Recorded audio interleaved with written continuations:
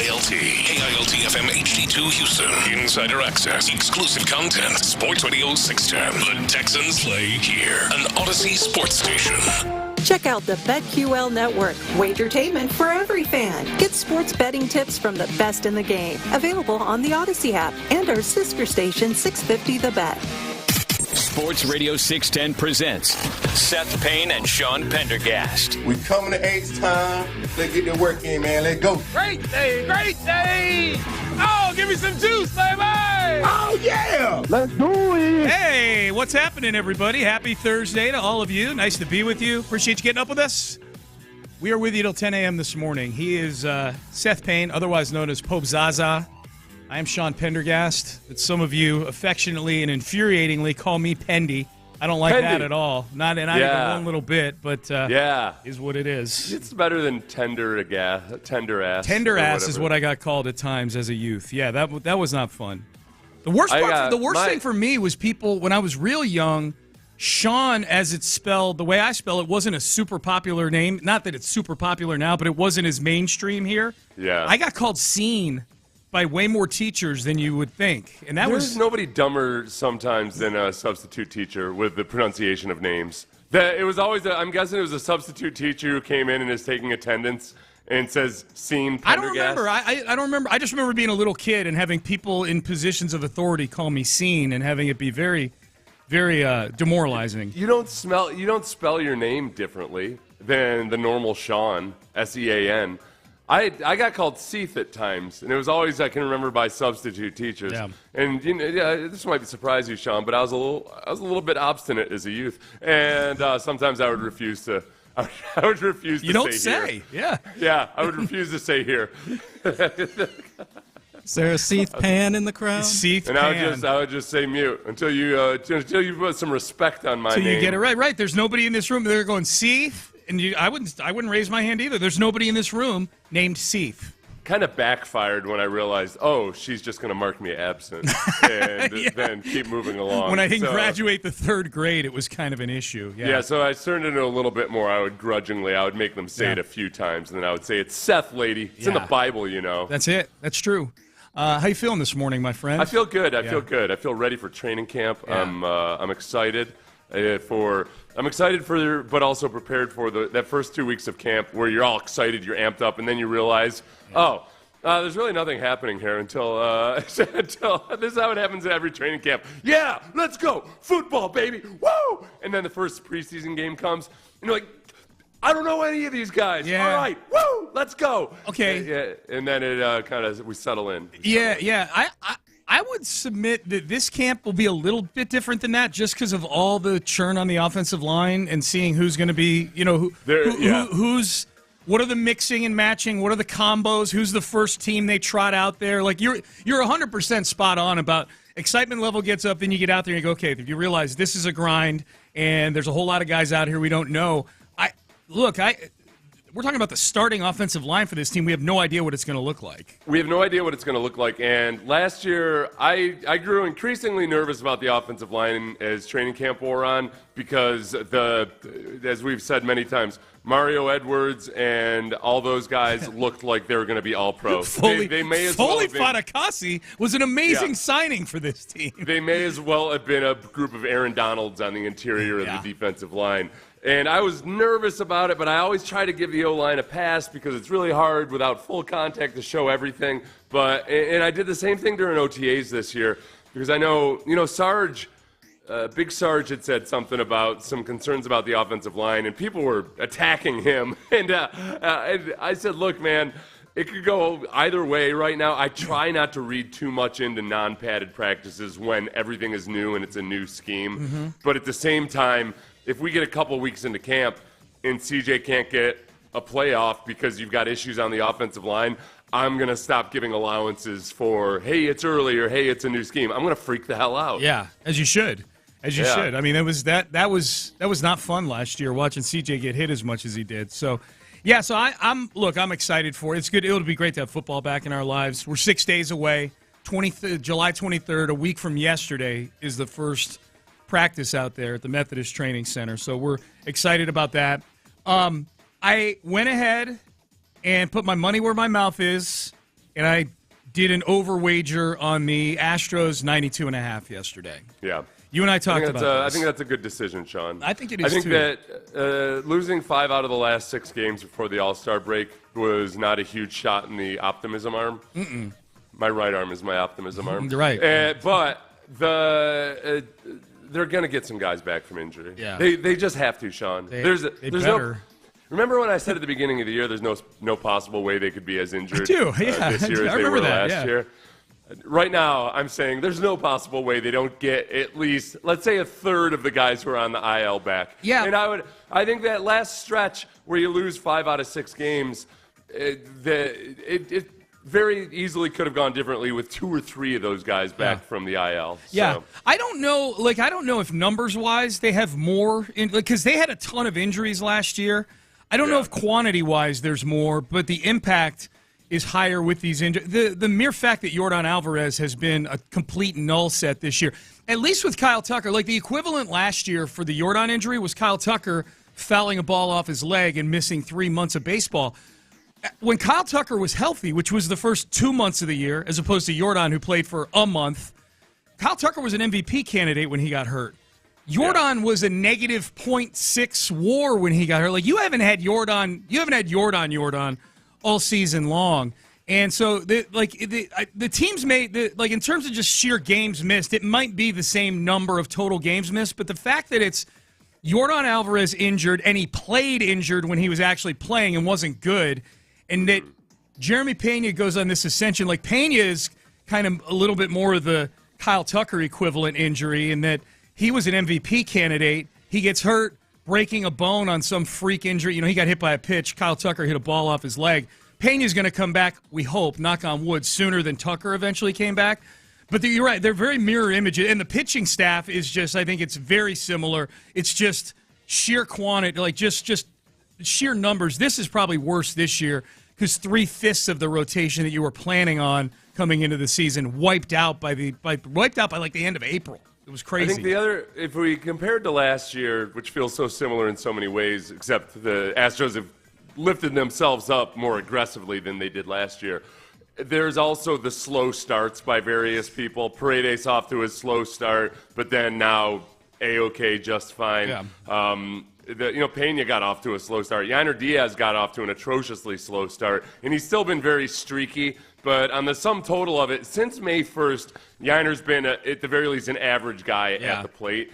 Defensively, I'm not super enthusiastic about his progression as an actual. But you knew that going in. Like you're like hitting wise, you were counting on him to be really what he's been over the first couple weeks of July. He's been excellent. Yeah. That's what you're counting on. Look at last year. Some of the young guys you didn't know about, Hunter Brown and Spencer Arrighetti, just flat out didn't know. Hunter Brown looked like he might not be fit for Major League Baseball early in 2024, and this year it's been much, much different.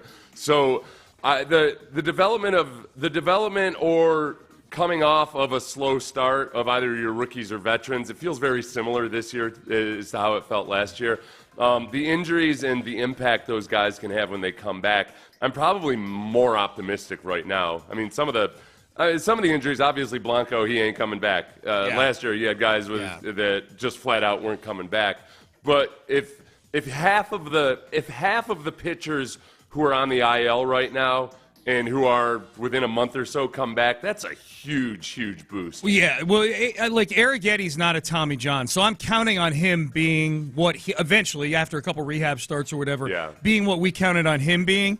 If they get one of Javier and Luis Garcia back, I'll be over the moon. If they get Arrighetti and one of those two guys back and they're what they were, if they're 85% of what they were in the year they won the World Series a couple of years ago, I'll be thrilled. That's why I placed the wager. Like in the everyday lineup, they're going to get Yordan back. Now, there's reports now that Yordan, whatever condition they get him back in, he might be playing through some stuff. Chandler Rome had that yesterday. So it may not be, Yordan may be dealing with some things, but he's going to make it back. Jeremy Pena's going to make it back. I feel confident in that in the everyday lineup. And then Arrighetti, and I would bet on Javier over Garcia just based on the reports. The weakness of the schedule, it's the second easiest schedule, and I know they play down to their whatever. I'd rather play an easy schedule than a hard schedule the second half of the season. And then I think one or both of Christian Walker or Yainer Diaz. And Yainer's already kind of, as you pointed out, he's kind of already started to, in a good way, regress to the mean here. He's started to, the gravitational pull of a high 700, 800 OPS has started to pull him back in. Christian Walker, I'm not as confident in just because he's looked so uncompetitive at the plate at times. But those are all reasons why I think they're going to be just as good in these last 66 games as they were in the first 96 games. This is why Yiner is so important, Sean. And I'm cherry picking this a little bit, but Yiner's OPS in wins 799. Yeah. Yiner's OPS in losses 520. Okay. This team goes as Yiner Diaz goes, Sean. I did that exercise because you can do that with a lot of guys. No, it's that way with you're right. Yeah. It's that way with a lot. No, the biggest one was Jordan last year. I went through that exercise of looking at all the mainstay guys. Yeah. What it was. And that's another thing. Like the most jarring one of those is Jordan Alvarez. Like Jordan when he in wins, at least last season, like 1,100, 1,200 OPS, some crazy number, and then like a Yiner number here for in losses. That's I like that. It's a good cherry pick by you, though. And Yiner, really, I think you and I are a little bit different on where we are with how we feel about Yiner at the plate. He's been inconsistent, to be sure, but if you just break it down by month, April was just atrocious for him. He had a 515 OPS. Yeah. May, he had a 795 OPS. Yeah. Hey, and I was arguing, look, man, everybody's got to calm down. And then in June, 658 OPS. Right. But then in July so far, he's up at an 883 OPS. No, we're on the same page. We're on the same page on that. I'm with you on that. That's the frustrating thing about Yiner, and I would say Christian Walker too, is that unlike Jose Abreu last year and the year before, when he just never got out of first gear, there were other than September of 2023, Jose Abreu was one of the worst hitters in baseball. Christian Walker and Yiner have at least shown flashes this year. Sorry, I thought for some reason I heard something different than September. Yes, you're absolutely right. Yeah. Christian Walker and Yiner, they've shown flashes. That's what's frustrating is the more lack of consistency than an inability to even do it at all. Well, and the other big thing about the pitchers coming back especially is that not everybody that's injured right now is going to come back at all or come back the same version of themselves. But when things are as precariously perched as they are, that the starting pitching just makes such a big difference. Yeah. If Hunter Brown is classic Hunter Brown, you got a really good chance of winning that game. If you can go 6 innings and send it to the bullpen, hey, we got a shot at getting one of these one-run leads. If Hunter or Fromber or any of the other starting pitchers struggle, it becomes really, really difficult. Yeah. To squeak one out when you've already let up 4 runs in the first few innings. Yep. All right. Payne and Pendergast with you on a Thursday, 713-572-4610 if you want to weigh in. That's our text page. The numbers are out from Vegas on quarterbacks and stats this year. And I'm telling you right now, if Nick Caley is who he's supposed to be, you're going to cash in on C.J. Stroud. We'll share the numbers with you. And C.J. Gardner-Johnson on his new quarterback as well. We'll do that coming up next. Payne and Pendergast.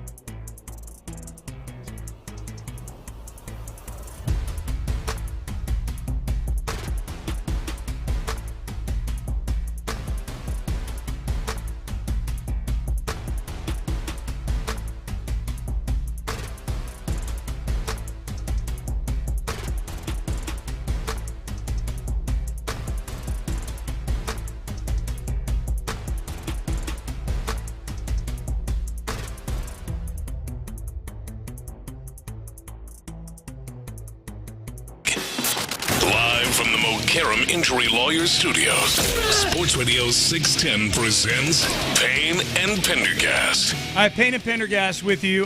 Text message. Headed to Vegas tonight, guys. Got to get my bets in. After years, I'm going to start signing my texts to you guys. LOL. That's from Max. Here's the thing about that, Max, and the rest of you texting. We joked about this yesterday because we played audio from Arch Manning, who said that his grandfather, Archie Manning, signs all his texts to his grandkids. When you're signing texts to people that you know or family members, that's an old person thing. It's actually helpful for us to acknowledge you if you sign the text to our show. We like that. Right. Part. Yeah. Yeah, that really helps a lot. We used to have a text system where you could you could label somebody's name, and it was very, very helpful. It was. Now it's not so different, especially because there's sometimes look, there's one guy in the text line who just hates me, and there's nothing I can say or do that isn't the dumbest thing that he's ever seen. And so I know his number by now, and I can kind of just disregard it. But it's a lot easier in the early stages if I could be like, okay, Chuck from Pearland is a guy that just hates me or whatever. I don't like blocking people off the text line because then the other shows that might be able to use the Chuck from Pearland or whomever he is that hates me, but I don't. So it's for my own mental health. I really, really wish that someday they'll listen to my recommendation that we get a text system where we can identify names.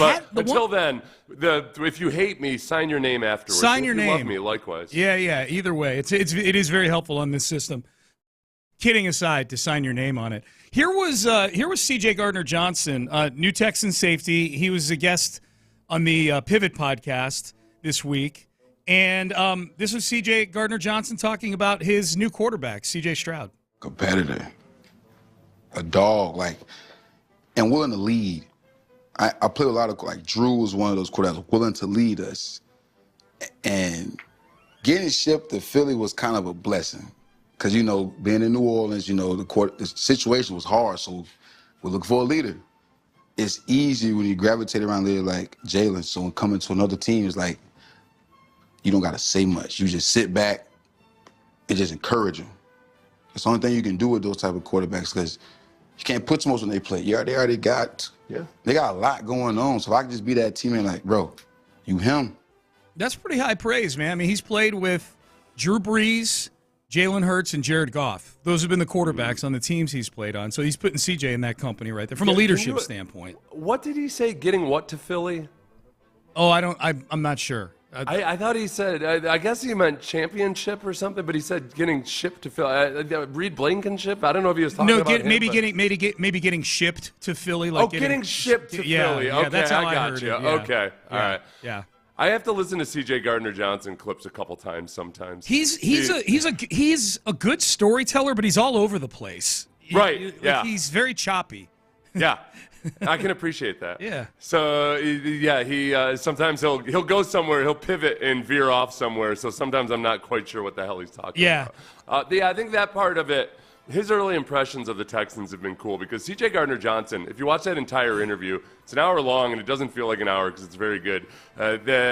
It's really interesting to kind of hear about how he's grown as a player and how he's processed things in terms of understanding how much he can be fully himself or when he needs to dial it back at times, but then also the way teams need to operate in championship environments especially, and that it is a notch above. I think he might be one of the unexpected guys that a lot of people maybe who knew him when he was a younger guy don't realize that, wow, he's learned a lot and really understands the team dynamic of a lot of things. So the way he's talked about CJ, in that we played the clip yesterday where he's talking about Kalen Bullock and Jalen Petrie and Azeez Al-Shire. That's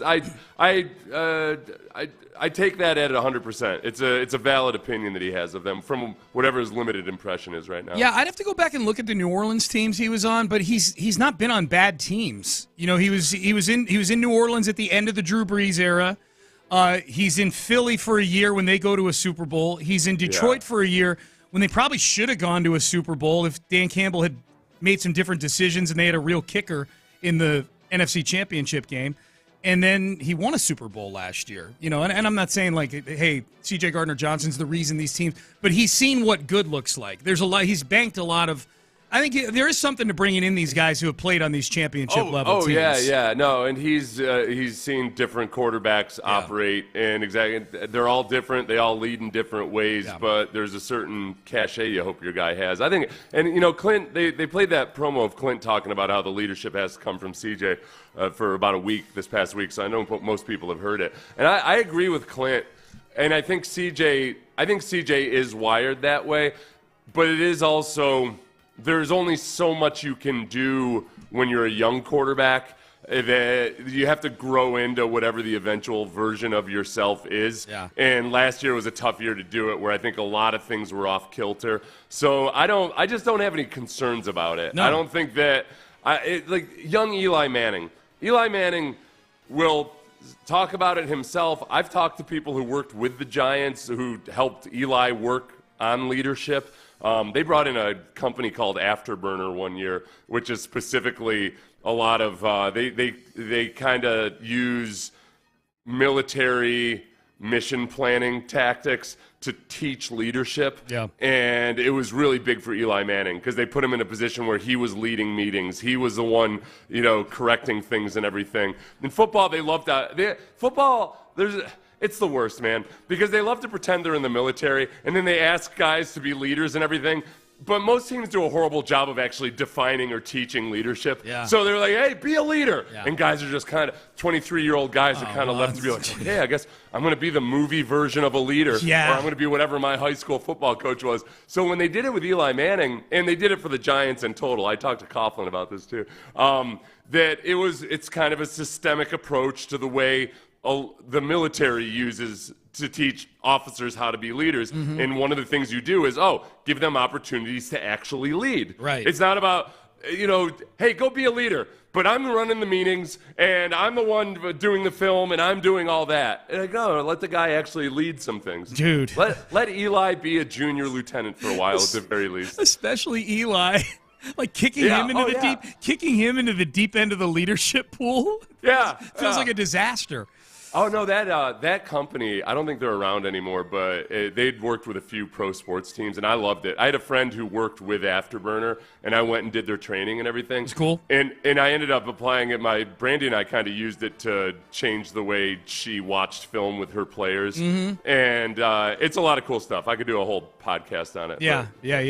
But a lot of it allows people to be leaders partly by kind of you take the names out of it, where like when you're breaking down a play, you don't say, hey Jim, you got to make this play. You're like, okay, so the left guard on this play really needs to, we need to be sure the left guard does this or that. So it kind of it tries to take sensitivity out of it. Yeah. And it's really cool because a lot of old crusty football coaches will be like, yeah, you're too sensitive. Where meanwhile the Navy SEALs and fighter pilots are recognizing, like, okay, yeah, you know what? Human beings have a tendency to get sensitive. We don't have time for that. Yeah. We got an important mission here, so we'll take the opportunity for sensitivity out of it, and we're going to take rank out of it. So you can criticize what your leader should have done, in very specific scenarios. It's not That's cool. You can't walk up to him in the chow hall and be like, hey, bum. Yeah.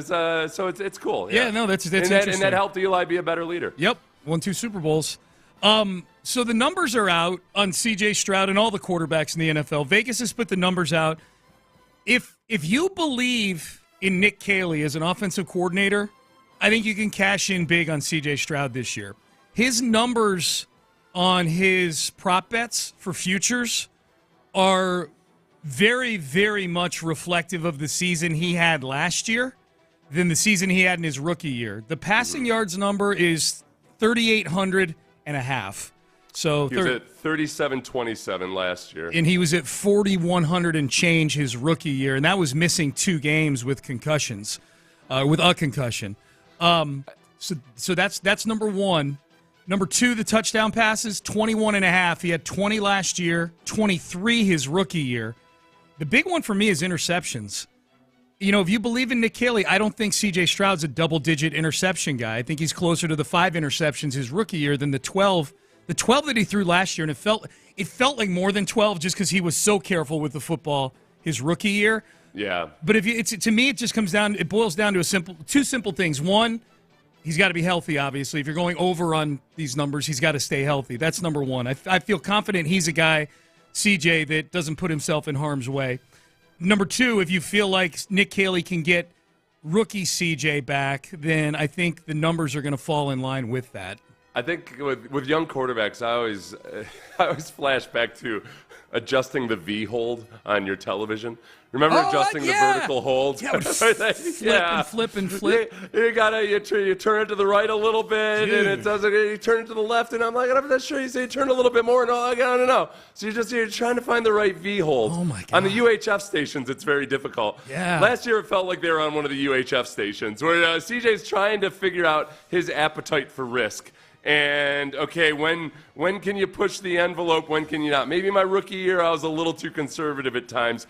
Last year, the offense is struggling. Maybe I need to be a little bit more aggressive in instances. So it takes some time to get the V hold right on that. And you got to be constantly managing it. Weather conditions can change things. Dude, what's the oldest person listening right now that even knows what the V hold is, do you think?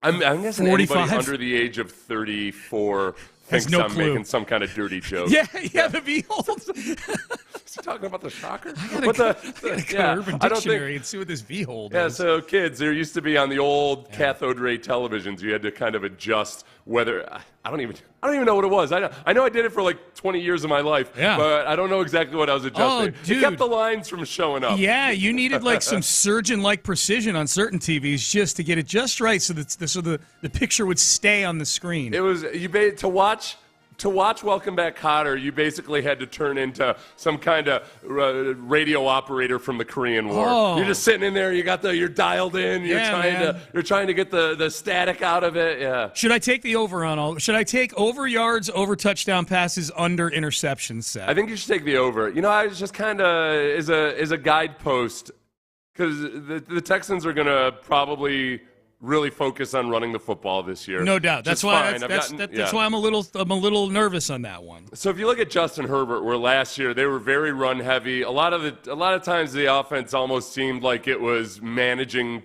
Justin Herbert, and people were making impassioned pleas for, hey, you got to put more respect on Justin Herbert's name because they're running the ball so much. He had 3,870 yards last year, 23 touchdowns, 3 interceptions. So I think CJ in this offense will be more aggressive. I think Nick Caley will probably be a little bit more aggressive downfield. They're going to want to use the play action a lot, and he's got the ability to set up those deep shots with Nico, obviously. So I think I would feel very comfortable taking the over as long as CJ stays healthy. Yeah, it's a bet on Caley. It's a bet on Cole Popovich to a degree as well, right? Like if the offensive line doesn't improve, then CJ gets hit, and that's where the injury factor could come in. Okay, good.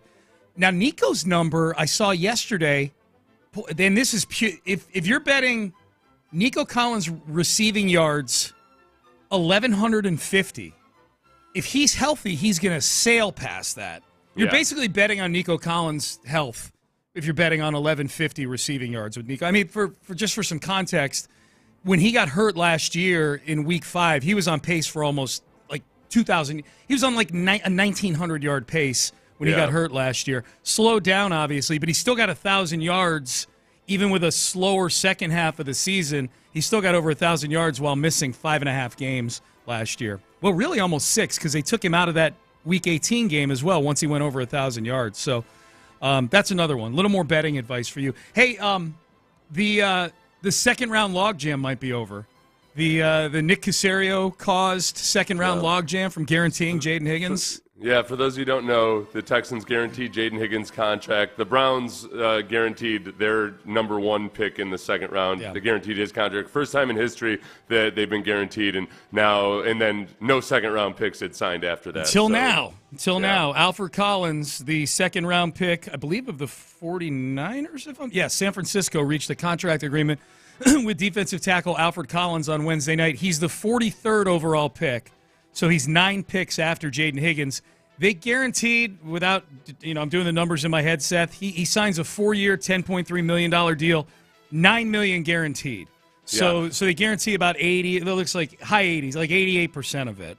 Texans Cap did a good article about where the trends and how much of the money's been guaranteed. And he showed that it really wasn't that much of a leap to give in guaranteed money to give Jaden Higgins that. And I agree with him there. He's like, it was kind of headed this way. This is a little bit of a jump above where the graph would show you. But there is also still that psychological part of it that it would, whatever the line on the graph looks like, I think there are probably a lot of GMs that are just flat out like, man, once we do that, then there's no going back. And at some point, the slippery slope takes hold. So it's probably it's somewhere in between with those. I think but given that one more guy and a little bit lower down the board at 43, that gives hopefully a good chance that Ariante Ursary, who's at 48, and everybody else after 43 just kind of slots in now. As you just said, it's been creeping that way every year. The 34th overall pick last year, whoever it was, got 92% of their contract guaranteed, and it's been creeping up by like 2 or 3% every year. Yeah. Nick just said screw it and gave the rest of the 8% to Jaden Higgins. So that's probably, if I had to guess, the Alfred Collins signing at 43 overall is, he's at like 88% guaranteed. Maybe last year's guy was at like 81% or something like that. This is one of those things, everybody. We're probably going to have Nick on during the second week of training camp before practice. It's one of those ones where I want to ask him about it, but I just don't know. I don't want to waste a question because this gets into such specifics that I don't think he'd really divulge much. But there's a part of me. I was talking to Texans Cap about this, that it just feels like Nick kind of does the time management of, like, listen, haggling over a couple extra percentage points of guaranteed money versus just getting this out of the way so we can focus on other things. It feels like Nick does just say, look, this is dumb. It's not a big deal. I'm just going to do it this way. And if that's the answer, we got to ask the question, because this has been a big story around the league the last few days. I know we've been in a dead headlines period right now, but this has been a big story around the league the last few days. We'll do it this way. I think he likes it when I give him a chance to make me look like a moron. And I'll say, look, this is my theory, Nick. Yeah. And then he can either say, we'll only give him one choice. Either Seth, you're an idiot, or Seth, you're brilliant. Yeah. So, and he's likely to go, Seth, you're an idiot, but he's going to want to explain why I'm an idiot. Sure, yeah, he's going to want to be courteous about calling you an idiot. Now everybody's signing their names on the text. This is a good thing. Thank you. There's two things going on. People telling us on the text page that they don't hate you because of that one guy. Thanks, everybody. Yeah, a lot of people say I wasn't fishing for compliments, I promise. No, but they're coming in. And then a lot of people just signed, good morning, guys. Signed Bobby from Katie, non-hater of Seth. So he had both of them. All right. Listen, don't worry. I'm not crying at night over it. It's one of the best things about this job I've learned is that you learn that just some people are going to hate you no matter what. That's what it is, So, man. And you just got to live with it. It's like just go with it. That's it. Headlines, sad news in the world, I guess Texans world, that we will get to in headlines, and also big news, big shakeups in the broadcasting world that will affect your college football viewing this coming season. That is coming up next. In the Loop. What are your best case and worst case scenarios?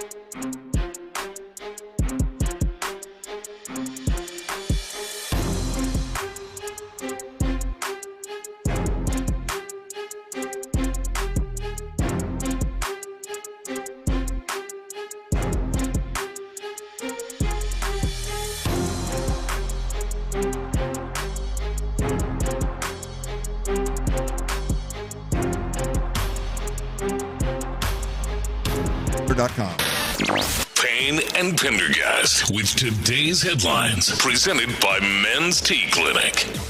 All right, we'll start off. Sad news in the world of football. Former Houston Texans and Philadelphia Eagles linebacker Brian Bremen, who had been suffering from an aggressive form of brain cancer, passed away today, early this morning, after seeking treatment for this rare aggressive form of cancer. He was 38 years old. Some of you may have seen this story recently.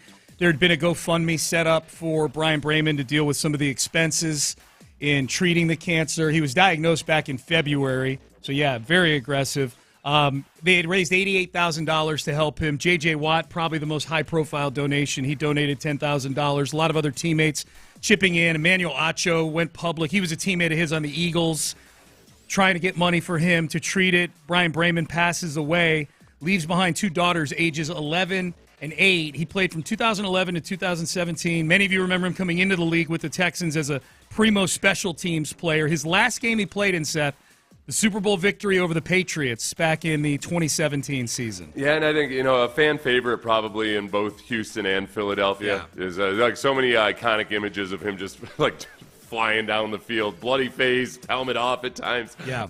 And never. And he was a special teams maven. He was just the best version of the word, a psychotic special teams player. Yes. And looked the part and was really part. The big thing about Bremen was his first year was in 2011.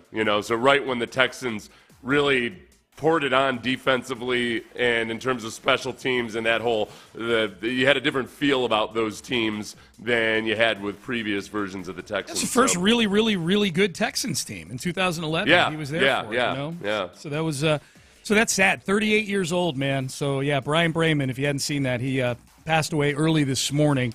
So R.I.P. Thoughts and prayers to his family. Astros Mariners start up tomorrow. I would say, we'll talk more Astros a little later in the show. This is as big a series as the Astros have played in this year, Seth, just considering how they limped into the break and how the Mariners are ascending going in. They swept the best team in the American League, the Tigers, going into the break. So these are two teams that, at least in this really short near term, are moving kind of in different directions.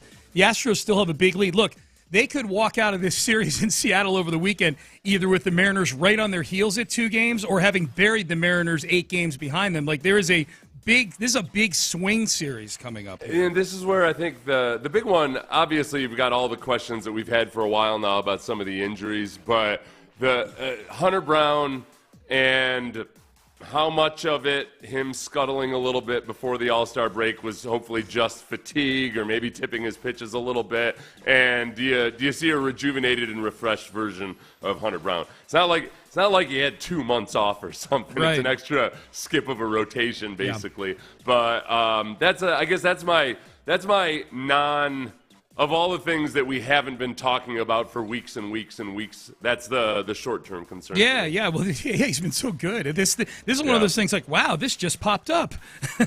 Hunter struggling. This hasn't happened in a long time. And Bagwell was, I told you, whenever a guy like Bagwell, who's kind of a crusty old vet, who's, he's kind of wired like a lot of us are. We're like, these modern athletes are too soft. Yeah. When Bagwell is talking about how the fatigue is real, and especially with younger players, it's you got to learn your first couple seasons really how to work through that. Yep. Hopefully Hunter's learned some things from last year to help him out this year. Bagwell definitely knows what the V-hold is on an old school TV. For sure.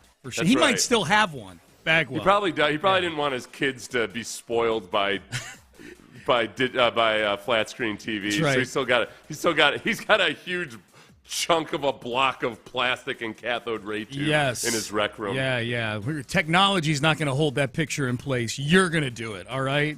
Like we did. Some of these clips on YouTube from the early 2000s, and it's in standard definition of sporting events. Yeah. Like, how did sports ever become popular? So popular, man. I cannot watch this. Yeah. What the hell? These blurbs of color moving across. I might as well be watching Tecmo Bowl. There's all this unused space on my screen right now on both sides. Not to mention, the aspect ratio. Yeah, the aspect ratio. Yeah. What's going on to his left? What's going on to his right? Hey, speaking of TV, we know that I don't know how many of you watched the FS1 and ESPN and all the debate shows and things like that. But Fox Sports 1 had 5 debate shows that they ran throughout the day up against ESPN's Get Up and First Take and PTI and all those. They blew out 3 of the 5 shows this week and fired everybody. Well, I say they fired everybody. Some of them might come back on new shows. It looks like now, Seth, that was part of a process of getting Fox and Barstool integrated with one another. And that the big thing out of this is Dave Portnoy, the founder of Barstool, who I know many of our listeners, look, we've played him on Take-A-Mania at least a couple of times. Yeah. He is reportedly going to wind up on Big Noon Saturday, the FS1 Fox version of College Game Day. Yeah. Which is hosted by my best friend from high school, Rob Stone. He's going to wind up on their set as what's being kind of framed as like their answer to McAfee. Yeah, I could just see Portnoy going into this flat out planning on getting fired from the show at some point. Yeah, I mean Portnoy doesn't need the money. Like Portnoy's worth hundreds of millions of dollars from selling Barstool and then buying it back for $1. I think when McAfee sort of joined up with ESPN, I think a lot of people thought, like, oh, boy, I don't know. He's a live wire. I don't know if he's going to make it or not because he's kind of pushed the envelope a little bit. I could see, I mean, Portnoy's just, whether you like or dislike Portnoy, there's only a certain level of kowtowing he's going to do, I think. I don't know if I give him, this isn't a criticism of him at all. Just the way he's wired. I don't know if he'll make it a season. I think he could be the most popular guy on that show, and I think he's going to just because it's in his DNA. Yeah. He's gonna want at some point. He's like, I'm gonna piss this guy off. This guy that could fire me, I'm gonna piss him off. The big reason I'll watch is to watch the interplay between him and Urban Meyer, because Meyer is a card-carrying Ohio State guy, and Portnoy is a Michigan guy. So I think they're gonna go at it with each other. I honestly think there's. The comparison with him and McAfee is a little lazy to me. I mean, at the surface, they're both very loud, non-traditional types of hosts. McAfee at least played football. Portnoy didn't play football. Not that matters for what they're looking for out of Portnoy. The biggest difference, though, is McAfee is a big personality, but he's not a heel. He's not a bad guy. Like, he's just loud and very, he cuts through. I think he likes being liked. Anytime his radio show or his YouTube show, whatever we want to call it, brushes up against controversy, he's very quick to go, hey, we're not here to be negative. Like, remember when Aaron Rodgers was saying all the stuff he was saying, like, we don't want to brush up against this. We're here we're here to be a positive outlet. Yeah. Portnoy does not give an F, man. Yeah. He is a heel, and he doesn't care. And I think that's a very different – I think the two bring actually a very different dynamic. If you want to know the truth, honestly, it feels a little bit. It's a very boomer bust thing, and at the end of the day, it doesn't matter. It's entertainment. Yeah. But I'm fascinated by it because I really don't. There's no part of Portnoy, like you mentioned. He doesn't. It's not like he needs the money. There's no part of him that's going to, I think, step back or be less than himself because producers want him to be or anything. And I don't know. Remember when they one of the podcasts got a deal with ESPN and it lasted all of about 18 hours? Yeah, it wasn't because people found out that, wait a second, they said, what about what? Right. I'm curious. This will be interesting. This will be really interesting. Very interesting. I mean, just fitting him in. I mean, it's already a crowded set. You got Mark Ingram, Brady Quinn, Matt Leinart, and you got 4 guys plus a host already. It's a smart move as far as trying to appeal to people in their 20s, or a lot of people who might be like just flat out not watching as much television anymore, and might be on a lot of younger men who might be on their phones instead of watching the pregame might be more likely to watch the pregame with Portnoy. I think it's a good move. I'm with you. I think it's a good move. How it works out is going to be fascinating, no doubt. Yeah. I've come across the single worst top 100 list of all time when it comes to NFL players, particularly heading into this season. We will share with you why it is so bad, and we'll check and see. The last top 10 list for ESPN is going to be out probably within the next 5 minutes. Cornerbacks, where does Derek Stingley and Kamari Lassiter, where do they stack up in the NFL? We'll get to that coming up next. You know what? The opposite of a wild card, Kirk Holmes. If you're looking to build a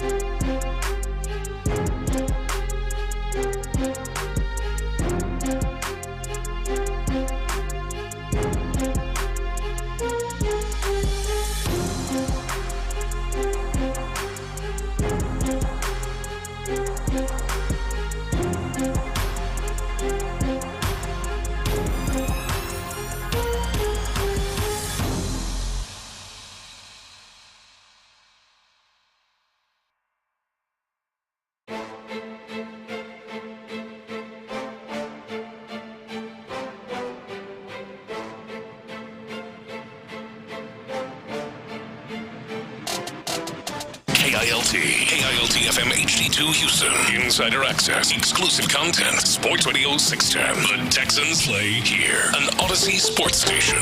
Sports Radio 610 presents Payne and Pendergast. Okay, we love lists. Lists are great, especially top 100 players. They're a lot more fun now in the NFL, top 100 lists, because the Texans are bound to have a few guys on these lists. The big one is the one the players vote on. That's probably the most famous one. That one's being put out in dribs and drabs right now. They're somewhere in the 70s right now, counting that one down. This one popped up yesterday, and this one makes me a little mad because the Texans made a graphic for it and posted it on all their social media, which I get because it is promoting the guys that did make this top 100 list.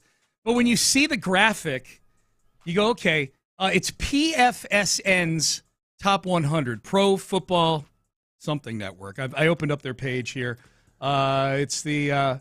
You know what? No, all that matters is it's something you've never heard of before. Yeah, you know, it's a mid account, like news type account on social media. I think it's the old Pro Football Network, and they've just changed their name because it's the same graphics and some of the same some of the same vibe. So it's got a little bit more credibility, I suppose. It's been around a bit. Yeah. It's not ESPN or anything like that, but. Here's the thing, Seth. It is a website that is touting, by using this list, they are touting their new impact score, all caps. So it's probably an acronym for something. PFSN's team of analysts, it was a team of people that did this, carefully crafted the NFL Top 100 after our analytics created a new impact score for every single player in the NFL, drawing from a wide range of data points that all contribute to an individual player's impact on their team's success. We evaluated the overall impact each player had on their respective team, factoring in the current roster construction and depth chart to establish a consistent baseline. Okay, so a lot of words there. From there, the list was carefully examined to account for any statistical outliers, players returning from injury, other variables that might affect projections, yada, yada, yada. Here's our top 100. So 5 Texans players made this top 100, and the Texans appropriately touted these players in a graphic on their social media. Here are the 5 players. Number 45 on the list was new safety C.J. Gardner-Johnson. Number 42, Jalen Petrie made the list via these impact scores. Played 12 games last year.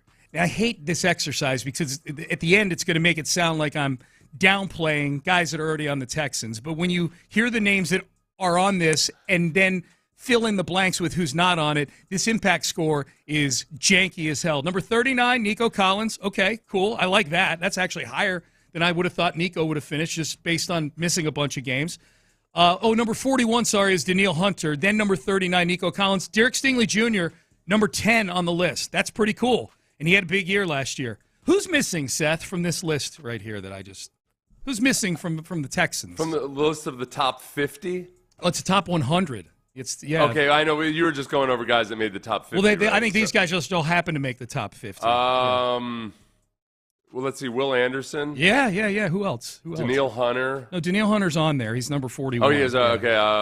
Will Anderson was the first one that popped in my mind. C.J. Stroud doesn't pop into your mind that he would make the top 100? I don't get upset about C.J. being left off lists right now. Okay. I don't. I just flat out don't. I can't. I'm like, it is what it is. It's not. He's had 2 years of experience. I think there were very obvious reasons why he wasn't an impact player last year, but he didn't have a great season. And the degree to which it was beyond and out of his control, that's fine. I have a really hard time getting upset about lists with C.J. Stroud. And that's not a criticism of C.J. Stroud. It's just an acknowledgement that it is what it is. Yeah. See, now I got to go down a road that I just said I hate going down. Do you find it peculiar that Jalen Petrie is number 42 on a list? That C.J. Stroud. I find it peculiar that Cam Hayward is the second best player in football according to this list. Okay, is he really? That's what I find peculiar. Okay. It's just it's a stupid list. Yes, and you're falling for it. You're falling for it. Yeah. That's why. You know what, Sean? It's one of the things. The only thing I hate about you is that you still follow that ML football account.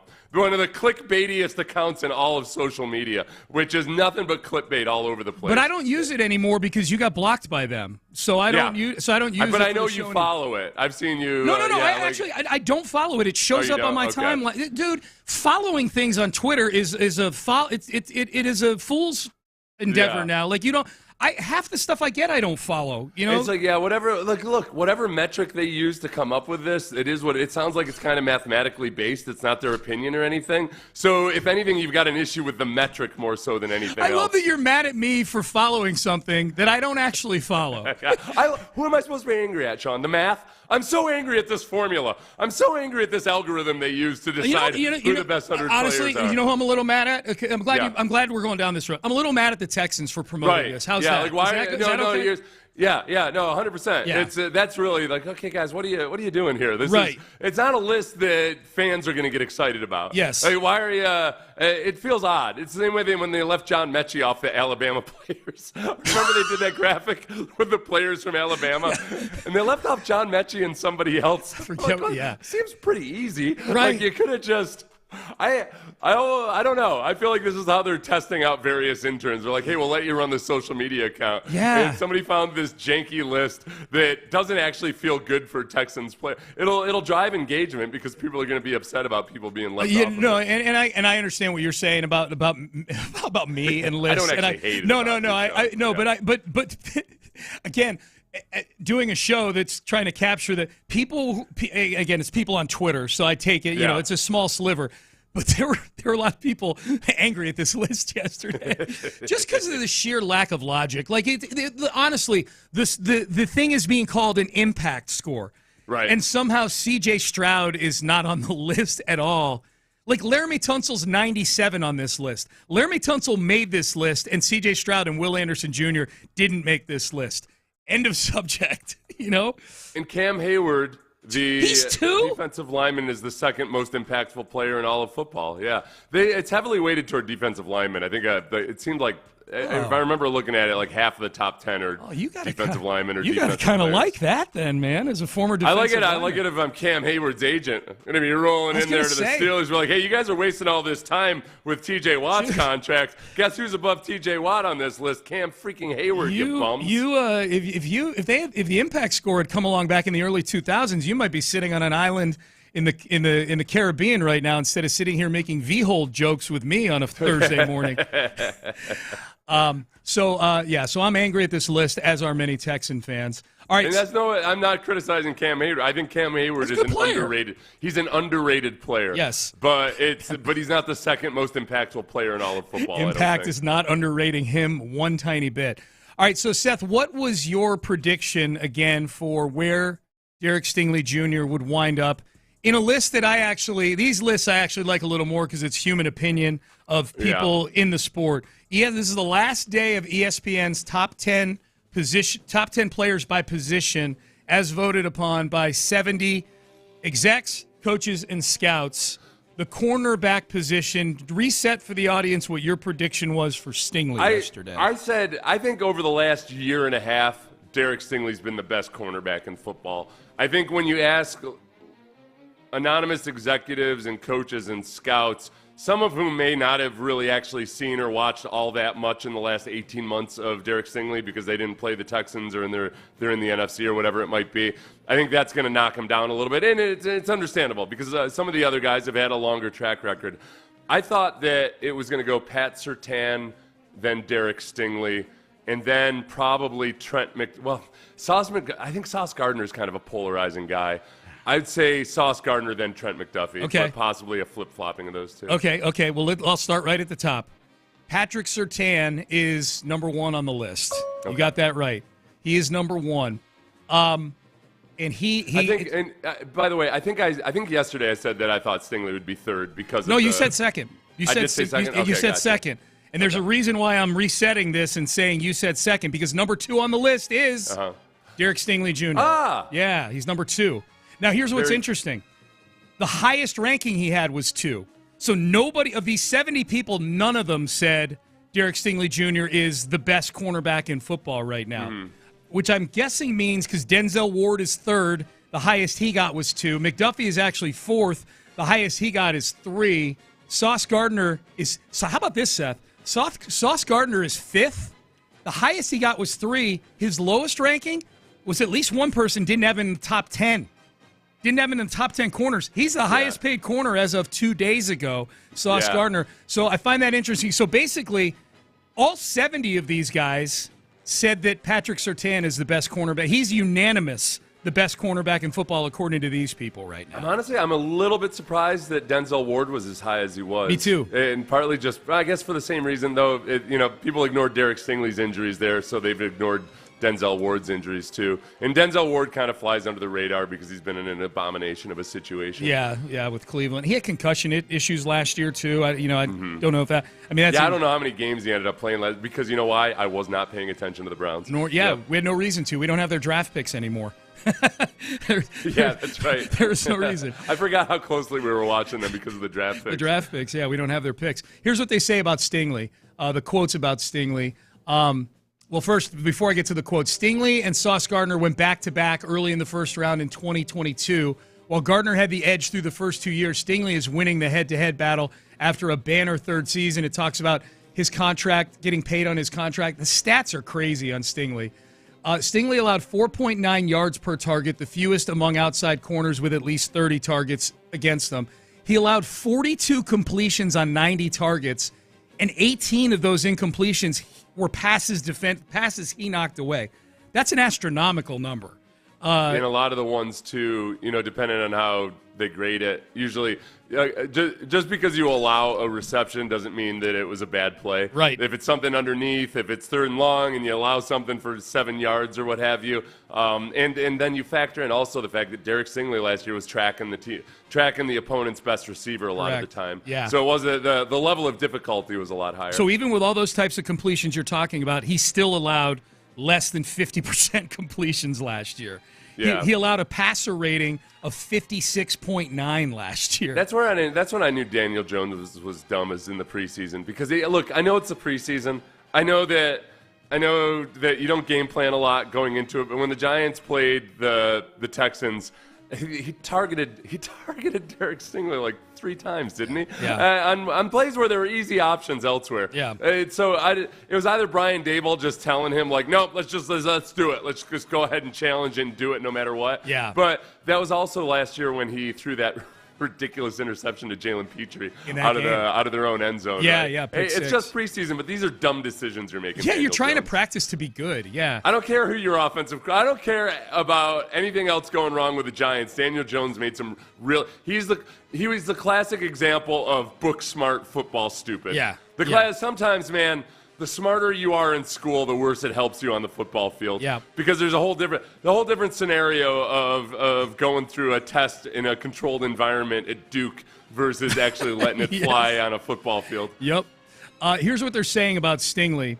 An NFC personnel evaluator said, quote, best ball skills in the league, in my opinion. Some of the interceptions and tracking the ball in the air, it's rare. That pick against Tyreek Hill, yeah, man, that pick against Tyreek, 99% of the DBs in the league are not making that play. That was the interception to close out the win over the Dolphins. His ability to track the ball and all of that is really impressive. But the part that makes it extra impressive is that he has that understanding of what he can and can't get away with.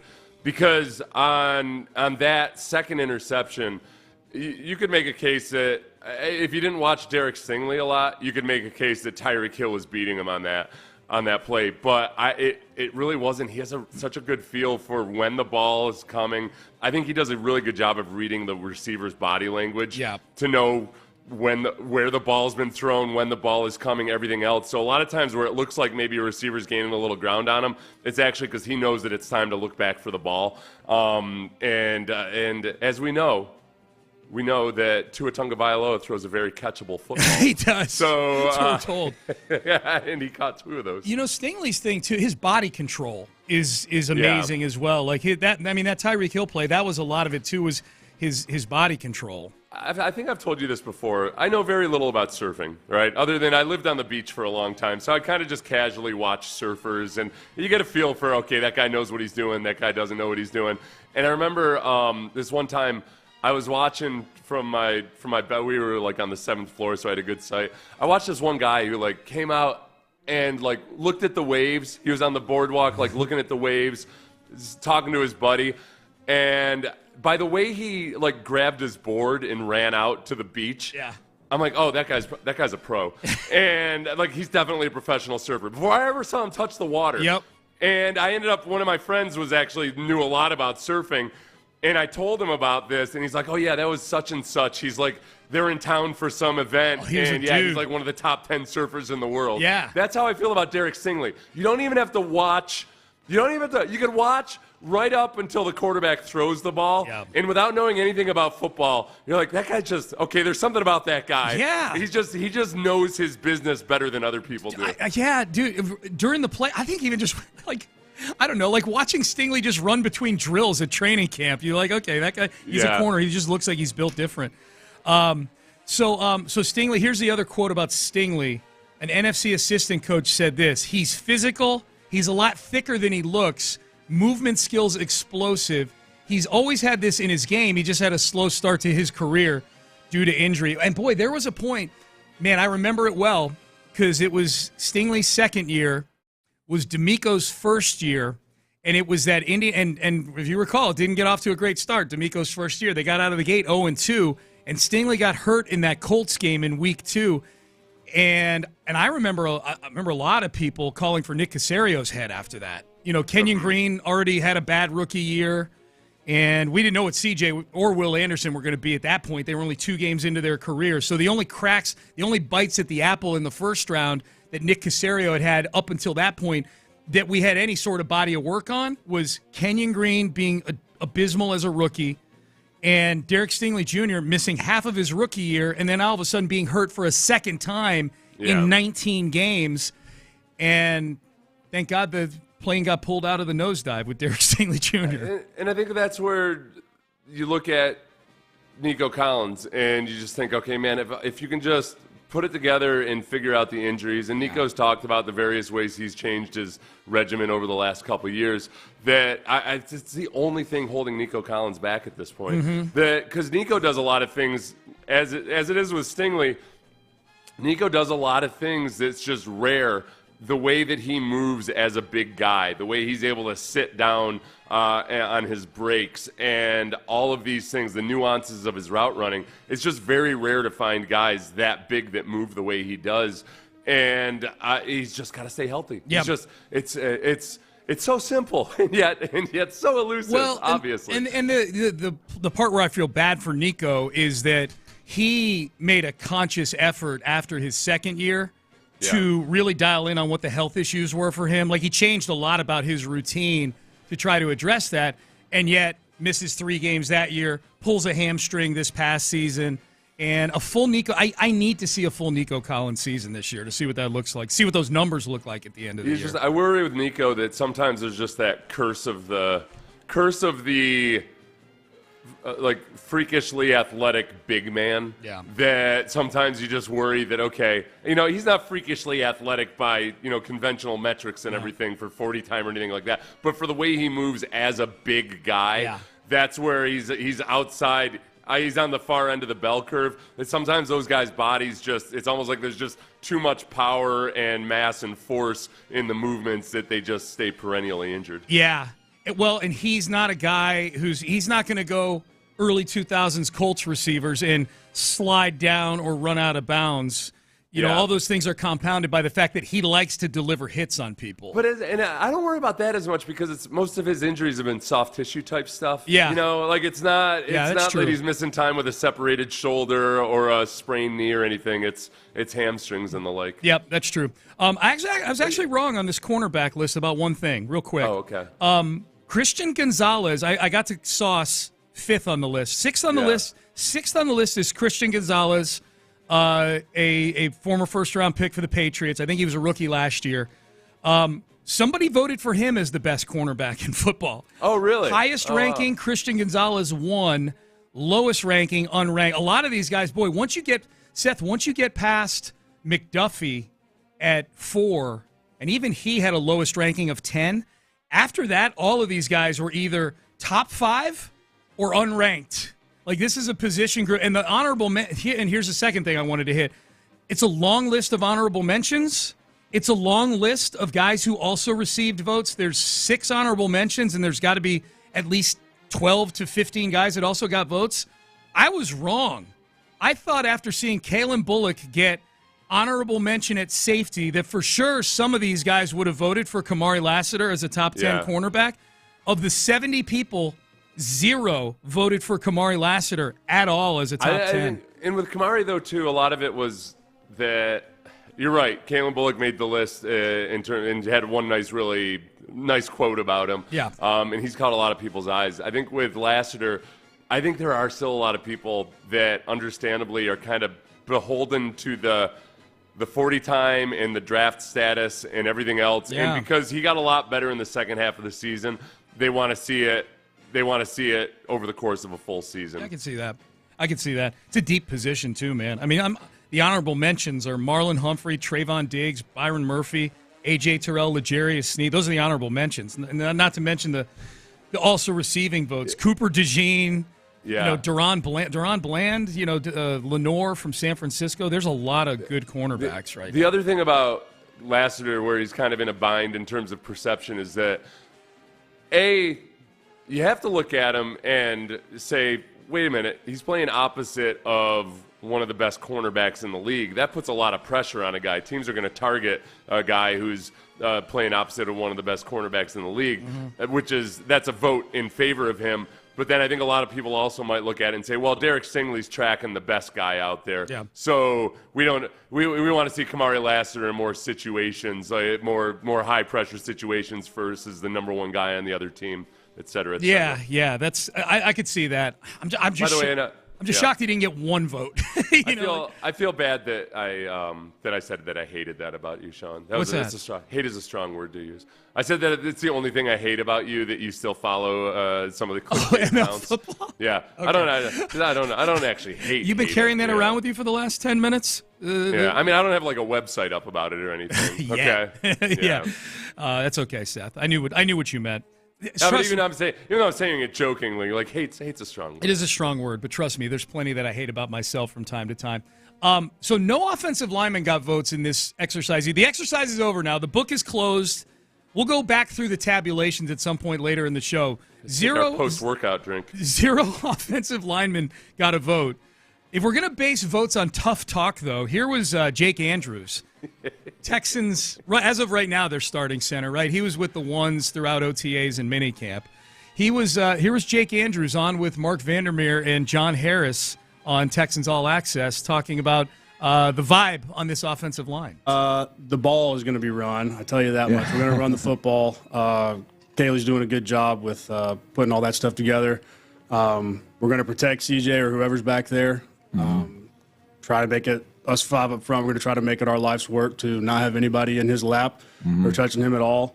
We're going to pound the rock and we're going to air it out. We're going to keep people on their toes, and we're going to play tough physical football, and people are going to know when they wake up on Monday morning that they just got done playing the Houston Texans. Okay, that's tough talk right there, man. It's tough talk out of a guy that's played really just 1.5 games of NFL football. I enjoyed this interview. I forgot to send the audio, Sean. There's the one thing I'll send it. We can play it later. Yeah, we play it later. Yeah. Is Jake Andrews, if you listen to it and you didn't watch the interview, you'd think he was like a crusty old 37-year-old dude. He's got in a good way. Yeah. In a good way. At one point he says, ever since I was knee-high to a grasshopper, I've wanted to play center. When was the last time you heard that? Are you my grandpa? I know. Yeah.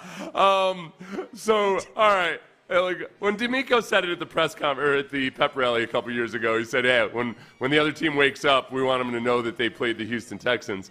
They're like, "All right, this is D'Amico Ryans, and we've already seen his defenses. We watched him as a player, yeah." And then the defense ends up following suit. Sure. So I think that's probably a phrase that D'Amico's used a few times in team meetings. And I think when it comes to the Texans' defense, certainly other teams know that their quarterback almost got decapitated when they played the Texans the day before. Yeah, like they know that they woke up Trevor Lawrence woke up maybe the next morning. We don't know if he woke up the next day or not. Yeah. And he knew he had played the Houston Texans defense. When I hear the offense say it, I get excited. Yeah. But it's also a guy he's hardly played in the NFL at all. You know other than on a field goal and PAT. You know what, though? He's a new guy. If it were Titus saying it, I would be like, okay, bro, we see how agitated you get when people denigrate the offensive line on social media and whatnot. You settle down. Till I see people waking up on Mondays saying, boy, we just played the Texans. You can't say – Jake Andrews is new. He's new to the building. I'm here for the new, I think as far as him – at least in the public OTA or the OTAs where the media was allowed to be there, Jake Andrews was getting most of the reps with the ones at center. He talked about this in this interview with Mark and John. Part of it, I think, as we thought at the time, was just simple familiarity. The Bill O'Brien offense was playing for Bill O'Brien in New England for 1 year, and he has a lot of familiarity with it, and Nick Caley's going to do a lot of the stuff that Bill O'Brien did. So he said that the terminology is different, but a lot of the concepts and everything are the same. So I think him having familiarity with it probably gives him a leg up over the other young guys. But I'm trying not to read too much into the OTA snap counts as far as who's the favorite to be the center. Yeah, this thing could go a billion different directions once training camp starts. No question about that. I do like, you know what, though? I genuinely, I'm not trying to throw shade or anything. I'm happy that these are the things they're talking about. Yes. That the focus on physicality and all of that. You got to go out and do it on the field, obviously. But if the offense if they can get to 60% of the swarm quotient that the defense is, that's going to be a huge step forward. And this is the problem, Sean. And this is what people outside of Houston wouldn't understand. Okay, Laramie Tunsil, best offensive lineman on the team. Obviously. Texans trade him away. Why? Well, they're talking about – it sounds like the propaganda that they're feeding the players is we want the other side of the ball to know, man, wow, I played the Houston Texans yesterday. As great as Laramie Tunsil is as a pass protector, did anybody wake up? They might wake up upset that they didn't get any pressures or sacks. But I don't think there's a single defensive lineman in the history of playing against Laramie Tunsil that woke up the next day and thought, oh, man – oh, boy, he beat the crap out of me. Not a mauler. Oh, I'm miserable. That's not his game. Yep. So they just want to reinvent the mold of how that offensive line operates, and I like that. Yeah. Yeah, I guess the question is... He's a finesse player. Yeah, is at least for purposes of this year, is Cam Robinson that guy? Is Blake Fisher that guy? Is Ariante Ursary, once he signs, is he going to be that kind of guy? I'll tell you from experience, just there are times that you go against some solid offensive lines that might not be great offensive lines, but when they're constructed a certain way and when they operate, the Ravens back when obviously they had Jonathan Ogden, who was a monster of a man, but he wasn't their most physical lineman.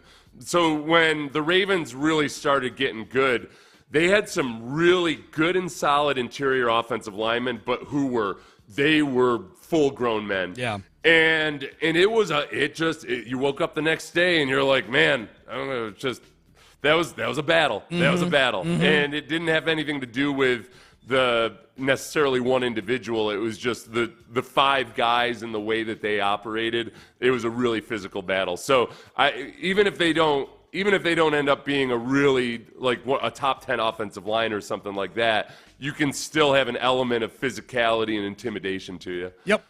Payne and Pendergast with you text message. Stingley is like a cat in the air. Elite body control. Yeah. Yeah, cats do have good body control when they're in the air like that. He is. He's like a cat. Good job. They always land on their feet unless you have we had some breed of a cat. Shady. She was so dumb. Some kind of long hair that they don't have the twisting instinct to where they can always land on their feet. And so if you drop you drop a cat from 3 feet and it's usually no big deal. Right. Shady would land with a thud. And you'd feel like the worst pet owner in the history of the world. Shady took bumps. I just dropped that cat on its back. I didn't do it intentionally. Oh my God. But it was cats usually it's anything 3 feet and below. Yeah. It's like that's no big deal to them. Right, yeah. right. Not Shady. I got mad yesterday, Seth, flipping around the channels. You and I talked about the Superman movie yesterday, which, by the way, Amy and I are going to see tomorrow afternoon. So we're going to go see this very polarizing Superman movie. I'll come back Monday with a review of it. But if you recall, we played this from Mike Francesa yesterday, longtime radio host up in New York. He's got his own streaming show now. He's like 70-plus years old, and he hated the Superman movie. What I'm getting into is this stunk as for someone who's a old-time TV show Superman guy trying to get entertained for a couple hours and wants to see Superman. This movie was pure torture to sit through. Torture. I mean, I'll tell you this. If my name was on the credits, I'd hide it. That's how bad it was. This was 2 hours of this new Superman. It was he wasn't Christopher Reeve, but he was okay Superman. 2 hours of him getting the crap beat out of him. Who wants to see Superman get beat up for 2 hours? He's getting beat up by everybody. Plus, you have other superheroes in the movie. I didn't go there to see some guy named Mr. Terrific. I didn't go there to see the Green Lantern or some lady named Hawk something or other. I don't even know who she was. Okay, these other superheroes who he calls on. Who are these other superheroes? This is a Superman movie. You want to see Superman flirt with Lois Lane, keep his disguise, and battle crime. That's what you want to see. Okay, that's what you want to see, Mike Francesa. Yeah. That's what you want to see. My favorite, though, is he's presenting himself as a guy who he knows he's a Superman connoisseur. Oh, yeah. But when he's irate that there's a super dog. Ben, I'm so impressed with you. Ben immediately pointed out that 1955 was the first time there was a super dog in any of the Superman vehicles. Yes, Ben, in the comic book. Yeah. Ben, I hate to put this on you. Do you have Francesa 2 readily available? We can just play like the first 10 seconds of it to hear him just aghast at there being not just dogs, Seth, but robots. It's 2025. Like, robots are a fairly normal thing in these movies, I would think. I'll tell you, the one thing I can identify with Francesa with is in superhero movies and really everywhere else in any kind of movie anymore, or comic book type things. Like, to be honest, the writing has gotten a lot better. Yeah. And what they do now is they present the complexity of characters and they show their flaws as much. Where back in the day, it was very simple. Like, this guy's evil. Yeah. You don't even know why he's evil. He's just evil. He's evil. This guy is good and pure, and he's and you can't beat him. And as a kid, you love that.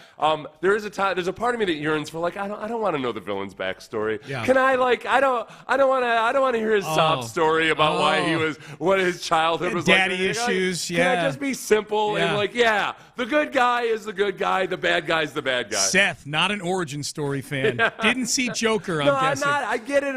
This is just times, where you want the simplicity of it. For sure. Well, real quick, here's Francesa on robots and dogs in the movie. Early on, there's robots. I don't want robots. Okay, I don't want robots taking care of Superman. I don't. Then there's a super dog. Who came up with a super dog? I mean, we all like dogs, okay? And I didn't like the dog getting beat on in the movie. It bothered me. But hey, who came up with a dog with a cape? The Superman people. 70 years ago they came up with it, or whatever it is, right? I don't think I bet comic book aficionados were pretty disgusted with Francesa because he's presenting himself like he's some kind of like he knows Superman because he's old. Yeah. Whereas everything that he mentioned, if the people actually read the comic book, I think Francesa has seen the movies, but he's not a comic book guy. Here's what made me mad.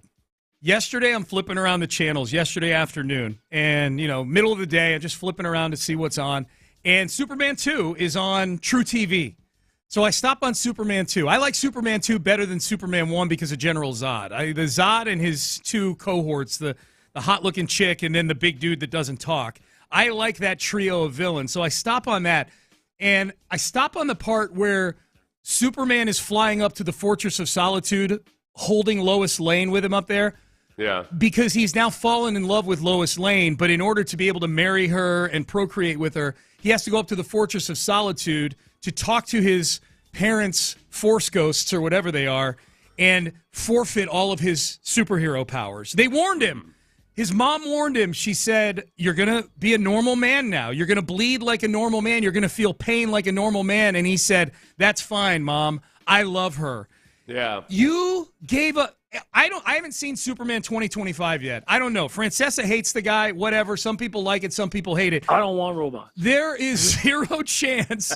There is zero chance that 2025 Superman did anything as dumb in this movie that I'm about to see tomorrow as the Christopher Reeve version did when he forfeited all of his powers so he could bang Margot Kidder.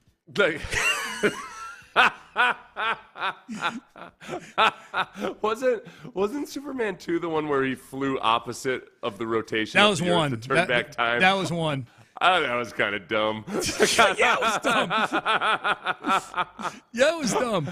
I have a hard time suspending. I can suspend disbelief when it comes to comic book movies and everything, but I don't think this works, man. I don't think that's a step too far. You're so right about the just like how elementary and rudimentary they just draw the lines. Like these guys talking in deep voices with black outfits on are the bad guys. I think Margot Kidder.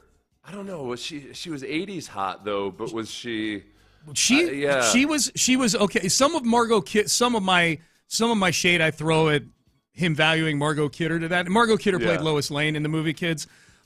She went off the deep end. Like Margot Kidder did not age well. Oh, that's right. Yeah, she had some kind of issues and everything, right? Yeah. And still, even if she were hot, even if she were Phoebe Cates, who turned 62 yesterday, by the way, changed many a young man's life in Fast Times at Ridgemont High. Even if it were Phoebe Cates in the 80s, I don't give up superhero powers for that. No chance. Bullets bouncing off of you, the ability to just throw people around. The General Zod. Yeah. I wanted to fact check myself looking at the picture. I think General Zod, honestly, he had the creepiest beard ever. Yeah, and I think, honestly, that might have been the point where beards started to fall out of fashion. Yeah. I can remember, because, in the 70s, it was, late 60s, 70s, all kinds of dudes had beards. I remember watching that when I was 5 or 6 years old in 1980 and thinking, like, that is a creepy mustache. I don't even know what creepy is yet. Yeah. Tell you some stories about my ignorant. Anyway, that's creepy. Yes. That's a creepy beard. That's like interesting. And I think after that point, a lot of people were like, I don't know, man. I don't want to look like General Zod. I want to be clean shaven. I like that. And that's why beards stopped being a thing for General Zod. two full decades, really, until facial hair came back. That's right. Couldn't take over the earth, but stopped the advent of the beard in the 80s. General Zod. All right. Payne and Pendergast with you on a Thursday. There is an NFL player that is still dug in contractually, and I'm surprised how many people think that this player can actually go back and play college football. Florio has found his new cause. We will have that coming up next. But first, let's get you guys sleeping better.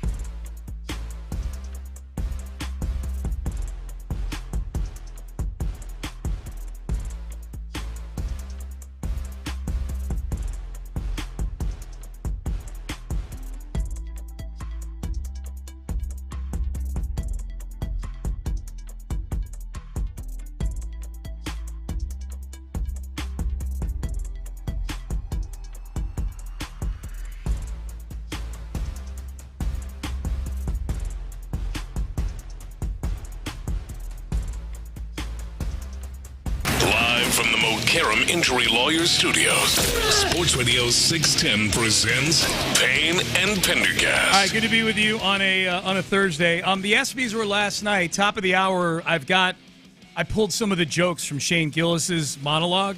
Good. Did you get a chance to see it, Seth, or will this be the first run at it for you? This will be the first run because I didn't.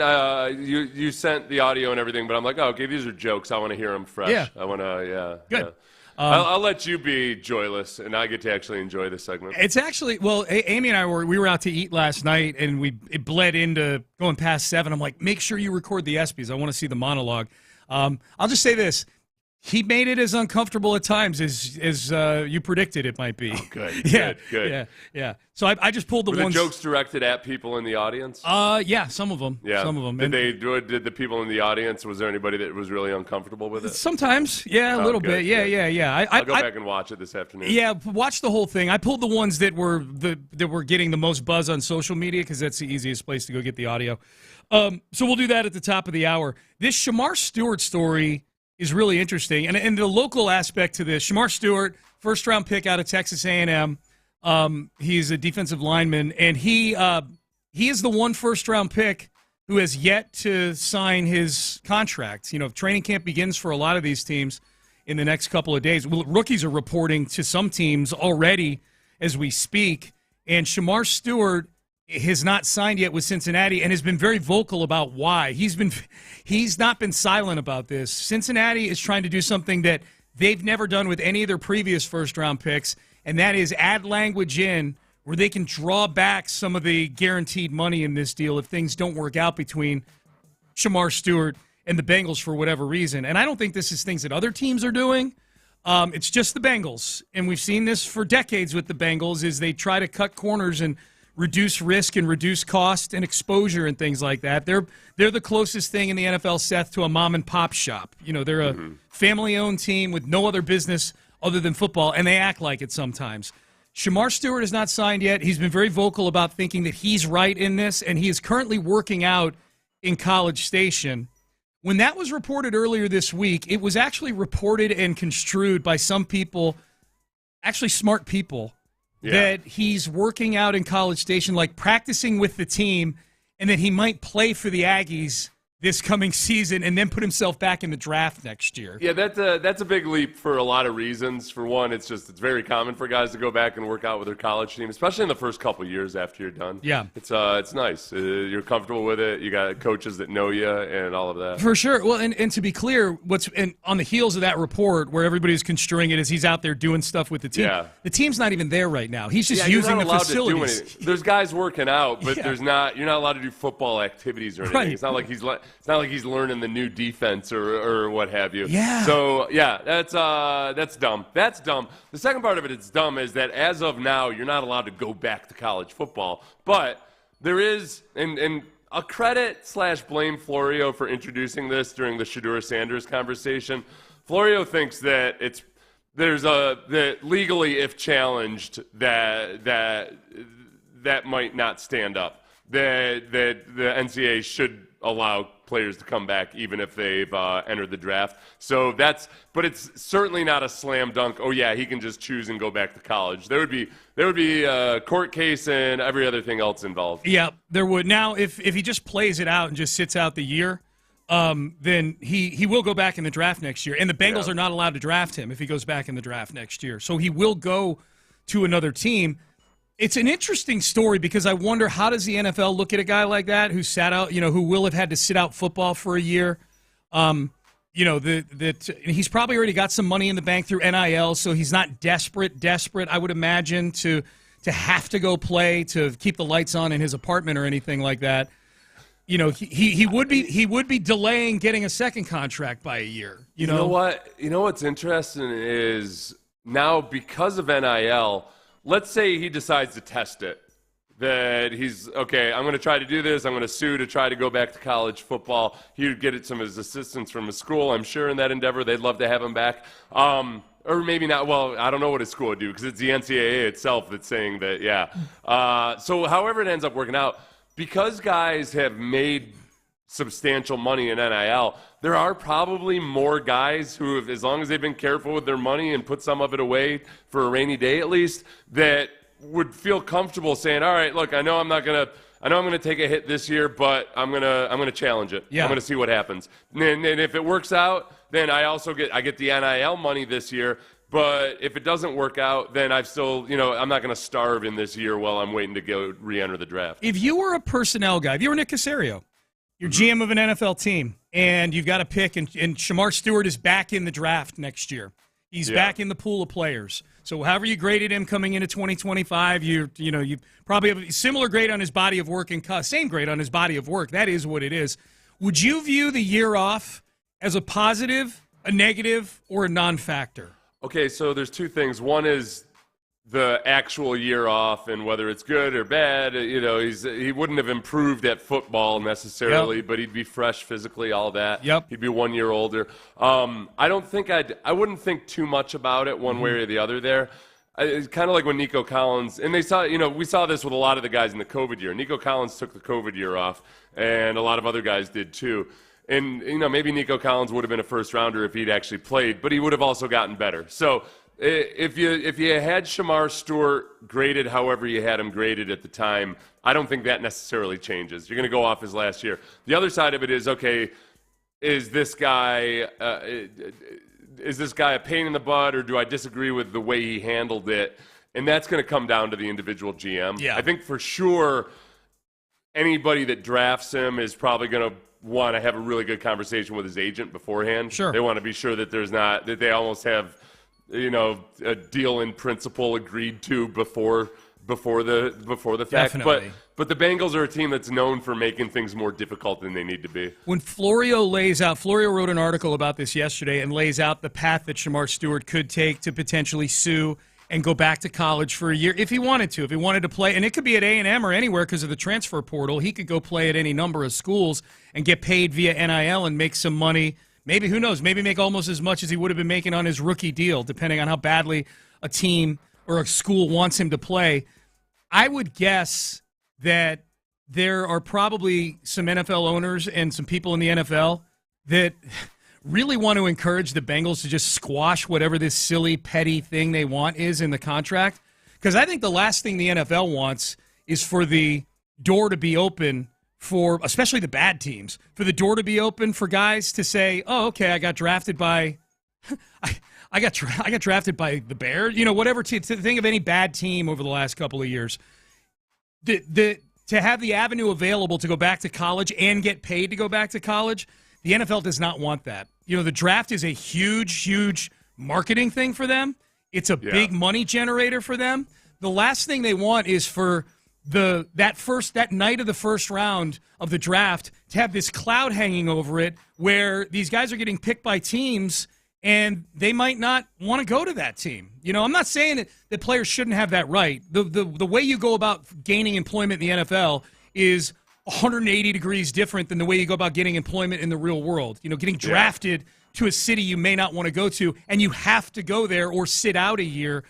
I don't think the NFL wants that door open at all for players to be allowed to go back to school. It does kind of, there's almost, there's things about the draft that just feel very un-American in a lot of ways that you don't have. You're one of the best students. You're brilliant in medical school. You graduate number 1 from Harvard Medical School, but you're not allowed to choose where you go to work afterwards. Right. It doesn't seem to make a whole lot of sense that you don't have that freedom to do so. So they just don't want to open that door to challenging all of that. I guess, to answer your original question, how do teams treat it?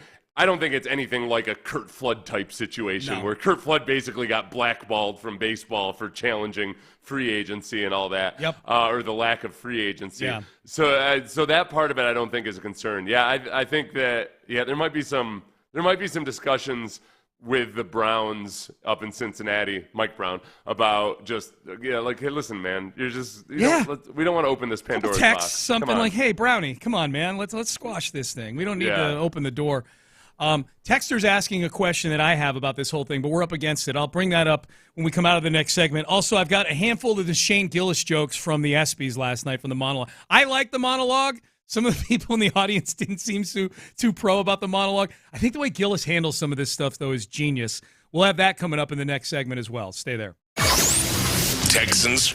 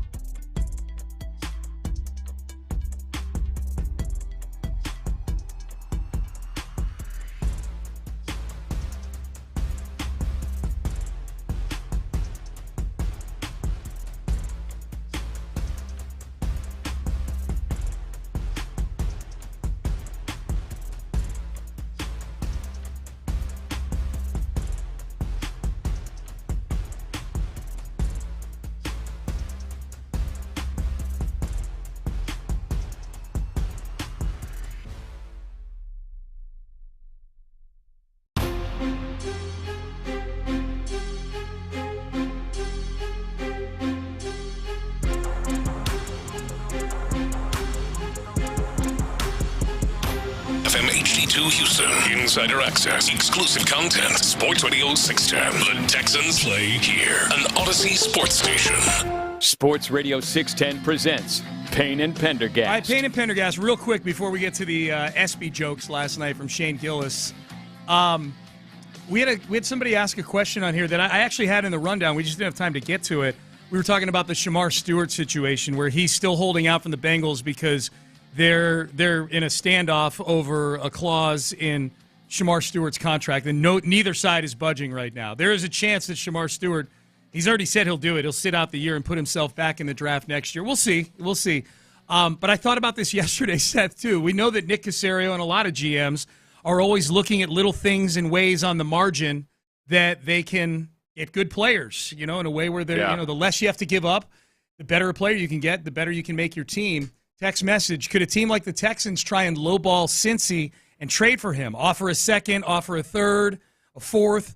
And I thought about that yesterday because this we know, Nick Caserio is more inclined to give up a little latitude on contract terms to get a guy in the building, i.e. guaranteed money, guaranteed Jaden Higgins his full contract as a second-round pick. That had never happened before.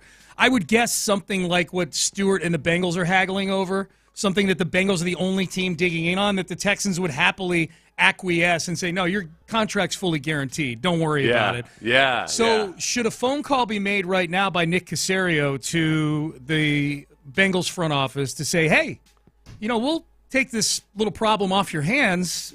Here's a third-round pick, or here they have 2 seconds next year because of the Tunsil trade.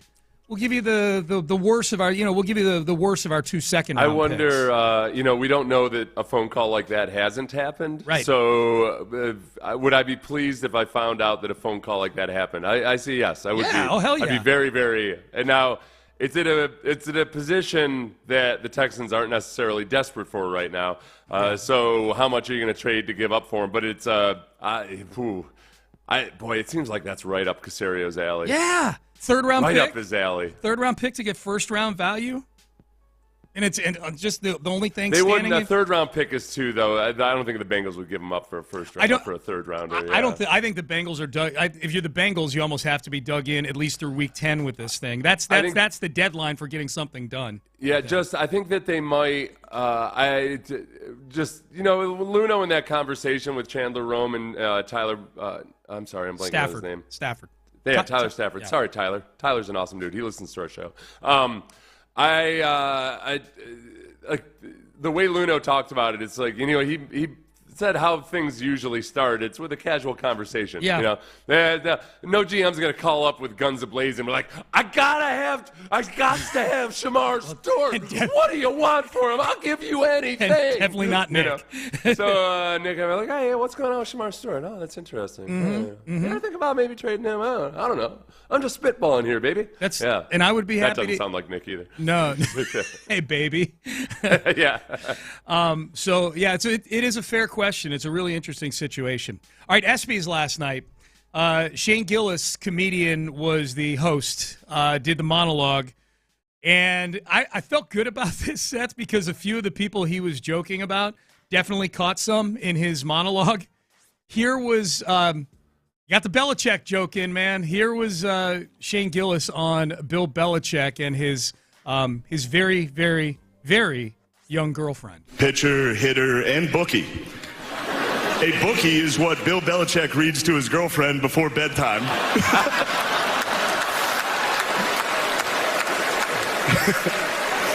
They do. They read The Very Horny Caterpillar, The Little Engine That Could But Needed a Pill First, and of course, the classic Goodnight Boobs. That was my favorite one. Also, I'm not trashing Bill Belichick. First off, he's 73 years old and he's dating a hot 24-year-old, and people are criticizing him? What happened to this country?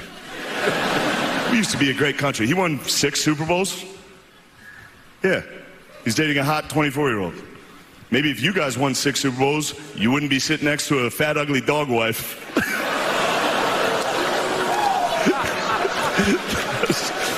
They let me do it. I don't. This is Disney. They allowed that. I'm going to tell you a story. I was at Yeah, we should have taken that out. I had doubts going into that. That didn't work all week. Dude, half the jokes. The funniest part to me is the jokes were good. Him reacting to him like, oh yeah, like half of them he was doing that after the joke. Like, I didn't even really write that one. That was somebody else who wrote that. Yeah. That's kind of it. I could see if people don't know Shane Gillis that he almost comes off like he lacks confidence on stage, but that's part of his charm. Yes. So that's I could see where people see that version of him and don't necessarily like it if you don't know him, or maybe you don't like him because of that. Fat ugly dog. Yeah, dude, that one was just that was. That's a tough one to not accidentally, subconsciously look at the person that it might apply to. When you're delivering that joke, you almost got to look at the ceiling when you say that, because it's one thing to make fun of the athletes or people themselves. It's another to sing out an individual fat ugly wife. Yeah, fat ugly dog wife. Oh my God. The big question, has the shark jumped here on making Deshaun Watson jokes? Apparently not. Shane Gillis made one last night. I didn't write this. Put your hands where my eyes can see is what they say when Deshaun Watson gets a massage. I disagree as well. I swear to God, I didn't want to tell it. That part, it's kind of a hokey joke. It's kind of it's like an easy layup. As a comedian, you probably feel like, all right, okay, come on. Like that, you could have read that joke on the internet. The guys that aren't comedians that do this stuff obviously have joke writers for them. Yeah. Do you think Shane Gillis, do you think he did? Well, he obviously does. Yeah, he said he didn't write that joke. Yeah. Do you think that's what I'm saying? Like, do you think maybe he's lying? Like the joke didn't hit, and he was like, "Well, I didn't even write that one." No. Okay. I don't know. I don't. It's funny. I don't. They always. They have a committee there. Like he wouldn't have written everything. You're a little like me right now. You were easily sold to that he was. Yeah. I'm just posing the question. I know that's like because at roasts it's like that too, and a lot of times like they'll get together before a roast and they'll kind of be trading jokes or whatever. But this is more structured. Yeah. Where at a roast the comedian gets to. A lot of times they have jokes they want to tell that are getting shut down and they can't tell it, but they're not gonna read a joke that they don't like. Yeah. But they might, like one comedian will say like, hey, I got this joke, but it doesn't work for me, but I think it works for you. Yeah. That's true. Yeah, but this for a scripted event where they've got 1 week to prepare for it. Yeah, I don't know. Yeah, maybe I'm being naive. Yeah. But I don't think that's again, the whole brand these days, especially, and it springs out of the podcasting world, is like a real transparency about stuff. Yeah. And kind of like breaking through the fourth wall all the time. I think that I believe Shane Gillis when he says he didn't write that joke. Yeah, I do too. He might have had 20 jokes that he really liked, but 10 of them got shot down by Disney. I could see that. So because of that, you got to pick up like, okay, well, I can tell these, but I don't feel great about it. That one wasn't great, and it was only like 15 seconds. I would have just, if I were him, I just played it because it was Deshaun. It's relevant to our audience that they're still making Deshaun Watson jokes. I would have just gone 15 seconds shorter and not told it. It didn't land. I would tell Shane Gillis too now that you've got mainstream success, you got to realize the hacky stuff kills. Yeah. You know. Yeah. Hey, the hacky stuff is your comedian bros are gonna make fun of you for telling that joke. But if you had really leaned into it, the hacky people love hacks, man. There's a lot of you're on network television, kind of. Just go ahead and lean into it, man. Go for it. Go full Jay Leno. This was a funny one. You want to be? Go ahead. As he's going around. I was a little upset they didn't pan over to this particular athlete, who I'm not even sure was there, but this was him on Karl Anthony Towns. The New York Knicks had a great season. Hell yeah. Karl Anthony Towns is here. Hey, girl. Now, do you that one didn't land with you, it looked like. I didn't get that joke. Karl Anthony Towns has a reputation. They call him zesty because he's got very effeminate kind of body language and motions and things like that. Yeah, that's right. No, I know that. Yeah. So. That's pretty good then. Yeah. He's like waving at the camera. He's doing what did Karl Anthony Towns do? They didn't pan to him. I was disappointed. I don't know. Really? Maybe he wasn't there. I don't know. Or maybe he was super pissed. Who knows? Or maybe he was getting super zesty and they just couldn't find him. I'm surprised they allowed that. I'm surprised the network allowed that one because there's going to be people that might perceive that as politically incorrect. Correct. Yeah. Here's one. This is a Shane Gillis Heisman joke. Travis Hunter won the Heisman Trophy this year. He's the first defensive player since Charles Woodson to win the Heisman. Congratulations, Travis Hunter, winning the Heisman. That's something they can never take away from you unless you kill your wife and a waiter, in which case they can take that away from you. Well, see, a lot of you don't like me, and that's okay. That's it for me. That went about as exactly how we all thought it was going to go. I don't know why this happened. So I think he even said, if I remember correctly, Seth, I think he even said going into that joke, it was his tribute to Norm Macdonald. If I'm not mistaken, I thought I remember correctly. It was Norm Macdonald. Yeah, you told the Norm Macdonald joke yesterday. Yeah, I think that exact same joke got told back. Did they take away they took the Heisman away from OJ? That's they can't take away the Hall of Fame. They didn't take him out of the NFL Hall of Fame. No. But they took the Heisman away. I don't know. I can't remember. I know they took Reggie Bush's Heisman away for taking money in college, and then they eventually gave it back to him. I don't recall. Text in. Did they take OJ's Heisman away? Even if I don't think they should have. I agree with you. Yeah, it's something that was long before he was found. It's a trophy for being a good football. It didn't make him a bad football player. Yeah, no, you get to keep the trophy. Sorry, Heisman Trust. That's on. Nope, his Heisman Trophy was not taken away. He was forced to sell it to pay the civil suit. So they didn't take it away, but the man took it away. The trust, whoever the trustee was. The New York Athletic Club didn't take it away, but the man took it away. The man did, yeah. Basically, he had to sell it to pay the civil settlement. I hope I never have to sell my Heisman. I think you're fine. What's the thing that you would hate? What's it if let's say you had to declare bankruptcy or something? Like what's the thing that you would really, really hate to part with? My wife bought me an autographed Lou Holtz helmet that's underneath a really nice case. Like it's not just an autographed Lou Holtz helmet. It's like it presents really nice. It's something you'd put on a shelf in a living room or something like that. That would be it for sure because A, it's got sentimental value because of who signed it, and it's my alma mater. And B, my wife got it for me, so that sentimental value. Yeah. I suppose my wedding ring would be the one thing that I'd feel bad about, unless it was like Brandy left me for her jiu-jitsu instructor or something. Then of course I'd sell it. But as of right now, would it be?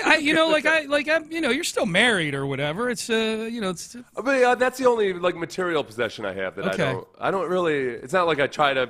It's not like I'm like some elevated Zen master or something. I just don't like stuff all that Can much. I propose one of yours that you might? That pewter helmet that you have for the Ed Block Award. Oh, yeah. I really love that. You love that. That's why I'm bringing it up. You would? Yeah, whatever. Okay, so if you kill two people, and you're found liable in court, I might be able to get that pewter helmet on the cheat sheet. Yeah, so if you want to frame me for something, you want that badass pewter. You know who else likes it? Me. Yeah. That is the one that's probably the thing that I would be most upset about parting with. Yeah. No, I'm always at any given moment, I'm at risk of just getting rid of everything anyway. I have to talk myself out of just getting rid of everything. You're not a very material person. I don't like, and it's not because it's not for any other reason other than that I have a hard time keeping track of things. I don't like it, so it's like the more things I have, the more stuff I have to keep track of, and I don't like it. I can see. I 100%. I know for a fact if I didn't have a family, I'd be really, really cool living in a shack in the woods. I'd be fine with it. Yeah, absolutely fine with it. Yeah. The old saying, like one less thing for you would be like 1,000 less things. Yes, this is so please. nice. Yes, this is so nice. Yeah, I had 1 year in college. I didn't have a television, and it was by far, I think, the most productive year of my life. Anytime before or since. And I still, I need to have a television for my job and also because my family enjoys television and everything. Yeah. But I just want to smash. I want to pull an AJ Hinch on all my televisions once a week. I just want to get rid of it. Oh, man. I've never felt that way about television one time in my whole life. Yeah, I know. Ever. I'm pretty good. I remember I sold my Game Boy when I was in high school. because I just realized I was spending too much time on it. Yeah. So I sold it to Brad Akins. Did you get good money for it, or was it one of those things? Pretty Did he good get money. over? I don't know where Brad got the money for it, Yeah. but yeah, it was like I didn't sell it for that much. I think it was like 75% of retail. I've or something. never been a huge video game guy. Yeah. I mean, like as a kid, when Atari came out, and you go to your friend's house, and that's what you do at a sleepover is play video games all night. But I'm talking about like back then. Like it's strange now because back, I think when you and I were kids, it was really only kids that played video games, and now it's. There's 70-year-olds that play video games. It's all golf. The time. I think video games have kind of turned into this the millennials and Gen Z's version of golf. Yeah, it's an acceptable thing to spend a few hours on. Yep. Yep. But don't go overboard with it. That's right. Especially if you're the CEO of a company. Yes. CEOs can still get away with going off to play 4 hours of golf a day, but they can't get away with playing 4 hours of video. 4 hours a day, of Grand Theft Auto. Yeah. I feel that's unfair. Yeah. I feel that's unfair. Yeah, they're being and held I'm not a video game guy either. I don't. I'm not one bit a video game guy. But I don't. I see how golf has its attributes, and video games have different attributes and everything. But I feel like whenever you're doing something recreational for 4 hours in a chunk, it's the same damn thing. Well, nowadays they're equally social. You socialize on the golf course, and you socialize with the headset on playing video games with people. Yeah, you could forge just as much of a bond, maybe more so, going to war with somebody on a video game than you do playing with them in a golf tournament. Or partnering up with them if it's somebody you're trying to sell to or a company. Look how well we partnered on Call of Duty 7. That could be us in the corporate world. All right, text in 713-572-4610. You want to weigh in on any of this. All right, the second half, figurative second half of the season starts tomorrow for the Astros. How many awards are the Astros in the running for right now? ESPN has a rating system here that factors in wins above replacement and several other things. This could be a fun down the stretch in terms of honors for the Astros. We'll have that for you coming up next. Payne and Pendergast.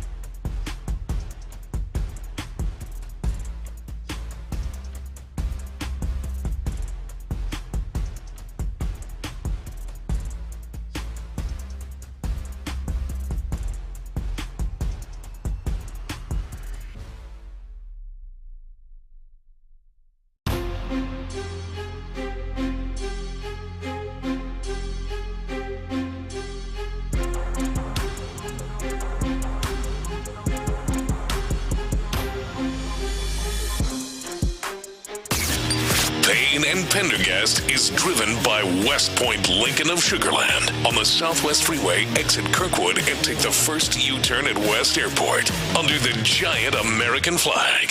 Sports Radio 610 presents Payne and Pendergast. All right, Payne and Pendergast with you. So the Astros get started back up tomorrow night, Seattle. It's a big series with Seattle, man. Seattle is 5 games back, but they're playing some really good baseball going into the break. The Astros, the exact opposite. They were playing poorly going into the break. So 3-game setup in Seattle this weekend. So we'll keep eyes on that. ESPN, they did this earlier this year, Seth. I'm guessing they're doing this at each quarter poll of the season. Bradford Doolittle is one of their baseball writers. And they are kind of taking inventory of the various awards around Major League Baseball using a scoring system called AXE, A-X-E, where they factor in things like wins above replacement and from Fangraphs and from Baseball Reference. Is it sponsored by Axe Body Spray? That would be awesome. Is that still a thing? Is Axe Body Spray? We're going to be big with the skanks with this one. Yeah. I think Axe is still. I think they've blossomed out into other things other than just body spray. Yeah. I think they have shampoo and stuff now. Did you see? I don't want to get too far off on a tangent. There's an Alabama football player at SEC Media Days named Caden Proctor. He's an offensive lineman. Mm-hmm. He said yesterday he has 170 bottles of cologne. Holy crap! He's a college student with 100. I don't think I could use 100. I know I couldn't use 170 bottles of cologne for the rest of my life. Yeah. I think also, too, I feel like you need to pick a cologne and stick with it so that people associate you with that scent. Yeah. If you're a cologne guy. I'm not a cologne guy. I have cologne. I don't wear it all the time, but I do wear it when Amy and I go out. I let her pick because she's the person who my odor matters the most to. Right. So I have one of the Gucci's. I think I have Gucci Guilty or something like that. I've got there on the right next to the. Oh yeah. Sounds man. Mysterious, Sean. Dude, the bad boy wears Gucci Guilty, man. Yeah, women are like, what's he guilty of? Right. Why does that intrigue me so much? Right. I want a good man. Right. But deep down inside, I know I don't. And ironically, I want Sean Pendergast. Ironically, I'm wearing this cologne to impress the one person who knows everything I'm guilty of. Yeah. There's no mystery for Amy. Yeah. Yeah. Well, this is what we'll say. Sure. Yeah. That's what I'm saying, Seth. That's what we'll claim. That's what I'm going with. So, at any rate, the rating system that ESPN is using, unlike, I feel like last season there was zero Astro involvement in any of the honors. I mean, they were a very average baseball team, really, for most of the year. Each of the 4 big awards, there is an Astro, and at least in the top 4 right now for each of the big awards. The American League MVP, as of right now, according to the AXE scoring system, would be Aaron Judge. No big surprise there. Cal Raleigh, number 2, equally unsurprising. Bobby Witt Jr., number 3. Okay, good player. Number 4, even having missed a couple of weeks, Jeremy Pena, Houston Astros, is number 4 in this MVP scoring system right now. The big one, especially when you're comparing guys across different positions, is people love to look at WAR. So whichever version of WAR of wins above replacement that ESPN uses, Aaron Judge is still healthily in the lead at number 1. This is actually MLB. Go ahead. They use Baseball Reference and Fangraphs in this rating system. They combine it. They use both of them to come up with their score here. Yeah. I mean, Pena's still tied for 6th in MLB in wins above replacement. That's impressive. Having missed all that time. Because that's not a stat where you're just taking a percentage or an average. That's a cumulative stat that piles up the more you play. Yeah. And that's impressive that he's still in the top 6 for WAR. So he's 4th on this right now for MVP. I'll point out, too, in the National League, you know who's 4th? Kyle Tucker. Kyle Tucker is 4th in the National League right now for this rating. Shohei Ohtani and Kyle Tucker's teammate, Pete Crow Armstrong, are in a dogfight right now. Ultimately, I'll tell you what. Shohei the fun probably thing wins. is, month by month, not that I'm doing this out of pettiness or anything, but it is interesting. Whether you're an Astros fan, a Cubs fan or not, it's interesting to compare now the fates of Cam Smith and Kyle Tucker.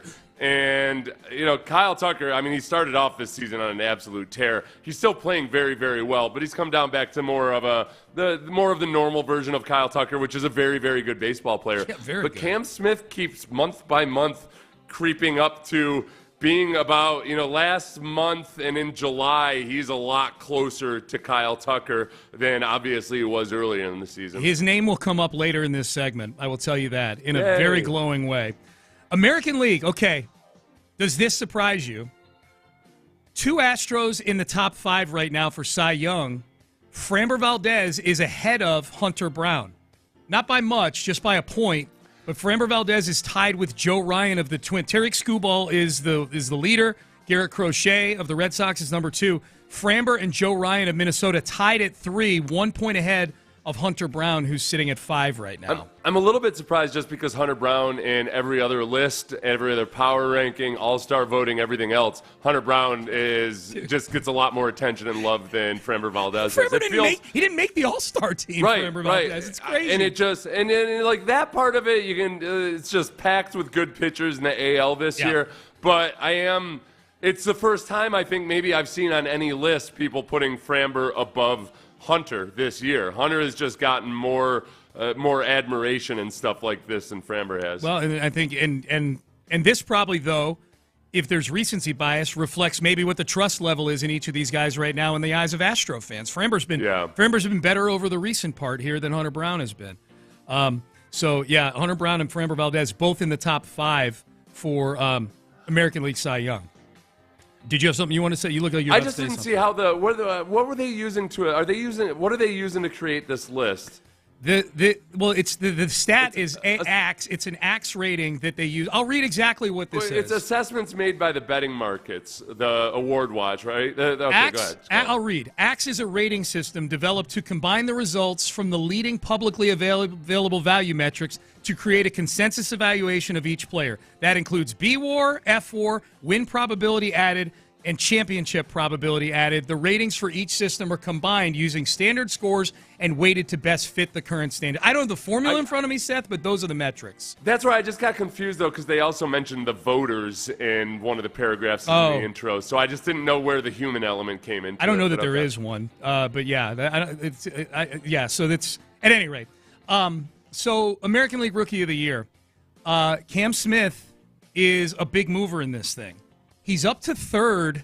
He's only 5 points in this rating system. Back of Jacob Wilson is understandably the front runner. Carlos Narvaez of the Red Sox is number 2.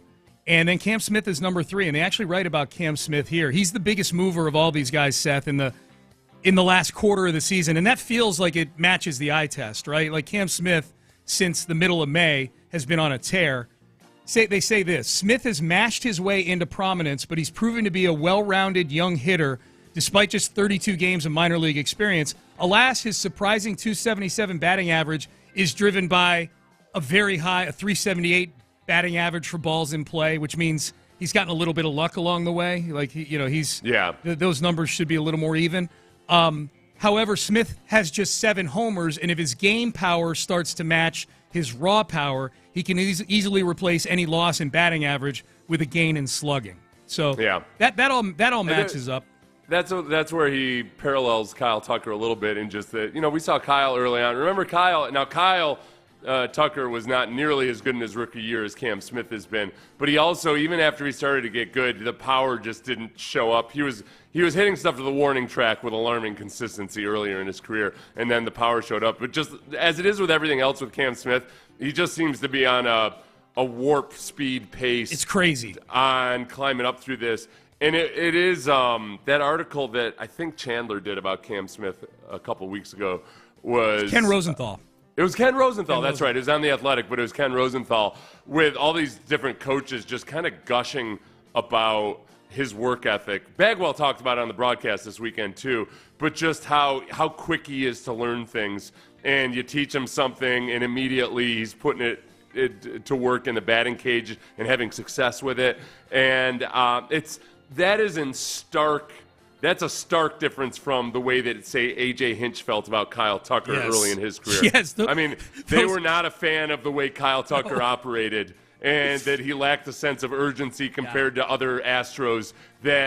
So Cam Smith fits in much more in the mold of those golden era Astros than even Kyle Tucker himself. That would have been a different kind of article back in the day on Kyle Tucker. Manager of the Year, last one. This is ESPN using their rating system that combines a ton of different metrics. A.J. Hinch is the front runner, which is, that makes sense. Joe Espada, number 2 on this list. Joe Espada, number 2 for Manager of the Year, and I think Joe's done an incredible job this year. I think for A.J. Hinch to win Manager of the Year, obviously there's kind of there's a big redemption story there. Compared to how people felt about him in 2020. Yeah. And I almost wonder, especially amongst baseball insiders, that people, compared to fan bases, people in baseball have very much forgotten about 2017. And I think as time goes by, they definitely don't blame A.J. Hinch for it. They know that A.J. Hinch wasn't driving it, and he really wasn't a fan of it. But there's only the dynamics of a baseball manager in baseball. It's a lot different than a football coach in the NFL. Yeah. And what have you. So, I think that unless A.J. Hinch really falls off, I think he's, very ironically, the sentimental favorite amongst a lot of the voters. That they probably they might know A.J. Hinch a little, and they're just you know what, this guy got a raw deal in a lot of ways, and look, you got to really tip your cap to what he's done with the Tigers. I'm curious if I'm curious if Astro fans feel the same way I do about A.J. Hinch. My number one thing going into the postseason, obviously, will be to root for the Astros to win the World Series. Mm-hmm. Short of the Astros winning the World Series, my second thing I would be rooting for would be for A.J. Hinch to win the World Series again. I think I think it's already to a degree a redemption story, especially that he's doing it with this team where he is viewed as a huge reason, why they even got into the playoffs last year, let alone beat the Astros in the wild card round. And obviously he's being viewed as a huge reason why they've got the best record in the American League right now. I would love to see that story because I like A.J. Hinch. And I wish that he had stopped the sign stealing. That's the only thing I would criticize him for is smashing a TV was not enough. And I think that's why he got punished and he got fired. But people make mistakes. I'm all about second chances. I would love for this story, again, as long as it's, as long as the Astros are eliminated from the conversation. Yeah. I would love for A.J. Hinch I think it'd be an awesome story for him to win a World Series somewhere else. The big thing about A.J. Hinch stopping the sign stealing and the dynamic that's different in baseball than a lot of the other sports, especially football, because I know football, as what it's like in a locker room and everything, is that in baseball, the veteran players they drive the show in a lot of ways. Yeah. There's an element of teamwork between the manager and the veteran players. And when you're veteran players like Carlos Beltran, the guys that you specifically bring in to provide leadership, brought him in, and create a culture and everything, it's just it sounds like a way more complex dynamic than simply, the manager should have put an end to it. For sure. All right, Payne and Pendergast with you. All right, up next, we do this sometimes. When I come across bad takes, it's not a Friday yet. I've got a Take-A-Mania preview. We've got a couple of takes. One from Steve Sarkisian. And also, is this a bad take, or is this just an indicator that maybe the younger crowd isn't nearly as into lists as I am? We'll determine. And it's a bad take. We'll preview it coming up next. But first, Men's Tea Clinic. Today's Thursday, so tomorrow.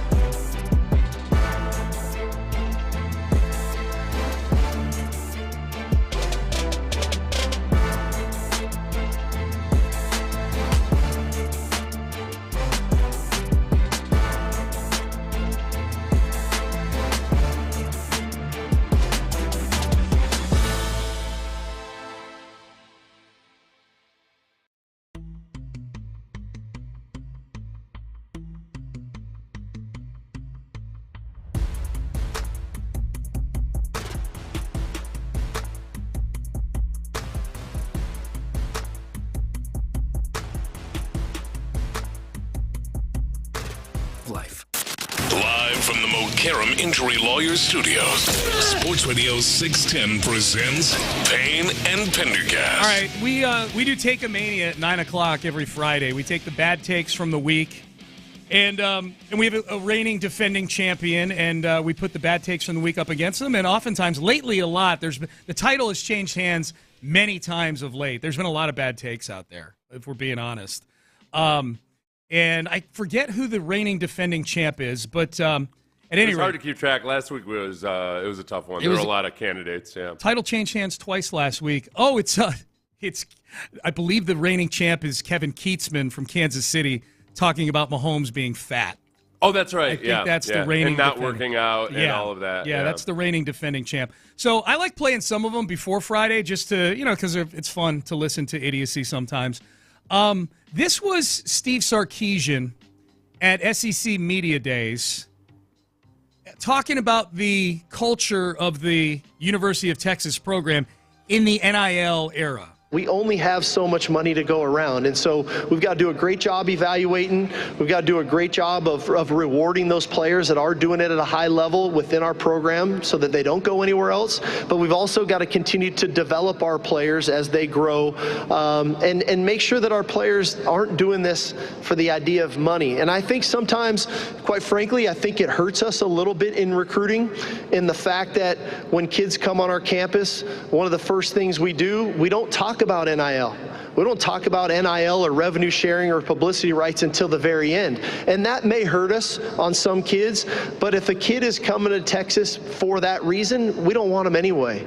You know, we want kids that want to be at the University of Texas because of the school, the coaches, the team, the culture, all those things that go into it. And oh, by the way, you can get publicity rights or revenue share, so on and so forth. If you're coming for the other reason, he's probably going to be the guy in 18 months that's back in the portal going somewhere else where they're going to offer him more money. Okay, I agree with some of what he said. The funniest thing about this cut, Seth, was that somebody put a video together where they played the audio of that over top of the fairly famous video right after NIL started that had Texas walking high school recruits through the parking lot where there were a ton of Lamborghinis parked out there. Yeah. You've seen this video, I'm sure. Yes. Well, come on, Sark. And also, it's one of those things where, you know, a rich man doesn't have to talk about his money because everybody knows it. Guess where Texas ranks on the first? Nobody spends more money in NIL than them. Like, of course, it's kind of. It sounds like some guy. A recruit going to visit Texas is like a guy going out to dinner with a high-priced escort. Like you know what's going to happen at the end. Yes. Okay. We'll get around to it. Yeah. He knows. You don't need to have a discussion about it. Like, the Longhorns spend more than anybody else. I love that's a great observation. We don't talk about it till the very end. Yeah. We know you're going to talk about it. You spend more than anybody else. It's not a surprise. I know, I do. And I know the part you agree with, though, too. I think that Texas can kind of look at that almost as if I were a coach, I'd be looking at that as a screening process almost, too. Like, all right, can this kid keep his mouth shut about the money for a day before we actually start talking brass tacks? I agree. The part where it's like that he doesn't want it to be the only thing, that if that's why you're coming here, I understand all that. Look, I feel the same way about Notre Dame, and you know and I think a lot of the kids that go there are going for the education plus the NIL stuff and the football and all those things. It's just the whole part about, like, we don't even talk about it. You're right.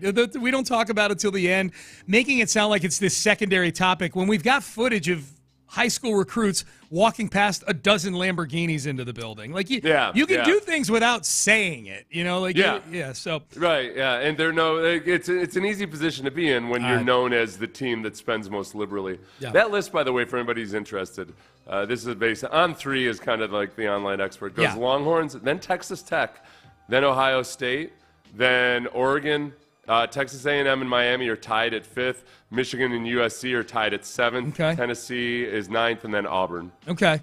And I think those are all public school. No, Miami's a private school, actually. I was wondering. I know Notre Dame spends a lot. I could see where they're not in the top 10, though. I could definitely see that. Okay, so that was Sark. We may hear that one again. Like, Notre Dame saved a little bit by virtue of the fact that they can't recruit all of the guys that are going to make the most money. The academics, right? The academic. I mean, they loosen them obviously compared to the rest of the student body, but it's not to the level of a lot of schools. So that's Sark. You might hear that again tomorrow at about this time. This was Shedeur Sanders on Max Crosby's podcast, and Crosby asks him impromptu, hey, give me your Mount Rushmore of quarterback-wide receiver combo. Good question for Shedeur. He just played with the Heisman winner in college. He's on his way to the pros here. He's in the pros.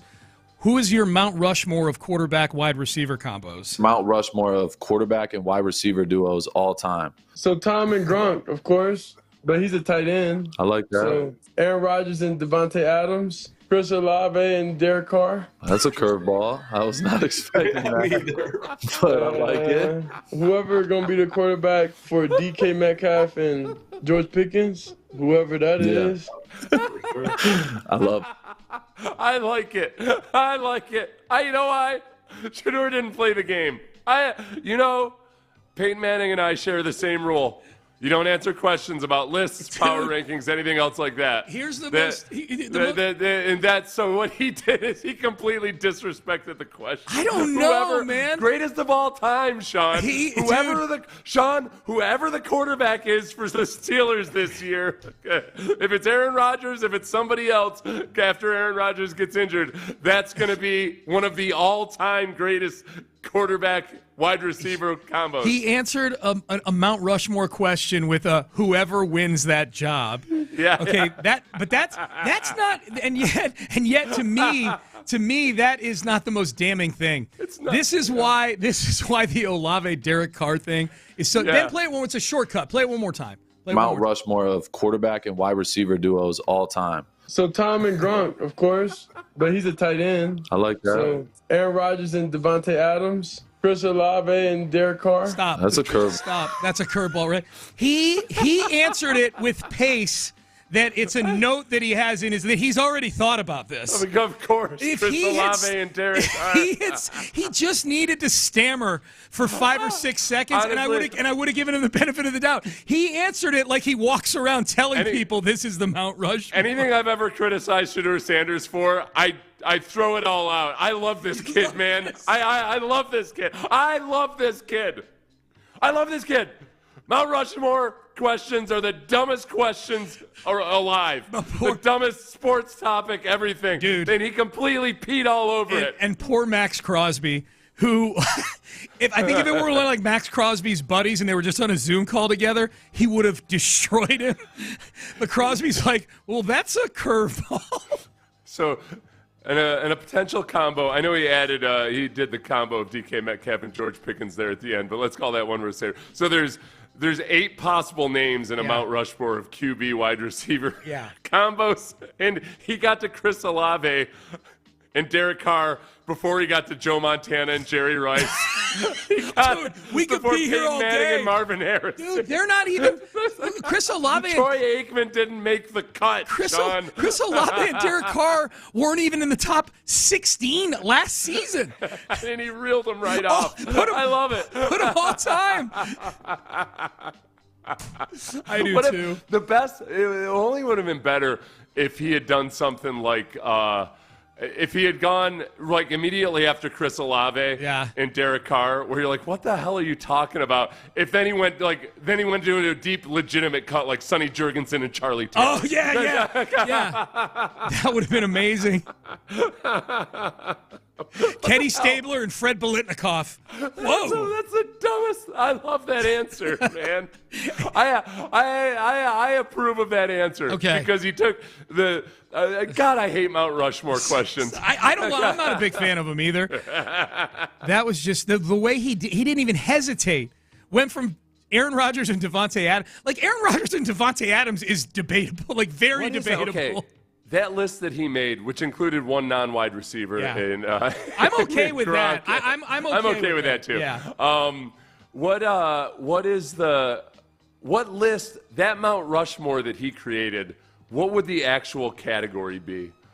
Oh, if you take that list, including quarterback to be determined later in Pittsburgh, which that was in and of itself is whoever wins that. He said whoever wins that job. Like, yeah. I mean, like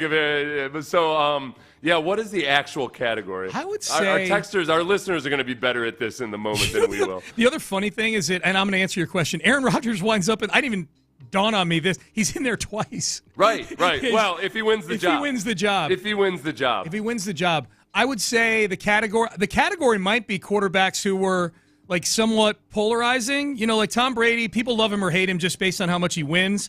People love or hate Aaron Rodgers a lot of people hate him now. And then Derek Carr, I think there's a lot of people who are either in or out on Derek Carr. Maybe the all-time greatest of underrated or underappreciated, even though they were viewed as great quarterbacks. Yeah. Except for Derek Carr. But they were under. But those guys like Tom Brady, whomever else, maybe somehow they're still a little bit underappreciated because people don't look at them as the ideal for whatever reason. You know what I know? You know what I know right now? I know you hate Mount Rushmores. I know you would really hate this Mount Rushmore that you're creating right now. Yeah. Oh yeah. The quarterbacks who are somewhat polarizing. And I honestly I don't hate Mount Rushmores. Yeah. I hate them as like a debate, like a fiercely debated topic or something. Yeah. I don't enjoy them. I'm okay with a Mount Rushmore list or question or whatever. Last thing, because we're up against it. New game. This is from the text page. Shedeur's Mount Rushmore of things. I want to hear his Mount Rushmore of presidents. I'll tell you what, Zachary Taylor has never gotten the respect he deserves. Yeah. Oh, my God. That's Shedeur Sanders doing Mount Rushmores of anything. I want that now. And by the way, I know it's not going to win Take-A-Mania because Seth likes it, but it will get played again tomorrow. It will get played as No, but it's also a bad take. It is a bad take. It is a bad take. Yep. But it's a bad take that I love and endorse. That's true. That's true. There are WWE champions that are really bad, but I love them. So that's It's a horrible, horrible take, and yet I love it. Awful. All right, Payne and Pendergast with you. There was another cut that we played yesterday I wanted to circle back to, as long as we're having some fun here. This Dabo Swinney story that he told about Brian Kelly. Some of you may not have heard it yesterday. We're going to replay it. John Harris reminded me of this. I have a Brian Kelly style story from my old radio show that we'll get to. We'll do that coming up next. The Drive with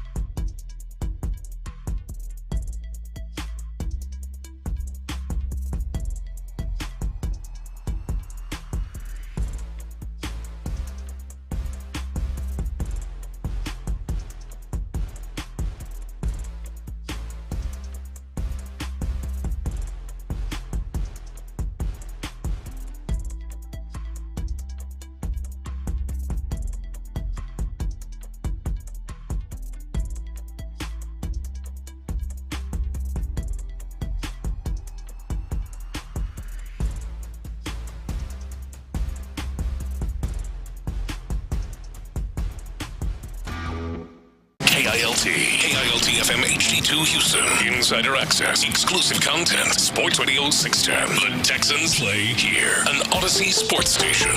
Sports Radio 610 presents Payne and Pendergast. All right, the Shedeur Sanders cut that we played of Max Crosby asking him his Hey, Shedeur, what's your Mount Rushmore of QB wide receiver duos? Duos, mind you, in NFL history. We have some cleanup on the timing of that interview.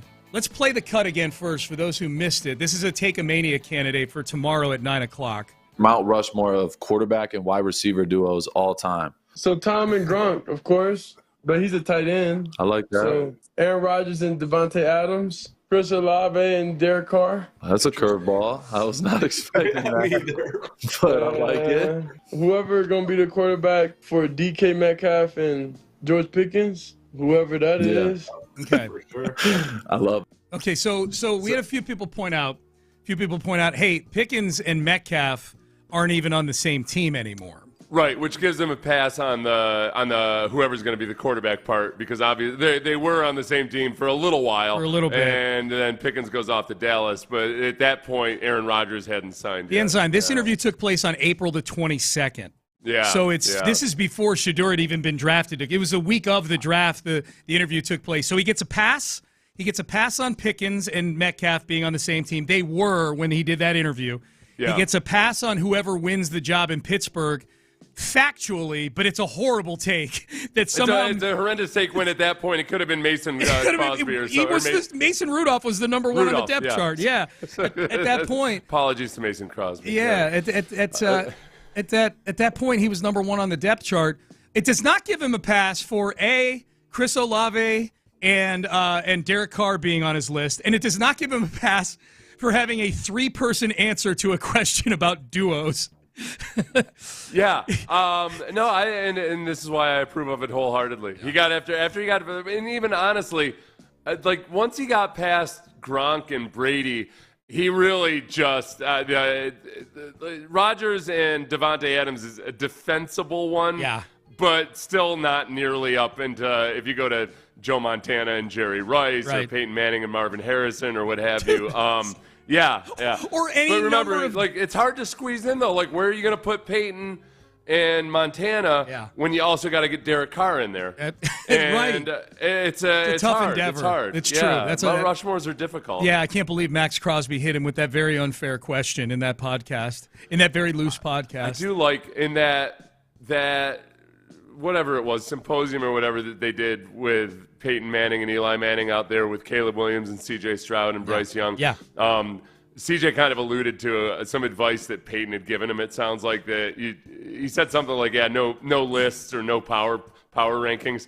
That's been my advice to athletes forever. If somebody asks you a question, if they ask you to list or power rank or anything, just don't do it. Right. And I feel like in a lot of ways, Shedeur Sanders, that's exactly what he did. Yeah. He made a mockery of the Mount Rushmore. And that's going to bother some people. Not Seth or me so much. Un-American is what it is. Yeah, that's true.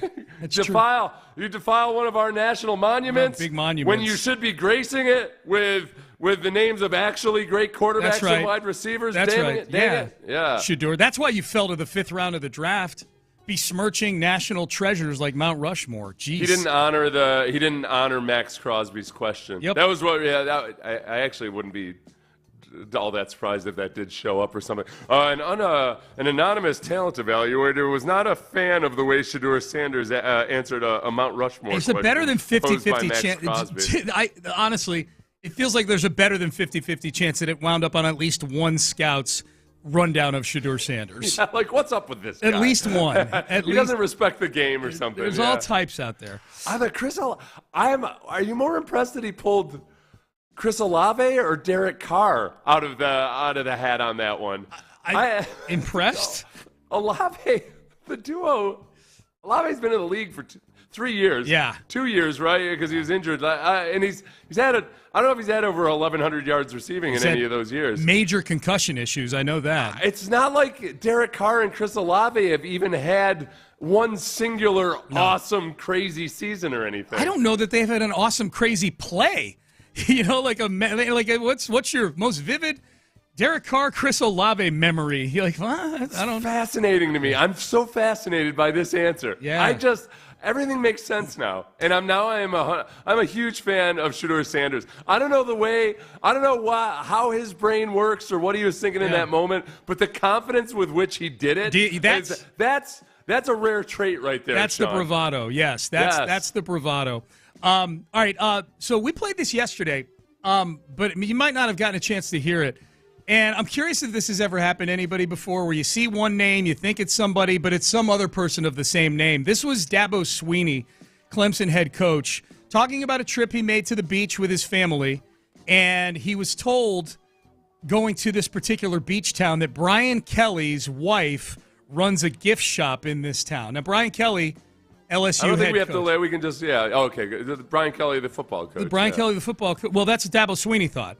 Brian Kelly, the football coach. That's the Brian Kelly he knows. That's who he thought it was. Take a listen to this. My brother or my sister-in-law, she's saying, hey, Brian Kelly has a place. His wife has a gift shop right on the corner there in Creighton Beach. I'm like, oh, really? That's pretty cool. I had no idea. So anyway, we go there, and I walk off. So I go into the store. Me and Kath walking in the store. Kath buys something because she's trying to support Mrs. Kelly or whatever we're doing. So she buys something, and we go in the store, and I'm walking around. I go out, and they're like, yeah. And he's got a concert. He's going to have a concert in the back. So I'm like, okay, I'll walk out in the back. There's a little stage in the back, and there's like some, I think it's like fake grass or whatever, just a small little area. And it says Brian Kelly, performing live on this day, whatever. And I'm going, freaking hey, Brian Kelly can sing, play. I didn't know that. So I'm like taking pictures, and I'm sending it to Brian Kelly. I'm sending all these pictures of Brian Kelly, and then I'm going, I get on the stage, Brian Kelly, I'm just kind of having some fun. I'm like, hey, I got, and I sent all this to Brian Kelly. All right.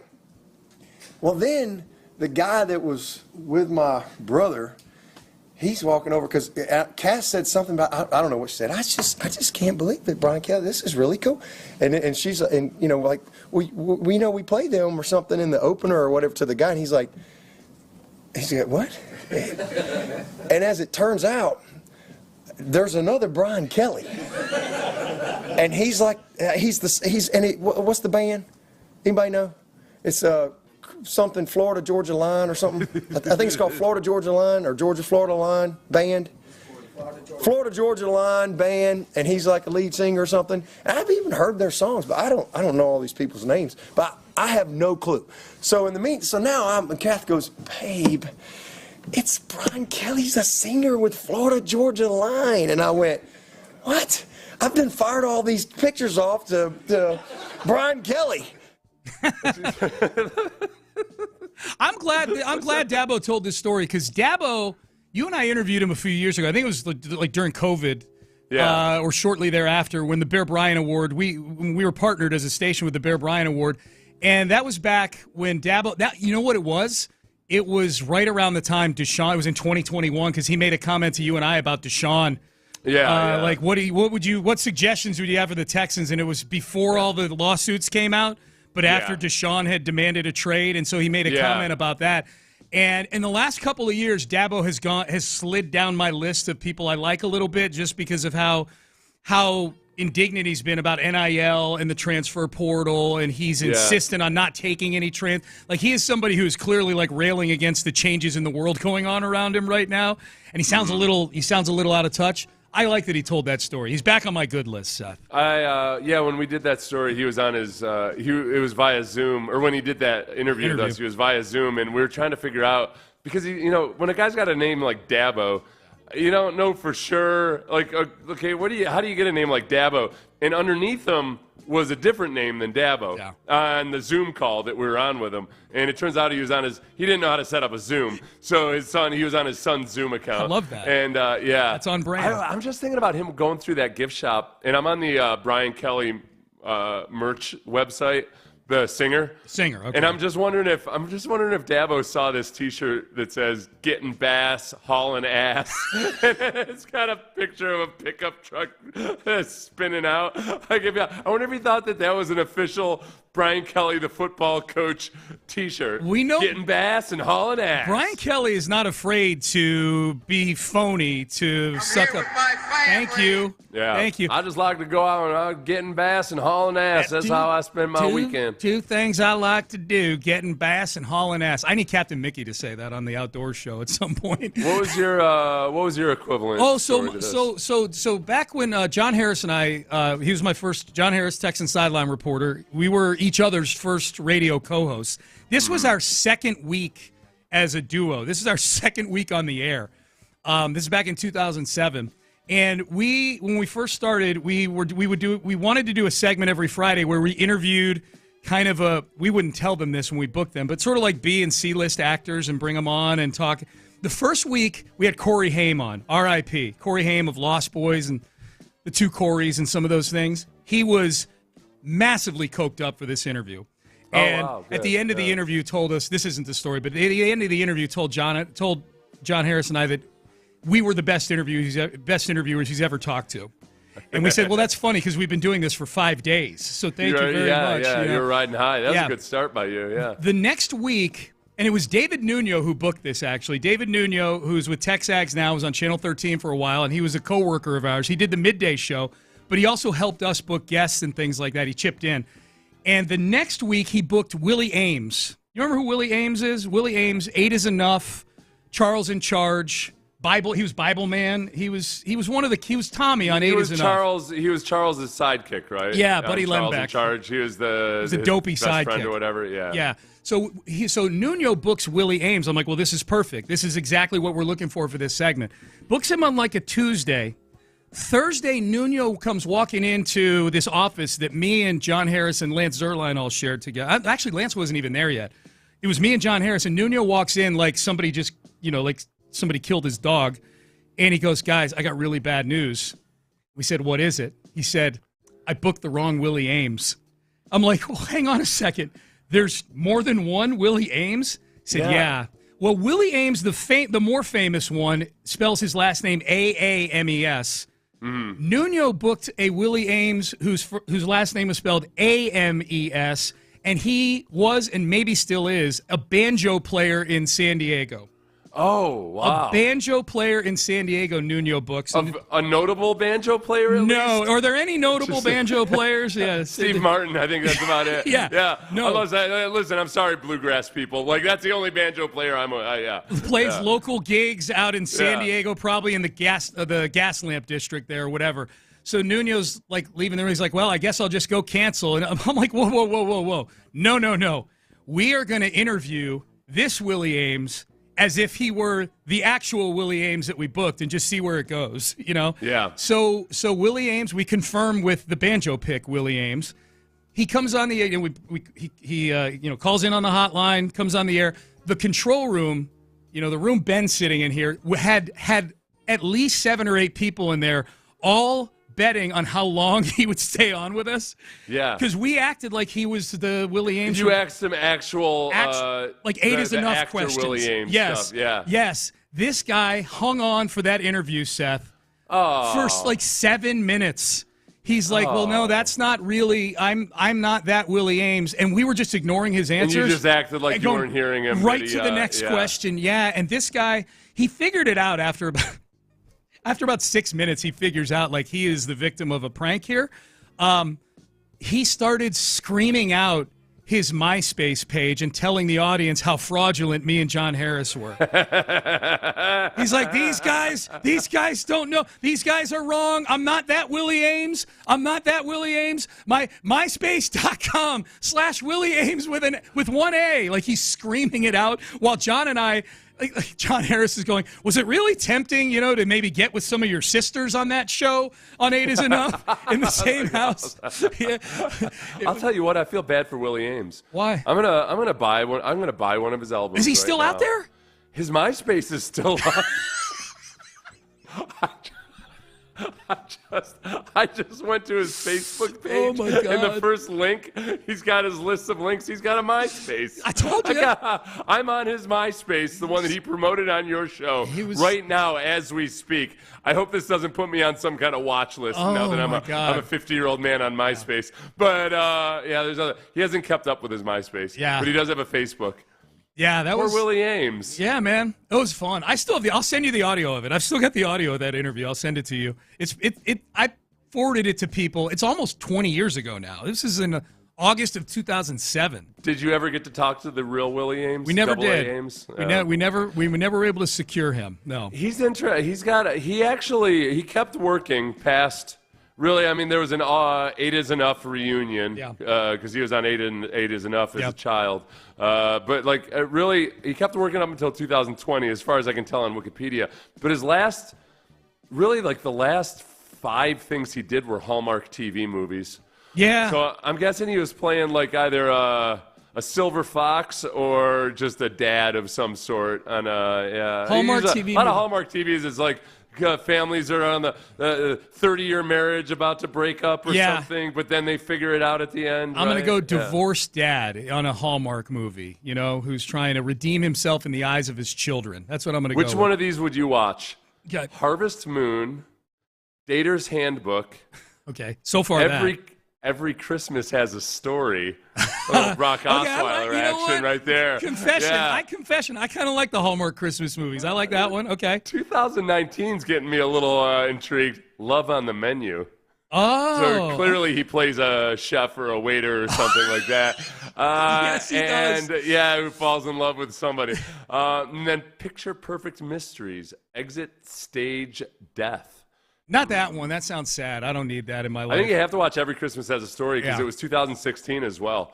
Wow. So right when would it surprise you at all if Brock Osweiler had watched the movie Every Christmas Has a Story and then thought, you know what, I could say the same thing about interceptions? No, because that Green Bay game after he said it was in December. It was during the Christmas holiday season. That wouldn't shock me at all. Yeah, that son of a bitch watches Hallmark movies. Stole from Willie Ames. He stuck at that. Oh, I was about to curse. I'm that mad at him stealing from Willie Ames. Okay, we're up against it. We actually have an explanation, a good one, on the Shedeur Sanders take. Oh, good. Yeah, we've got a good explanation on that one that we'll get to. And also, John Smoltz had a take about generational pitchers. He dropped a name in that you and I both love, but I don't think he's generational. But I would take him back on the Astros, and he may make his way back to the Astros. We'll explain. We'll tell you who it is coming up next. Let's get you guys into a brand new luxury vehicle right now at West Point Lincoln.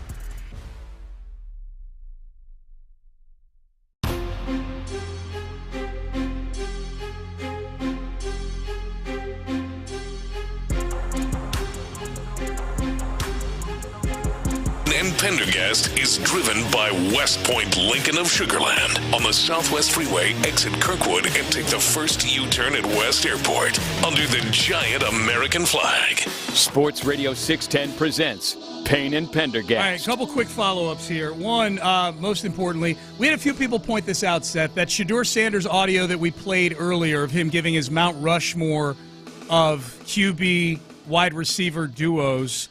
He said Brady and Gronk, even though he's a tight end. He said Aaron Rodgers and Devontae Adams.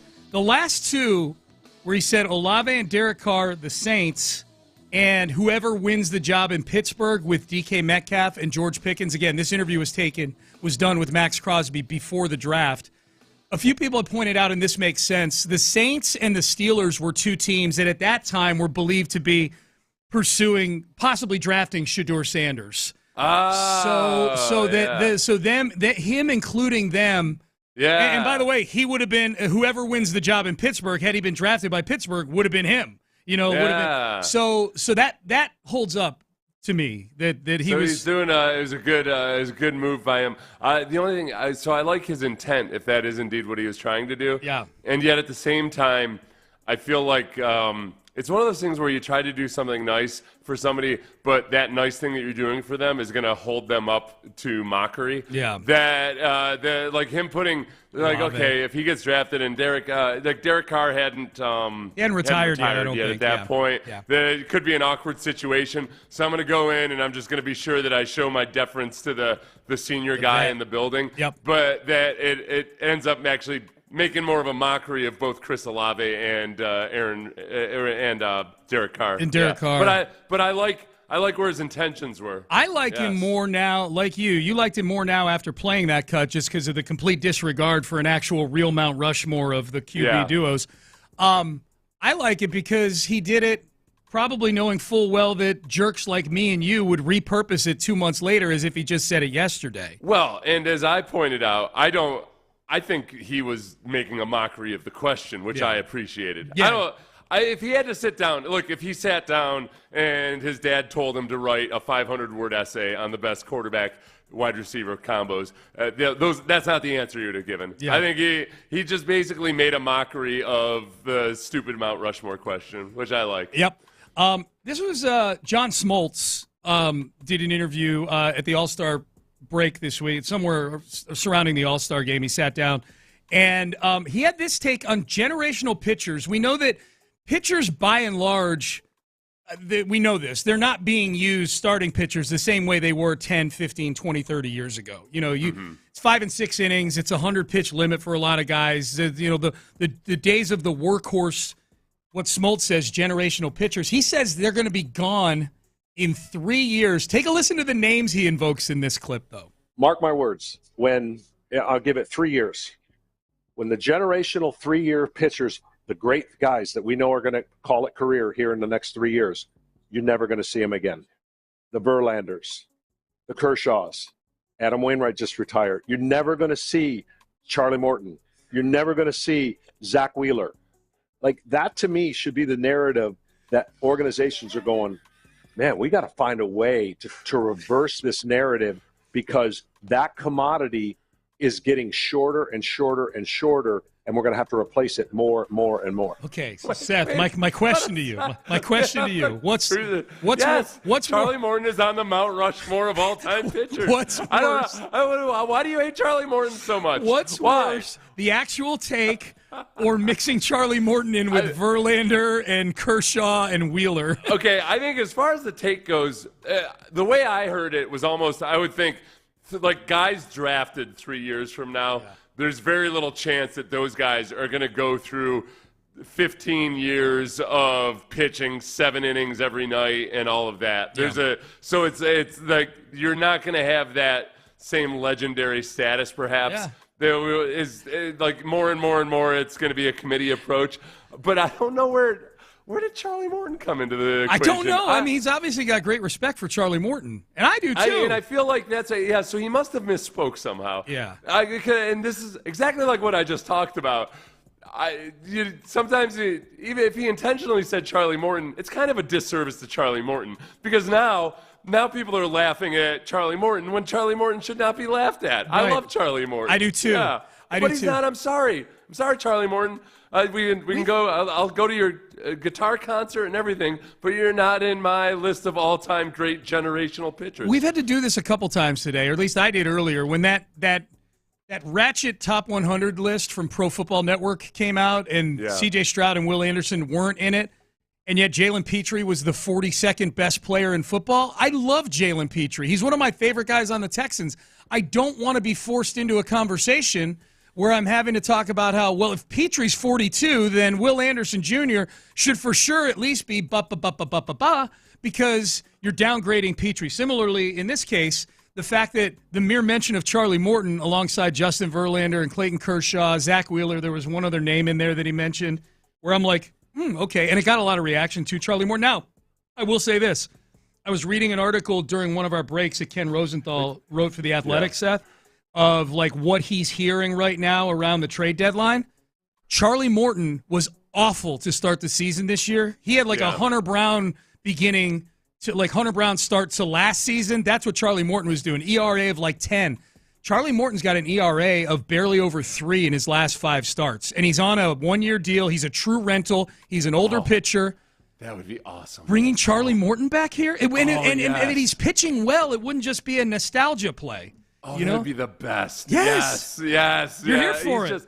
And honestly, too, when you talk about the veteran presence of a guy who's got kind of a calming, soothing presence. There's something to be said for. So remember the story about when he found out that Lance was going to get the start in the World Series, and just how he was telling the story and about how he was just so happy for Lance and how excited Lance must be. Yep. You know and then he ended up coming in like he didn't expect to have to come into that game necessarily. Yeah, for a lot of innings. He was a lot of other people might have told that story, and I would have thought like, oh, whatever, dude. Yeah, I would have been like, you got to tell. That's what you have to say and everything. The way Charlie Morton tells the story, I feel like he genuinely felt that. I agree. So his experience on those championship teams and everything, I think it would be great, as well as just the actual pitching. This is the other thing though that's so funny about Smoltz accidentally saying Charlie Morton. I'm guessing when he's talking about how there's not going to be any of those great workhorses anymore. We know that Charlie Morton, once he got to the Astros, became a much different and better pitcher and everything. He's never pitched more than 194 innings in a season.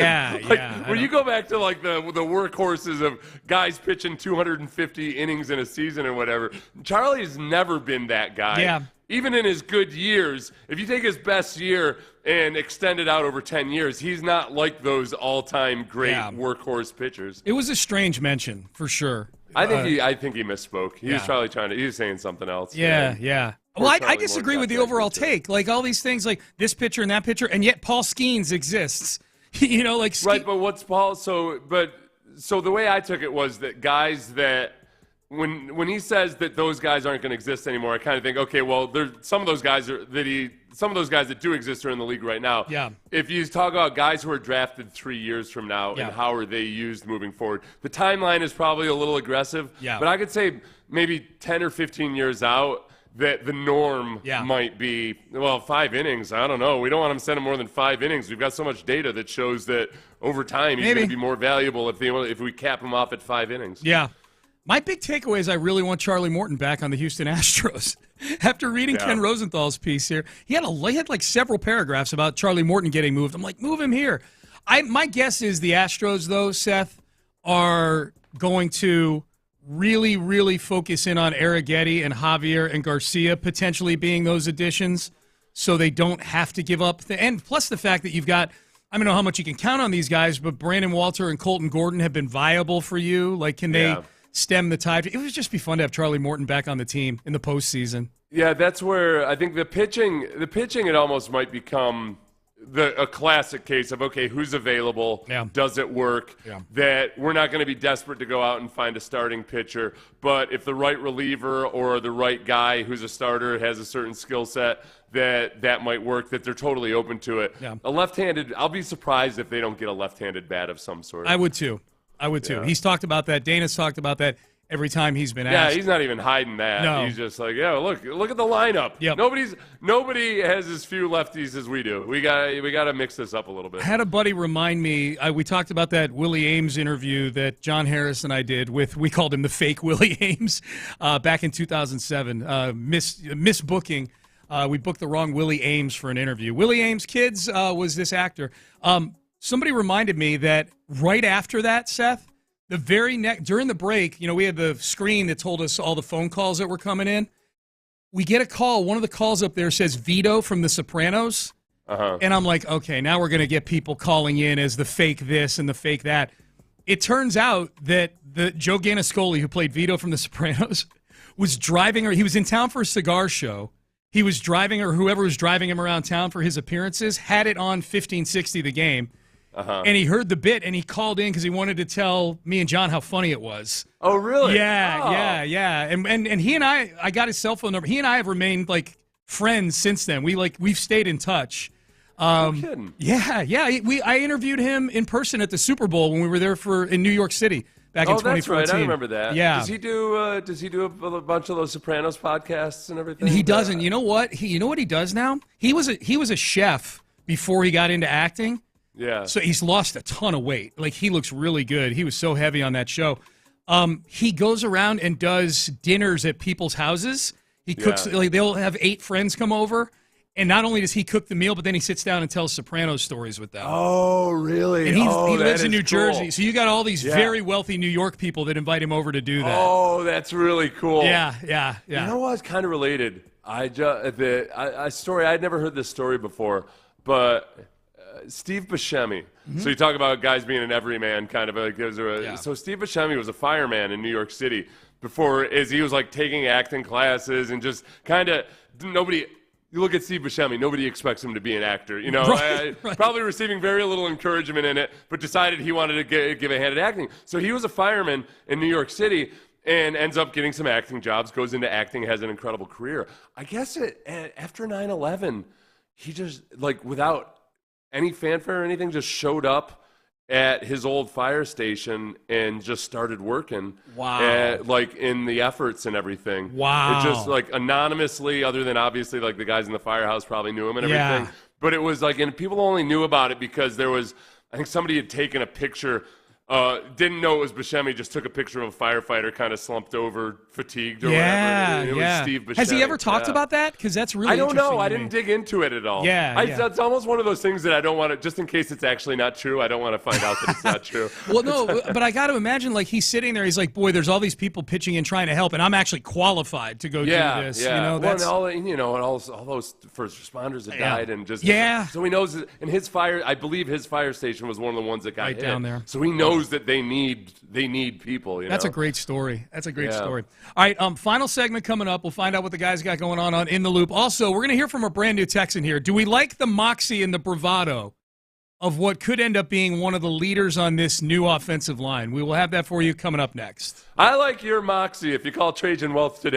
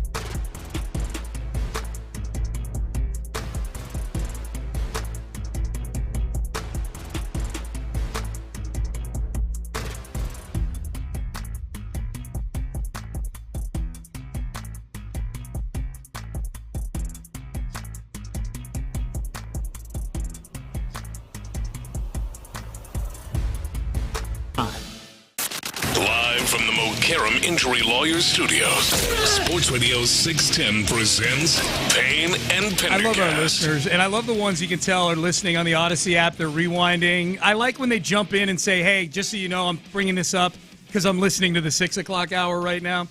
I forgot to tell you guys, this texter says, love you guys. Tell Seth I said F the haters. Signed Sydney B, male, 39 years old. What's up, Sydney?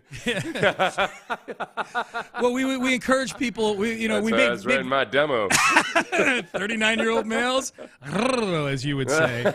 But we were making fun of people signing their texts yesterday because that's what old people do. But we encourage people to sign their text to our text page because we don't have names. We like to be able to credit people. Well, old people do it when they're texting. The Arch Manning says that Archie Manning signs his text, Grandpa or Archie or whatever it is. Yeah. When people, they'll, I like it. It's one of those things. I don't mind it. It's kind of one of those things where it's nothing you would have ever known about old people because texting didn't exist until about 20 years ago. That's right. That it's become an old person quirk, and it's cute and it's quaint. It is. It's the equivalent of your grandma having plastic on her couch back in the day. Yeah. Oh. That was a very classic old person thing to do. Very weird. Yeah, that was. It was so weird and so common. Yeah. What the hell was up with that? I don't know. The worst would be like in the summertime, like at both my grandmothers, like neither of them had air conditioning. You know, one lived in Philly, one lived in Vermont. Yeah. And you'd come in from outside, like you visit them in the summertime, and your thighs would stick to the recliner. You know what? This is obviously they're doing it to protect the upholstery. This is my uninformed take on it or guess is that the fabrics that they use on furniture are a lot more durable these days. Yeah. Partly because they just load them up with chemicals, and fire retardant and everything else like that and stain guard. So back in the day, you had to be more careful with your upholstery because it could get stained more easily. Yep, that's true. And yet, so you slather it with plastic. Plastic, what? Much healthier. What? Yeah. What the? You're right. Exactly. All right, this is Jake Andrews. The as of right now, I would say the number one center on the Texans on the offensive line. At least that's what it looked like out at minicamp and OTAs. Said teams are going to know on Monday who they just played the day before this season. The ball is going to be run. I tell you that much. We're going to run the football. Kaylee's doing a good job with putting all that stuff together. We're going to protect CJ or whoever's back there. Try to make it us five up front. We're going to try to make it our life's work to not have anybody in his lap or touching him at all. We're going to pound the rock and we're going to air it out. We're going to keep people on their toes. And we're going to play tough physical football, and people are going to know when they wake up on Monday morning that they just got done playing the Houston Texans. Hell yeah. I love the bravado, man. Love the tough talk. The tough talk. Hey, if it sounds to you like he might be like saying this from the tailgate of his pickup truck in Alabama, that's because he's from Alabama and and drives a pickup truck. Yeah, this is my favorite. I love every part about that sentiment. Now it's important to remember that he's a guy that's played in base. He's had snaps at offensive line in about 1.5 games in the NFL. So the fact that he was out there as a starting center for most of the OTAs that the media could watch this year, it raised a lot of eyebrows because it wasn't necessarily expected. What I suspected was that he's got some familiarity with a lot of the things that Nick Caley is going to do because Bill O'Brien was his coordinator his rookie year with the Patriots. Here's Caley on what the new system is like. For me, it's easier because I ran this system, exact system, different verbiage, in college my senior year. Sure. My rookie year when I was in New England, I ran the same thing with Bill O'Brien. Yep. And so for me, it's been pretty easy because I can communicate with guys who are seeing this stuff for the first time. Right. And, it's easy for me to say, hey, well, we used to do it this way. And I know what Cole wants, Popovich. Yep. I know what he wants. I know what he wants stuff to look like. And so maybe we didn't get to it in a meeting. Maybe we didn't get to talk about it during the walkthrough. But when we get out there and I'm talking to guys about stuff in the locker room, I can let them know, like, hey, let's try this differently. Yeah. Hey, he wants this to look like that when you've got, X, Y, Z out there in front of you. And he's got history with Cole Popovich too, right? Right. Seth? Yeah. He was when he was a senior. Cole Popovich was the offensive line coach at Troy, and then the next year he goes to the Patriots, and there you go. So he's 2 years in a row really with similar systems, or at least the way they're operating on the offensive line. So that's what I assumed would be the reason. And I mean, I knew all of that before, but we didn't also necessarily know exactly how Caley was going to structure his offense. And the more we learn about it, it sounds like there's going to be a lot more of a Bill O'Brien, Tom Brady dynamic or influence than perhaps Sean McVay. It's going to be a blend of that, and he's going to make it his own offense. But he's got a leg up on those other guys in terms of familiarity with the way Cole Popovich operates and Nick Caley operates. But I don't look at it as that meaning that he's the front runner in the race at center. Yeah. I think it's a wide open race right now between Juice Scruggs, Jared Patterson. Thank you, Jared Patterson. Yep. I want to say Jason Garrett for some reason. And that would be interesting. Jared Patterson. And also, Eli Cox is in there too as the fourth candidate potentially, just because there's upside there for him. Undrafted out of Kentucky. Yeah. But I think it's the three veterans right now who are still all young guys, but we've just got he's got a little bit of a leg up here now because he's got experience with it. This is the part that I liked most, in that when you're watching this interview with Jake Andrews, if you weren't watching it, it feels very much like you're talking to a 35-year-old Alabaman. This little snippet here about him wanting to play center as a younger player. I'd been trying since I was knee-high to a cricket, trying to play center. Yeah, that's all. Knee-high to a cricket. Key, not knee-high to a grasshopper. Yeah. Knee-high to a cricket. A cricket. That makes it that much more country. Yes. Yeah. Oh, big time, big time. That's funny because you know what the question of the day is for In the Loop? I just went in during the break to ask them. It's name some old-timey phrases that you still use that make you sound old. That's a tough one for me because I like to use antiquated words just to mix things up and do it kind of ironically. Yeah. Like balderdash and stuff like that. But it's not like I'm ever saying it out in real life. I say it because I get tired of saying the same words all the time. Balderdash is a good one. Balderdash is a fun one. Yeah.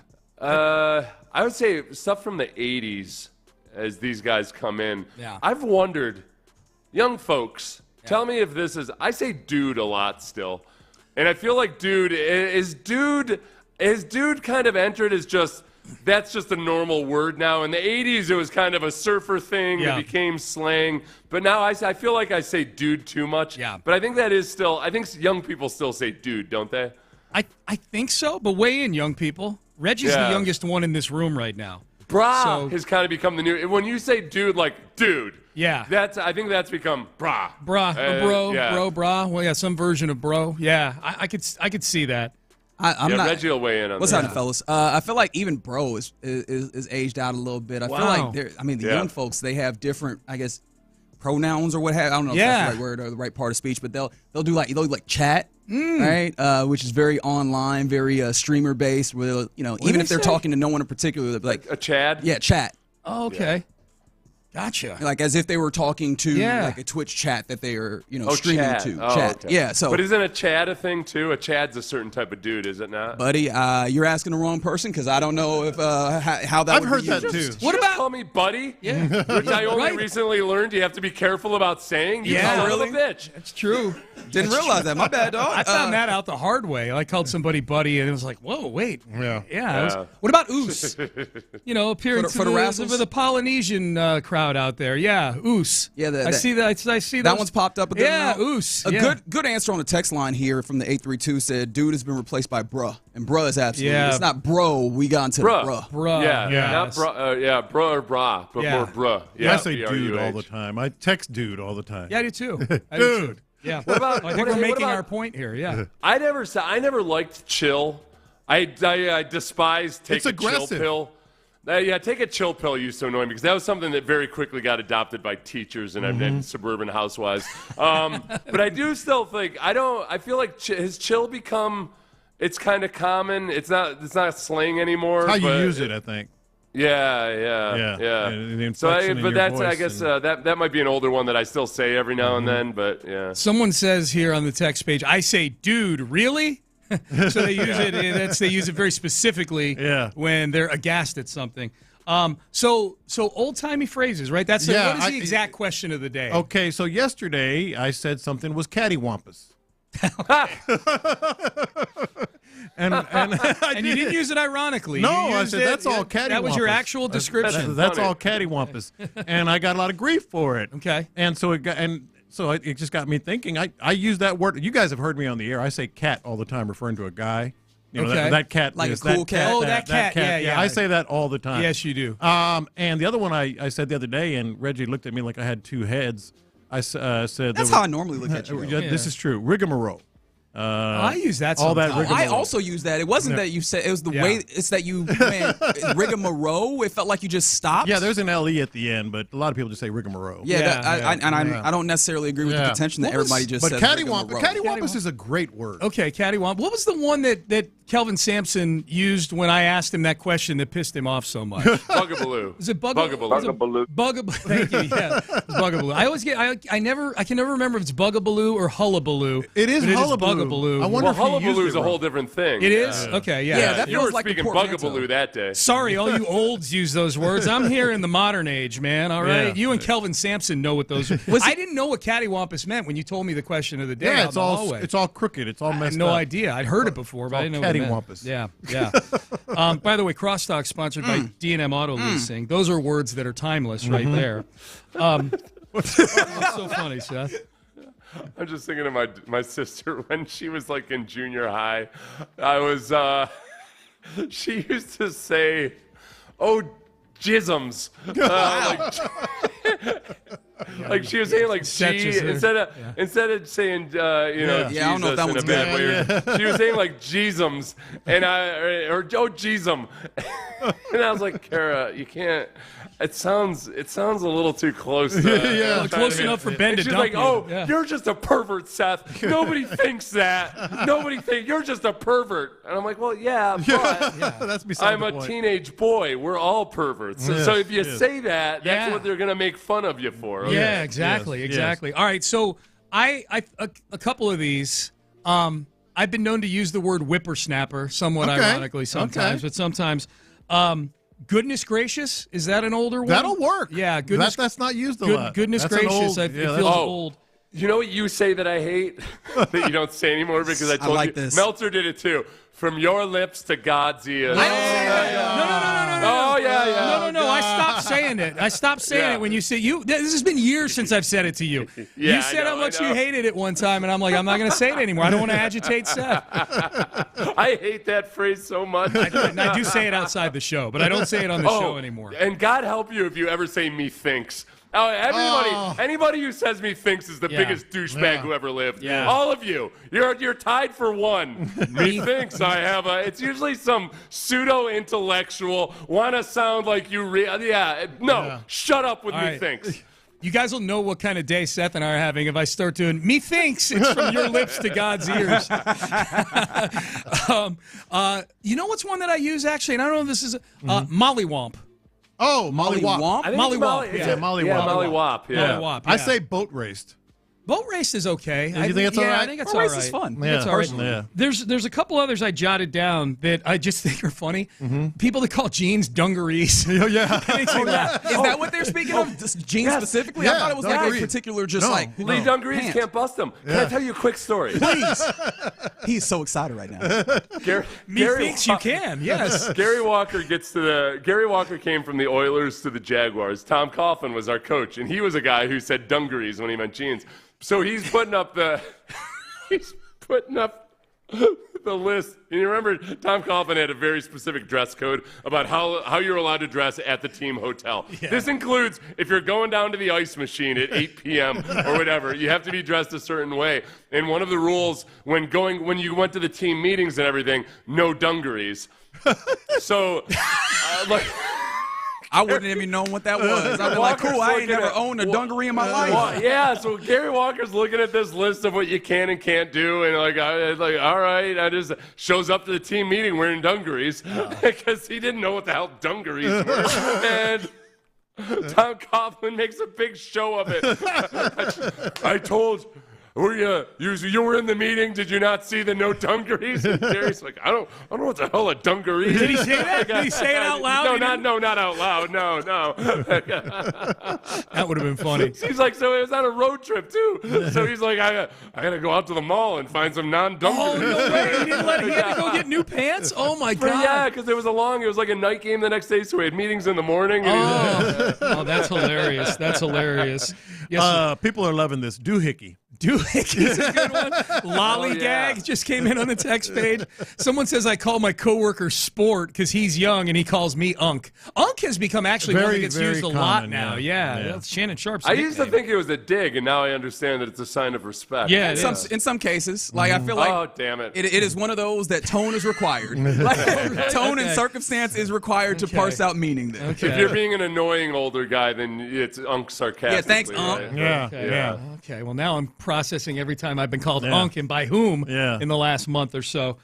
People calling flight attendants stewardesses. Oh, God, they hate that. They hate that. I jotted so that much. one down, yeah. They hate that. That's all I got. Oh, and then people that say they're taping something. If you're recording it, is that one get under your? Because I feel like well, it's not tape anymore. It's not videotape. So the one that I think of frequently that sounds pretentious, and I think it's the reason why people buck against it is I'm watching film.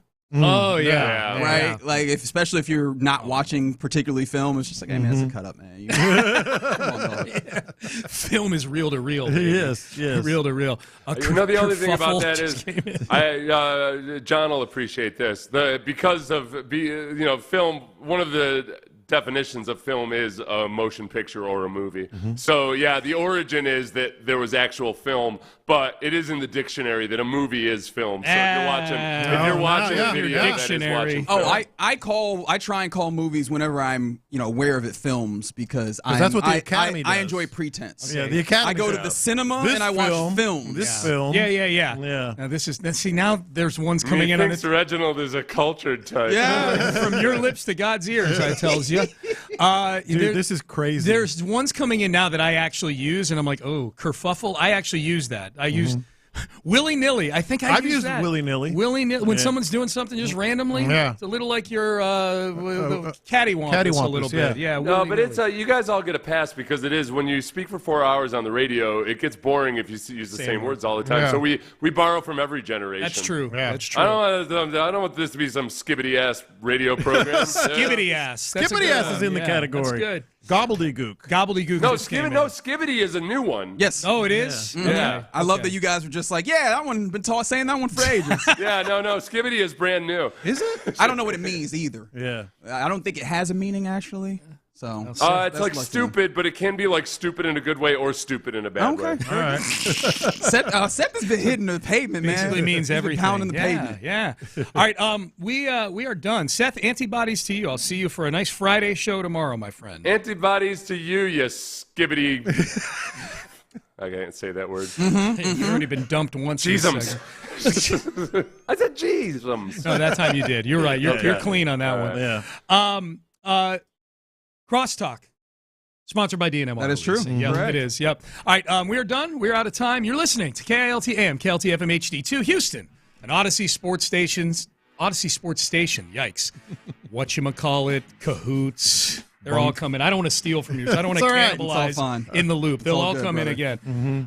Reggie Atatula, John Lopez, Figgy Fig. They are in the loop, and they start now. Happy Thursday. You are in the loop here on Sports Radio 610. That's John Lopez. I'm Reginald Atatula, Figgy Fig, hanging out with you as we always do.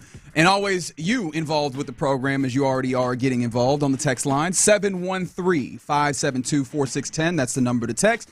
Or you can catch us on, and I should appreciate rather, the Mokaram Injury Lawyer live stream. We keep it 100. Which is both on the Twitch page, on Twitch, which is 610 Houston, and then on the YouTube page, which is Sports Radio 610. I would really like some synergy there so that I don't have to do that, but that's neither here nor there. How you feeling, man? I'm feeling really, really good. You want to have some fun today? No. Okay. How many people are just like, you know what? Okay, George Costanza. Prefer to not have fun in this moment. Figgy, you want to have some fun today? Always, man. Let's have some fun. It was fun last night, and for about the first 12 minutes. What are you talking? Were you watching the WNBA game? Is that what you were talking about? ESPYs. You were watching Aces Wings. I was not. What you're talking about the beatdown that the Dynamo took at the hands of the Vancouver Whitecaps? Is that what you were watching? Yeah, no. Is that no? That's not. Oh, the S. That's right. The ESPYs were happening. Yeah. But you want to have some fun? No. Sure, let's do it. Let's have a little Houston ESPYs going on here, man. Oh, you're going to do some. Are you? Because last night, let's just. Are you Shane Gillis in this instance? Do I have to go ahead and pre-cringe? Boy, that was fun. That was the best part. Was Shane Gillis, and then I changed the channel. Just going to be honest, because I knew what was coming. That's the thing. It was so predictable. The only unpredictable thing last night was Shane Gillis.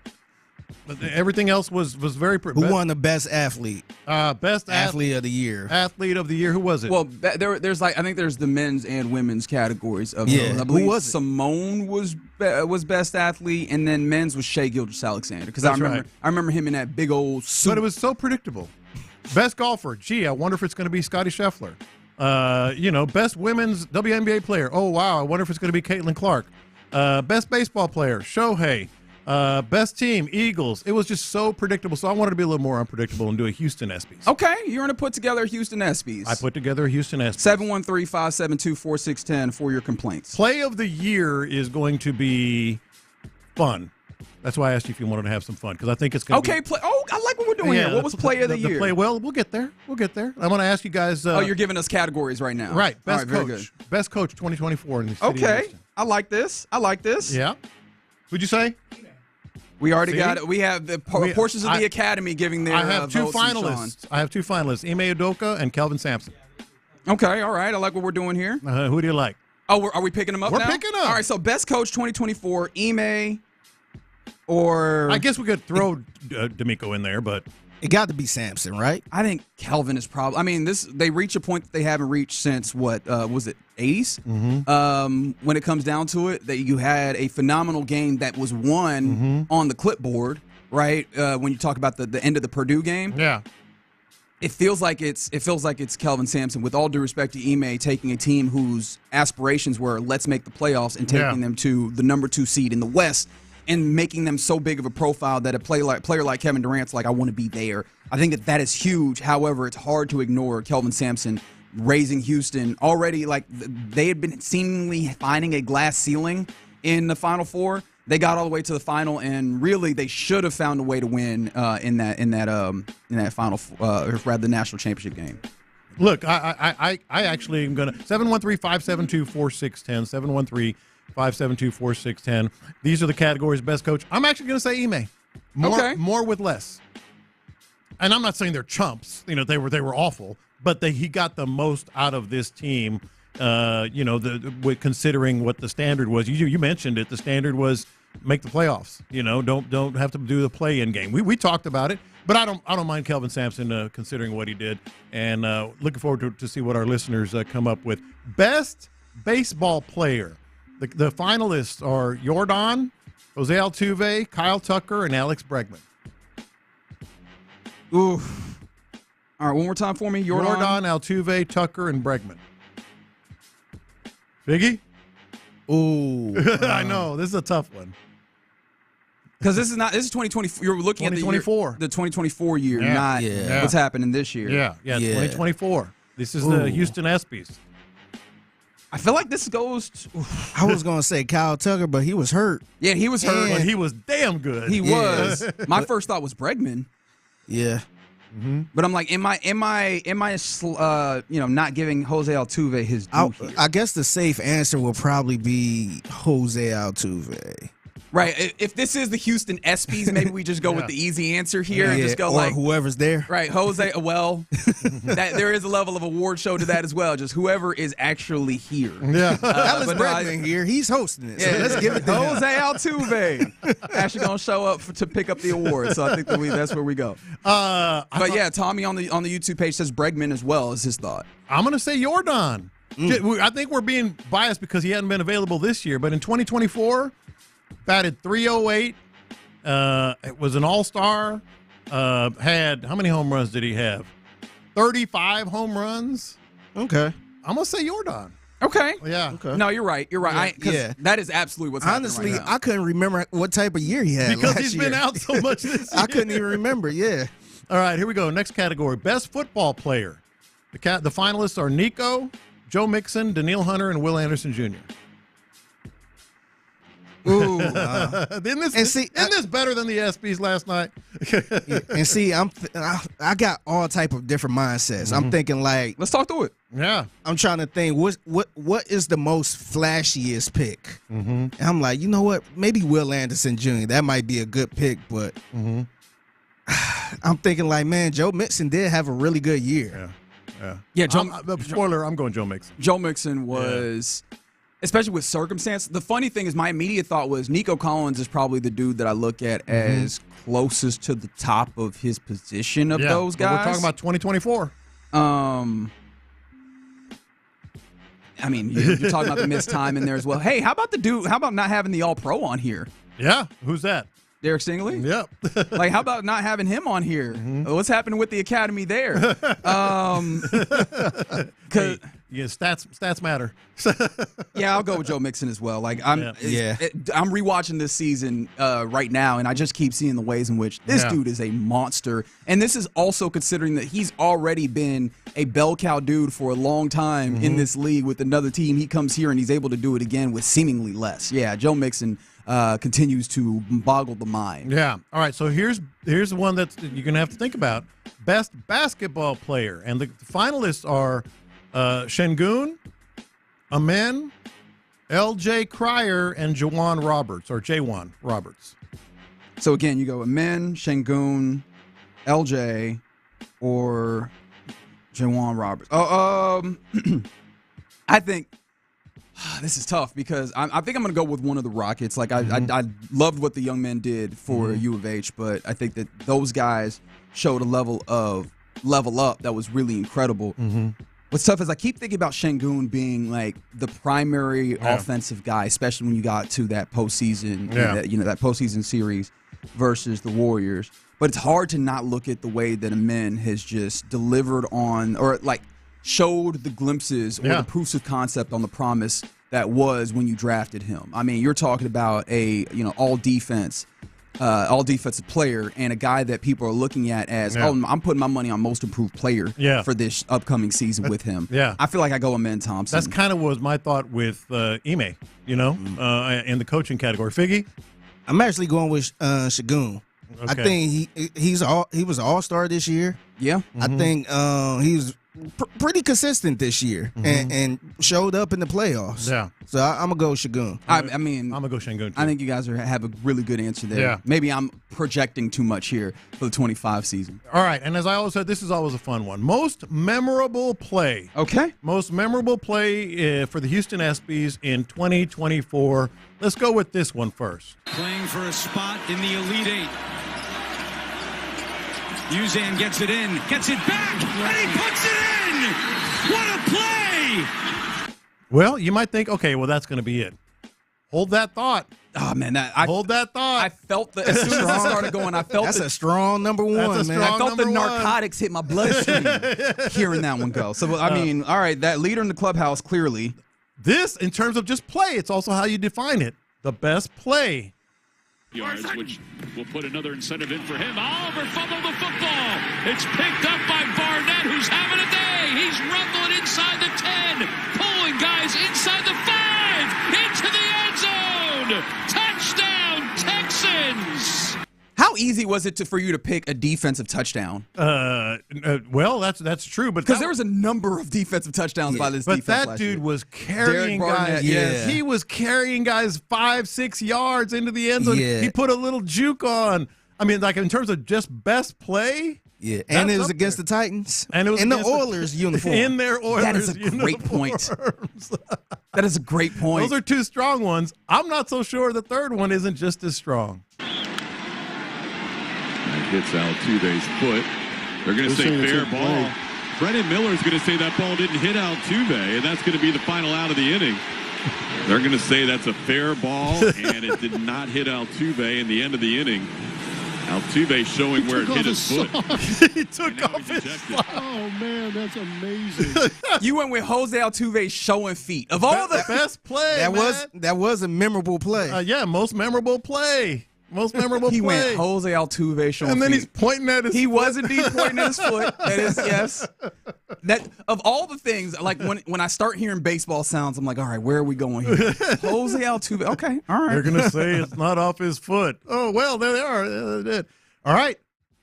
Purdue, Milos Uzan. Oh, that's it? Those are the three finalists. So we're not, and 832 has a great point because I was waiting for this one. We're not, no CJ to Hutchinson against the Chargers. Oh, yeah. I don't know. I think Barnett's play was bigger for the Texans. I don't. It was impressive, it man. Was Watch the highlight. It was impressive. Yeah. I'm not. Check the tape. Don't make me the guy who is downplaying Derek Barnett, right? But that is a huge. Look at you downplaying Derek Barnett. All right. So which one? I'm so partial here of the three that you put forward because we could start going all these. I am very partial to U of H on that national stage, like reaching the level that they had not reached in literal decades. Mm-hmm. And with it being such a clever play that we could easily talk about, like it exemplified all of the Houston things, which is this is a team that is super prepared, that knows how to execute down to the iota or what have you.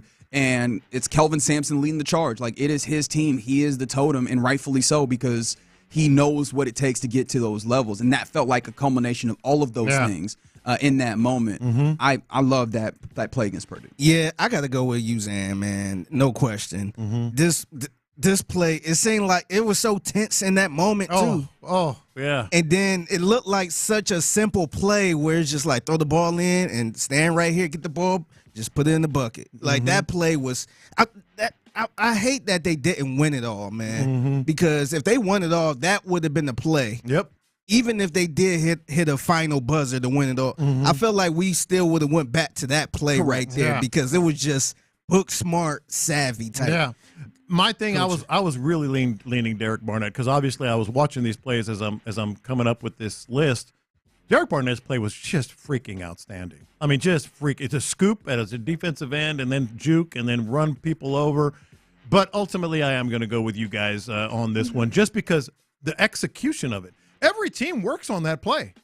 Every basketball team has a very similar play, if not that exact play. They just executed it like to perfection. To absolute perfection, so I'm going to go with that one. The best part about a list or an award show or any of these is the conversation, is the discourse that can be had about how everybody messed up. And so, again, 713-572-4610. Let us know, like, what were the omissions? How did I mess up? How did we mess up on these Houston EPSYs as put together by the OG John Lopez? Already some things coming in from the 832. Barnett was impressive, but this was a playoff game, speaking about the CJ, to Hutchinson, like avoiding tackles and then getting the ball to Hutchinson, keeping that play and that drive alive, and ultimately going and winning. Yet another wild card round game from the 832. Noah Amen, game winner versus the Celtics, comes up from the 832. Şengün dunking on Draymond.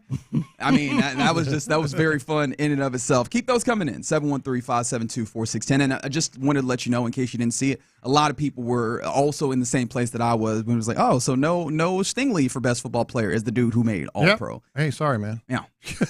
All right. Jalen Green dunking on Cade. That's right, because those dudes dudes had animosity. They got history. He was like, I got something for you. Let's go back to high school. Yeah, on your head top.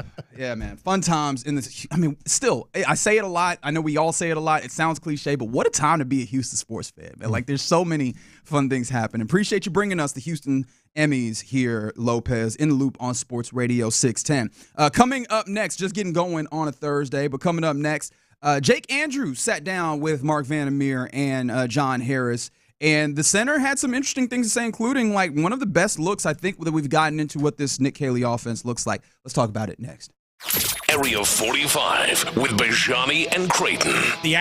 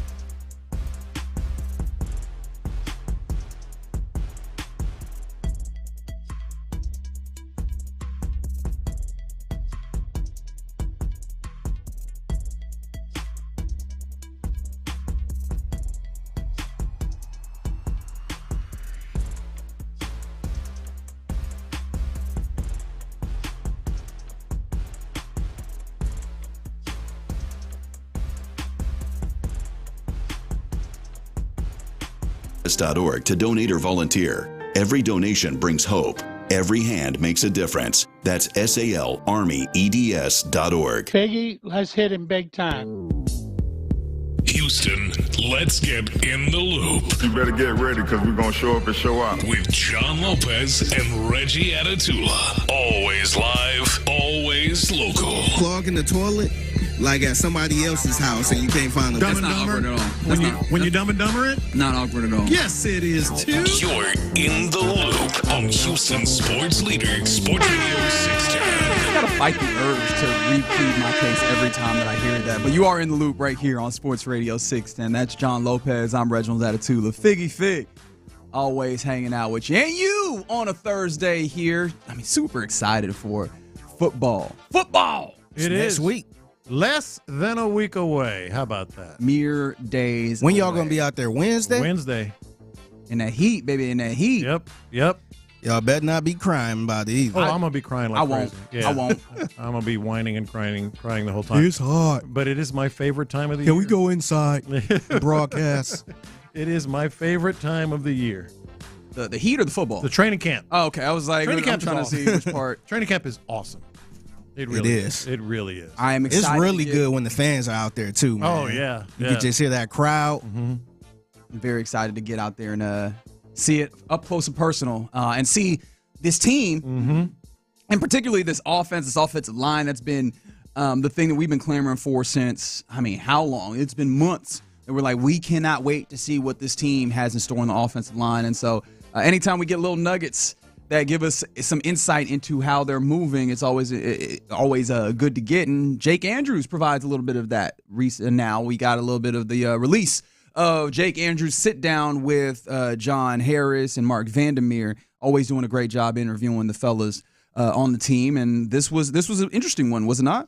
It was really interesting to me. And you know, as soon as we saw Jake Andrews really starting to take first team reps, and they rotated for I guess a day or two at center, but then it became pretty abundantly clear that Jake Andrews was going to be his job to lose, and I think it's still that. I don't even know if I want to go just that far, and we'll get deeper into that as we go. But at the very least, you are right. Like, it feels like whenever they put out what we'd imagine to be the first team offensive line, he seems to be at center, and he hasn't played that many games in the league. However, a lot of familiarity with the offense, and you hear that. The offensive line coach. And the offensive line coach in particular. In fact, let's start there. This is a cut 2. Cole Popovich, and this is Jake Andrews talking about his familiarity with Cole Popovich. Whenever somebody asks me about Pop, the thing that comes to my mind is winning. That's all he wants to do is win. He wants to win football games. He wants to go home, hang out with his family. He wants to come back the next day and start winning again. You know what I mean? Awesome dude. I wouldn't be here without him. And I'll go ahead and say that. I wouldn't say that about a lot of people. There's probably only 2 people I would say that about, but he's definitely one of them. He came to Troy my senior year. I'd been trying since I was knee-high to a cricket, trying to play center. Nobody would ever let me do it, all growing up. And then he finally came in, and I guess he was smart enough or dumb enough, whichever one you want to look at it, and he let me do it. And like I said, without him, I wouldn't be here. He's a great man of God, a fierce competitor, even just as a coach, really smart, very detailed in the things he does. And like I said, I'm very lucky to be here with him and to have been with him in Troy. Let me double down. It is his job to lose. It is his job to lose. Keep in mind, you know, Cole Popovich got the job, got the elevation to line coach. One of the first players they bring in, that dude. To me, it's crystal clear. And I'm not saying that's a bad thing. You know, Popovich had some familiar. I would argue that's a bad thing, at least if you are willing to accept if you want to accept the internal logic that this team has continually given us over the offseason, which is what, Lopez? Competition. Yeah. So the idea, look, there was, and I'm not saying this is exactly like that, but last year, what was one of the complaints that people had about what was happening with this offensive line? It felt like dudes were given the job. And look, I can't really assess Jake Andrews' capability running the system because, one, I ain't seen it, and 2, I have not seen him operate in that. That's one of the beauties of us getting out there on those practice fields and getting an idea and getting actual visual representation of what that is. But if we talk in competition, I I don't know that you, or not even, I don't know. It should not be a coordination ahead of time. Although I will say, I'm giving them the benefit of the doubt and saying that he's not there because I do think that he has had that space. But I think it's also from a perspective kind of similar to what you were talking about with Trent Brown. The familiarity that he already has, I think, allows him to maybe be ahead and also allows him to kind of help get everybody else accustomed to what we're trying to do. I think there's going to be a competition. Of course there is. That's what training camp is about. What I'm saying, though, is every coach has particular players that once they get the job, they're like, I like that guy. I'm familiar with that guy. I know what he can do in this system.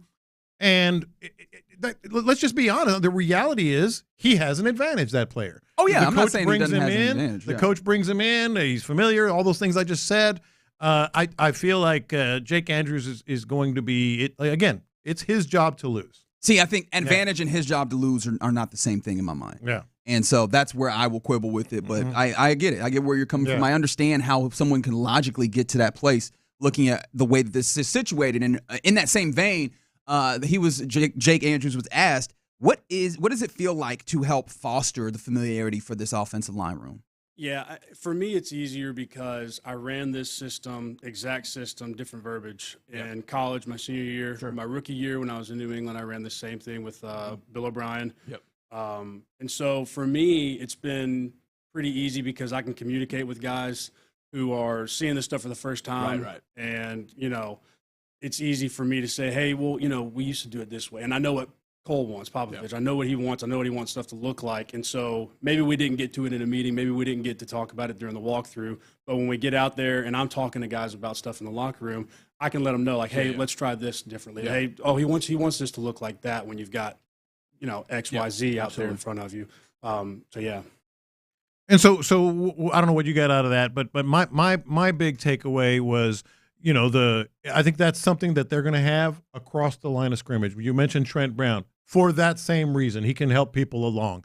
To varying degrees, other players on the offensive line as well. It's very clear to me that the kind of the term phrase of the day when it comes to the Texans offensive line is 5 fingers in a glove.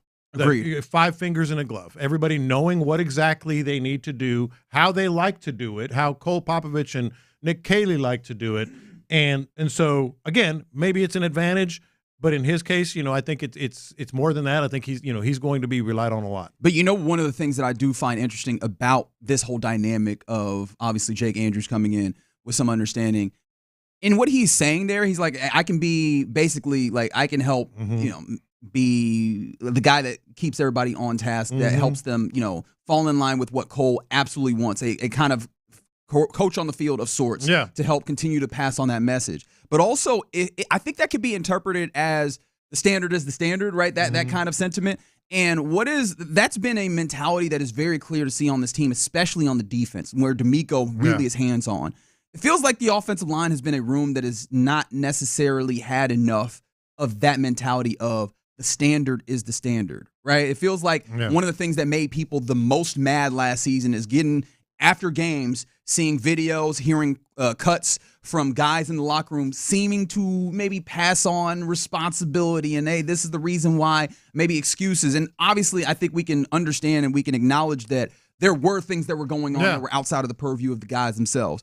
But it feels like what Jake Andrews is talking about here, and hopefully what that ultimately manifests itself as, is these are the things, this is the way it has to be done in order for us to get right, in order for us to be 5 fingers in a glove. Yeah. And I think that if that is an advantage for him, what have you, I think that is something that we've talked about generally, this offensive line room needing is somebody that can help establish that standard and hold accountable all guys in that room.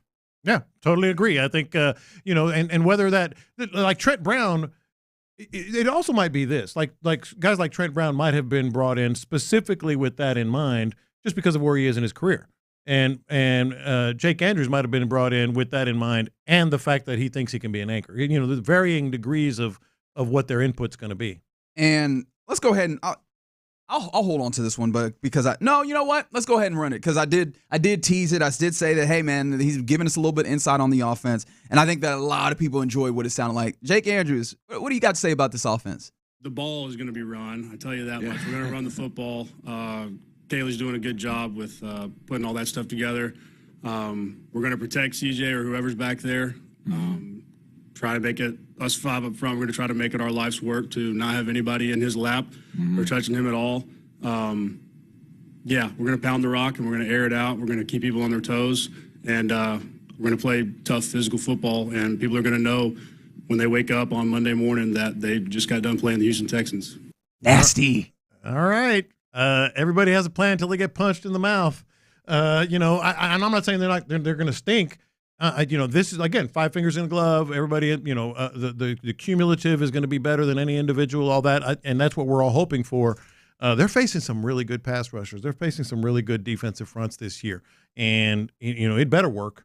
It better work because the entire offense hinges on it. No, for sure. Yeah. And I think you are right to acknowledge the idea. Hey, it's easier said than done without saying that the saying is not genuine. That's not something that we have to engage in. But it is easier said than done. Everybody can say what they would like to do. Are you able to execute it is always the question. Right. There's just something about the way that Jake Andrews carries himself. Oh, yeah. He said that so matter-of-factly that it made me believe it. He's like, no, this is just what it is going to be. And it's almost akin to like Dan Campbell, like, no, we are going to be this type of team. We're going to be aggressive. And even then, like, Dan Campbell is almost a little bit more, I don't know, cartoonish is not the right word, but like animated when this was just like, these are facts.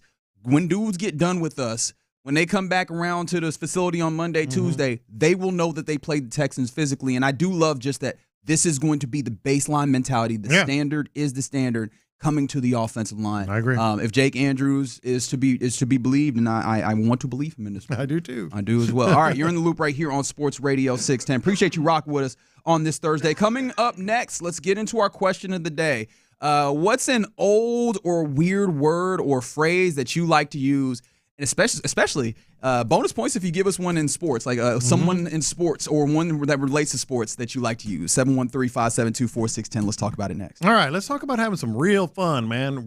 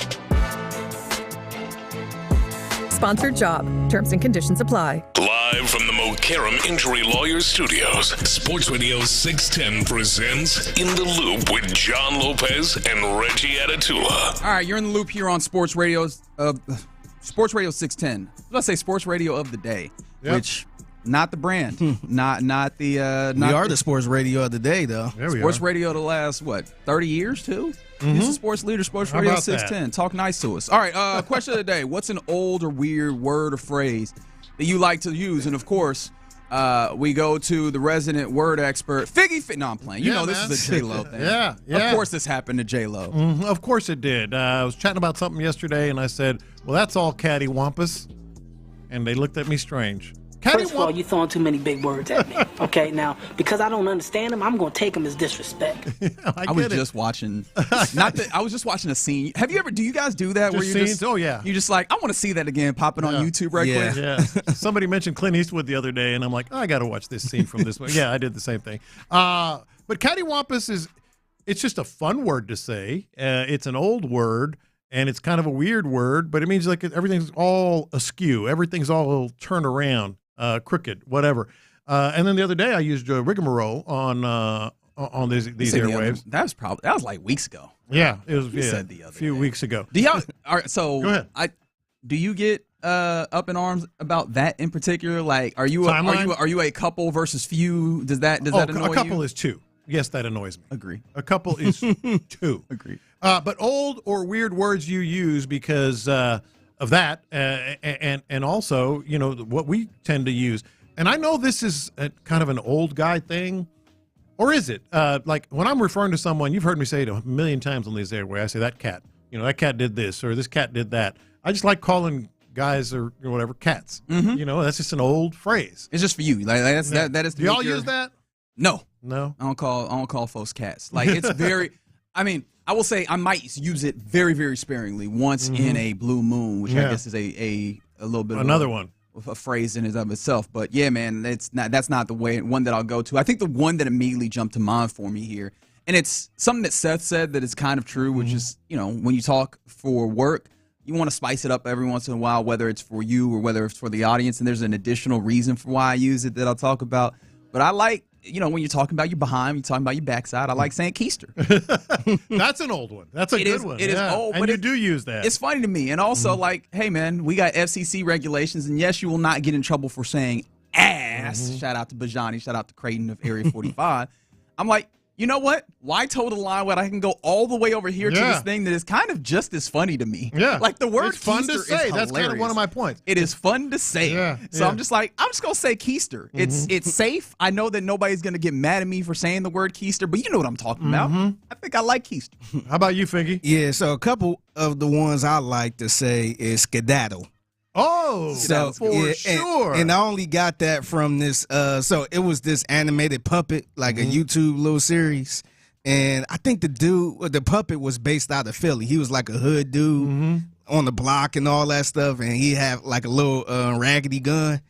And he'll pull it out on somebody. It's like a real puppet. Yeah. And he'll pull the gun out on somebody. And he's like, come on, man, what you doing, man? Like, this my block, man. Skedaddle.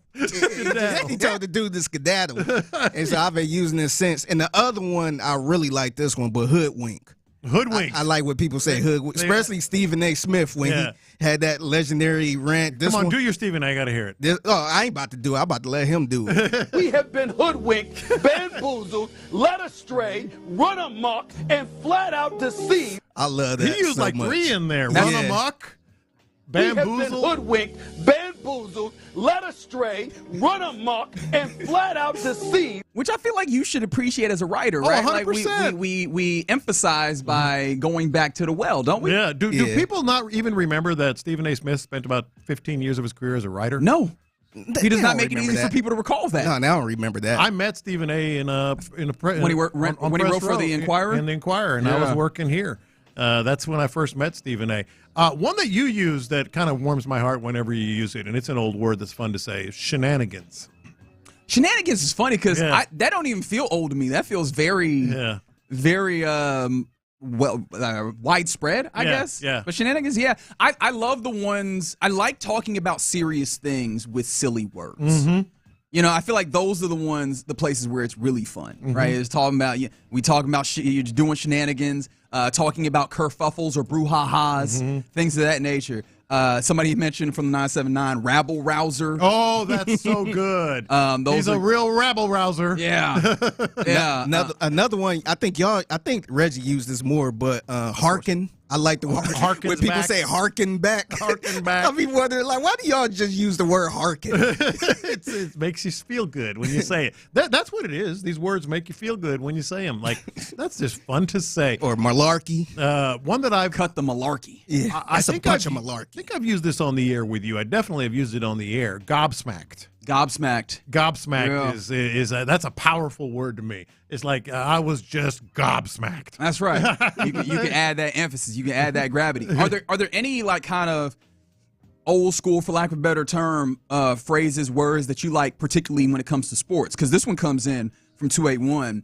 They say can of corn. Dad used it for anything easy, but obviously you think of it when you talk about like just like a pop fly. Yeah, it's a can of corn. That's a can of corn. And that's a good question. Because the one that comes to mind for me is also a can variety, but it comes to boxing. When you start calling people tomato cans. Oh, yeah. Which is That's from like the 20s. That is a huge pejorative, bro. You just leak anytime we touch that you. Dude's a tomato He's can. a tomato can. In fact, it almost makes me want to say tomato. Add that tomato can. Yeah. Somebody said, does anybody say dilly-dally? You damn sure? I definitely do sometimes. Yeah. Lollygag. Lollygag, That's a sports dilly-daggy. one. He was just lollygagging around out there. Yeah. Some other ones that come in, someone said whatchamacallit they use. Someone said they still say right on. All right, I see you. Groovy. Black Panther, groovy. Yes, very 70s. Groovy. From the 346. Oh, now, if we're getting into the realm of the quaint folksy, especially when we get to insults, here it is from 346. Old phrase I still use. You so smart, you don't know your butt from a hole in the ground. That is, wow. And then I've never heard of this one. Have you guys heard of this from the 832? Brother-in-lawing, rather. Oh, for sure. Not going hard in tackle drills? Oh, I've never heard of that. Don't brother-in-law him. Yeah, we used to, my coach used to say that all the time. Like, you know how when you're doing a tackling drill and you just kind of like, whatever, you just kind of hug them, to do the drill. They're like, hey, don't brother-in-law that guy. I have never heard that in my life. Yeah. The other one, and this, I don't know if this is good or bad or whatever, but when I was playing baseball, I had a baseball coach, and we'd just be, kind of hanging out with each other in the outfield, catching fly balls and stuff, like 3 or 4 of us in a group. And our coach would always go, well, because we were all Hispanic. Oh, no. All right. ISO! We were all Hispanic. They put my hand by the dump button. And he would say, break up that LULAC meeting. Okay. All right. That is. Break up that LULAC What meeting. about this one? I don't know if this is just regional, but when we used to play backyard basketball, and you know how you throw the ball up and you catch it yourself? Yeah. You just kind of do that. It's considered travel, right? Yeah. Yeah, considered travel. If you yeah. walk, But we used to say broke. Oh, no, I have not heard that one. Yeah, personally. yeah. So we wouldn't say, oh, you travel. If you throw it up and you catch it again, we'd be like, broke. Our ball. No, you broke. Yeah. We're getting generic words out here. Skylarking, lackadaisical, ruckus, scallywag. Oh. Bring the ruckus. He's a scallywag. That is. Ball head, scallywag. I feel like this person sent in dynamite, but I feel like it's probably dynamite. Like I feel like we're going full JJ from Good Times. Another O-line life from back in the day. This was before my time. Jive Turkey. Jive Turkey just came in. Jive Turkey. Yeah, shout out to the Ohio players. There you go. All right, just some old words, old phrases. Stop jiving, man. You over here jiving. Gallivanting is a good one. Someone said gallivanting. lemonading. I ain't never heard of that. Well, that one I have not. Just kind of chilling around, not doing a ton. Yeah. All right, appreciate you getting involved in the question today here in the Loop on Sports Radio 610. Coming up next is getting to Around the NFL, where we're starting to get a little movement when it comes to second-round draft picks, when it headed into the training camps in the NFL. We'll talk about that next. Payne and Pendergast. The All-Star break was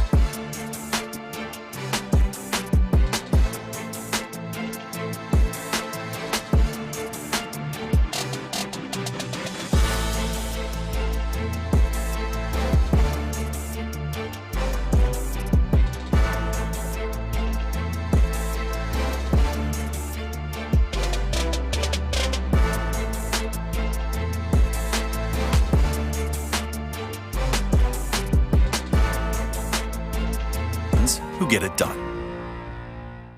KILT FM HD2 Houston. Insider access, exclusive content. Sports Radio 610. The Texans play here. An Odyssey sports station.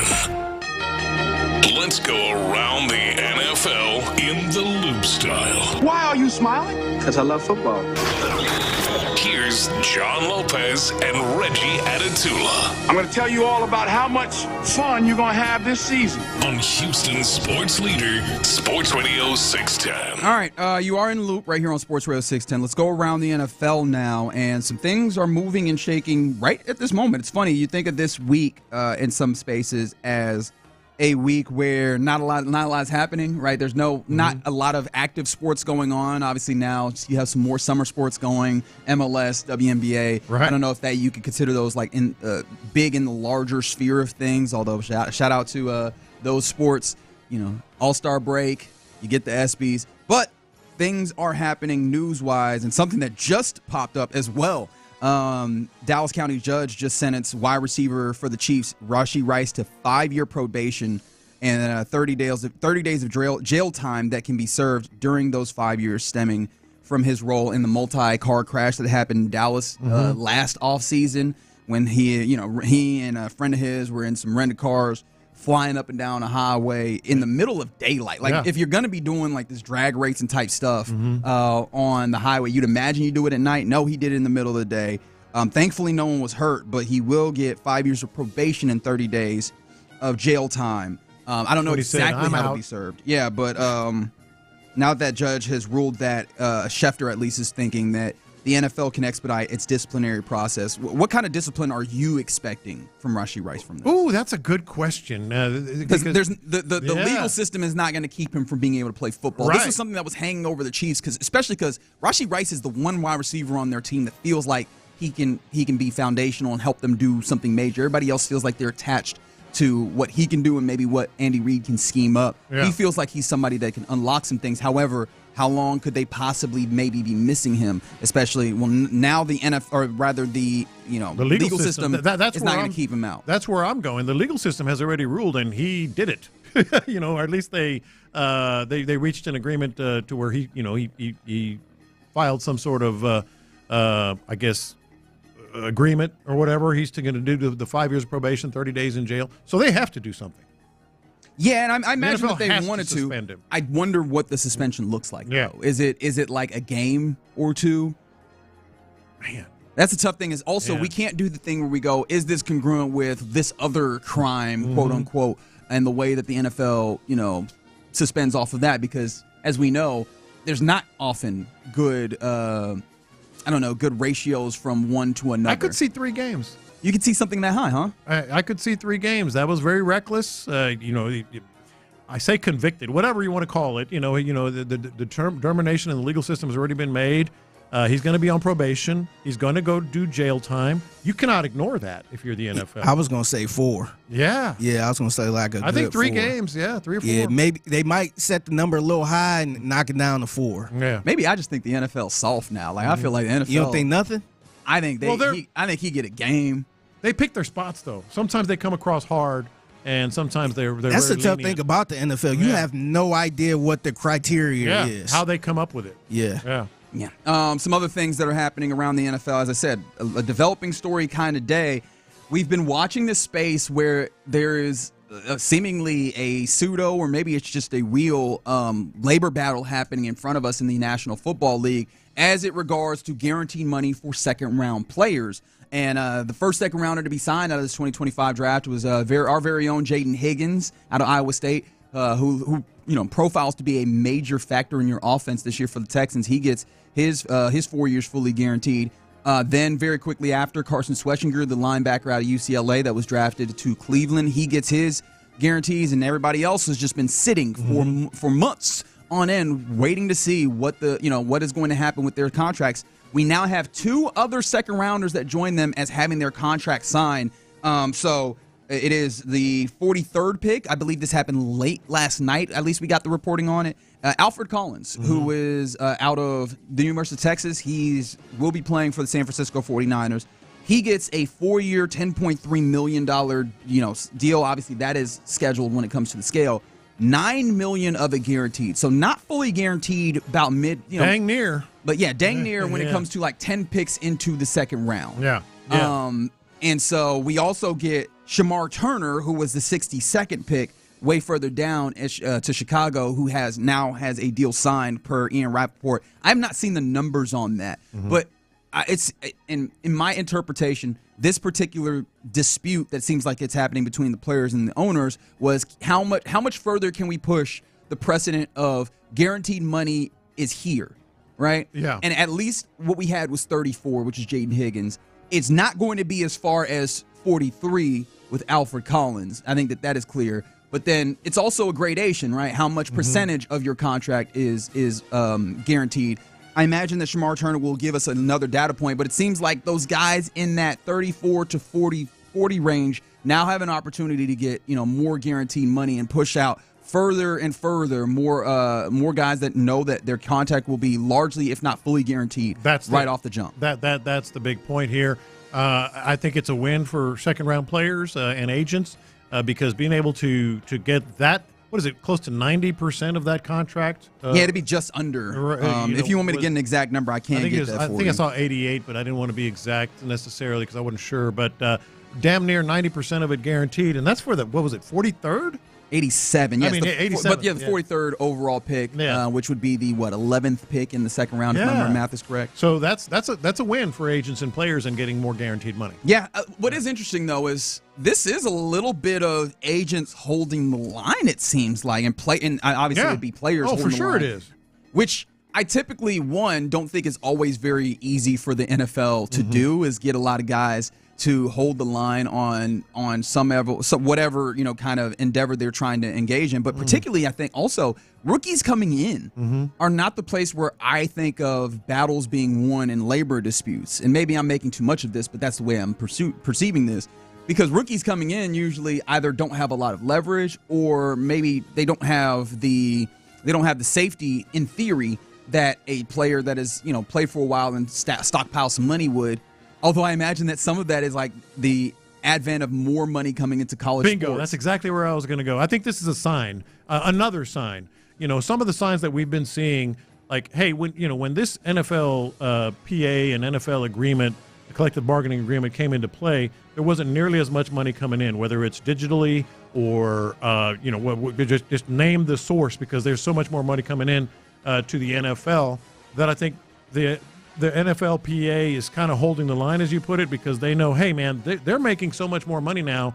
We need to start seeing some of that. Now, it's not part of the agreement, so they have to do it in just the negotiations. And, of course, the CBA often happens when it comes to percentages, right? So there is a level of uptick, but, what percentages are they getting? Relative is something that you want to get. But, yeah, I think that is interesting, not just that the NFLPA has some level of cohesion on a smaller scale, which you imagine is a little bit easier, but two, for me, the portion of the now, union, the portion of the union that I wouldn't anticipate giving you that kind of lockstep, seemingly giving you that, it seems like you have more, more buy-in in your group. And that would seem to bode well for the PA in going forward in labor negotiations. Yes. But at the same time, they have this massive scandal that is happening over here on this other side. We talked about Paulo Torre and Mike Florio kind of working in tandem to expose the one labor grievance that had happened that they had brought to a arbitrator about the potential of collusion amongst NFL owners. Well, a second kind of grievance ruling that has been concealed by both the NFL and PA in tandem seems to maybe give some more insight into what's happening there, and I think point more to a problem that the NFL Players Association seems to have. It seems like there was a if you'll remember on, I believe it was the Ross Tucker podcast, J.C. Tretter, who was previously the Players Association president and now serves in like a senior advisory role. Yeah. When he was the president, he was on Ross Tucker's podcast a couple years back, and he was talking about, kind of the advent of guys faking injuries, so to say, quote unquote, wink, wink, in order to, not, use that as a level of leverage when it comes to, negotiation with their teams, whether that's not, just where they would not want to play, where they would be forced to. And this was taken to arbitration, as a lot of grievances are amongst these two sides of this collective bargained agreement. And in theory, it seems like, J.C. Tretter lost now with the paperwork that we saw, but this is a loss that, one side, the winning side, in this instance would be the NFL, you would imagine that they would put forward, that they would let get out so that, there's a level of, hey, there's precedent here, hey, look at us, we've won or what have you. This was also buried, and so some people are maybe hypothesizing that this side, this burying maybe has something to do with the other burying of the other well, they grievance. hypothesized correctly, it seems like. Go ahead. Yeah, the additional portion of this now is that the NFLPA has fired the arbitrator that ruled on this J.C. Tretter fake injuries comment situation, Sidney Moreland. Because it is worth remembering, the arbitrators are hired and agreed on by both of these sides. Right. So in theory, all of these arbitration rulings, there's a little bit of a thumb on the scale. Now, I guess the idea... In terms of who brought him up, who recommended, et cetera. And the idea is both sides also get to decide on the arbitrator. So you would say that makes it fair, but also that means either side can decide, hey, we don't really want this guy, and that can maybe make you lose your job in a way. So it's all very interesting when you talk about the labor negotiations. But for me, what it points to is J.C. Tretter at the top, and not just him, like whoever, the director, and maybe even, I don't know if it goes as far as the executive council, because sometimes it does not seem like they have all of the knowledge of what's happening here.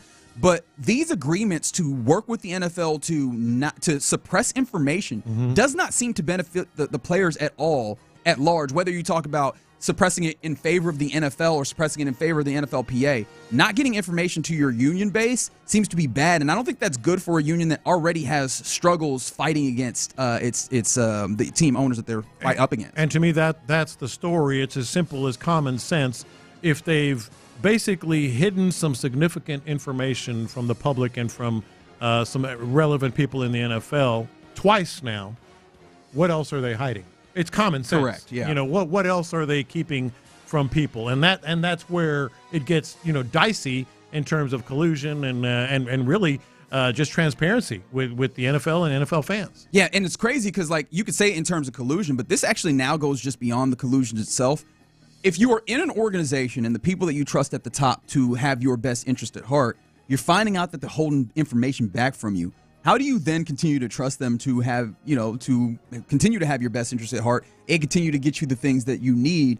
And that's on top of all of the other issues that are already at hand with the Players Association, where, yes, from the text line, 929, the average NFL career is just over 3 years. Hard to get everyone to make sacrifices. No, that's true. Especially when not all players are made alike. There's some players that are, they're superstar quarterbacks that they are in a class on their own. There are other quarterbacks who are maybe not superstars that kind of operate in a different manner. There's the star players that are not quarterbacks. They operate in a different space. And then everybody else kind of operates in this different space as well, where they are, they're more paycheck to paycheck than anybody else of the bunch. They all have different wants. They have different needs. It's the biggest of the sports unions because there's just more players. And so you already have all of these difficulties trying to get everybody to sacrifice or pull in the same direction that all have these disparate thoughts and needs. And now at the top of this, you have to be worried about, are you working for us as all of us have different needs? Are you now also considering the NFL's needs? No. That's the story is like, what are you getting out of this? Why are you doing this? And why do you have other people's interest instead of ours? This is ultimately, and I'm not necessarily making a prediction here, but this ultimately could end in the entire NFLPA hierarchy being ousted, being fired. In essence, you don't have our best interests in mind. We need someone who does. Because you've already hidden, as I mentioned, you've already hidden a couple things. What else are you hiding? And I thought you worked for us. That's what I think is going to happen. Yeah, I'm personally very intrigued by the way that this continues to go. Is the NFLPA in the NFL's pocket too? It is a very, very good question to ask. I don't have a good answer, but I feel like you should probably be able to say no very quickly in the best case scenario. But you can't. Yeah. Some other things that are happening around the NFL. Von Miller, pass rusher. He's still around. A&M alum. He's still around. He will join the Washington Commanders on a 1-year deal, according to sources. So he will join the Commanders. And I immediately thought the conversation that we had yesterday about Terry McLaurin, he got to be looking around like, okay. Yeah. So you got money to bring in Von Miller, huh? He's going to get his. I'm convinced. And this is just another example. They're doing everything they can to make that run this year. And Von Miller's not going to be super expensive. He might be, he's just going to be a role player. They'll take care of theirs. Do you like this addition for the Commanders, bringing in Von Miller? I mean, he signed that 3-year deal, pretty big money with the Buffalo Bills, and the first season he got 8 sacks, but the last 2 he had 6, and I don't know how impactful it felt like he's been with the injuries as well. I don't know how much I do this deal, but I guess if you're just like throw in another piece to see if you add into the team and what you're trying to do there. I think he's not just going to be a role player; he's going to be a very particular role player. And you mentioned his career. I don't have his numbers in front of me. It sounds like you do, but I thought he had that bad second year, but I thought he was okay in the moments that he played his third year, right?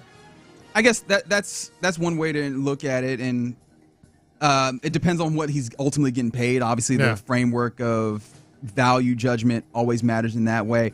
Played 13 games last year and had 6 sacks in that last season. Right, very particular role. Yeah, very sure. It was very true. All right, that's it. You're in the loop right here on Sports Radio 610. That's around the NFL. Appreciate you hanging out with us.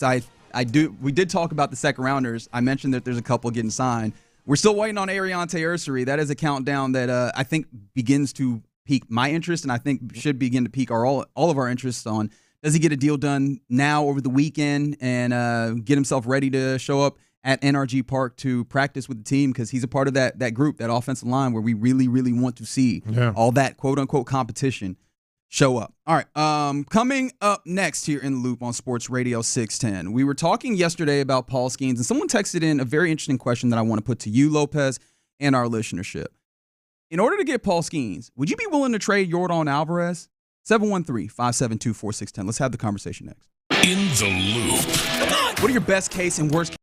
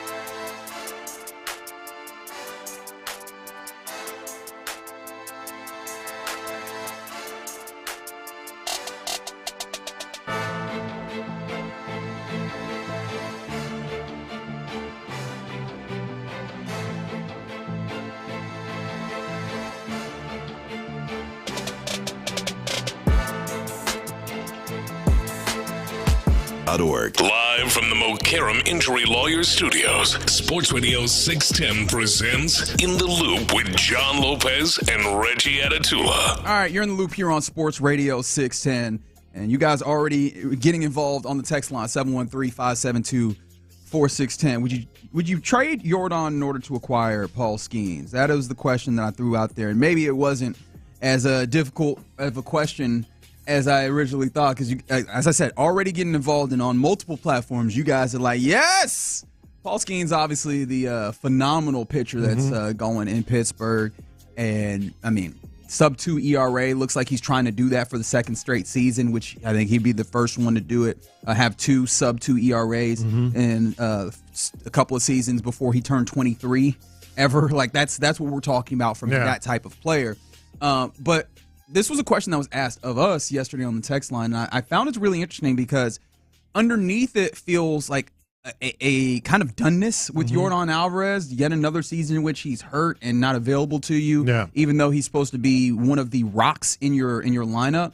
And so, Lopez, what are your underlying feelings with just the thought of trading Yordan, especially if you could bring back somebody like Paul Skeens? I don't think it's that easy. But you're right. The text board and Twitch and YouTube is like no-brainer, Yordan for Skeens. For Skeens, absolutely. Yes, I would, et cetera, et cetera. I think there's a little bit of recency bias. No-brainer. No-brainer. And I don't think that would be a deal that would go straight 1-for-1 in that instance either. Because of the control of Skeens?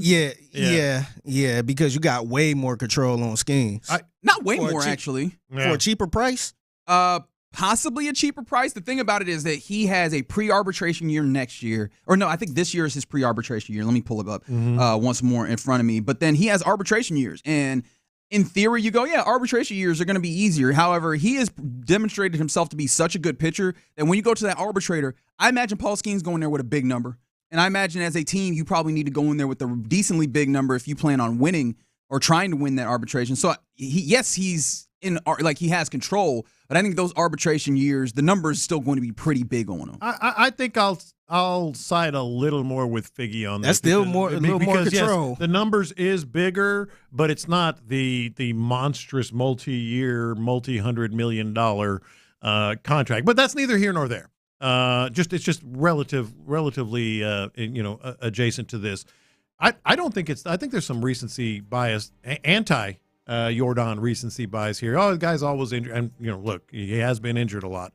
And he's not playing this year. Are you forgetting that, what this guy does at the plate? I get, pitching wins. Skeens is next level.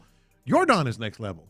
Yordan just flat out, I was sitting in the outfield when he hit that home run in the 2022 World Series and pretty much clinched everything. And this guy is amazing. I don't think it's that close. I would have to think twice about it at this point, depending on how you feel about your pitching. I don't know about you on this. Yeah, and that's the thing that's interesting to me because I understand where we are with the Astros and their pitching, right? They've got a lot of dudes who in theory can do the job, but none of them show them up to work because of injuries. And Paul Skeens is a top of the rotation guy, top of the league guy when it comes to pitching. So don't get me wrong here, but another portion of this that I think we have to consider is where are your bats if you're starting to excavate even further from one of the dudes supposed to be foundational? Now, a fair retort would be, where is that bat right now? We're talking about a question that is reasonably thrown up there. I think Chandler Rome in one of his latest dispatches talked about it. Is he even going to be back for the remainder of the season? Like, when, if at all, does he return? So, that also hurts you, but that's a guy that's still feared amongst the league. I mean, we were talking about, a player poll that happened this season where he's still getting love as he's not actually playing because he puts fear into the heart of pitchers in that way. So that was the reason why I brought it up. But I'm intrigued to see how many Astros fans are in a place where I'm just done with him because I can't depend on him being out there, even though when he's out there, he is a monster. The other part of this is not just what would you do, what would the Astros do? And as much as I would give a lot of thought to anything along those lines and maybe even side toward keeping Yordan, I think the Astros would jump at it.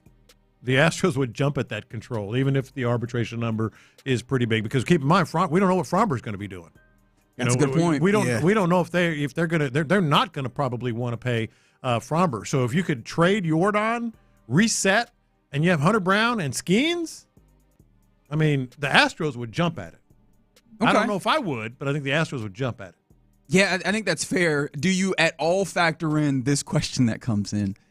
And I already feel bad bringing it up. I feel like you know where I'm going to go. As soon as Paul Skeens gets here, they say, from the oh, Lord, I do. A little TJ? They mentioned TJ? They didn't mention it explicitly, but that was the idea. Mm-hmm. That's the idea. From the 832, Jordan won't be a Hall of Famer. Skeens will. Rocky on the YouTube, please. It is that easy. Jordan has never seen a season like Judge, like Kyle Raleigh, like Soto. He's just a good hitter, well above average, no superstar. Lopez stuck on what he's done in the past. See, do you know what he's done in the past? See, like the last part he said, I kind of disagree with that. I think the issue is his injuries. Mm-hmm. Like, can he give us a full season? Yeah, or a couple full seasons, man. Yeah, that's my only question. I feel like we're gonna have that conversation at some point. Mm-hmm. Like, can we get a healthy Jordan all year? No, look. The fact that we can even kick this around is interesting to me. But this guy has been just freaking outstanding, especially in the postseason. I mean, just year after year after year. Now, of course, an additional wrinkle in this question is that it would not be a 1-for-1. It would have to be. You'd have to give up more. And again, I think that the bidding for the Paul Skeens, that's going to be really, really tough to win. But I think also the reason why this, I guess, got stuck up in my head is that what else are you also pairing with Jordan? And then what does that leave for you to cobble together a lineup? Because this lineup, as of right now, they are doing this by just real timely and clutch hitting, but not necessarily great hitting. Yeah. And so if you take Jordan out, not just obviously this year he's taken himself out with injury, but over the next few years, the possibility of him, where do you also replenish that with? Do you have the young guys to then say, well, okay, we're going to get more hitters that slide into this lineup? Because this team wants to continue to be in contention. And if you have Paul Skeens, that's what you would want to do as well. Well, sure. And Paul Skeens and Hunter Brown would be just outstanding. But there is an argument to be made when healthy. And again, I get it. It's not a good time to be bragging about Jordan Alvarez. Yeah, it makes it very tough. This is bad timing, all right? Yeah. But there is an argument that has been made the last couple of years that Jordan Alvarez is one of, if not the most dangerous hitter in baseball. Flat out. 100%. Flat out. The most dangerous hitter in baseball, maybe top 3, maybe top 5. He's in the conversation. You want that on your team. You absolutely want that on your team because of his clutchness as well. So it's interesting. 713 Alvarez was stinking before he went on the injured list. Is that who he is, or is he was injured prior already. Seasons? My view. My view. I think the other thing to look at too is we've seen the injuries issues the Astros had this year. Mm-hmm. Is he gonna go somewhere else and not really be that Jordan that never really go through the injuries type thing? I hadn't even thought about that. That would hurt, man. That's what I'm saying. He finally played 162. I know people don't play 58 or whatever. Yeah, he don't miss time for injuries. Mm-hmm.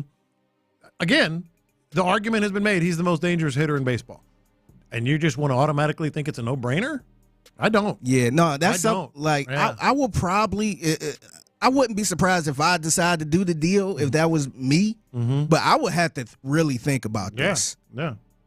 Yeah, I wouldn't sit in a limousine. I'll say it that way. I would be like, 100%. I had to really consider this. Yeah. No, fair enough. It just feels like Jordan is supposed to be foundational what this team is doing right now. And again, I think the Skeens is probably the one that makes it go, oh, yeah, I definitely want that particular guy. But I wanted to get to the underlying feeling of how people feel about Jordan right now. Would you want to move on from a dude who is, 27? Yeah. Or 28, rather? And yes, he's had injury issues, but has been that dominant hitter. Like, are people willing to get out of the Jordan? Sounds business? like it. And I'm kind of a little bit interested in how much people feel this. But it seems like there's more people coming in on the back end of this for saying no. From the 713, not even a discussion. At this point in his career, Jordan is not tradable. Again, 28-year-old masher, and when he is healthy, which again is a big caveat, he is very, very dangerous. I don't know. I found that to be interesting as we end up headed into the second half of the season. Chandler Rome, who I mentioned earlier, he kind of put out his second half storylines to watch, And another thing that he brings up is, again, headed to the trade deadline, do you prioritize pitching or a left-handed bat during the trade deadline? For now with the Astros. Yes, now with the Astros. Oh, pitching. Pitching. I don't know what the confidence level is with you guys, but I'm losing confidence in McCullers fast.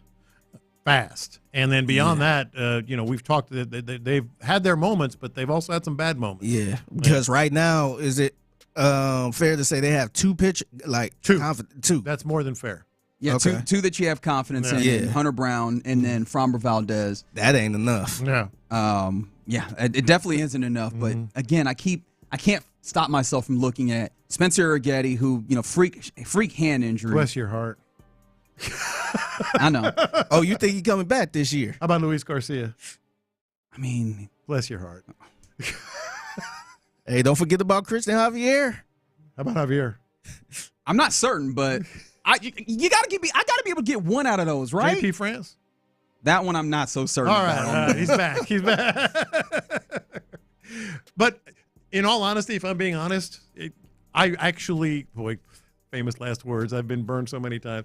I actually do think Luis Garcia is going to come back. I do not. You don't? I actually do. I actually have to see maybe 2 or 3 starts in the big leagues for me to be like, okay, I think he's back now. I'm such a sucker. I actually do think he's going to come back. Man. I mean, but bless my heart. Setback coming soon. Yeah. I don't like how right you keep being about this. That's the part that really hurts me. We'll see what the Astros look like when they return to action tomorrow against the Mariners. A big 3-game set to start off the second half of the season. I believe Brandon Walter will be on the mound for you going there. And again, that points to what you're talking about. The pitching is going to be a place to watch throughout the second half. Brandon Walter and then McCullers. Another data point to tell us, whether he also just needed. When we get back to Hunter Brown, crossed. hey, we need to get back to Hunter Brown from. Yeah. And shout out to Ron Hughley saying trading Jordan for the Astros is an insane thought. No chance for this team. We'll talk to him a little bit later once we get close to that. All right, you're in the loop here on Sports Radio 610. Coming up next, let's get into what's popping, including let's salute a former Texan who we learned passed today. We'll do that next. The Drive with Stoerner and Hughley.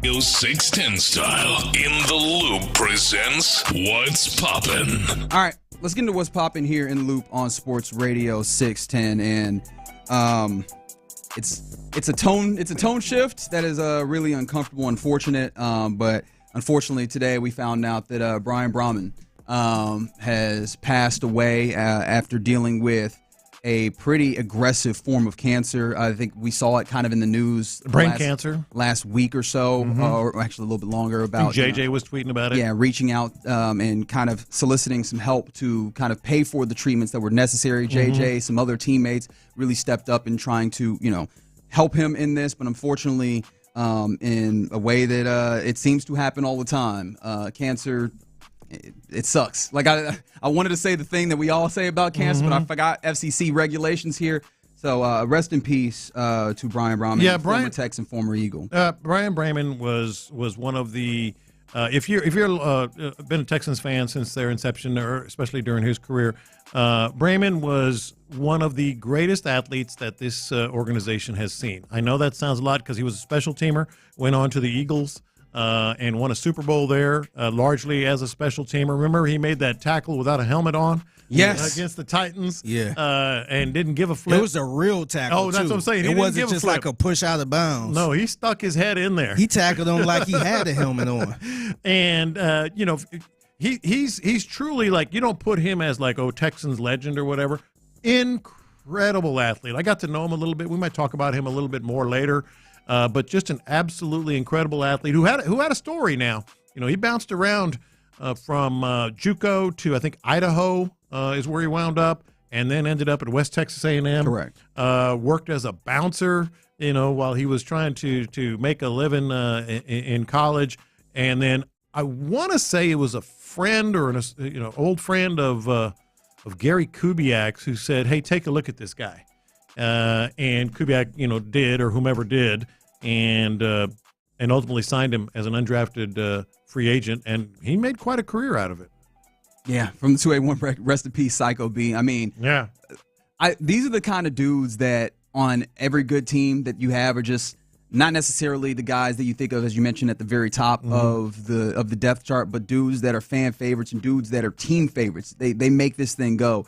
And have that long hair. Yes, and a very particular personality. Actually, I'll go ahead and play the audio here. So this was I think last year on the, what was the name of the podcast again? Fig. This is the Raw Room. This was them talking about Brian Brahman and a pregame speech that he gave.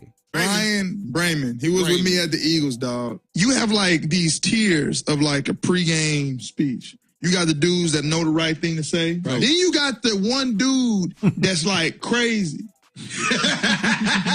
Oh yeah, and the coaches know, he's the crazy dude. They let him do him. And they let him go and they do the speech once. And the worst thing you can do is win that game. Oh yeah, because then what they gonna do? They gotta bring him back. And then they gonna be like, he's gotta go even harder this time. Thanks. Bro, by the 10th game, Brian was like, we gotta go out there and eat their children. I'm like, I want that on my team. I want Jason Momoa on my team. I'm like, I'm just trying to win, bro. He said, I want to rip their heart out, put it back in, rip it out again. Mail it to their wife. I'm like, bro, We're just trying to win a football game. All I want to do is play football. He was something. And I mentioned his athletic ability. I don't know how I ended up chatting with him several times when he was here and got to know him a little bit. I wasn't a friend or anything, but I got to know him a little bit. He had an incredible story, an incredibly well-liked guy. Yeah. So rest in peace to Brian Brahman, 38 years of age, passed away after a 6-month battle with very aggressive, what would you say, brain cancer. Yeah. Texan and Eagle, always in our hearts. Some other things that are popping. Lopez, I know that you've already been very invested. It's on the TV here, the British Open going on. Let's go, baby. It is the first thing I did this morning when we got on air is let's put that sucker on air. The final major. I know everybody's been chomping at the bit to see who my picks are. You've probably been texting each other. Cricket. Ain't nobody. Dude, I'm good at this, man. But ain't nobody asking. Hey, people weren't chomping at the bit. Check the tape. Check the tape. I ain't saying you ain't good, but people ain't chomping at the bit trying to. Let me get. I gotta tune in to see his picks. You're dang right. Ain't nobody doing that. I appreciate you. No, it's final major of the year. I have just for the record, put it out there. I do have Rory McIlroy, who's struggled a little bit since the Masters, but I do have him on my board just because this is one of his home court. He kind of grew up here, played here when he was 16. Also, Victor Hovland, also Justin Rose, and my long shot, Maverick McNeely. Tell me everything you know about it, Maverick McNeely. His name is Maverick and McNeely, and I think he plays golf. Yeah, I think he's a man.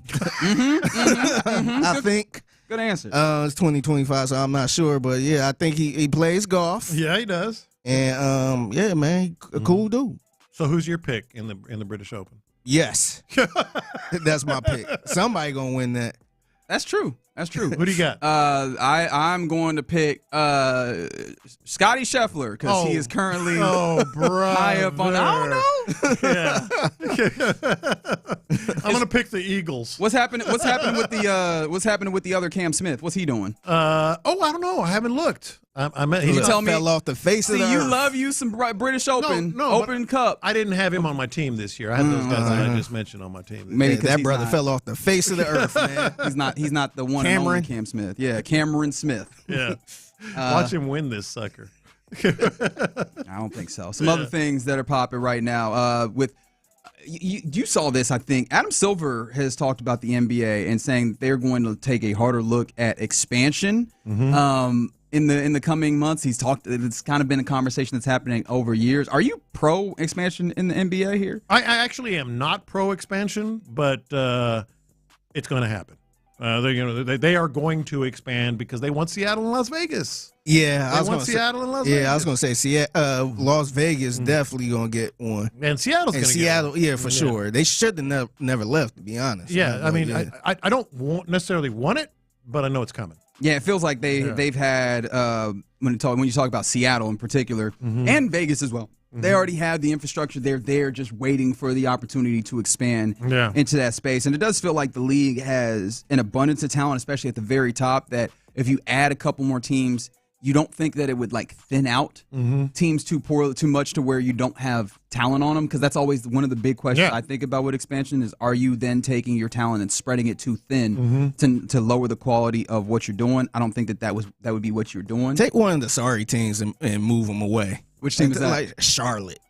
Charlotte? Yeah. They don't need – look, they've been pathetic the last 20 years, Take man. Charlotte. Yeah.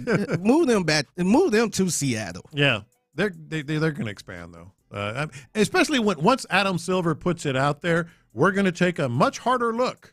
Well, he's already put his butt out there. Like, we're going to take a harder look at expansion. So if it doesn't happen, then he kind of looks bad. They're going to expand. It's going to be Seattle. It's going to be Las Vegas. I mean, it's a done deal. It's a wrap. Okay. Yeah. I don't disagree. Yeah.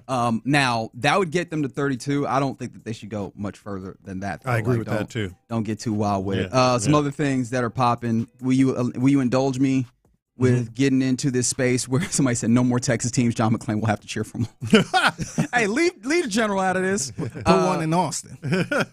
Did y'all see this thing that happened on social media yesterday? Oh my god! At the Coldplay concert? I was hoping it was staged, man. I was hoping it was staged. It was not staged. I am just so in on this, and I feel so Go ahead then. about it. You seem to have really jumped in on it because the internet is damn near breaking. So if you don't know what happened, Coldplay concert, and I thought it was like a PA guy, but it was actually somebody on stage, one of the Coldplay singers. Chris Martin or whatever his name. Chris Martin. Yeah, I do love that he goes one of the Coldplay singers. That is the lead singer, Chris Martin. I don't know the individual. I know Coldplay. Some people look at him as a legend. I could not name him until I saw it on the internet. But anyway, he actually started. Do you have the audio? Yes. Let's play it. Yeah. Oh, look at these two. All right, come on. You're okay? Oh, what? Either they're having an affair or they're just very shy.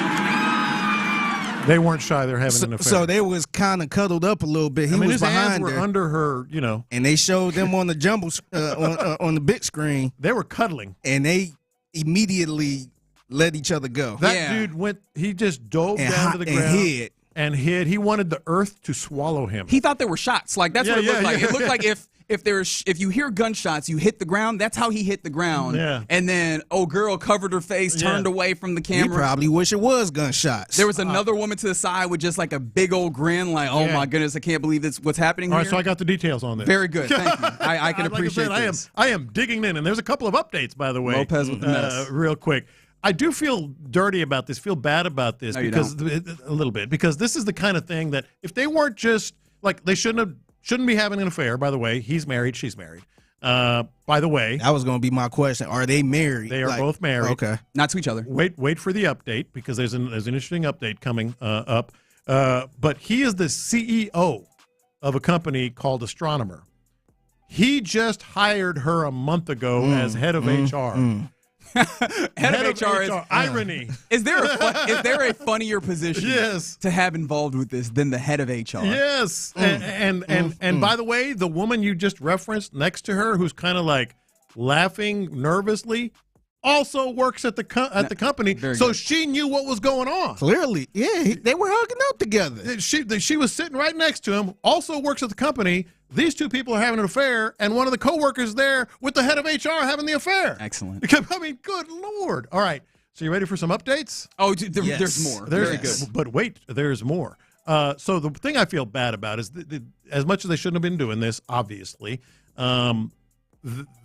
social media immediately started finding the wife of the CEO. Of course. Which is nasty business. Exactly. This should all be done. That's why I feel bad, because this is all, as bad as it was, should all be done how you want to deal with it, privately, without the entire world knowing about it. So the wife, they posted all these videos and everything else on the wife's Facebook page and TikTok.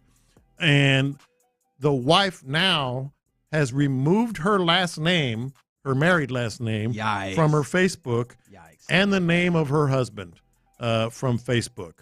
But wait, there's another update.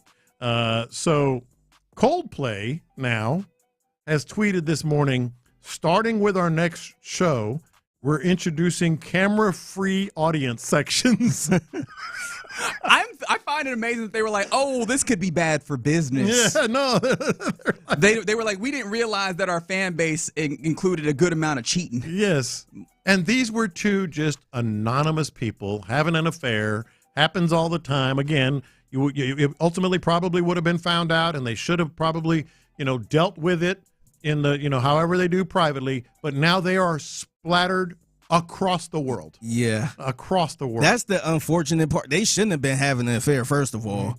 But my thing is, dog, y'all out in public hugged up. I want to know the story with the coworker that knew it was going on and is sitting right there with him as he's like all up on her. Hey, ain't nothing we can do about that one, man. If they together, you just got to roll with it, especially if y'all cool. And here's the last thing that I thought of. They had to walk into work today. Both of them. I'm working remote right now.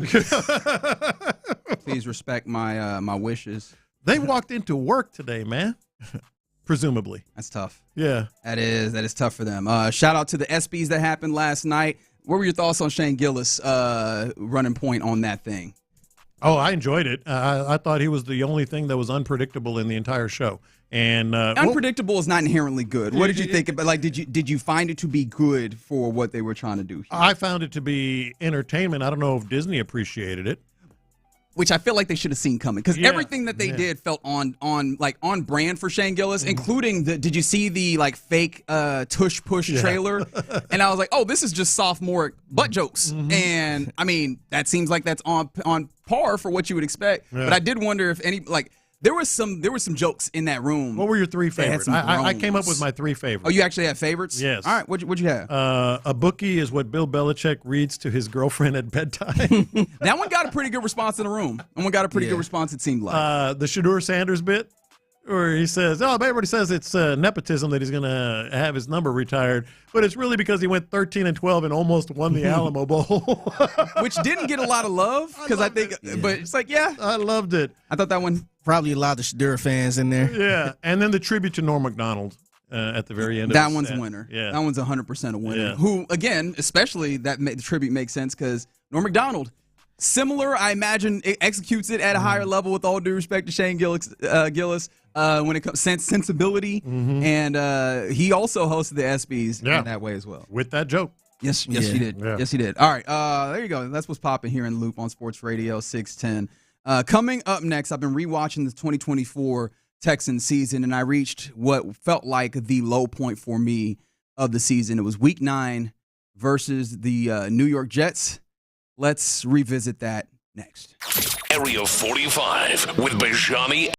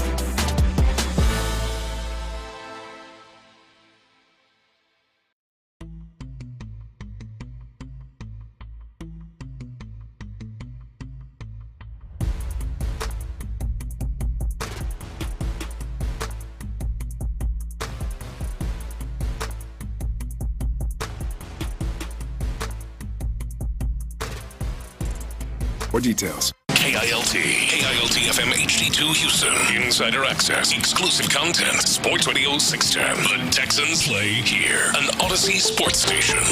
Sports Radio 610 presents In the Loop with John Lopez and Reggie Atatula. All right, you're in the loop here on Sports Radio 610. Happy Thursday to you. Hope it's going well. John Lopez, I'm Reginald Atatula, Figgy Fig, hanging out with you. I've been rewatching the 2024 Texans season, gearing up for training camp, which, it'll start in earnest on Wednesday. Tuesday is when the players are reporting, and we'll be off to the races on seeing what this team is ready to do for the 2025 football season. A team that there's a lot of high hopes for, not just here in the city of Houston, but amongst the league. There's people that are viewing this team very highly and rightfully so. And I talk about all that heights because one of the points that made it so that same feeling that we had last year, or similar feeling that we had last year, I think one of the points that really broke me personally on that was this game in particular that I rewatched yesterday, which was on Halloween.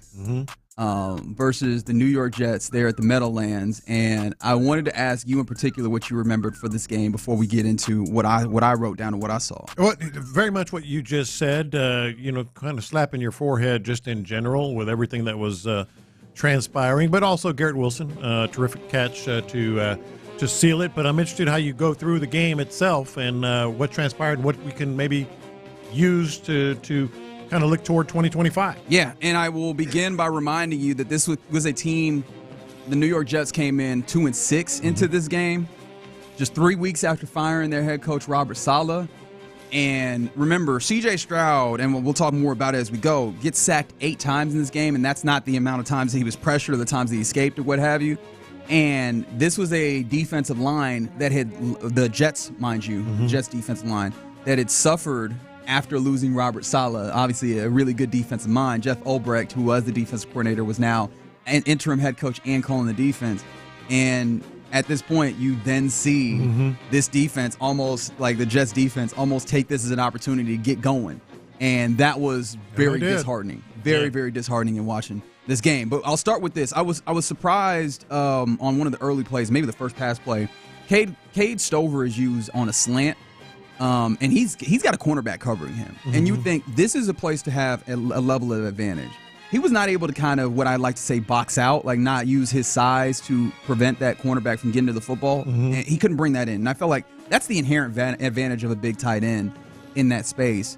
I would love to see where Cade is on his development, because seeing that at that point was really disheartening to me. I remember. Yeah, I didn't remember that play until you just brought it up. But that we've talked about Cade Stover, this offseason, and he's going to be one of the guys that's going to be in the crosshairs, so to speak, all camp long. That's where he needs to develop. That's where he needs to get better, and they can use him every down. Yeah, and that's where I'm very encouraged. Yeah. Obviously, we know the Nick Caley, tight ends coach, just the emphasis of the details that they have as a whole. I want to see how that affects him. Yeah. Dalton Schultz also, who had he had a interesting game. I don't want to say he had a good game, 3 catches, 21 yards, but there was a couple of passes catches that he had where it was like, oh, this is one of the best looking Dalton Schultz. There was a clear concerted effort to get him, to get Cade, to get Tank the ball early, because you don't have Nico Collins in this game. Yeah. You don't have Stephon Diggs in this game, and those guys had to get involved early. And early on, it did feel like they were doing it. Like, it did feel like they were getting the ball to them in some certain space. But this was a running game. This was a game in which the Texans were running the ball very well. And interestingly enough, once you reach a certain point in the game, which I'll talk about here in a second, you really do see them run the ball even clearer. Now, early on, it wasn't quite that, because we are still dealing with Kenyon Green. I think if you remember at this time of the season, I think we had all gotten to the point where we're looking at Kenyon Green like, this is not tenable. You can't keep doing this. They threw him out there once more, even though they had tried to get to Jared Patterson, and then Jared Patterson had a concussion. Because that week we were talking about, are they even going to make a change?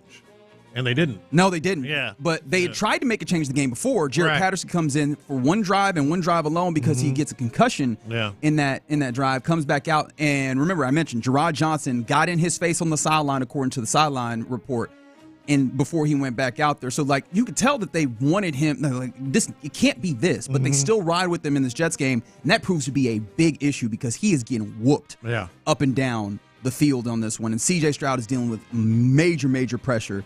in this one early on because Kenyon Green just is not good enough. Yeah. And then to the point where at one point in this game, what actually brings Kenyon Green out of this game is not Kenyon Green being bad. It is that C.J. Stroud gets pressured and falls into him. He gets injured. He comes out. And here comes Kendrick Green.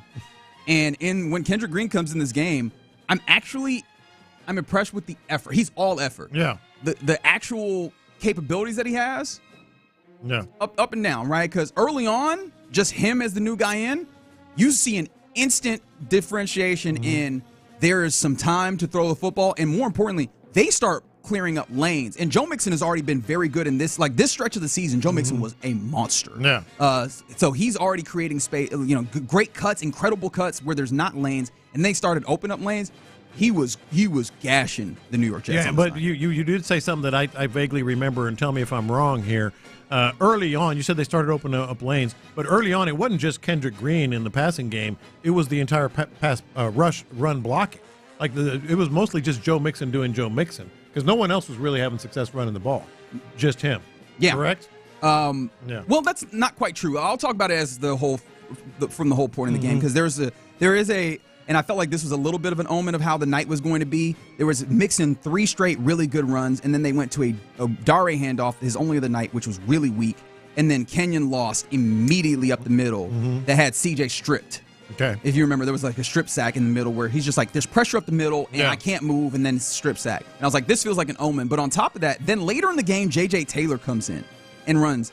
And his runs look a lot more like Joe Mixon than they do like Dare Ogunbowale. Okay. And that's a guy in J.J. Taylor that I think this team likes, but they've never really given a big opportunity to. And it seems like you look at the way that they've added when you draft Woody Marks and then you add Nick Chubb, obviously just that's an opportunity that you take advantage of when you have it. But I don't know how much they're looking to invest in J.J. Taylor, but it did make me look at this and go, the running back competition that we're about to see. Crucial. It is crucial, and I do wonder if just seeing the ways in which I know Dare has had good opportunities, but when you have someone like J.J. Taylor able to execute at in a way that looks a lot cleaner to your lead back, does that then maybe, especially with a different person coming in, right, like a Nick Caley coming in to add to decision making, does that change the stance that he might have or the grasp that he might have on the role that he currently does? Yeah, I don't think so because the entire blocking scheme is going to be different. Fair. And so is J.J. Taylor going to be able to find the same lanes? I think everything is going to change up front in how they're blocking because they were doing the gap. Everybody's trying to get to the other level, get to the next guy outside, the furthest guy outside, and it's going to be totally different. So that's one thing that we've talked about a lot. How they run block, but as far as Joe Mixon. My point was he was getting yards whether the block was there or the block wasn't. He was, and it went to a different level when the blocks were there. Yeah. There did come a point in this game, though, where the Kendrick Green bump that came in with just all energy failed, and that's when it just became a massacre for C.J. Stroud. And I actually cited this in my notes as I think this is the game, and particularly there's a play, I believe, in the fourth quarter. It's a 3rd and 7. On the New York Jets 9-yard line, 7 minutes to go. And I'm like, this is the point where the pressure affecting CJ, but on non-pressure situations. He's got a pretty clean pocket. No. And then you end up with Mechie, who like has a little bit of an out, but he returns back inside when he sees, hey, my quarterback needs a target. CJ steps into it, and he just sails it on him. He just completely misses a wide-open Mechie, probably about 15 yards down the field. And I'm like, that is outside of the realm of what we see from C.J. Stroud, the accurate quarterback that we know, the poised quarterback, the pocket managing quarterback. I was like, okay, this is the point of the season. This is the point of the season when it happened, and this is when it all went to what. Yeah, no, I think that's more than fair. And as memory serves, we had started to see some of that previously, but you're right. This is the game where you're like, first of all, it's the Jets. It's a defense that hadn't really, thrived that much. And he's having to run around for his life back there. Now, one of the things I wanted to throw back in here, and thank you for saying that, like something you said in there triggered me again, because I did mention that Kendrick Green, there was a bump when he came in, and then you lost it at a certain point. I think you lost it when Olbrich, as the defensive play caller, was like, oh, yeah, I remember what this team can't do, which is handle stunts. And then you could see that they started targeting with stunts again, and now you see, again, guys slipping through the cracks, unable to be picked up. that is going to be the big thing that we need to see from this Texans offense, even through camp. I am super intrigued to see, all right, cool, different scheme, different guys in here. Are you guys going to pick up stunts? Because it can't be that again, especially because the Los Angeles Rams, week one, that is a defensive line that is capable of stunting and capable of getting into that backfield and making havoc. No, and I think I said it earlier, like they have an array of teams, an array of great pass rushers. We talk about the run game, but the pass protection, clearly, what did he get sacked 54 times last year? 8 of them in this game for 56 yards of loss. Yeah, the pass protection is really what it's going to be all about. We heard Jake Andrews earlier, we're going to run the ball. We're going to run the ball a lot, and they are. I'm convinced that they are, and they're going to try to. But ultimately, it's like, can you protect C.J. Stroud? Because that's where you're going to make your money.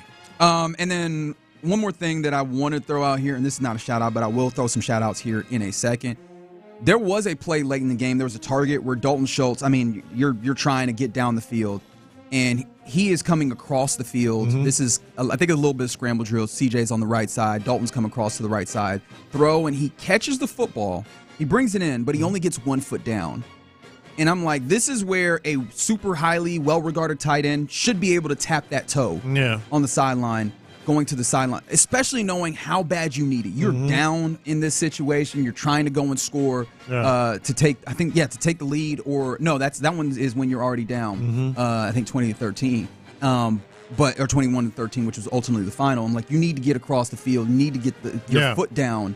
And yes, you won't be able to use that foot to stay upright, but I think you can go horizontal. You can go to the field trying to make sure that you get your foot down. And that's where I'm continuing to look at what we talked about, the tight end position. And is it Cade Stover's job in the best case scenario? Because Dalton Schultz not being able to make that play is deeply frustrating, even though he can make some other plays. When we have you at $14 million, when you're the lead tight end, when you don't have any of these other options, I need you to be able to make that play. No, look, I expect Dalton Schultz to play better, but you're right. In that particular instance, the gotta have it, as they say. He has to do it. And the other part of it is, yes, to your first part of what you said, I would much rather it be 2 tight ends with Cade Stover being the big surprise. Cade Stover being the one that can really step up. Who are your gotta habits that you feel great about going into this season? Because Nico's especially in the passing game is what I'm thinking. Dalton Schultz. You still feel great about Dalton as I'm saying you got to have a better Dalton Schultz. You got to have a better Dalton Schultz than last year. Sorry, let me reframe it. Like in a gotta have it moment, who are the guys you feel confident in the pass game? Nico. Yes. Nico would be one. Yes. Who else? That's going to be a question. In theory, you go, hey, can Christian Kirk be some of that? Yeah. But then you've got a lot of young guys that you're hoping to see if they come in, and that's again why I go the tight end who's supposed to be the safety blanket for any quarterback. Yeah, you would think he would be an answer. You would think. Yeah. Let's see if we can get back to some of that. Some other things, someone mentioned this. Quentin Williams was fully wrecked that game. You're right, of course, because he was lined up in that space where he's over one of the guards. So that happened. Petrie in coverage in this game. I've been giving Petrie a lot of love, especially when he gets in the zone. We can look back when he's looking towards the quarterback, when he can break on the football. He got Devontae a few times in the slot, and it was just so apparent that this is not like a cornerback. This is a guy who was a safety linebacker type, not like a cornerback type where – and look, there's a lot of guys who will lose to Devontae Adams. That is understood. There was a play, though, where he undercuts a ball, which he did a lot in this game, and I wonder if that's just an issue just with his technique. Hey, sometimes you maybe don't need to undercut this. He undercuts a ball. It's actually not. That's a Garrett Wilson one. He undercuts it, hands up. I mean, he's covered probably about 90% of the face of Garrett Wilson. Perfectly touched, placed pass by Aaron Rodgers, and that's one of the Garrett Wilson just one-handed grab. Was that the Jordan one? Yes. He kind of did the Jordan pose. That is, and then he runs it in. The other Garrett Wilson one is one that I contend should not have been a touchdown. Yeah. Because how can a shin be down but the knee comes out of bounds? Yeah, that's how does that work? That's right. I want to file that with the NFL still to this point. How does that work? Yeah. There was that, and then there was if you remember, Tyler Conklin early in the game, first quarter if memory serves, has a catch but fumble that is then picked up by Neville Hewitt and run the other way. Yeah. That is ruled as an incomplete pass. And I'm like, if that one stays, I don't know that the game changes entirely, but it does apply a different level of pressure to the game. Yeah. So that happens. So shout out to Joe Mixon for being incredible in this game. Shout out to a return in this game for Henry To'oTo'o. You see the difference. Tank Dell had a good game. Tank Dell had a great game in this one. And 126 yards on 6 receptions. He was just all over the place, and it just made a tear fall because you talk about a got-to-have-it guy. Yeah. And when he had the opportunity, he was a got-to-have-it guy, so he will be missed, especially if he does not return for this season. This was a real turning point game. This was a low point on Halloween on national TV, Amazon Prime on a Thursday. You really started to wonder. Yeah. Well, when the wondering became very, very tangible. So that was not a fun one. Oh, and then also shout out to Nico Autry, who had a really good game in this one as well. All right. Coming up next in the loop on Sports Radio 610, we do our lunchtime confessions at this time, and we will do that again on this Thursday. All right, let's get you that new vehicle.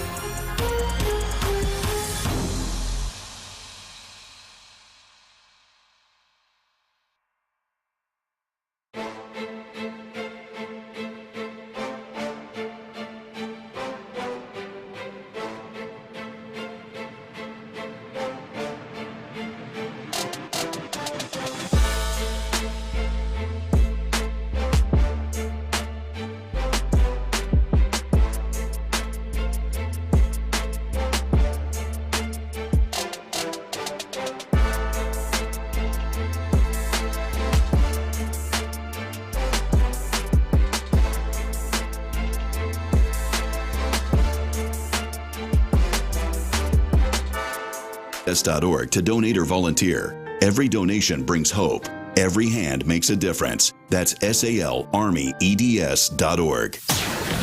Sometimes it's sports, sometimes it's not. Whatever it is, Reggie and John are keeping it real. It's In the Loop's Lunchtime Confessions, presented by the Men's Clinic on Sports Radio 610. Watch this.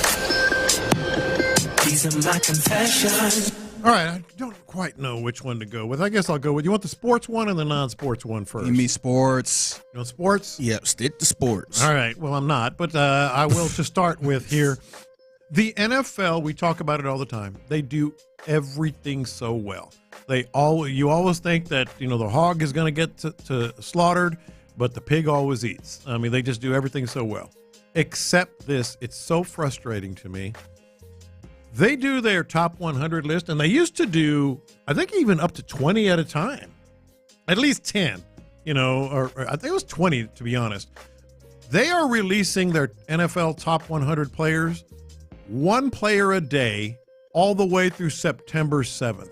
Is it one? I thought it was 2 a day. It's 5 a week. It's 1 a day. Wow. They're really, what are you thinking? Nobody, what you want to generate here, and we talk about it. We've done our share of list, segments and all that. You want it to generate buzz. You want it to get people talking. You want, players and coaches and fans and media to really sort of dissect what you're doing. I have paid almost zero attention to the NFL annual top 100 list because they're doing it different and it sucks. It just flat out sucks. Here we are 1 week from Texans training camp. Some veterans are reporting today in the NFL, and they're at like 75. Number 73, Christian McCaffrey. 73. Yeah. Fanfare. But see, I think that's so dumb. Yeah, I think to add on to your confession, how can you debate it? Because you don't know what. Yeah, it's one a day. So it's like, all right, Christian McCaffrey. Like, I have no take on it. There's no context. Yeah, because I don't know who's ahead, and it make no sense. And to the point that the Houston Texans themselves, you may have seen this a few days ago, they released this graphic with, I think it was 4 players in the top 100 or whatever, because it was from Pro Football Network. Which PFN, hey man, look, I have people that have moved. I have people that I know that have moved through PFN. I'm not trying to be a jerk, however, oof, PFN is getting more run because they've released their entire list. Yeah, dude, this is so. They do everything so well. Who decided this? And it was 5 players that were in the top 10. Stingley is number 10. Then you had Nico as number 39. Which actually, let me just go ahead and pull this list again. Daniil Hunter at 41, Petrie at 42, and then you have C.J. Gardner-Johnson at 45. Yeah, the takeaway was C.J. Stroud was not in that top. Not a top 100 player. We want to talk about that. Exactly. Yeah. We want to argue one way or the other or whatever. What would be the way you release this list if you were head of this? I don't know, but I want to say they used to do 20 a day, and it was all in the span of like a little over a week. 20 a day feels good. Yeah. Yeah. And then at least and the entire list is done earlier. The entire list would be done, let's say, in the middle of training camp or early training camp. How would you do it? Would you do it like 100 to 80? Well, sure, that's the way most people would do it. 100 to 80, 80 to 60, and then just go on the down. This is so dumb. Like, nobody's going to be talking about it. It's going to be September. It's going to be a couple of days away from the start of the season when they finish. I feel like once training camp start, nobody give a damn. And how about like, you get to like number 5, and there's like they're already have played preseason games and everything else. Hey, 4 more days, we'll get to number 1. Number 79, Dak Prescott. Okay, cool. Yeah. Cool. What does it mean? But by the time it get to 5, I mean, you kind of know who the guys are at that point, man. So you're already done with the list. Yes, but let's say like we're doing Dallas radio, and they just said, hey, Dak Prescott's number 79. I don't know what the hell to talk about. How's that compared to the other quarterbacks on the list? We don't know yet. Yeah. We don't know. Like, and again, as you mentioned, when it comes to the debates, which is what the list is here for. Yeah. I would imagine. It's the conversation of, okay, what is the thought process in doing this? How can we try and reverse engineer that by, okay, well then Jalen Hurts is over here. What does that mean there? You mentioned McCaffrey 73. So, well, who's that? Who's ahead of him? We'll let you know. in a couple of weeks. What's going on? Like, we don't even have a running back where we could be like, wait a minute, this running back is 45th, number 45, and like, it's nothing to argue with at this point or talk about. It's the absolute worst. These are my confessions. I have to be entirely honest here. I try not to be a jerk. There's a lot of ways in which I think we should all do that in our daily lives. Recognize where you might have a propensity and a proclivity to be a jerk, and not be judgmental. Except this is a place where I'm going to admit, Are you a jerk? I'm going to be a jerk. I'm going to be judgmental. And it's about the geographically challenged amongst us. The NFL had some of their rookies. Actually, I think it was part of Fanatics, because Fanatics had the rookies in their jerseys and everything in front of a big picture of the contiguous United States. Having guys place a marker where their new home was on the map. That's just asking for trouble. And do y'all not know where y'all are at any given time? He had, and I say he, shout out to Houston's own Matthew Golden, was looking at trying to find where Green Bay was. And apparently to him, Green Bay was Detroit, Michigan. He was like, over here. We had dudes placing markers all sorts of places. Like, where is Denver? Montana. Nope, not the right place. Even dudes, I don't remember who it was that got drafted to the Cowboys, was trying to put it. And he was like, I know it's in Texas, just put it in the middle of Texas. And I was like, do y'all really not know the map at all? Like, is that, because, I mean, I am somebody who is very, very far from geographically challenged. I'm a map guy. I kind of like looking at maps to have a general idea of where places are within those. Yeah.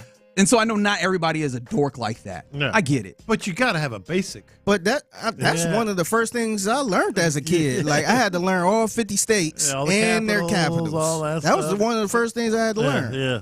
And I'm just like, because there's a lot of y'all, I get it. There's some people that are like, I don't go nowhere unless I would put it in the GPS because I can't. And I'm like, I get a little judgy about that, but I keep it to myself. I get it. And everybody's, I'm like, you looking at that Google Maps all the time and you ain't figured out where the layout is? Yeah. These are my confessions. I gotta confess, man, I think I'm a sicko because I was So I was watching. I actually finished the show called The Pit, which is on HBO Max, and I mentioned it before. It's kind of a hospital emergency room type of show where they show a lot of raw stuff. You see people private parts and all that stuff. It's like a what? No, it's like a real raw show. People are eating right now. That's right. No, is this why you're a sicko? You watching people's private parts? No, that ain't even a part. So they had a part where a lady was giving birth. Okay. And they showed everything. Oh wow! They showed everything, and my wife was sitting there. She couldn't even look. She was just like, "Oh God, oh my God." I was just sitting there eating popcorn, man. It was no big deal to me, and I never saw that before. I never seen anyone get birds. I'm like, man, I think I might be a sicko. If we was to have a kid, I would probably watch. I did. I watched a C-section from right over the doctor's shoulder. I remember telling my wife. Breathing on the doctor's neck. I was. My wife will still tell this story because I just leaned over to her after I was watching her get all sliced up real good. I said, boy, this is really going to hurt in the morning. She goes, thanks a lot. Yeah, I think why are you the way that you are? Yeah. I think the part that would get me, that kind of made me squirm a little bit, is the cutting. Yeah. Where they just get like a knife and just kind of emergency surgery where you just got to cut and you kind of see everything spliced. So I was like, ugh. Yeah, I was just watching it like normal. I didn't squirm. I didn't. Was it a natural birth or a C-section? It was a natural birth. Oh yeah, that's nice and well, I won't say it. But I just there's stuff everywhere. It didn't bother me. There is stuff everywhere. Again, apologies to anybody eating their lunch right now. These are my confessions. Hey, what big decisions could you have made when you were 16 years old? Ooh, big decisions. Could you have, tangibly made myself, realistically, license, smartly made when you were 16 years old? Okay. I mean, I think I like to think I could have made some good decisions, but I also think I was played with the level of hubris that I don't feel good about anymore, right? Like, I know some things. No, you don't, you 16-year-old idiot. Yeah. Well, that's kind of my point. So the question is coming up on, you may have seen this on social media, if you would want this in the United States. Great Britain is lowering the voting age to 16. You can now vote. Well, not now. The next election, presumably, if there's no pushback, on all elections, including, obviously the very, very top, at 16 years old. You vote for Queen? That's nice. Not Queen. That Queen is a bloodline. What are they doing? This is dumb. 16 years old, you're starting to vote for elections? The first thing I thought about was whatever my parents rolling with. I think a lot of that. They going to be, boy, you better. Yeah, I think a lot of that. Don't you be voting, not in my house. Well, that's not good either, though. That's what I'm saying, yeah. So, can the kid really make their own decision? Could you have voted for, president and everything else, senators and all these other, and also you're voting for legislation and stuff, or whatever it may be. I would, yeah. At 16? At that age, I wouldn't take it serious, man. I would probably write in the ballot, I'm voting for Stone Cold Steve Austin. I would have been ignorant with it. Yeah. No. What are we doing? And the answer is no. All these people ask, would you want that in the United States? No, I don't want a 16-year-old. I'm voting for myself as president. I would have been stupid with it. 16-year-old voting? Crazy? So you mean to tell me? Yeah. There are some dumb decisions that are being made in the land of politics? That's a separate topic. That's a separate. But a 16-year-old ain't going to make it better. I was just asking if that's what you were telling me. I'm just trying to understand. Make it better. 18's pushing it, but I'm not going to go there. Oh, wow. It's time to wrap this segment up. Hot takes over here. Somebody said, no wonder why Lopez's wife threw away his pillow. Women have long memories. My thing about it is she should have threw away the pillow then. Yeah. She waited another how many years? Anyways, I appreciate you. Rock with us on our Lunchtime Confessions. Just mind you, and this is something that I did notice on the Pro Football Network Top 100 as we were talking about those earlier. You did notice another notable omission in there. You said CJ? Will Anderson Jr. not in the top 100? Oh, that's right. Yeah, Right. I said CJ. I ain't mentioned Will Anderson. That one's tough. And then a little bit of, breaking news, if you want to view it as such. Colts quarterback Anthony Richardson Sr. is believed to have recovered from his recent right shoulder setback. Well, we'll see. Right in time for camp. Good to go. Quarterback battle. Nothing to see here. I still think that Daniel Jones wins that, to be completely honest. Yeah. Or maybe bring in someone else. Kirk Cousins. Are you for real? That would be wild if they did that. Kirk Cousins would do it. Having a mid-off. Yeah. That's crazy. All right. You're in the loop here on Sports Radio 610. Coming up next is a Thursday, so let's do a little buy or sell. Are you buying what these various folks in sports are trying to sell you? Let us know if you agree. We'll do it next. Payne and Pendergast.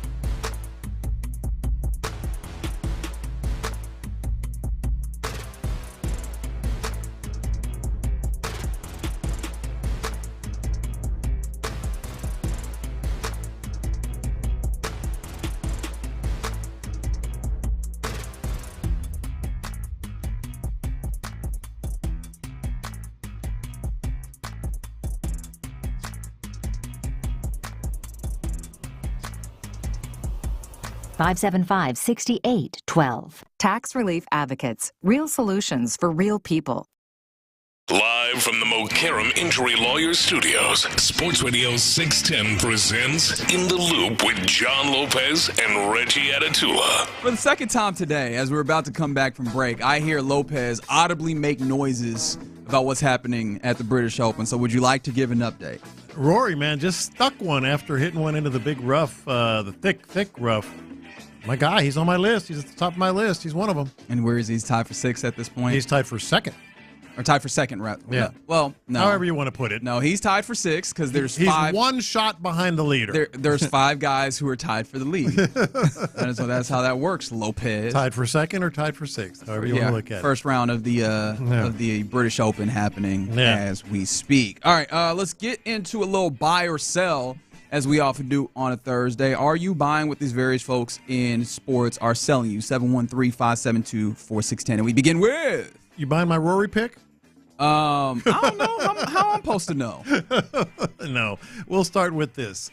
So this week, earlier, Kevin Durant had reportedly a thumb surgery, and according to that report, the Rockets, quote, did not give it a second thought. Yes. Buy. Non-shooting hand, and I think that this is a big-time move for Kevin Durant that also is not one that is just a short-term one. Mm-hmm. And this is a guy that he's done this long enough. He knows his body pretty well. And you're making a deal. You're going to have a level of safety with making sure you go through the medicals process. I think the bigger thing is Rafael Stone made it clear that if they were going to make a move like this, it was going to be a big-time move. This is a big-time move, and I don't think you let a minor injury slow you down in that way. Yeah, I'm buying it. And plus, I feel like KD is a baller too, man. I think a thumb on a non-shooting hand, like Reggie said, I think it's nothing to see here. Yeah, I'm buying this one as well. But anytime you have surgery, you have to at least ask the question because that's fair. surgery. It doesn't matter where it is. Can end up being something else. All right, are you buying or are you selling this? We're all familiar with the name Connor Stallions. Yes, yeah. Right? He's the guy, I guess, what was he originally? Just like an assistant to the assistant at the University of Michigan. He was a volunteer. He was like a volunteer to start with. Ended up doing deep research, deep film study, scouting, ending up on sidelines of opposing teams or across from opposing teams, getting credentials that he didn't deserve because he was figuring out the signals, remember? And ultimately, I guess Jim Harbaugh was suspended too, right? Yes, suspended at one point.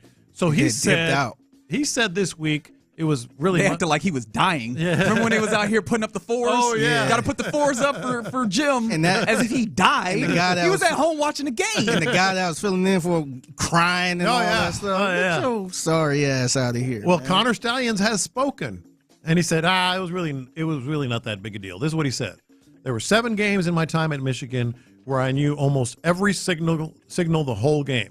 And then he listed the games. We lost 3 of those games because we didn't tackle well, and Georgia was historically good. We won the other 4 games because we dominated the line of scrimmage and tackled well, blocking, ball security, tackling, run fits, and coverage tools, not the fact that he knew all their signs. I think that there is some level of truth within what he says, but I'm selling it on like the principle, the spirit of what he's trying to get at, which is, hey, man, this cheating didn't really matter. Like, we just were really good. No, I mean, yes, but also you wouldn't cheat if you didn't think it was some level of useful. You wouldn't go out of your way to get these things if they were not going to be of use in the end goal of trying to win football games, right?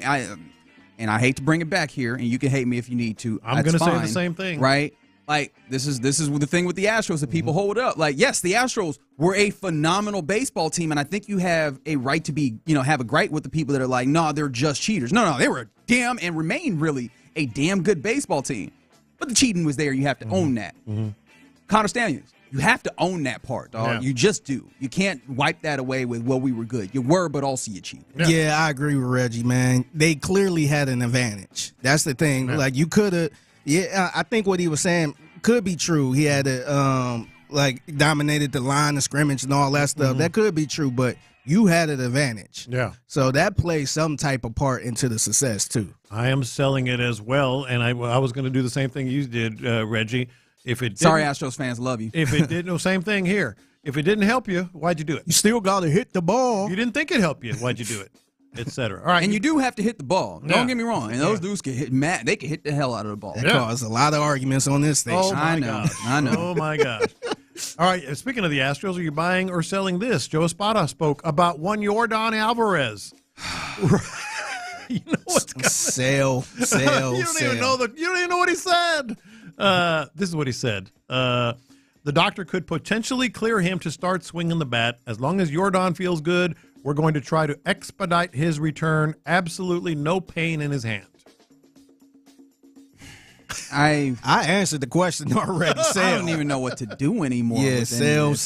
I'm going to sell this. Yeah, sure, he could do that, and we could end up in a situation where he does not play for the rest of the season. There might be no pain in his hand. Now, we've been here not just in the past with the Astros, this season with Yordan Alvarez in particular, where it's like, oh, no, he feels good enough to start swinging, and then we end up finding up there's a fracture in there.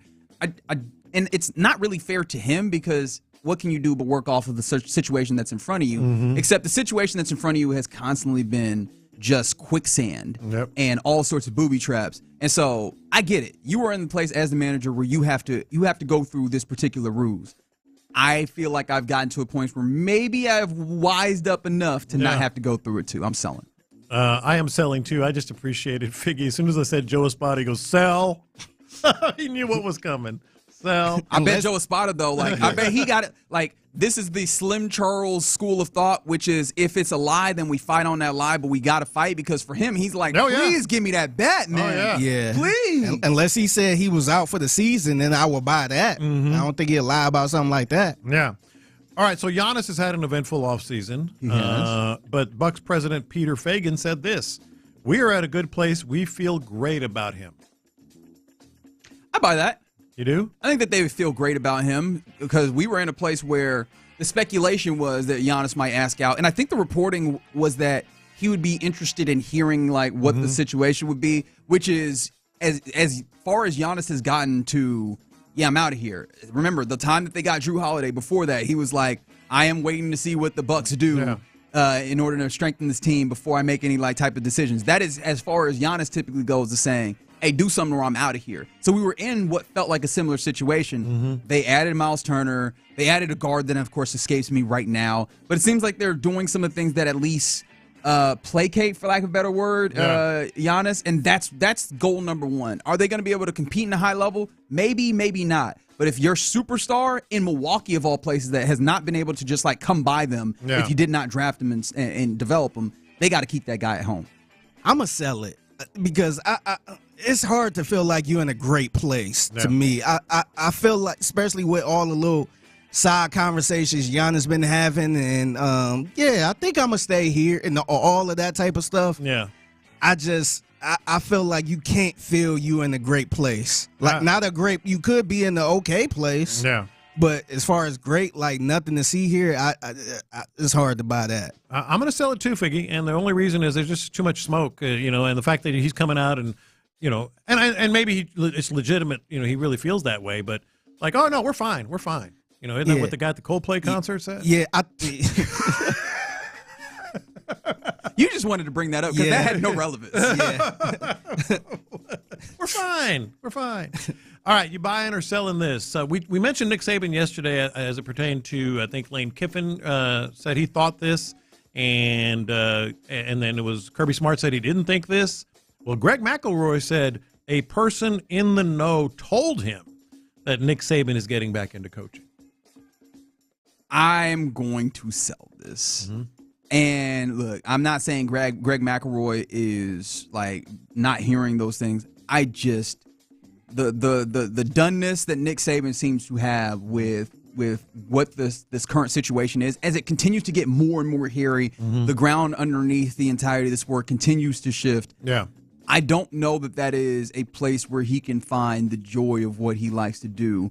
I still lean so heavily on Nick when he's retiring, Nick Saban saying, or when he's stepping away from Alabama, I guess, him saying, I could not in good conscience tell these guys that I was going to be here. And if I can't do that, I can't do this. Yeah. And I don't see what would have changed in that, even if he's like, yo, I got the itch to do this again. He is such a dude of principle and moral in a way that is really tough to say in college football because it's a lot of skeezy, and I don't even say that as like a judgment. It's kind of the way that the thing operates. Yeah. He seems to really operate in a way where I'm going to stand on these morals, and that one is one that I imagine would stick with him so heavy, and I don't know that how he shakes it. I think I'm going to buy this one. I think he is probably looking at Bill Belichick.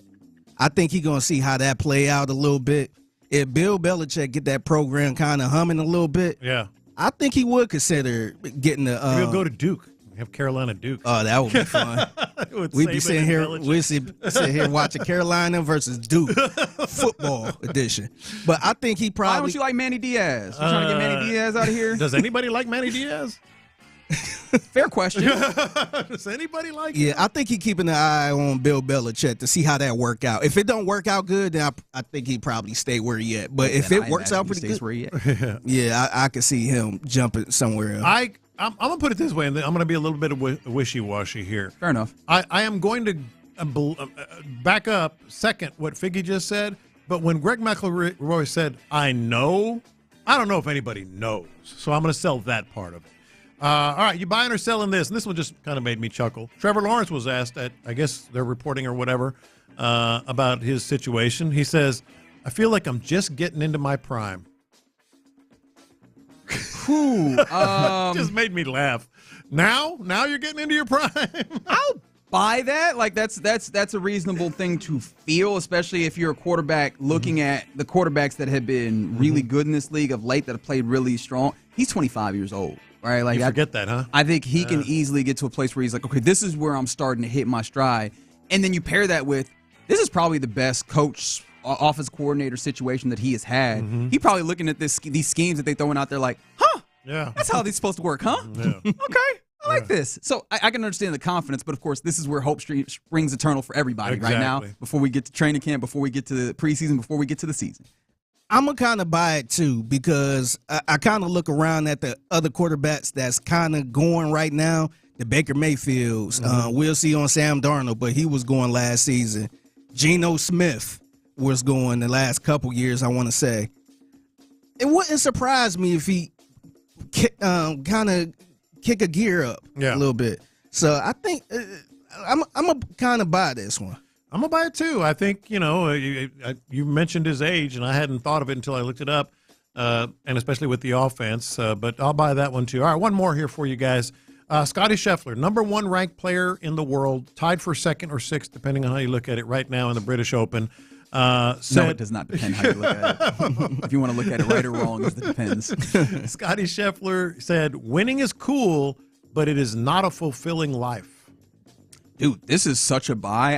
I was very intrigued by the kind of moral clarity. I don't know if that's the right way of saying it, but the introspection that it took for him to come to that. And you could tell, like, this is not something that he just thought about. This is something that he sat with. Like, I appreciate that also because I have a somewhat similar perspective on the larger scale of American sports. I really dislike how much we are all focused in on the end goal, which, of course, the end goal is always a good thing. It's important. It's what we're trying to get to. Yeah. But there's not enough in my mind focused on, like, hey, but also the achievements that you have along the way because that's how it gets real unfulfilling at times. I think we've seen guys that, play for a Super Bowl. They get to the Super Bowl. They're like, yeah, we did it. And then immediately it's like, well, where's the feeling that I wanted? And some people, I guess, turn that into, okay, but now I'm going to go get another one. Like, and you're constantly chasing. And I appreciate for him that he's like, look, man, I do all this work. Years and years. We go through 4 days. We raise the trophy, and then it's it. And so I respect that. I understand that. And I'm at least trying to be a little bit better about it and taking the lessons of that, which is appreciate as you're going towards the end goal. Appreciate that as well because the end goal in and of itself I don't think is everything that you want.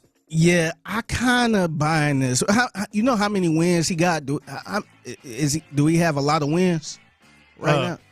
Scheffler? He's the number 1 ranked player in the world. Yeah, so I think it's easy to say when you win a lot. That was kind of my point. Okay. Yeah. I think right now, if he haven't won anything, or maybe won one, I don't think he would say this. He's won 3 major championships. Yeah, so I think right now he know what it feel like. And he's like you said, Lo, he's number 1. So I think I think now it's cool to say it. I'll take it a step further, or at least a different look at it. I also buy it, and I also feel that because he has such a fulfilling life and focuses on being the husband and the dad that he is, plays into him being the number one player in the world. Because he can separate the two, and he does both, and I don't think I've ever mentioned this on the air. My daughter actually was sorority sisters with his wife. Well, at A&M. So I was kind of familiar with his work even before he became the number one player in the world, and the family and all that. She went to the wedding and all that stuff. Ooh. Was there an open bar? Any more details you want to give us? I guess there was. It's fantastic. But he, like, fulfilling life, the family and the wife is legit. And I think it plays into him being the number one. I do think, though, like that I would hope and I imagine that helps cut some of the nerve off all of this, man. Like these guys can be so high strung, and rightfully so. Like there's so much at stake. The money, singularly focused, and he's not. Yeah. Yeah. Which is funny because that can kind of counter some of the narratives that we get sometimes in this sports space. All right, another edition of Buy or Sell. Appreciate you putting that together, Lopez.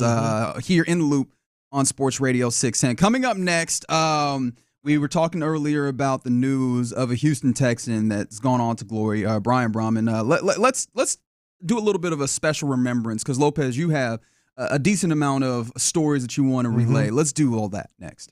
In the Loop. What are your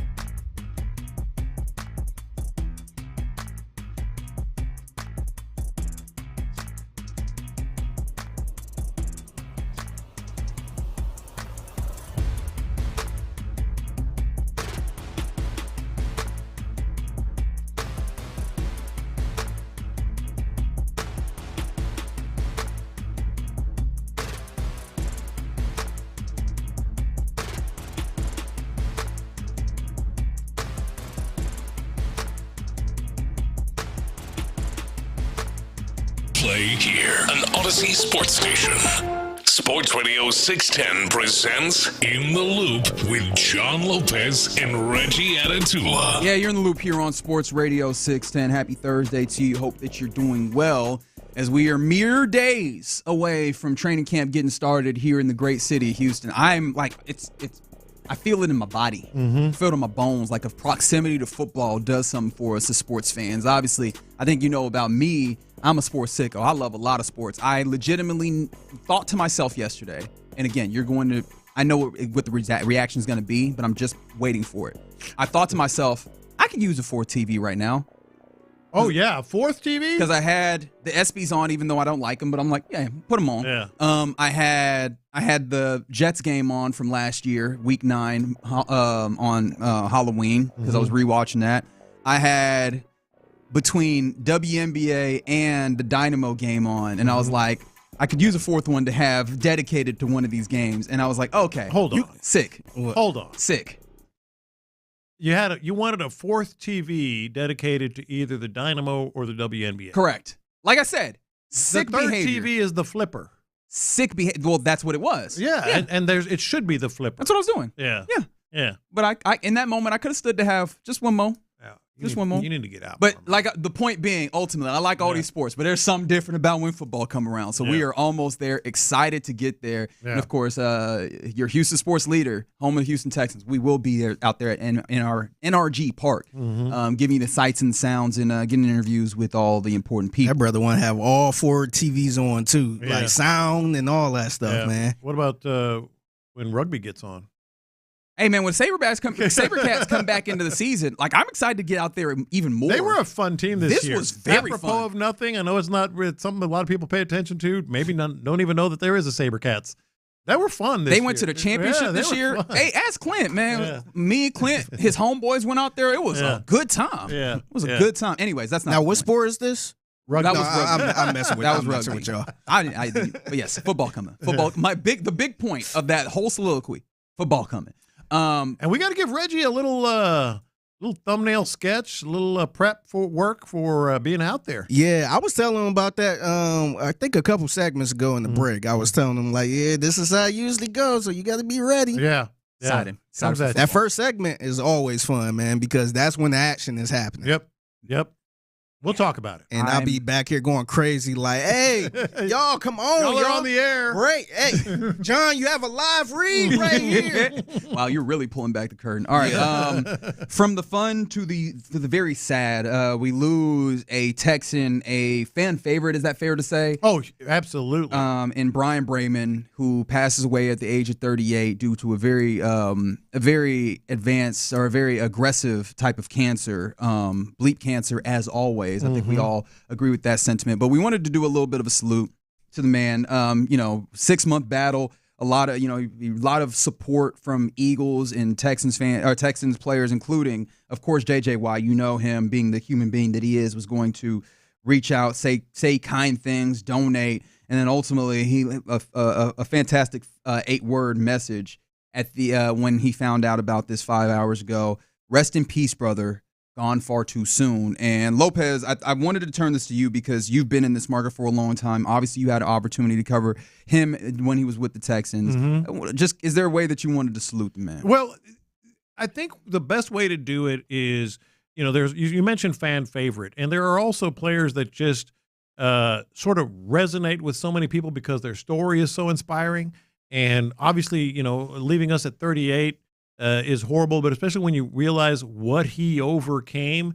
And I think it's one of the reasons, is it Al-Shaair that had the real bad upbringing and actually did not live at his home for a while? Brian Brayman was homeless. A lot of people don't know that. I'm not going to sit here and say like he was a friend of mine or I knew him real well, but I got to know him a little bit, chatted with him several times. And every time I would always try to just dig in a little bit more on his story. When he was in high school, he was homeless for about a little over 2 years, I believe. But just an incredible athlete. We all know tackling the Titan dude with his helmet off, sticking his head in there wasn't like, willy-nilly tackle back to form our tackle.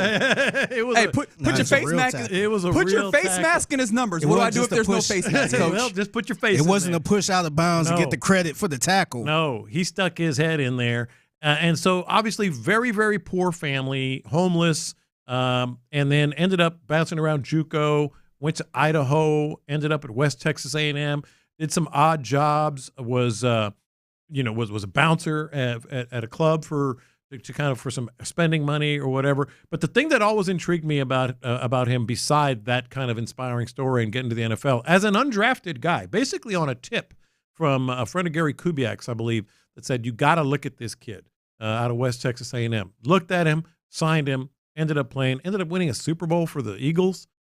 But the thing that I always chatted with him about was his track and field prowess. And some people may not even know this. He was a state champion in Washington, despite his background now in the javelin.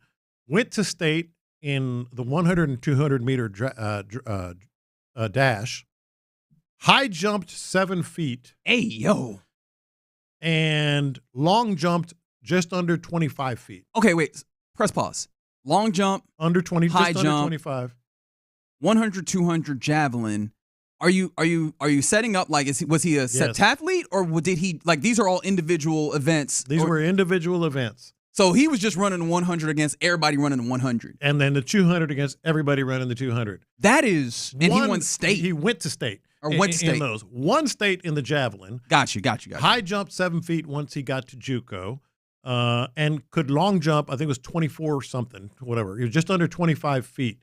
So that is tough. And I'm trying to kind of roll this around in my brain because it's easy to go, well, that's Washington. Like comparing any high school sports. No, look at the numbers. But like that SeaTac area puts up some talent athletically. And not only that, it doesn't matter what state he's in. You're doing all that. This is what happened. And I always kind of gave him a hard time about this, or at least asked him about it. The United States Olympic Track and Field Federation came to him and say, hey, come live with us in Colorado Springs. We will make you a decathlon. You will be an Olympian. And he said, nah, man, I just love football. The guy could have been an Olympic decathlete. They wanted him to train for the decathlon. And think about it. If you can do all that, like the 100, 200 javelin, high jump, long jump, only a few more left to go. That's about 5 right there. Only a few more left to go. You're halfway there. They truly wanted him, recruited him, and I don't know to what level. I never got too deep into it. To go to Colorado Springs and be an Olympic decathlete. And he said, "No, I just love football." But I believe it, right? Like he's the type of player. He played in a way where there was never a moment's doubt on whether that dude loved football. And I end up being the dude who's kind of counter to the typical football response of, man, you just need a guy who loves football. I'm always like, there's a lot of people that go to work that don't love their job but can make sure to do it well. But I do appreciate the dudes for whom it actually does. It does kind of conflate where, yes, I'm good at this, but then I also love it. Yeah. And I think that is one of the best type. Like he was one of those best types of stereotypes of players, which is the crazy football player. Yeah. Right? Nuts. Like that guy. We played the audio should we play it again? Let's play it again. From The Raw Room. This is a podcast called The Raw Room. This is about Brian Brayman and him giving pregame speeches. Brian Brayman. He was with me at the Eagles, dog. You have like these tiers of like a pregame speech. You got the dudes that know the right thing to say. Right. Then you got the one dude that's like crazy. Oh yeah, and the coaches know, he's the crazy dude. They let him do him. And they let him go and they do the speech once. And the worst thing you can do is win that game. Oh yeah, because then what they gonna do? They gotta bring him back. And then they gonna be like, he's gotta go even harder this time. Thanks. Bro, by the 10th game, Brian was like, we gotta go out there and eat their children. I'm like, I want that on my team. Man, it's crazy. I want Jason Momoa on my team. I'm like, I'm just trying to win, bro. He said, I want to rip their heart out, put it back in, rip it out again. I'm like, mail it to their wife. I'm like, bro, like, yo. That's so good. He was on a team with Brian Cushing. Yeah, and was crazier. That's like, What is that like in the locker room when you just got that cat? You know what I mean? Yeah. He was a personal favorite, even though he didn't have a huge role as far as like a starring role. But he was a star in his role. And the thing about it is, like, when you think about like his place as an athlete, and an athlete, because we just talked about the track and field stuff. He was homeless. He didn't go to any camps and clinics and personal trainers and traveling teams and traveling track teams and all this, Junior Olympics, which, by the way, are coming to Houston next week. Really? Yeah, Junior Olympics going to be here. He was just like raw, pure athlete. It was really impressive. Love of the game. Yeah. And love of the game. Yeah. So, again, condolences to the Bremen family. Condolences to everybody that loved him, appreciated his game. And obviously, love to the family in particular who is going through a time that's very tough. Again, rest in peace to Brian Bremen, 38 years of age, who passed today. Some other things I didn't want to talk about. I was like, how do I pivot out of what is a really sad kind of thing, but hopefully we had an opportunity to smile about it. Something I imagine that Texans fans are smiling about.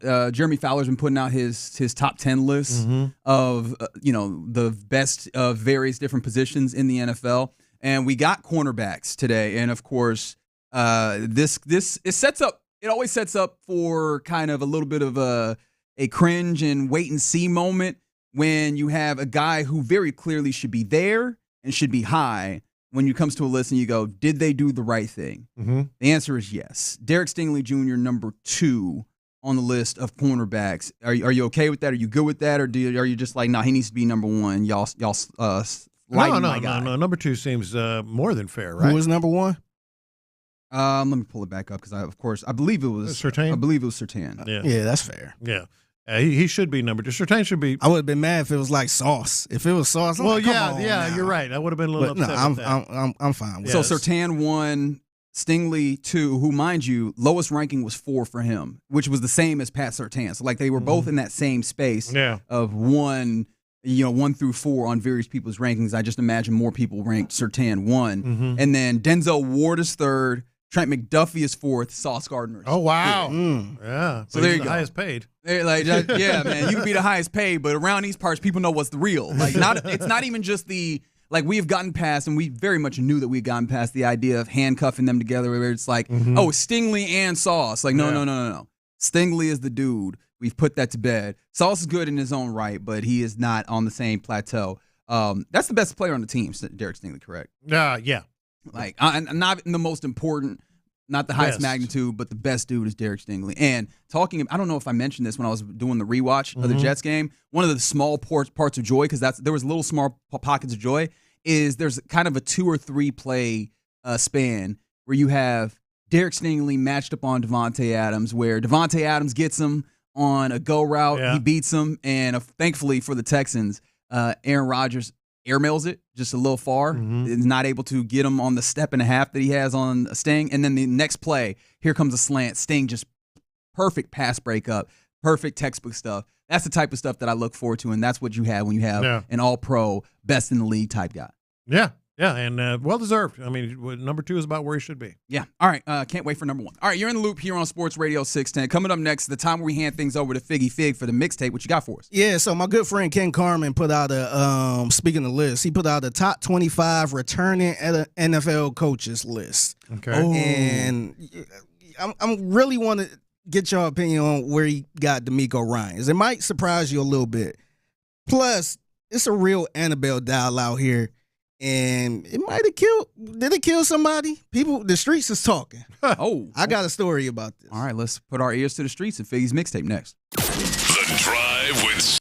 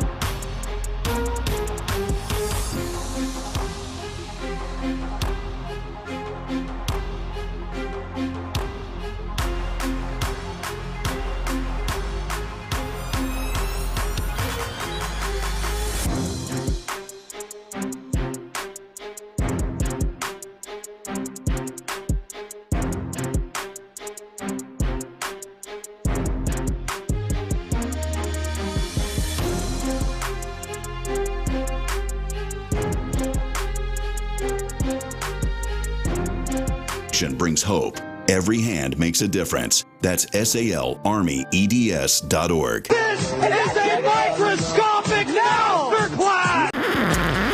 Pass the aux cord and crank up the volume. Figgy Figs in the driver's seat. Sit back, relax, and enjoy the ride. It's time for Figgy's Mixtape on Sports Radio 610. Yes, it is the Mixtape in the Loop, Sports Radio 610. It's your man Figgy Fig holding it down on a Thursday. Happy Thursday to everyone out there. Big shout out to my man Ken Carmen up in Cleveland, Ohio. He do a little morning show up there called the Ken Carmen Morning Show with Anthony Lima on 92.3 The Fan, our sister station. And he released a top 25 returning NFL head coach list. Okay. And he just put it out there on Twitter. And I thought it was interesting because I whenever somebody put out a list like this, I always try to localize it. Where they got our guy at. So I'm going to read this list, and I want y'all to react to it. Number 1, you got Reed. You got McVay. Campbell at 3. John Harbaugh at number 4. Campbell at 3, huh? Mm-hmm. I don't mind that. I like Dan Campbell a lot. He is going to be a very intriguing dude to watch this year, having to, get a couple new dudes on his staff.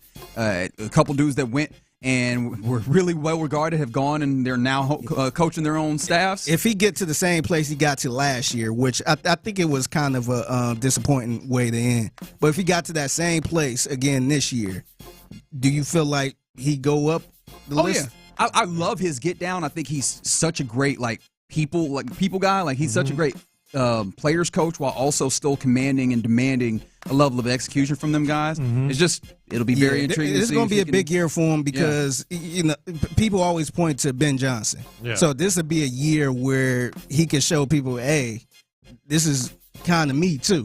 Ben Johnson had a big part in the offense, but and Aaron Glenn, we can't forget Aaron, not Andre Glenn as well. Yeah. So Campbell number 3, John Harbaugh at number 4, McDermott 5, O'Connell 6, and as he liked to say, DeMeco Ryans at number 7. Okay. You got him at 7. He says DeMeco. he said it one time. He did say it one time. he said and that DeMeco. now is going to be the representation of Ken Carmen forever. Yeah, and he got his old Cleveland Browns head coach, Kevin Stefanski, at 15. Okay. Which I think is kind of fair. I think he kind of has. 7's fine, right? I think that's great. That's kind of high. That is higher than I was anticipating. I do think that, teams are – there's people around the league that will have some questions about, DeMeco Ryans at the highest level, right? And I think that there was a lot of love in the honeymoon. I think we might be moving away from the honeymoon. Not to say that there's bad feelings towards him, but I think there's things that you can ask about DeMeco, the situational decision making. Whether, hey, are we going to kick here? Are we going for fourth down here, or going for it on fourth down? There's some things to be asked in those places, and then of course the big one, which is, did you have a full reign over the entirety of the team, or were you a quote unquote glorified coordinator? Now I think we know that that's unfair, but putting the rubber to the road and demonstrating that still remains to be done. Yeah, and around off, I'm going to just do the top 10. He got Sirianni 8, Kyle Shanahan 9. So he got DeMeco over Kyle Shanahan. Wow. And then Jim Harbaugh at 10. The Shanahan hate is always fun to me. The Sirianni hate is amazing to me. Well, you know me, I'm in the boat with him on Like, Sirianni. I don't understand. What else do we have to do to at least crack top 5? Yes. What else does he have to do? He's weird. Crack the top 5. He says dumb stuff. He's goofy. Wipe that annoying look off his face. But why does that matter when you look at the scoreboard?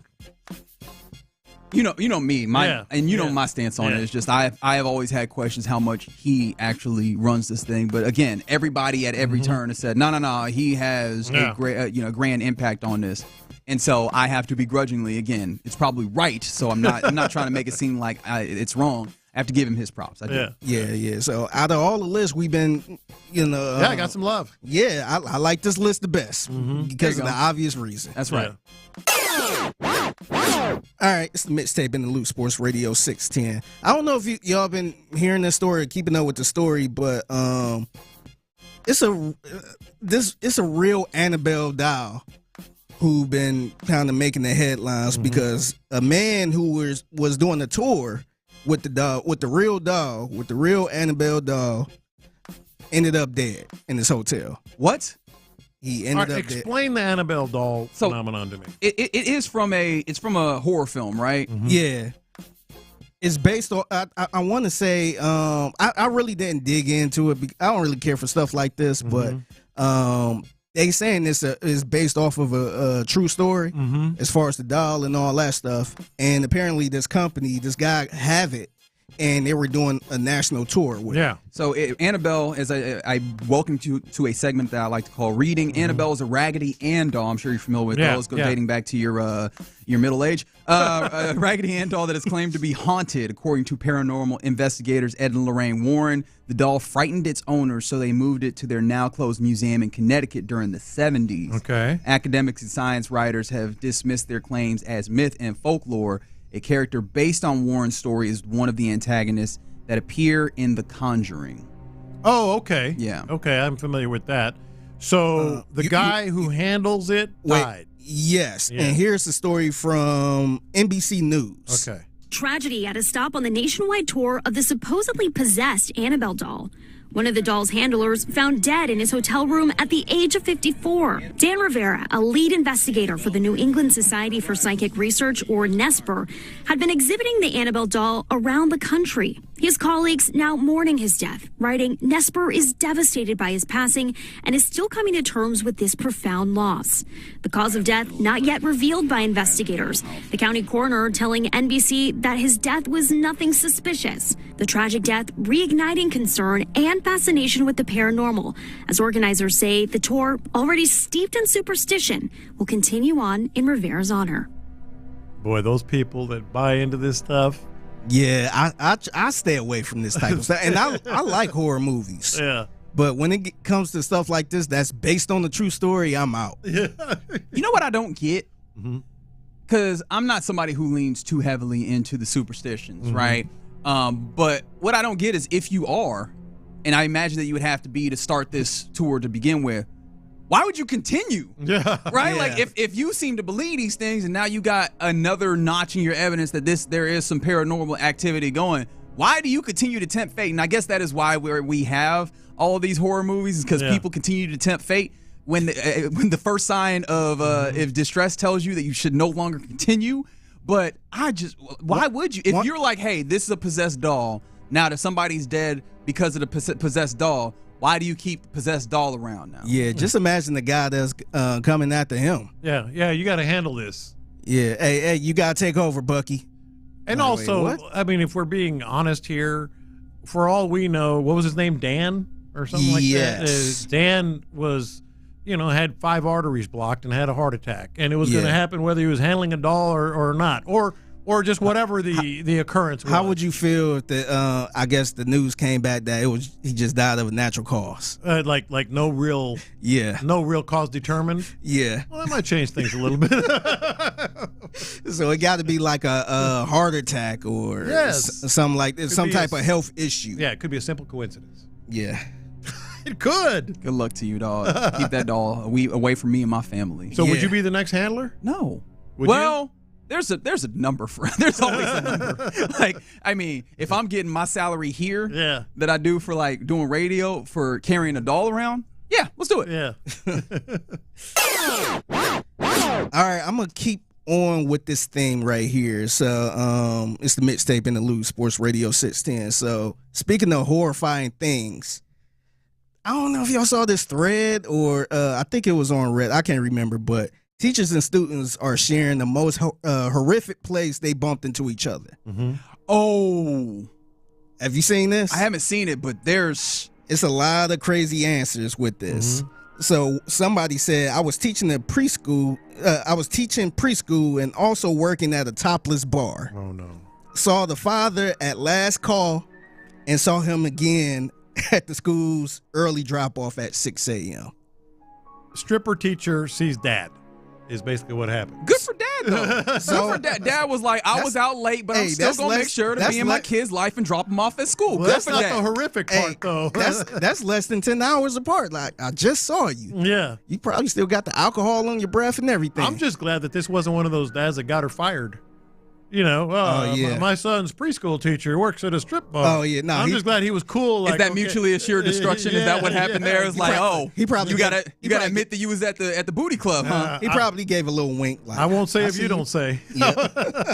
You know what? We should have coffee sometime. That's right. That's called a PTA meeting. Yeah. Somebody else said I was getting a bikini wax, and halfway through my technician told me that because of me, I'm doing great in college math. Oh, like a former student was down there. Well. Yeah. Taking care of business. Yeah. Somebody else said, when I was a teacher, I saw a current student who was 16 attempting to use a fake ID at a bar I was moonlighting. Oh, that's fun. That's not horrific. That's the teacher's like, the hell out of here, Johnny. Nah, Johnny. Get the hell out of here, Johnny. Before I call your mother. That's right. No, that's not a horrific one. That's a funny one. Well, if they get in, it's horrific at that point, right? Yeah. Somebody else said therapy. He was on his way out. I was on my way in. Oh, wow. And that got to be hilarious. And they each caused each other's therapy. You say on that couch, see, this is what really happened. Yes. I have this student. I have this teacher. Yeah. Somebody else said, at my colonoscopy, we're already starting on the bad foot. Was about to begin. Hey, Mr. K, you were my favorite teacher. I'll be assisting you today. Oh, great. He said, thanks. Enjoy the view. What do I always say? Own it. Yeah. Own it. Lean in. Enjoy the view is insane. That's an awesome one right there. That really is. Somebody else said the student was the only cashier when I was buying a pregnancy test. Active student? Here you go, Mrs. Jones. Good luck. Like current student. I wonder who this is for. If they still at the same school, yeah. Now the school knows that you are buying pregnancy. It would have been better if she came in with like one of the coaches. No, it would not. No, it would not. Hey, we talked about this situation a little earlier today. Right. Somebody else said, I was pooping at Walmart, and the third grade student popped her head under the stall and said, I saw your shoes, and I thought that was you, Mrs. Ware. That's funny. That's just a little kid being a little kid. That's a yes. Yeah. Wait, third grade. Hold on. Little kid. I thought that big enough to know not you. Don't be putting your head under the stall. That's something, by the way, that's a complete tangent that we need to remedy as America. Why do our stalls have so many gaps in abilities to see and get in? Yeah, why don't you just go all the way down to the floor? Yeah, why is that? Yeah. What is the purpose of that? Is there like a benefit that I'm not considering? Even the little side parts, it's like a wide enough gap where you can make eye contact. Yeah, eye to eye. Y'all just looking at each other. Yeah, you don't see nothing else, but you see their eye. Somebody else said, my professor canceled class one day because of a family emergency. We talked about that earlier this week. So I decided to go to the mall that was an hour away from campus and ran into her at Nordstrom's. Yeah, the family had to go to Nordstrom. Sometimes there's an emergency, there's a clothing emergency. Yeah. That can only be solved with a little bit of upscale shopping. Yeah. Yeah. One of my other favorite ones is a student said a funeral. He ran into his teacher at the funeral. Turns out they were related. Oh, man. And that was my most hated teacher I ever had. See, but this is the thing. You can hate family. Who said you can't? Yeah. But when you find out that's family, you like, oh, we related. I hated you. Just imagine. It don't have to stop. Real haters will continue hating. Just imagine being at that thing. Mr. Jones, what is he doing? What you doing here? How do you know her? Yeah. Wait, you're related to her? We're related? So what? And the last one I'm going to get to right here is a student said, me and a college professor was locked up in jail over the weekend together. And he said the professor would probably note that it should be me and my college professor were locked up in jail. That's right. There you go. Yeah, make sure you get it right. Yeah. So you don't end up back. And you got to ask, what are you in for, right? I don't know. I have never been. Is that the standard protocol? You got to. Everybody's curious. As the professor, I would ask. Yeah. But as the student, I don't even want to know. Yeah. 832 says the gaps under the bathroom stalls are for mopping and cleaning purposes. I mean, the countries where they got it all the way down to the ground, they be keeping it relatively clean. They got the door. Yeah, they got some here in this building that yes, they do. go all the way down. That's true. Yeah.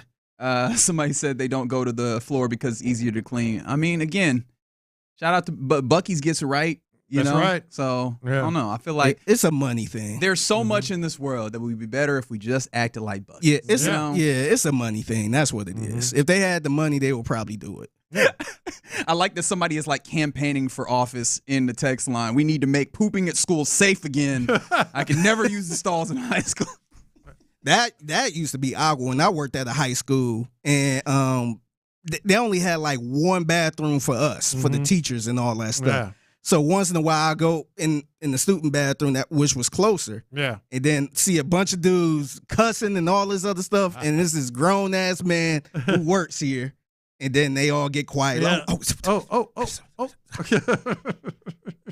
I like, dog, I don't give a damn what y'all do, man. Exactly. Just don't let me see it. No, I would appreciate that if I was you, because no, don't make me an accomplice in whatever y'all are doing. I don't want to know what y'all doing, Exactly. man. So Just go ahead and be don't quiet. whatever y'all do it, don't do it in front of me. That's Exactly. Right. All right. That is Figgy's Mixtape. You catch it at 1:20 p.m. every weekday right here on Sports Radio 610 at the Figgy Fig on social media if you see something that you believe to be mixtape worthy. All right, coming up next, we get ready to hand things off to the fellas of the Drive, Clint and Ron. I'm interested in what their take is, but I'm also interested in yours. Earlier, Lopez put together a Houston EPSYs of sorts, and the big one that we were talking about was most memorable play of 2024 in Houston sports. But me and Fig kind of took it from best play. What for you was the most memorable play of 2024? Let's bandy that about next. Area 45 with Bijani and Creighton.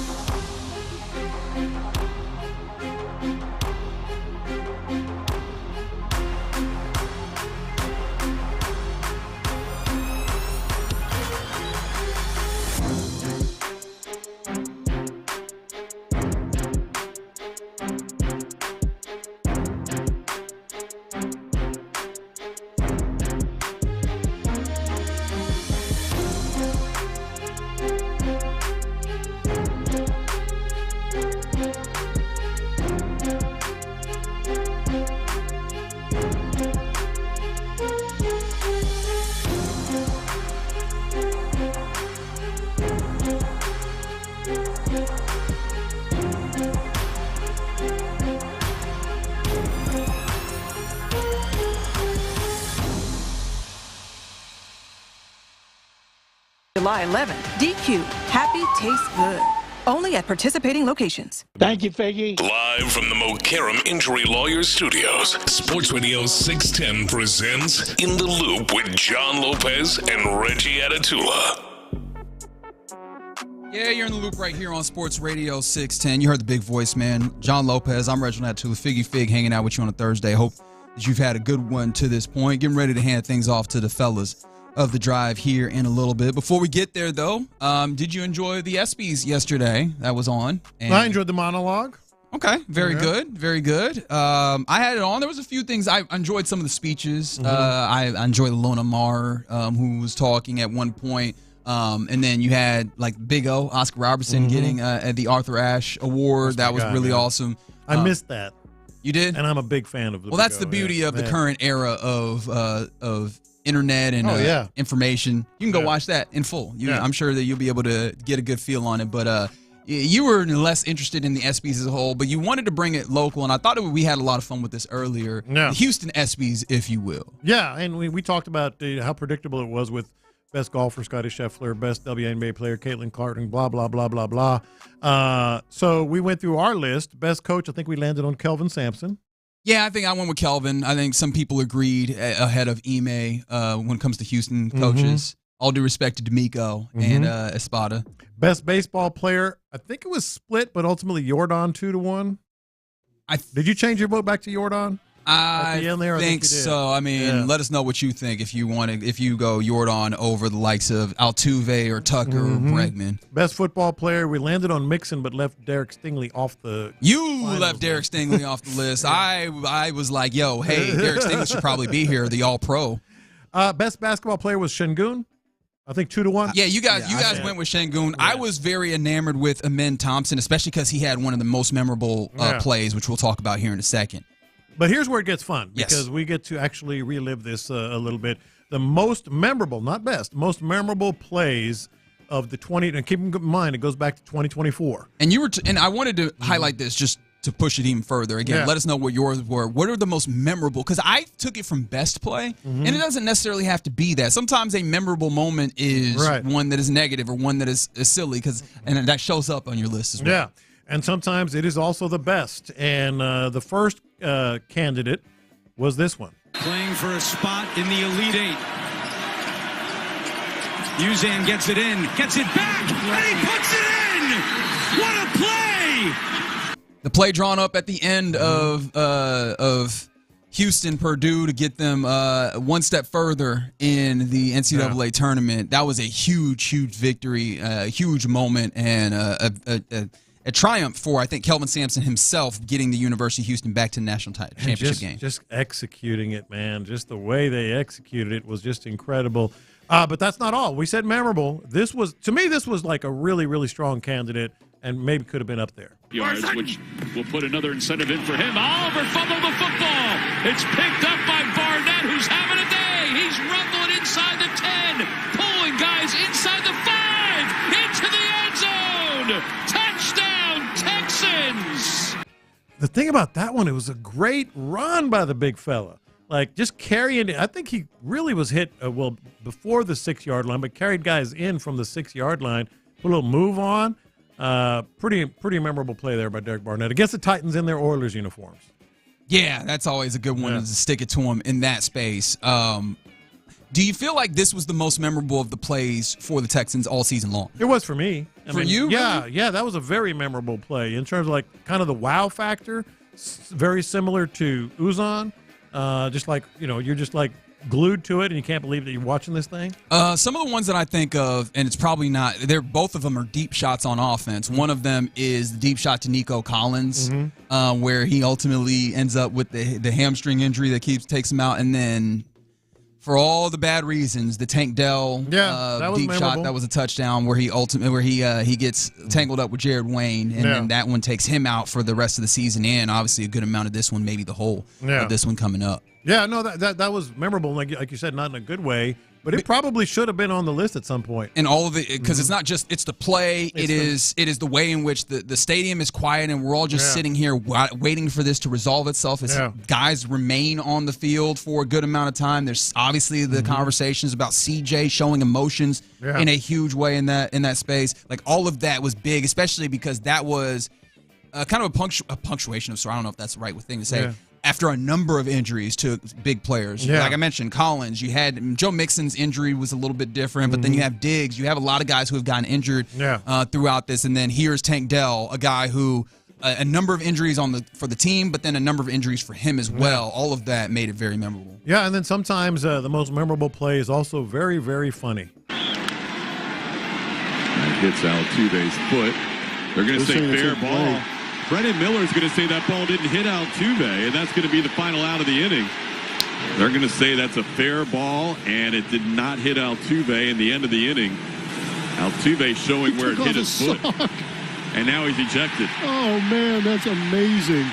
He was pointing at his foot, and there was a red mark on his foot, to be honest. there really was. But Altuve taking his shoe and sock off and showing the umpire, and ultimately getting ejected. So the teams that ended up being represented in this category, as you put it together, were University of Houston basketball team, Texans, and Astros. Was there anyone that came to mind for you, Rockets-wise, from the season that was like just a memorable situation, memorable play? Because one of those that came in on the text line was Men Thompson hitting the game winner versus the Celtics, going to his right. He gives you a little euro, actually, is that a euro? So, yeah, kind of a euro into the middle of the lane with you putting up the shot. Somebody from the 8-3-2. What about Jabari? Perfectly missed free throw to complete a comeback win. That's right. I forgot about that one. What an incredible moment to miss a free throw perfectly. One of the things in basketball that I'm always amazed by, because it is one thing to have a perfect shot that doesn't move the net. Talk about executing. That's something that you work on every time. That is the desired effect. Yeah. You don't work on missing perfectly, and so when you're able to do it, it's always crazy to see it, and then doing it on command like that was wild. Yeah, I'd forgotten about that one. But ultimately, I think what won was the Uzan, right? I mean, Uzan was just huge. Yeah. I think also, for me, the emotions of the city after that play was we were all building towards, hey man, they're gonna do this. All eyes were on that. So man, I felt that. Don't look at me like that, Ron. Don't look at me like that, Ron. I know what happened. We all know what happened. All right? All right. So any other ones that you have on the text line, 713-572-4610 from the 832. The Petrie and Barnett hit and run against Dallas is one that comes up here on the text line, and I'm very intrigued to see what these fellas have in that way. Courtesy of the D&M Auto Leasing, they always bring you the opportunity to crosstalk with these fellas. It is Clint, it is Ron of The Drive. I'm interested in what they feel about what would have won a Houston-type SB situation for most memorable play of 2024 for them when you talk about last season for the Texans, this past season for the Rockets, and I guess the previous season for the Astros and some of those other things. I'd be interested to see like which plays were the most memorable in any of the Houston sports that come to mind for them. Like, Ron, is there one that immediately jumps out to you for any of these? Yeah, to me, when I hear it, I automatically go to who had the best season, and it's the Cougs, and that inbound pass. That was something against to win the game Purdue. against Purdue. Yeah, yes, Purdue. Yes, sir. That comes to mind. That quickly. That Barnett run to me was just amazing. That was just amazing. Yeah, big man rolling, and he looked fluid. Putting some moves on and running through guys. Yeah, all that stuff. Yeah, I think that was a big one. Chief, is there one that comes to mind for you, like just a memorable and it doesn't have to be good, because I've been working really too much off of the good, and there's sometimes where a memorable moment is a bad one or a weird one. Well, I think the Derek Stingley Jr. interception against Tyreek Hill would be up there. That's one for me, especially with these top 10 lists coming out. I mean, there's whoever, well, they didn't say who it was. I think it was an executive talking about 99% of corners in the NFL don't even have a chance of touching that ball, much less intercepting it. That's a big one. I heard you mention the Tank Dell play where he blew his knee up. And I think that would have a chance, one, because he completed the catch when his leg was getting exploded. Great catch and throw. Yeah. But also the motions that were shown afterwards, and which I think we always try to figure out how in the hell CJ was crying, but I think any human being with a heart, it moved you to some degree. So I think just the way you say it, man. Well, said it the way exactly how he felt. I don't. But any human being with a heart, you felt for the kid, you know. So I think that would have been on the list. I don't know if it would have won, but I think it would have been on the list. Did we talk? Did anyone bring up? I'm certain they did. The CJ fumbled snap. Yes. Against the Chargers, and he rolled out and found. Of course, that probably should have been on there. Of course, who else would it be other than Xavier Hutchinson? That's what I would have guessed on the other end of that. No, that one definitely popped up. In fact, the text line 409 brings it back up. Again, I found myself, and I told Lopez this, I think because of the Astros season this year being as it is, I've had such a hard time thinking of like memorable Astros moments from last season. And that was the thing that I felt I wanted to have that better represented, so I apologize. Well, hell, a lot of them this year, if you tried, you probably couldn't remember their names. Yeah, that's true. I mean, you're sharper than I am, but it took us 2 weeks to get to know Trammell was Trammell, not Trammell. Yeah. That first John Singleton, the bat flip on a fly ball. That would have made the list for you. Like that, the bat flip on those fly balls, that would have been big. I was driving to. I had to go get some help, meet with my guys over there at Experimex West Houston. Shout out to them, they hooked me up. But I was driving and I was like, I was doing that segment with you all when you brought up the ridiculous Paul Skeens for Yordan Alvarez thought process. Thank you, appreciate you. Not these Astros. No, that trade's not happening. They can't. They can't. No, they don't. They have decided on their own to no longer operate like a top 5 market like they are.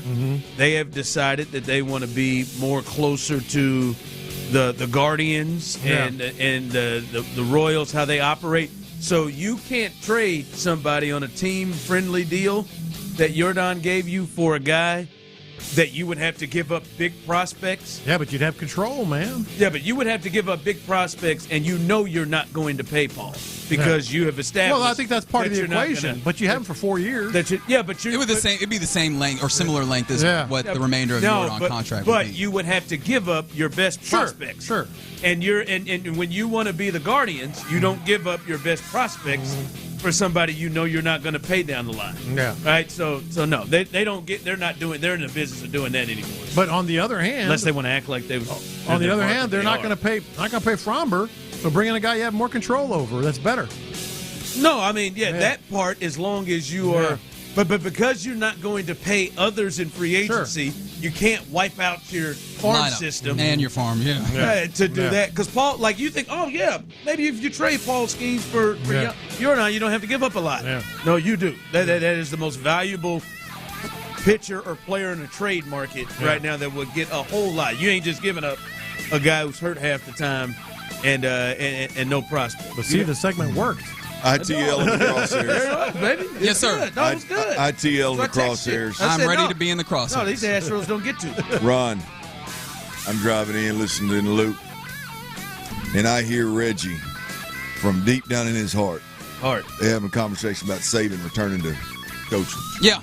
I heard them yesterday with that. Reg said, Saban's going to stand on his morals. Reg. If you don't think Saban was paying them boys when nobody else was paying them boys, he's the one that made this NIL thing a reality. Come on, man. I like where you're going with it. No, the part isn't that he's not going to pay him. The part is more that, the idea that the Wild West is here and it's all unwieldy and he don't want to deal with it. But now it's the Wild West and he don't want to deal with it. He was the one. He was the only man in town. He could throw them rings on the table and say, I'm going to give you 100 stacks too. And the guy down the street's going to give you 3 squares and a cot. What you want, man? Where you going? Now everybody can do it. He laid the rings down and then walked out of the room, and Miss Terry came in there and said, all right, this is what we're going to do. That's right. Well, we got you about 150. Miss Terry was powerful. Hey, they got a kid out of that. We had a running back in Little Rock, Arkansas. He was cold-blooded, man. God bless his soul. He got killed in a car accident. Anyway, it didn't work out at Alabama. And He said, Saban walked in that thing, threw all them rings on the table and said, every guy I've coached got one of them. You want to win one or you want to go to Arkansas? That's tough. He committed. That is tough. And then the kid, and then the kid stood up and said,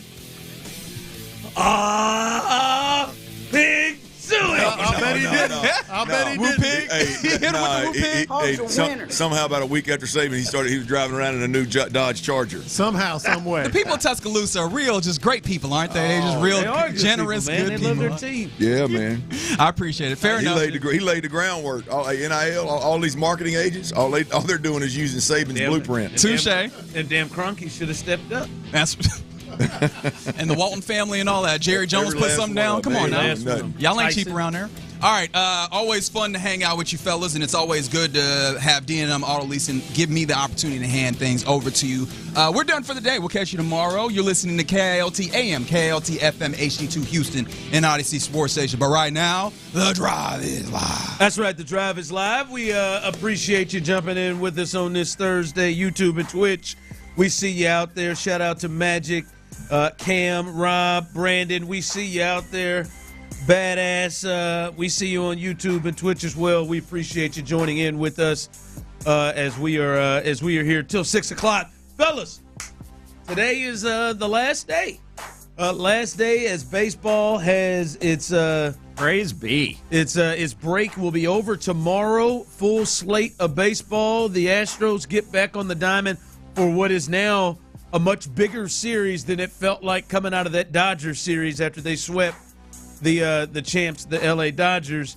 You got the Mariners for 3 in Seattle, who you went 1-5 on your homestand. They came off of sweeping the team with the best record in baseball, the Tigers, and now that lead is down to 5. You've got those Mariners on the road for the next 3 starting tomorrow. It's big. Second half coming out.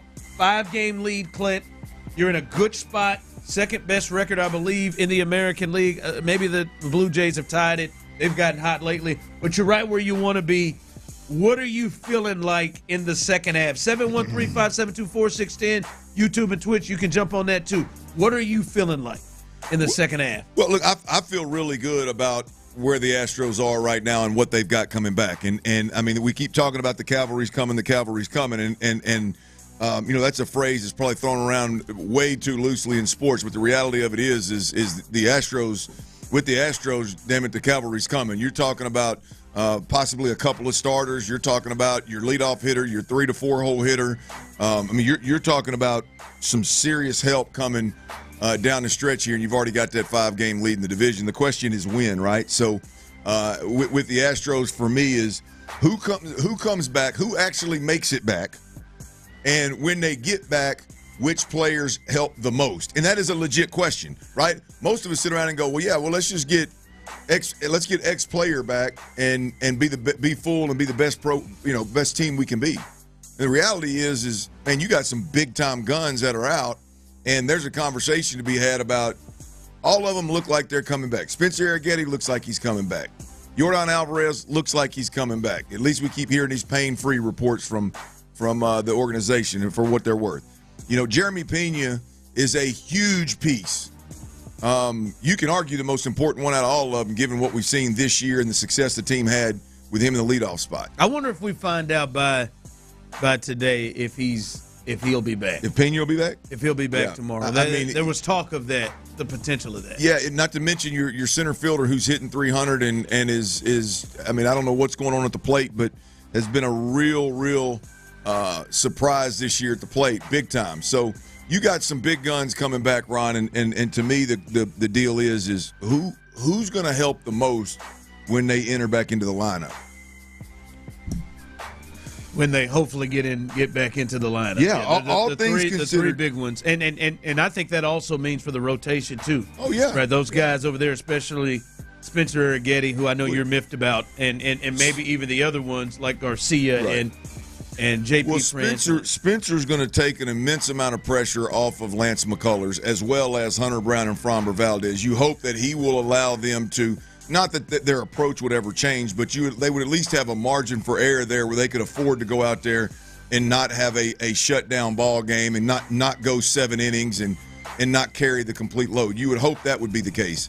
You know, you look at I think the initial response in terms of the lineup is obviously Yordan Alvarez being one of the best hitters in the game, but when you stack him up against what Pena's done and the fact that Pena is your starting shortstop, and when your shortstop's out, all of a sudden you got a turnstile at shortstop, left field. Well, Cam Smith is DH, first base. I mean, it's all over the place. Yeah. So the importance of getting Jeremy back is significantly bigger than one would think when you get down to discussing it. So, by the way, I just saw this come on the text line. Does Lance make you guys? Are you guys get nervous? Does Lance make you nervous? I'm nervous if Lance has to be my 3. To a degree. Right now, that's where I'm at. Not near as bad as like when he was making the initial return and all that, but there is a little bit of that. I could sit back and relax, Tyler, and watch a game. How many starts? And enjoy Lance pitching when Arrighetti comes back and if he's nails and he's a good third starter. Do we feel like with Lance we've gotten past the, he's still working his way back?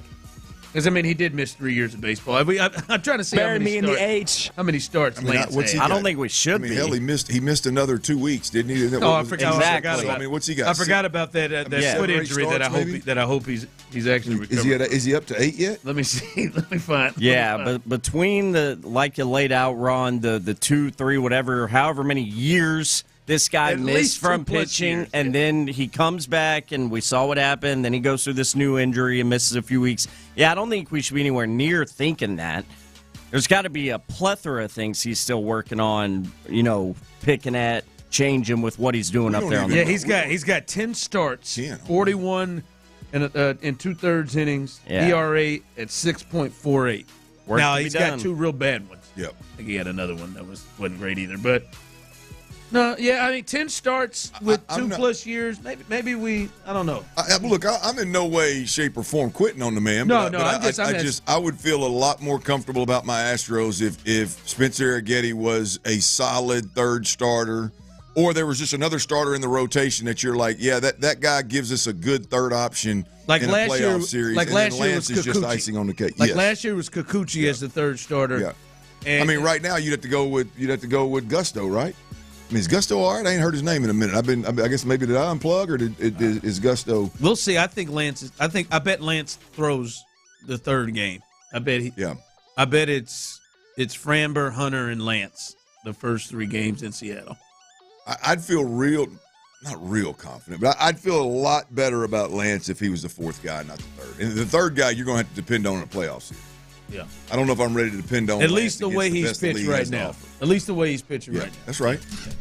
I had my thought here. We're looking at the second half of the season, and I think you're kind of touched on what it will look like if the guys get back. There are 2 guys in my mind that I'm looking at, and I'm trying to figure out. It would be great if both of them could get going, but I'm trying to think. Man, who do I have the most confidence in either one of them get going? And that is like Christian Walker and Yainer Diaz. Yes. I mean, what you've gotten from them in the first half, and then when you connect it with the injuries that you've had, I mean, it's just not even on par with what they usually do, right? And I mean, complete drops off the map of where they usually are. Those 2 guys, I think, are vital, and I don't know which one I have more confidence in that they will pick it up. Like I look at it, and I think they're going to need one of them too. I don't know which one that I think I have more confidence in. I'm going to ride with Christian Walker on this one. Yeah, I mean, just the veteran experience, the sample size that we've seen him. Like, I don't think he's ever going to be overwhelmed. He may be frustrated, but I don't think he's ever going to be overwhelmed or frustrated or not frustrated, because I'm sure he can definitely get there. But lost, I guess, is what I'm looking for. Fromber's still, I think he's Yainer? still. What I say, Fromber? Yeah, not Fromber. I'm talking about Yainer. I'm sorry. He's still green enough to where he's still, to me, he's still trying to find himself, and he's struggling behind the plate too. Like that's the damnedest thing. I mean, and I've got to do some research on this because I don't need an answer. That's what Dustin was trying to tell you. Well, I mean, I just don't understand what is going on with him behind the plate. And look, I've talked to a lot of people about it, and I understand that, a lot of bases get stolen off of pitchers, not catchers. But I mean, there's been plenty of opportunity where a good throw gets a guy out, and he just ain't getting it done. Yeah. I mean, there's been careless, just careless pass balls that are giving up bags. The way he is on defense, it's not ideal. And the way he is in terms of throwing runners out, I mean, he's got to be one of the lowest in the American League.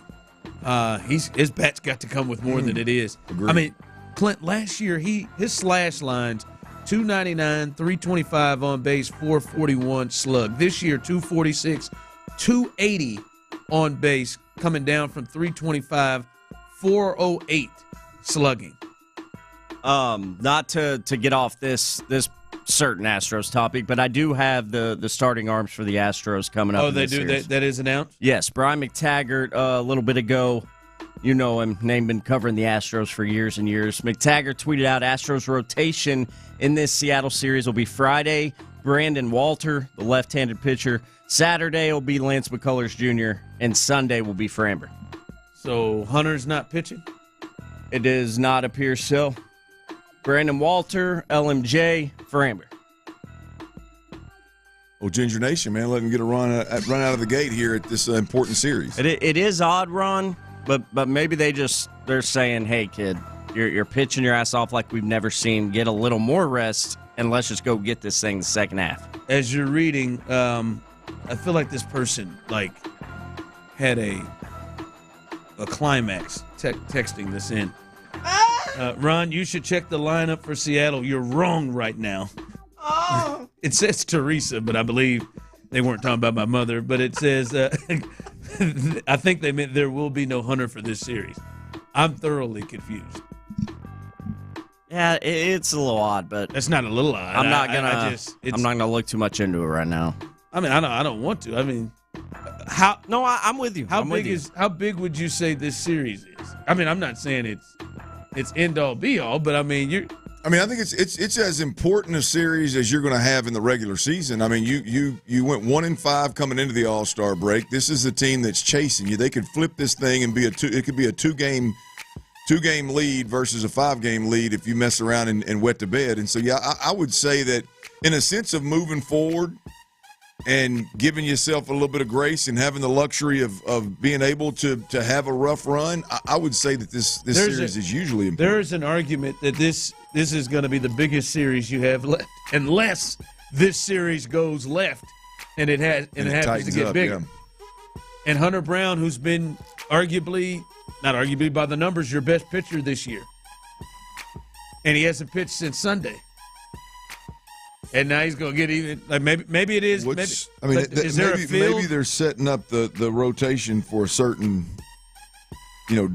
down the stretch. And I'm just spitballing here, but down the stretch, they're setting up the rotation to where he's going to face certain opponents at certain times. Give me in that. the rotation. What was that again, Tyler? It was Brandon Walter, Framber, Lance, and then Framber. Lance and Framber. Yeah, Walter, LMJ, Framber. Oh boy. Okay. Wow.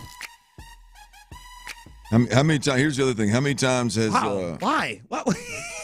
In my mind, it's like, hey, let's get our best starters out in this series right now to kick it off. Hey, they're going with arguably their two worst starters to kick off the series. That isn't. Clearly, there's got to be some strategy to it. Clinton, I know you are scouring to look at this schedule right now. I can't remember who they have behind Seattle. In the series after that, which that is. Well, Seattle haven't seen Hunter Brown since April the 9th. So that's not it. I thought maybe they've got the Diamondbacks. You're right. They've got the Diamondbacks afterwards.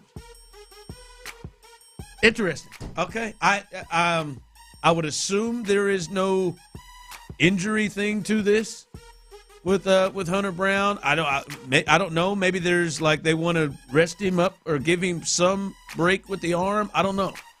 It's interesting. He pitched Sunday, off all week, and the next time Hunter Brown will pitch would be Monday, right?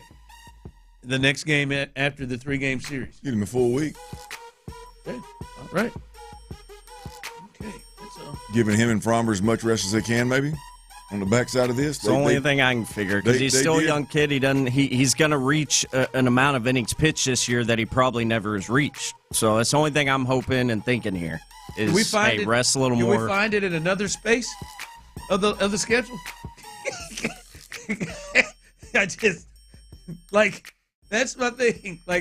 All right, let me stop.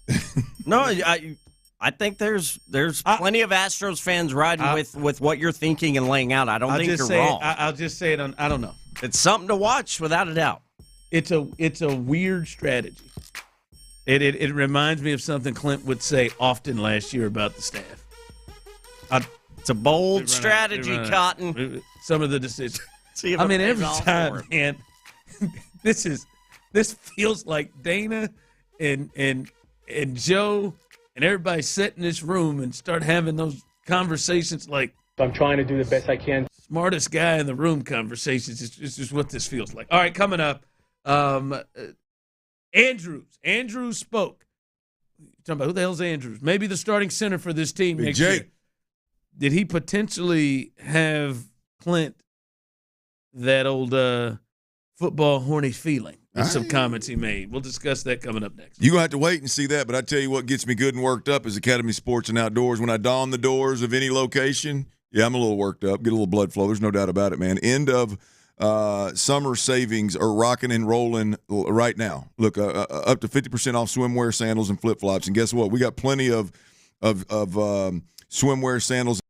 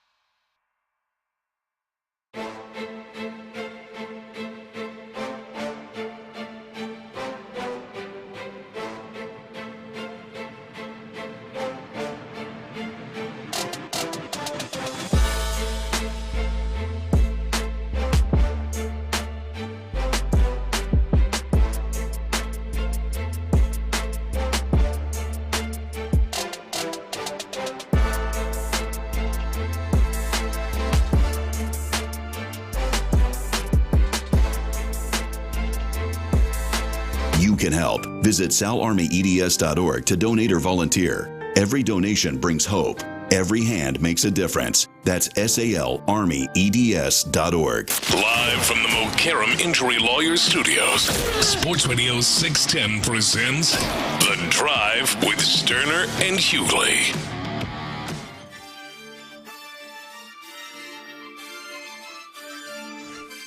There we go. Ran into a golfer right here watching the Open Championship. Ran into a golfer by the name. He ended with a 68. Name's Tyrell. Does not look like a Tyrell. Right? That young man's name is Tyrell Hatton. I'm going to tell you right now, that is, if you'd have lined me up 10 photos and say, which one do you think is Tyrell Hatton?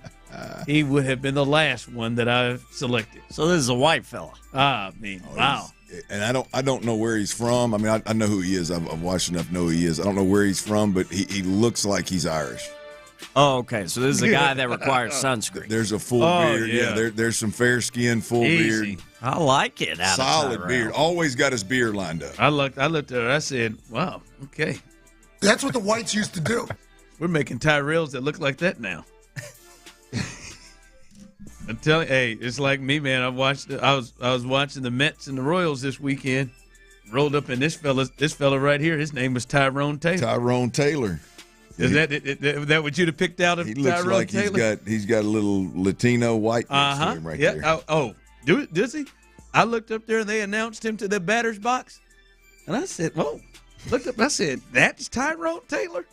He spelled it just like the person Tyler's heard for the first time in the last 6 months, Erykah Badu. He spells Tyrone the way she spelled Tyrone in that song. Tyrone Taylor. I then went down. I went down for about 15 minutes to figure out Tyrone Taylor. I got to Tyrone's Instagram. I said, I've got to see family. There's got to be somebody in here. Oh man, we was looking at white side and Hispanic side, and they went with Tyrone. We all came from Adam and Eve. Tyrone Taylor. Yeah. I'm gonna guess he wasn't raised up in River Oaks. Yeah, Tyrone. Yeah. You remember? Yeah, that's it. Tyrone here. All right. Did this. All right. We're going to be running into this a lot during the season. And I don't know. We'll see. Because it's weird. Because you're football horny guy. was Bobby Slowick. Bobby Slowick He would do it. He would get you football horny at times. We'll see if Nick Caley has that same ability, or maybe somebody else is wanting to step in and grab the mantle of being the football horny person. But I want to see. When I heard this, Tyler, I thought this will be one that gets him going. This will be one that gets Clint going. Here is Jake Andrews. We talked about him a little bit yesterday, who looks like he may be the starting center. And Clint was talking about this has to be one of the main reasons why, and that is his experience in the system. It has to be one of the main reasons why when you listen to Jake Andrews, I know that this probably does it for you more than others, but I want to hear your thoughts after this to kind of get people to have the understanding of how valuable this potentially is to have for the Texans offensive line. Here's Jake Andrews talking about his time in this particular system they're running. For me, it's easier because I ran this system, exact system, different verbiage in college, my senior year. Sure. My rookie year when I was in New England, I ran the same thing with Bill O'Brien. Yep. And so for me, it's been pretty easy because I can communicate with guys who are seeing this stuff for the first time. Right. And, it's easy for me to say, hey, well, we used to do it this way. And I know what Cole wants, Popovich. Yep. I know what he wants. I know what he wants stuff to look like. And so maybe we didn't get to it in a meeting. Maybe we didn't get to talk about it during the walkthrough. But when we get out there and I'm talking to guys about stuff in the locker room, I can let them know, like, hey, let's try this differently. Yeah. Hey, he wants this to look like that when you've got, X, Y, Z out there in front of you. All right. I feel like that is something that really spoke to why you thought Jake Andrews might have a leg up in this thing. But you hear him talk about it. You heard he probably could have dropped any other name but Bill O'Brien. But he talked about, I know what Cole Popovich wants. I've been in this system. How valuable is that for the Texans from that position? Extremely valuable. The fact that Jake Andrews can come in here, knows exactly what Cole Popovich wants, knows exactly how to communicate what Cole Popovich wants, and more importantly, what Nick Caley actually wants, and what C.J. Stroud actually wants. If he can give you a leg up in training and practicing and repping what they want at a different level and different speed starting in OTAs, it's a huge advantage. I think one of the biggest hurdles this year for the Texans in terms of they've got to get better. They got to either match or exceed what they've done the last 2 years, right? 10 regular season wins, second round of the playoffs. You got to perform at a comparable level or even better. And the biggest hurdle is that while most 10-plus win teams and second-round playoff teams are building on what they did last year, the Texans are installing an offense. They're trying to get used to a new center, a new O-line coach, a new play caller, and the only common, the only guy that's coming from last year that was here that had a voice is obviously C.J. Stroud. And so that there's a huge hurdle there to get this thing installed and not wait till midseason and go, okay, now we've kind of got this thing figured out. Jake Andrews knowing what Cole Popovich wants versus certain fronts and knowing how to communicate it in the moment, on the field, being a coach on the field is hugely important in what I think is the biggest hurdle offensively, which is getting this damn thing installed and being able to win ball games with it as early as possible. Now, so let me ask you this, and I can understand how important it is and how valuable it is, but in terms of the importance, is it like if it's a similarity or tie or close at all in terms of performance, that's a leg up, or is it a deal of like, hey man, yeah, if Juice Scruggs or Patterson are, this much better in terms of the physical part of the game, and maybe not bringing that as much, like how much of a leg up of importance is that? Is this a deal of like, if him and Jake Patterson are close, then we got to go that route because that is so much more important? Yeah, I mean, I think Jake Patterson can physically be better than him, and you still go the route of Jake Andrews. mean, the center in today's game. Look, there's times nowadays with the games that they play inside where they're going to if the center is that much of a weak link physically, they'll put Chris Jones on him, or they'll put. That's my thinking. It's like, yeah, man, you got all the stuff upstairs, but the Titans throw Justin Simmons up there, and you can't handle it. Like, well, in order to make that be a real problem, they would have to cover all 5 offensive linemen, which limits what you can do in the back end. So it's really impossible. It's not impossible, but it's highly unlikely that they're going to come in here and take advantage of a center in a situation where neither guard can help. Well, there's always going to be a free guard or the center. Somebody's going to be uncovered. Somebody's going to be able to help, right? Or you just slide it and it doesn't matter. But the point being is, and I've said this from jump, ever since I've been on these airwaves, is the center position is the one where you can get away with a less talented guy. You can get away with a guy that's light in the ass, and that guy can be an extremely productive center if he can communicate, if he can play with his feet, if he can anticipate, if he can make the guys around him right, if he is an alpha, whether he's an alpha and his bite matches his bark, or the guys around him just know, hey, he's smart as a whip now. He's got this thing figured out. Y'all listen up. It gives you a huge advantage. And so that guy right there, if he is that good, and it sounds like he is, I mean, if he's as good as he's talking, and he is that good of a communicator, it's going to be hard for anybody to upseat him, no matter how talented they are. Right, and it would now, when you hear him, because you can hear it, he's pretty confident. He is confident on what he's saying. When you hear that, you can see why potentially that's the direction they went to start. I mean, he just clearly has connections with the main guys before he even stepped in the building. Connections, right? The experience of communicating this offense. And text line, yes, he did say Bill O'Brien. Yeah, he did. He did say Bill O'Brien. But that was the part I hope folks didn't get stuck on. I know. Yeah, don't get stuck on it. But it does make sense. It's the system. That's what is what he's saying. All right, coming up, we'll let you know the latest now that we know about the Astros going into this. What I would say is a pretty.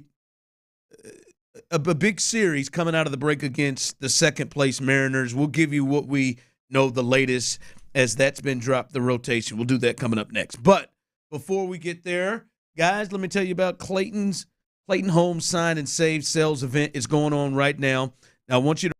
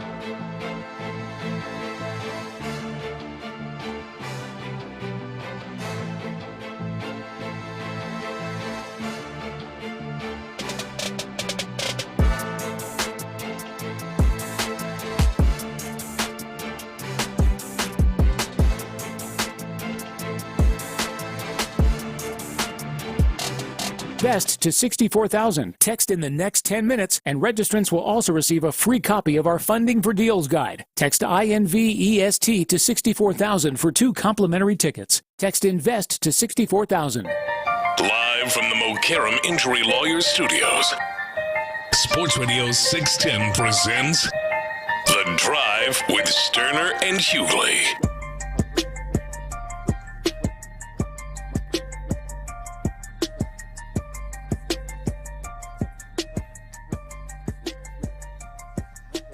All right, Tyler came in a little bit earlier. If you missed it, as tomorrow, the Astros, what I would have said, and we've talked about it, a big series against the Mariners. The way that the first half ended kind of, I don't want to say opened up the door, but I think you at least got to check the rearview mirror a little bit more than you had to after that Dodgers series.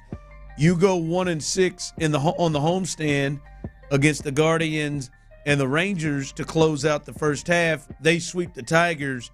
That lead went from 7.5 to 5, and now you open up on the road in Seattle Friday night over the weekend. And so this was a series in which it became, to me, a little bit more important than maybe a week ago or a couple of weeks ago. Well, as we know, the Astros are well rested. Everyone is rested. Nobody played in the All-Star game. Nobody's played since Sunday. Nobody has pitched since Sunday. This is the rotation for what if we go to 1 to 10, Clint, I would have said this series is a 7. Just it because feels huge. Because you can, if you sweep them, it's over. You know, if you took two of 3, you're in a good spot. If you get swept, now it is a 2-game lead and game on. It's not a 10, but I'd say a good 7. And the rotation that they have announced that they're going to go with, Friday night, game 1 of the series, Brandon Walter. Saturday, Lance McCullers. And then Sunday, Framber Valdez. So I'm trying to do the best I can. Their best pitcher and Cy Young Award candidate. Now, I think Framber is starting to slide in there too, but Hunter Brown, their all-star, he is not scheduled to pitch in this series. It is an interesting play. To me, it's an interesting decision. I would assume, Clint, there's some sort of strategy to it, but I am rather surprised that Hunter Brown is not finding his way in this series.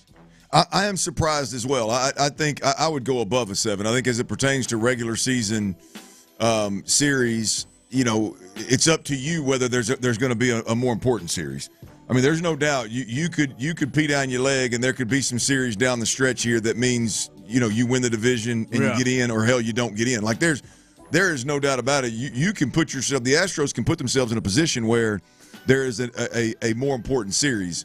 But the reality of it is that never even happens if you take care of business this week. I mean, if you win 1 of 3, if you take 2 of 3, you're in the car. You're in the money right there now. So I think it's hugely important. But to your point, I do wonder. I don't know the strategy of this 162-game season. I don't know the layout of the schedule on the backside.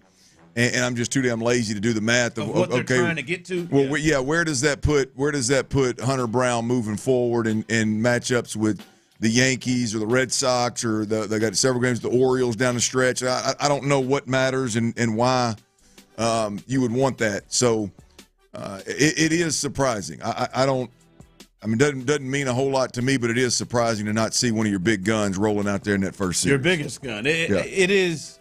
And I know Tyler brought up earlier, maybe it's a rest thing. Maybe he's going to pitch more innings than he's ever pitched before, and they're wanting to give him a couple of extra ones off. Maybe that's it. But I know last year one thing that used to eat you up, Clint, was it just seemed like the sense of urgency sometimes. It just not there. It feels like to them, and maybe it's the case.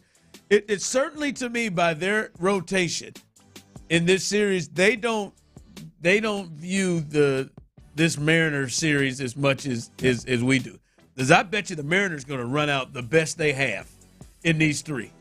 And that's probably the best thing they do is pitch. They're going to run out the best that they do. So it does feel like to them this is not as – if we have it at a 7, I have it at a 7, you have it higher, they're operating like this sucker's a 3. Yeah, I mean, that's long season, man. A lot can happen. That's that approach. I'm with you, man. It's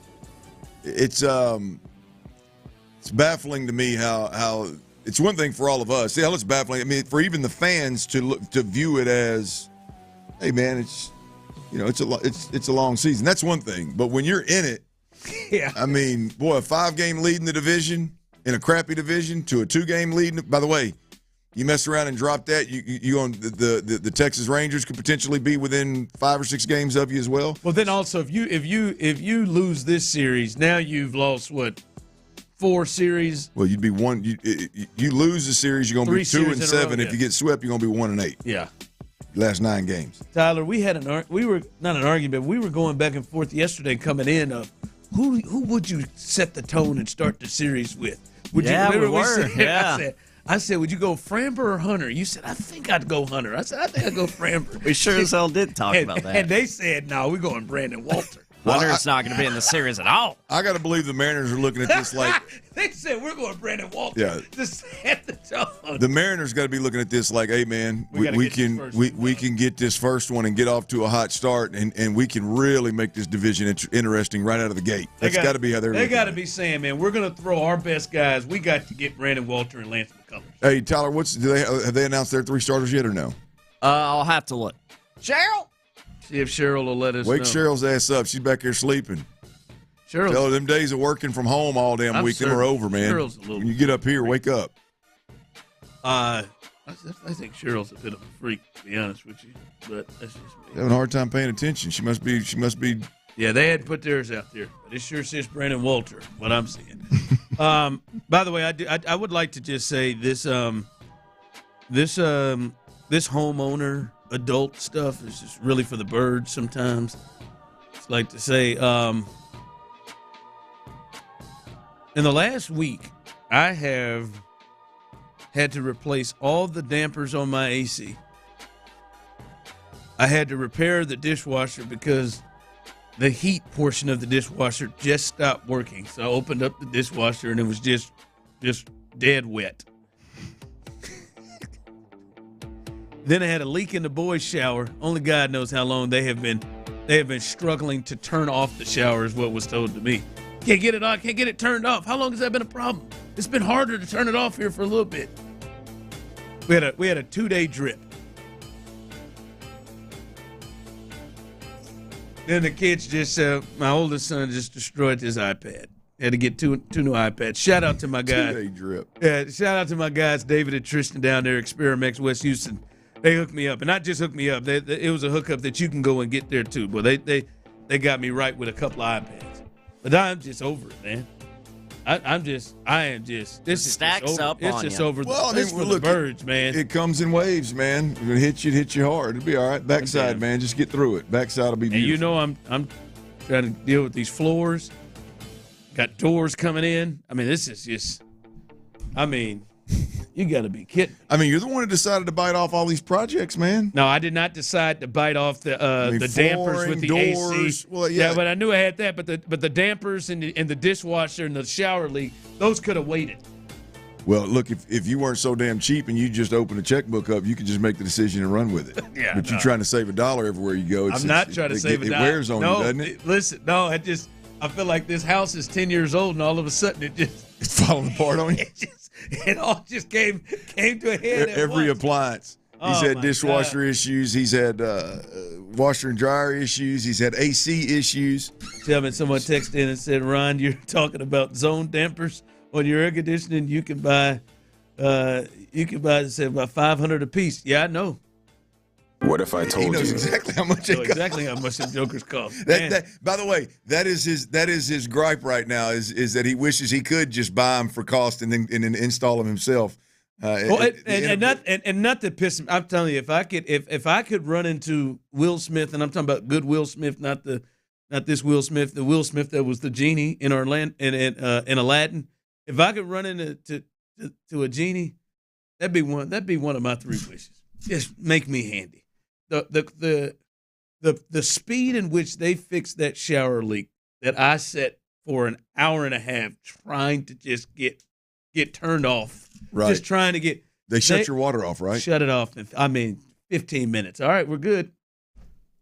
And I'm telling you, I walked past that thing, Tyler. All I could hear was the money dripping. Every time I walked Sounds past, like dimes hitting the floor. Every time I could just see that water bill. Why didn't you shut the water off and YouTube it and try to get it fixed? I went for the YouTube and then made it worse. No, I saw. Well, this is going to pass my expertise. After you don't have the tools, do you? Oh well, I got the Allen wrench, and then we got the Allen wrench part to take it off, and then they had one of these wrenches. It said that you just tighten up and turn. And when he said, when you tighten it up, you got to make sure you do it delicately so you don't mess up the pipe. And I said, well, that's bad. Get it right, get it tight. That's bad. Well, first off, I don't have that tool. That's bad. But I mean, they must have come in there quick. And I was sitting there, I'm thinking to myself, I'll dry these dishes off here for a second. Well, you just replaced the shower head, didn't you? I don't think he's got that yet. This is a different bathroom. It's on the list. But you just replaced some hardware. You didn't. They didn't have to get in the wall. They had to get. They had to get. It was on the handle. The handle. Yeah, not the shower. The handle. Where you turn the water on and off. Yeah. They had to go in there. Just replace that piece. They had to go in and replace that piece, but they had to take the stuff off the pipe, and that was past. That was past what I could do. Because there, I'd bust that pipe. I'd do something. Yeah, I mean, you could. Because I felt myself trying to get it off. Yeah. And I was putting muscle in it. I'm thinking, well, let me stop. You can make it a lot worse. I always encourage people. Not that I'm anyone to ask. I'm not a resource here, but plumbing is a tough one. Because you need plumbing and electric. I know. I better just. Well, electric, you can kill yourself. One with plumbing. One, you probably don't have the tools, and two, you can make it a lot worse. Oh, you mess around like right there. If you'd have tore something up inside that wall, and now they got to come in, tear out tile, tear out sheetrock. Now you've got it. Now you damn near need a general contractor. I felt myself. I'm about to take this thing. Take this thing right out the hinges. It's just for the birds, man. I'm over it. All right. The cornerback list came out. Derek Stingley, where would you guess that he is on this list? And it brought a question to me that surrounds the Houston Texans itself. We'll discuss that coming up next. Stingley. In the loop. What are your best case and worst case scenarios at these important position battles? I think a lot of people are wondering about right tackle. Best case scenario.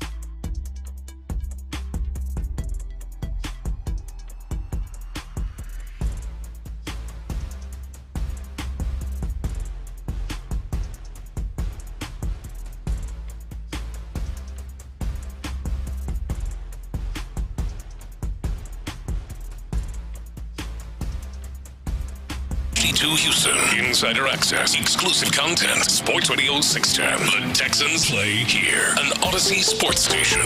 What's up, Clint? How y'all doing, man?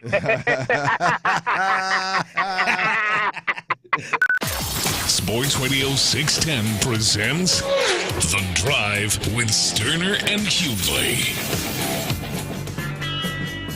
Four-man front for Houston. Murray fakes the give, steps back, steps up, now guns it long downfield, wants Brown, and intercepted. Derek Stingley Jr. with the pick. The takeaway by the Texans. Stingley's second career INT. There's Mark Vandermeer. Derek Stingley this year was an All-Pro. Yes! First team All-Pro. In the National Football League, and Clint, they did the top 10 cornerbacks as voted upon or compiled by the comments from 70 coaches, scouts, and executives. And Clint, he slides in the 2 spot. Patrick Surtain, then him. Derek Stingley Jr., he's the only one ahead of him.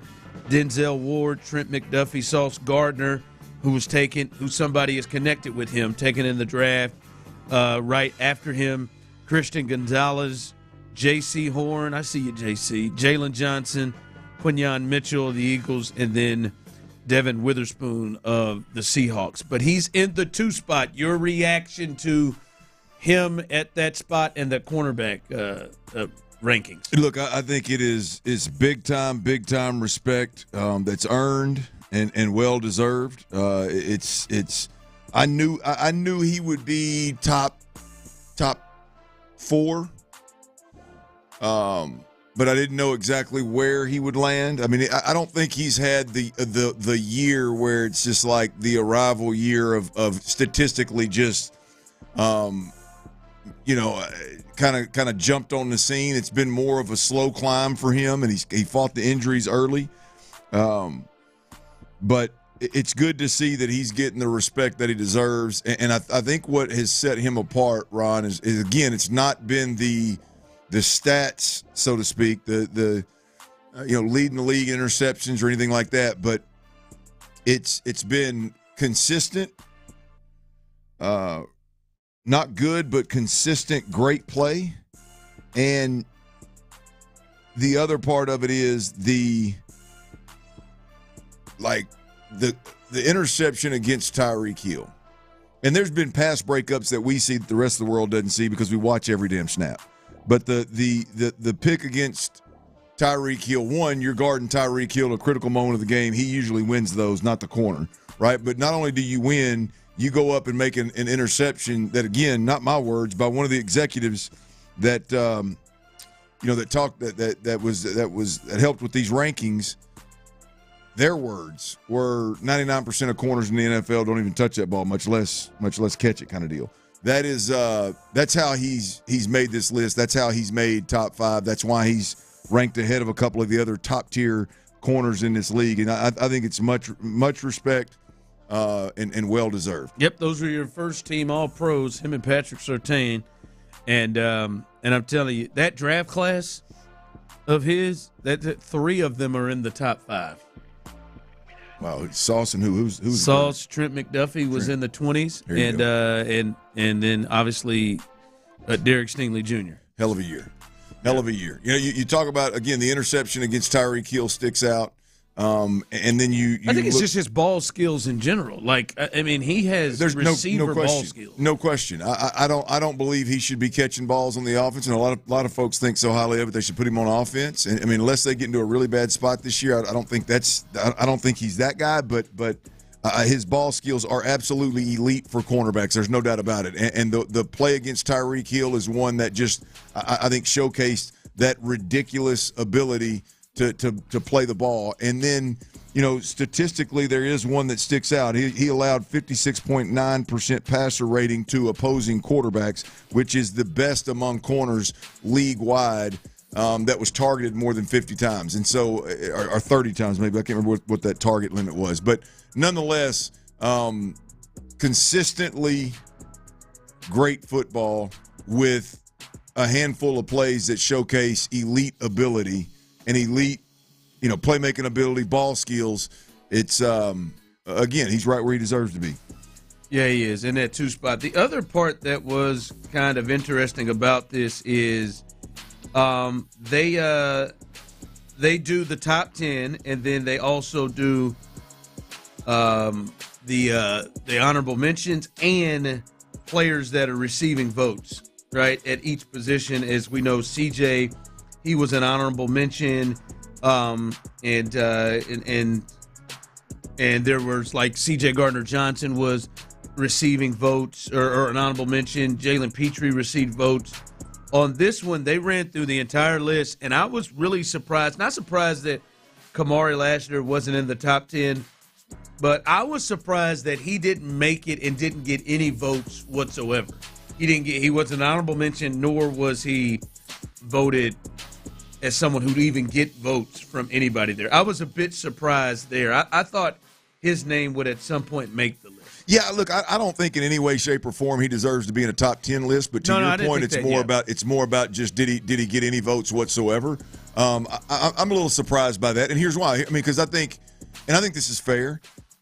I think opposing teams, or if you just watch the Texans, I think you're very aware. This past year, you're very aware of who Derek Stingley was and what he's capable of doing. You prepare for Derek Stingley. Now, when you go back and you watch games in hindsight, as a coach, an executive, a scout, when you go back and watch games in hindsight, there's no question about it. Kamari Lassiter jumps off the screen, whether it's the tackling ability or the coming out of nowhere, not knowing who he is, and he's covering in big time fashion, or just the playmaking ability. It seems like every game there was a pass breakup, there was an interception, there was a tackle, something jumped off the screen. So I'm surprised too that didn't garner that almost that attention in hindsight. After you played them, you look back and you're like, damn, that kid's better than I thought he was. Damn, the Texans are going to be a problem because they don't just have Derek Stingley. Now they've got a guy at corner too. I think there was a fair argument that he was the best rookie corner in football last year. I think there was an argument, and Quinyon Mitchell is 9 on the list. Yeah, he's actually on the list. Yeah. He's actually on the list, and Cooper DeJean is receiving votes, and I think he was at the very least at those guys' level. I agree wholeheartedly, Ron. Especially to the point that you made about Derek. People are well aware of Derek Stingley, which means naturally you think they're probably coming that way more, and so he defended a lot there. So I was a bit surprised there. It did get me to thinking this, though. 713-572-4610, YouTube and Twitch, you can jump in on this, because the last 2 days we got cornerbacks and we got and wide receivers yesterday, and both were in the top 10. Nico Collins, Derek Stingley. Derek Stingley, as we just talked about, was number 2 on this cornerback list, and All-Pro last year, first-team All-Pro. Last year, Nico Collins was a Pro Bowler, even though he missed 5 or 6 games. He was ranked 8th on the list in top 10 wide receivers. For this Houston Texans team, who's more important to this squad? Derek Stingley, who is an All-Pro, or Nico Collins, the Pro Bowler? Who is more important to the Houston Texans? Not better or whatever. Who's more important to the Houston Texans team? Nico Collins or Derek Stingley Jr.? 713-572-4610. Those of you on YouTube and Twitch as well. Look, I think when you look at how this team is constructed, it's an easy answer. Is it an easy answer? To me, it is. It's Nico. I mean, without Nico, we are right back to the Texans being an offense that a decent defense is going to suffocate. I mean, you are right back to what we watched in 2023 playoffs versus the Baltimore Ravens. But you would be in a much worse place, because I think it happens during the regular season with just above-average defenses. That's not going to take one of the best in the league in the playoffs for it to happen. I think you got major problems if Nico Collins in there. So that's an easy one for me. I mean, look, it would hurt to lose Derek Stingley. You'd be bringing in Tremont Smith as the starter. Yeah, but you still have 2 dogs hunting off the edge that cause problems. You know, you'd still have a safety that's an absolute ball hawk, and now you'd be in a position where we got to really find out if Kamari Lassiter is a top tier corner in this league. And while I don't want to see that happen, I think they could hold their own. I got faith that D'Amico Ryans would figure out a way. We've seen him overcome severe injury issues at multiple spots on the field at one time. I got confidence that they'd find a way to survive. No Nico Collins. That's Text line coming through. Nico Collins, hands down. Nico, the offense is not good without him. Defense can still be decent without Stingley. Text line also. Hell, why do you do this? They're both important for the offense and defense. Yeah. Thank you for your. Would you rather him do it with, let's say, Tremont Smith and Nico Collins? Who's more important? Just so it's a no-brainer. It is. I think it's Nico. I'm with you. And I think the big thing is because, yes, I right now trust D'Amico Ryans to figure out how to move around his best, maybe arguably his best defensive player than I feel about Nick Caley being able to work around his best defensive player. And I think that is the difference. It should be Nico also because there's a part that says it should be Stingley because you should feel like you have the quarterback that could make up for missing a Nico Collins, right? Like you should feel like, all right, we have C.J. Stroud, damn it, and if you put Higgins and Kirk and Noel and everything, maybe like you should still be able to figure it out because of the quarterback they have, right? But in reality, I think it is that route. I'm telling you, I think it changes a lot of things they want to do defensively if Tremont Smith is in the ball game right now and Kamari Lassiter then moves to your number one corner. But I think it is Nico. As we talked about yesterday, it's like you're not out of the lineup. The offense and the weapons look completely different if Nico's not out there. I would have said if we were coming off the C.J. Stroud rookie season in which he made just about damn near anything work. Yeah, he overcame some serious injury. I'd maybe think it was a little closer right now. By the way, with that receiver list, I found it really interesting, Clint, that when you looked at the top 10, the honorable mentions, and the players receiving votes, there's about 30 names, and there wasn't a Chief, Bill, or Raven in any of the 30 names. I thought that was a really, really interesting. Those are what the three top favorites in the AFC and legit Super Bowl contenders, and none of them have a receiver that any of the 70 executive coaches or scouts would have even gave them votes to get in. Yeah, it's wild to think, man. Although I feel like Zay Flowers probably is somebody that should have at least been receiving votes. Yeah, Zay should have been on there. I mean, obviously the obvious is clearly the number one offensive piece there in Kansas City. And you can argue maybe 1B with Andrews in Baltimore as a tight end. Yeah, Rashee Rice was he didn't get hurt, he may have at least been receiving.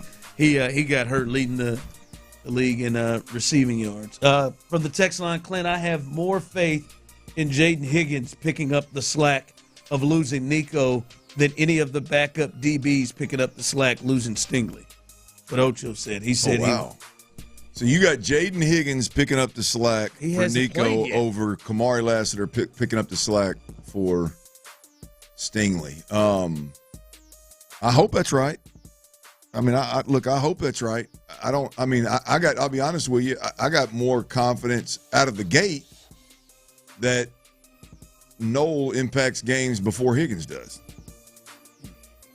Yeah, but I guess if they're in this scenario, if there were no Nico, would Higgins slide into that role? Yeah. Well, he would have to. There's no question about it. I'm just thinking out loud here of what we know. I think the better player long term is Higgins, but you start talking about guys that can impact immediately. We'll see. He looked damn good in that damn mini camp, that's for sure. My man said playing wide receiver in the NFL is easier than it's ever been. Those young Texans wide receivers are going to have an old dirty Salivating. Book it, barring injuries. I hope you're right. It ain't been easy for them boys that's been around these parts. Took Nico 3 years. That's a bad system. Oh, yeah. It was. Same. It was definitely a bad season. I mean, Damian Pierce didn't have a problem going for damn near 1,000 and making a name for himself. Dang it, Bobby. But All right. I hear you. All right. Coming up, a conversation that I'm certain Tyler will do a lot of different things to voice his displeasures with, either by audio, music, or just flat out his words. But I want to talk a little bit about old Arch Manning. A little bit about old Arch Manning in Texas. The 2026 NFL MVP? Already started before the break. Let's talk a little bit of that coming up next, right here live on The Drive. All right, y'all. Look, anytime you step out of your house, you want to look your best. Fellas, I'm talking about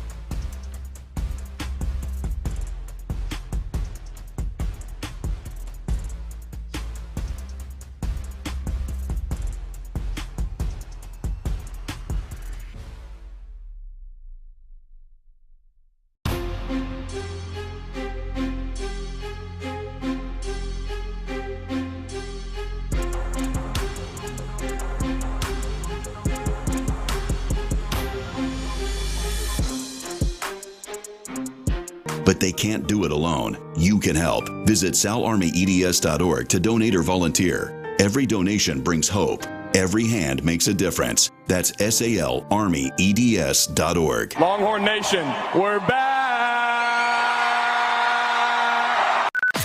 Sports Radio 610 presents The Drive with Stoerner and Hughley.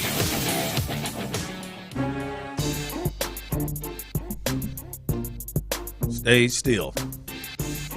Stay still, Tyler. You don't want me to start shaking my ass? Backing this thing up? What you do is different than shaking that ass or backing that thing up. It's a proper way to do it. You get the optimal jiggle. You make people wonder if they should be calling 911 as opposed to because there's a fire because it's coming so for hot. that ass. Uh-huh. Yeah. There's a seizure. There's a concern. Yeah, there's a concern. I've had one of them. I know your history. That's what scared me. Have you really? I don't mean to get serious. That is a scary. Have you ever been around somebody who's had a seizure? Not somebody I knew. Oh my I've seen it happen before, but not just a Just stranger. Vibrate a little bit.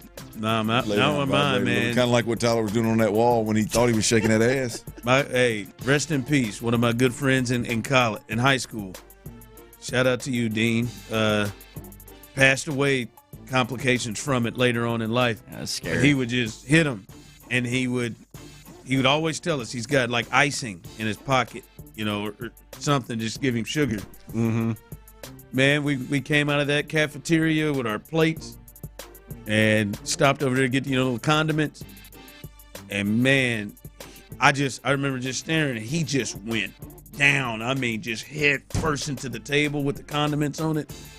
And went down, and he was still kind of active, and he was like, "Give me my icing." So he knew what was going on. Yeah, and just kind of put it in the side of his mouth or whatever. But he had huge, huge scar. Like that was I was pass out. It just started going into the seizure. He never went out, but he was having a seizure. Shaking, but his head hit so hard. Tyler, what do you do when you seize? Well, I'm blessed and praise be that it was just one night with multiple seizures that I went through. I haven't had any since. That was some years ago. Oh, that's good. Yes, very thankful for that. I'm a lot luckier than some, but from what I was told that night, whenever I had those 3-4 seizures, I was found unconscious, eyes rolled in the back of the head. Shaking around. Not good. I don't have any recollection of anything. I just felt bad for my wife who found me. I mean, that was way more of a nightmare for her. It was a little freaky waking up in a hospital bed, but I wasn't in any pain or felt it or experienced it. So where'd she find you? At the base of our bed. She was woken up because I was bumping up against her hope chest at the base of our bed. Oh. I'd been watching a Rockets playoff game. That's the last thing I remember. I was in the living room watching a game, and she found me in our dark bedroom at the base of the bed having the seizure. Oh, hope chest. That's a hope chest. Is that what that's called? Is that a white person thing? I don't know. No, it may just me. I had to look it up. Never heard of it. Well, again, I don't know what a hope chest is either. I had to look it up. If it's really, if it's pretty self-explanatory, it's interesting to me though. If that was the case, you need to hope that thing up out of the house. Yeah, my mom had one. I have other family members I knew growing up. It's had the thing that comes up to the end of the bed that you can put blankets and pillows and stuff. Yeah, in my family, they usually have like their wedding dress in there and like old mementos and stuff like that. No, she got that big ass dress in the closet somewhere. Well, for that story, glad that it is. You're in a much better place with that. Don't ever think I'm seasoned when I'm shaking my ass. But I think even more I think so you should refrain from it. Even more so because I'll drop my headphones and sprint over in there if I see you. I showed Lo the video and she's like, "What is he doing?" I said, "Listen to the music in the background, babe." I heard. Yeah, that video got around. I heard. I have it pinned on my Twitter if you want to check me out shaking my ass. I know people. it got around. Did you pin it? Yeah, it got around. Yeah. It got circulated quite a bit. Seizure or pee pop? Yeah, he was popping that ass. Put that poll out there. Yeah. Someone said icing. Never heard of that one. I hadn't either till I was there. Was he diabetic? Diabetic. Yeah, that's where his seizures. Okay, yeah. Mine was not. My seizure thing was not diabetes related, but There's a few different ways. Do you care to share what it was? I can't remember like the name of what they call it. The best way I explain it to people is there's this chemical all of our brains make and then puts out into our bloodstream, and my brain apparently makes this chemical just fine, but it has trouble distributing it into my blood the proper way. So now I just I have to take a pill every day to make sure my brain's working right. You learn a lot here. Something else you can learn is we've seen history happen in the National Football League today. Just now, during the break, as I was coming back from the bathroom, I was coming from another entry point, and Tyler's just yelling, Show! T.J. Watt! I said, what the hell happened to T.J. Watt? Well, Steelers and star edge rusher T.J. Watt. He has become the highest paid non-quarterback in NFL history for the second time in his career, reaching an agreement today on a 3-year, $123 million extension that includes a $108 million fully guaranteed at signing contract. The $41 million per year average is the highest of any non-quarterback in NFL history. Yeah, that man made that money. Congratulations to him. Yeah, hey, this is a defensive player. Like if you look at wealth, man. And this is 3 years, folks. This is 3 years, and like that's the other part of this is TJ. And listen, he is someone who deserves it. I'll ask you this, Clint. I don't think he is a guy that you're paying for just that you're paying for what he's done. I think TJ Watt can still be an elite player coming up over the next 3 years. Yeah, I don't think T.J. Watt's slowing down at all. I think odds are he is a pillar to that defense in terms of setting the tone, and he's more the thermostat in the room, setting what the hell's going on a daily basis. Look, I mean, he can't be too different than what J.J. Watt was in terms of how he approached the game. We all saw that here.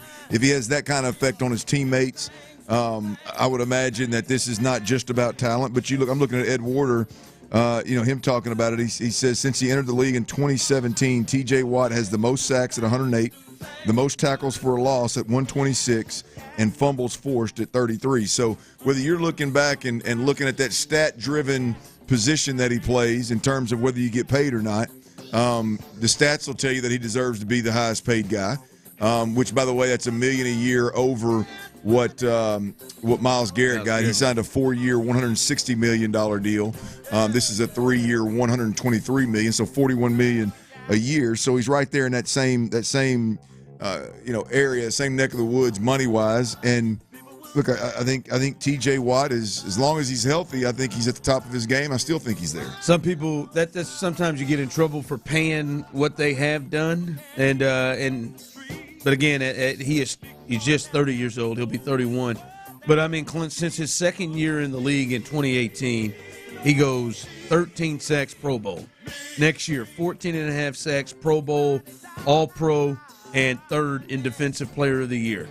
The next year, he goes 15 sacks, Pro Bowl, All-Pro, second Defensive Player of the Year. The next year, 22.5 sacks, Pro Bowl, All-Pro, wins the Defensive Player of the Year. He even went to the Pro Bowl when he got hurt playing 10 games, getting 5.5 sacks. Last year, 11.5 sacks, Pro Bowl, second team All-Pro, fourth in the Defensive Player of the Year award voting. He has gotten it. By the way, does this mean Jerry's got to go over this with Micah Parsons? Oh yeah. Look, there is no way in hell. Micah Parsons doesn't strike me as a guy that's gonna flirt with it. He strikes me as a guy that's gonna hold out, and he's gonna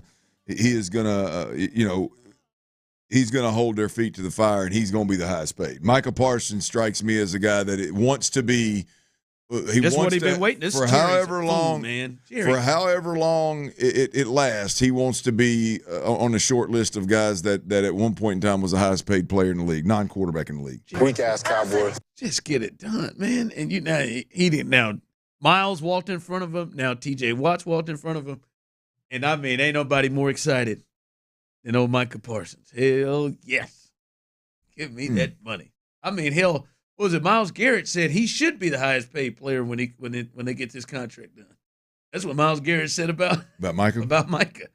Well, I wonder if that's still probably going to happen. So it happened with Dak. Dak went over, and I think it's probably going to happen with Micah Parsons. But T.J. Watt, highest paid non-quarterback, $41 a year, $108 guaranteed at signing. Shout out to him. All right, it is Thursday. This one should be fun. Buckle up. A little turds list. Tyler's turds list coming up next. All right, y'all, power outages, they can happen around these parts if you've lived.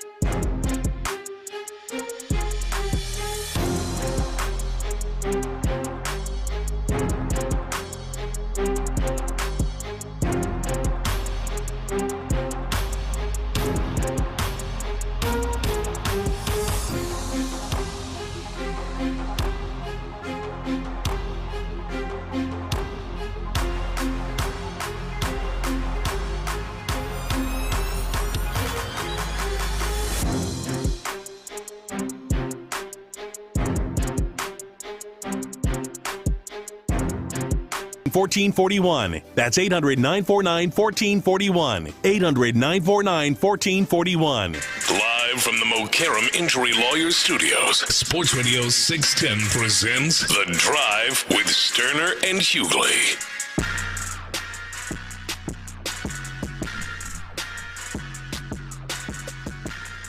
Tyler's Turds list coming up here shortly.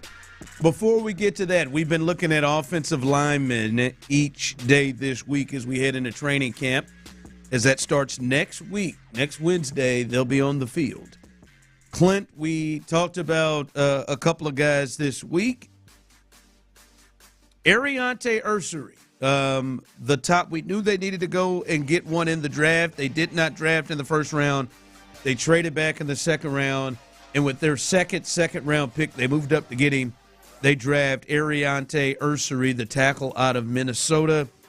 And he's an interesting one because really going into it, Blake Fisher, Andrews, we've talked about this week, and we've had a feel that those guys are probably right now going to be starters. Not as sure with him. How much impact do you kind of see Ursary actually having this year? Well, I hope very little. That's what you hope? I hope very, very little. Look, I believe, again, the focus is more about the unit, and can you get five guys operating on one accord? Can you get the run game rolling because you got five guys that are communicating and know what the hell to do and can be where they're supposed to be? It's more about the five guys being solid across the board and all five of those guys being dialed in on being 1/5 of a unit that ultimately has to be all in on that being the case. It can't be about one guy doing this or one guy doing that. And so I think accomplishing that and how important it is that the Texans accomplish that this year, I think avoiding a rookie playing would be the best case scenario for the Texans. Blake Fisher stepping up and taking a step from a solid first year where he had to play earlier than he wanted to.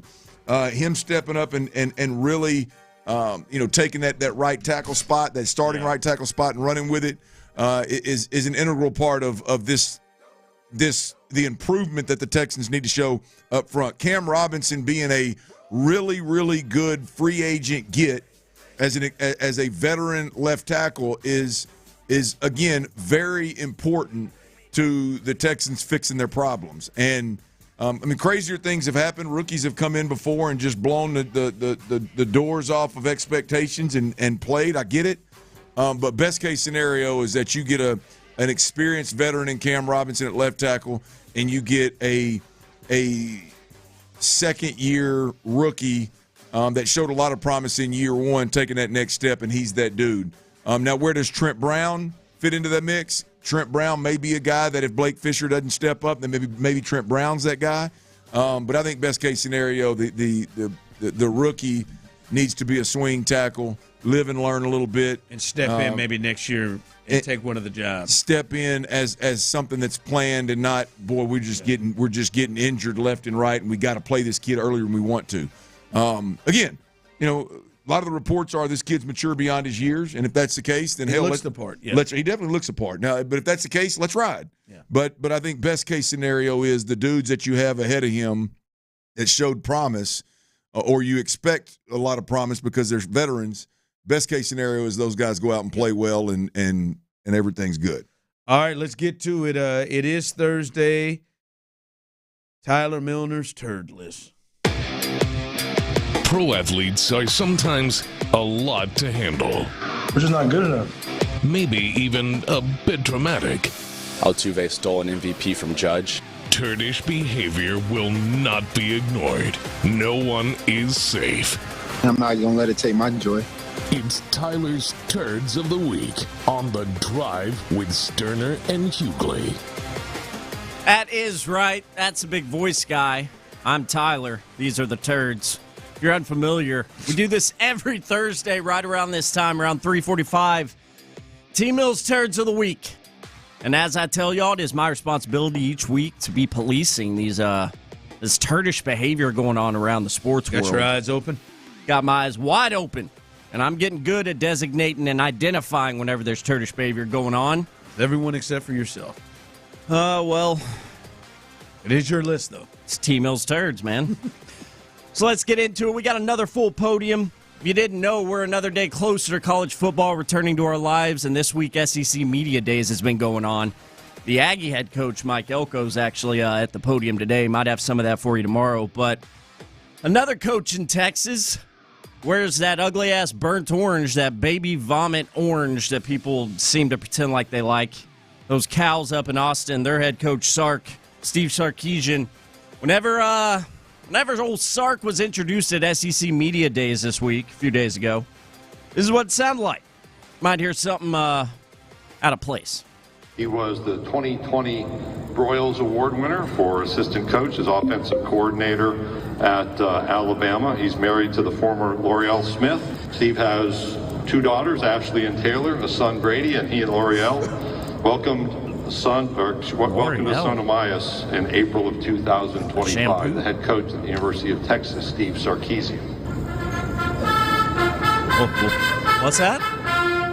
What's that? Hullabaloo, connect, hullabaloo, connect.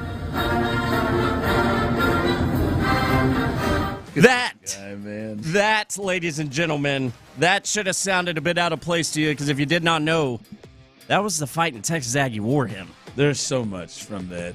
Why are they making him read all of that? If I was Sark, this would be my biggest a-hole moment of my career. Oh, it was so glorious. Yeah, I know. Sark walking out to the fight in Texas Aggie Wore Him right there. Some poor intern, I'm guessing. Some slap D poor intern out there probably just got his fight songs, his school songs mixed up, hit that wrong button. Trust me, it's easy to do. Don't do it, T. What? You can't convince me. The Bronze Turd this week is going to this board op, for lack of a better term, that set Sark up for that. Because that is bad, man. That is your all-time rival, and you are getting introduced to their song. What if the board op was working like Tyler Milner? You would have done that.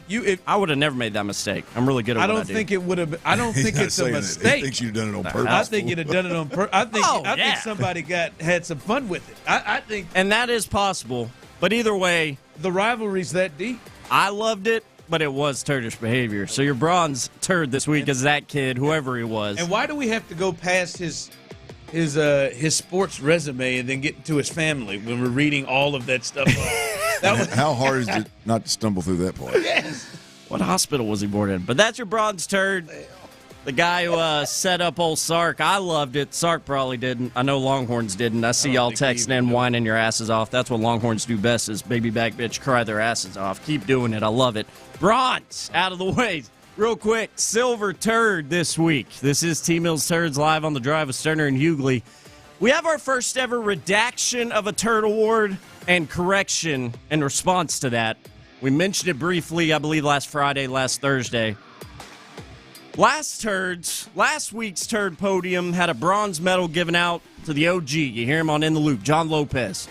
Because I'd done some detective work, and I had been misinformed, now I know, that it was John Lopez treating these studios, this radio station, like his damn house and leaving used coffee mugs all in our prep studio. By the end of the week, every Friday, 3, 4, 5 mugs on the desk back there.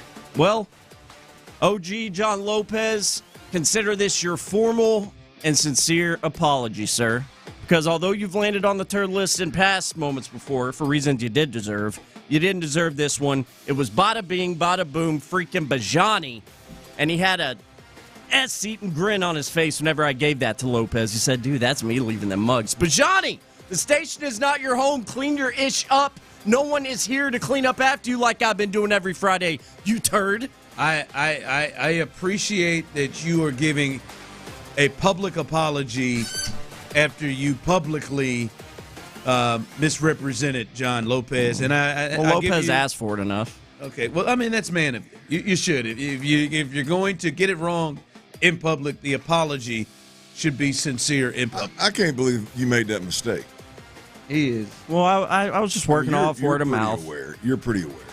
Yeah, it did make more sense. Oh, when we heard it, that sounds like Sean Bijani. Well, I mean, of all the people that we work with, Bijani is the one that I bet the sloppiest. Sloppy, is that? Yeah, I guess. Like, he's the one that would do that and have and not even think about it twice. Yeah. Well, apparently that is correct, because I guarantee Friday we'll have 4 more cups back there. I'm shocked we don't have spit cups all over the place with Bijani. We do sometimes. I've thrown them away too. Yeah. So, redaction, correction, first time ever on T-Mills Turds. Once again, sorry, OG. Maybe don't ask for an apology like 800 times when you want one, though. And Bijani, you get the silver turd medal this week. You Sarah Jessica Parker, man. She's always done it for me. What? You can't. Just give it. Just I mean, you know how the OG can be. You apologize. You wanted it 30. You asked for it 30,000 times. He is the OG, and he is John Lopez, and he's a Houston legend, but he's also a bit of a diva. So, gold turd trophy. If you're watching with us on the Sports Radio 610 YouTube and or Twitch, I got the golden turd trophy we all love in my hand. I'm going to make this short and sweet. Everybody knows my feelings on this woman. In another life, probably would have been soulmates. Joy Taylor. Okay. Joy Taylor let go by FS1, along with many others, I should mention. A lot of people let go over there at Fox Sports 1. But the one I'm focused on is my girl Joy. There are not many specimens on this beautiful earth of ours that are as sexy and beautiful, but can also talk about the sports like Joy Taylor. FS1, what are you doing? Do you want us to leave? What do you do? I mean, you can. You know I can get worked up just fine. I don't know. Joy Taylor getting let go FS1. I think you're a bunch of idiots. I think that's a very stupid mistake. I mean, sex sells, dude. And she's beautiful. She's gorgeous. So I'm going to go ahead and put in my request to Parker, our boss, to at least give her an interview for up here. That lawsuit probably put the writing on the wall for her there at FS1. And I'm sure she would love to hear, as you say, sex sells. That would be what she would love to hear. So now, well put together. For you though, she has the ability to probably go on her own, as she has done some, and maybe you'll get a more less restricted Joy Taylor. You think like uncensored? Sorry, I don't understand. Siri doesn't understand either, Chief. What you got coming up?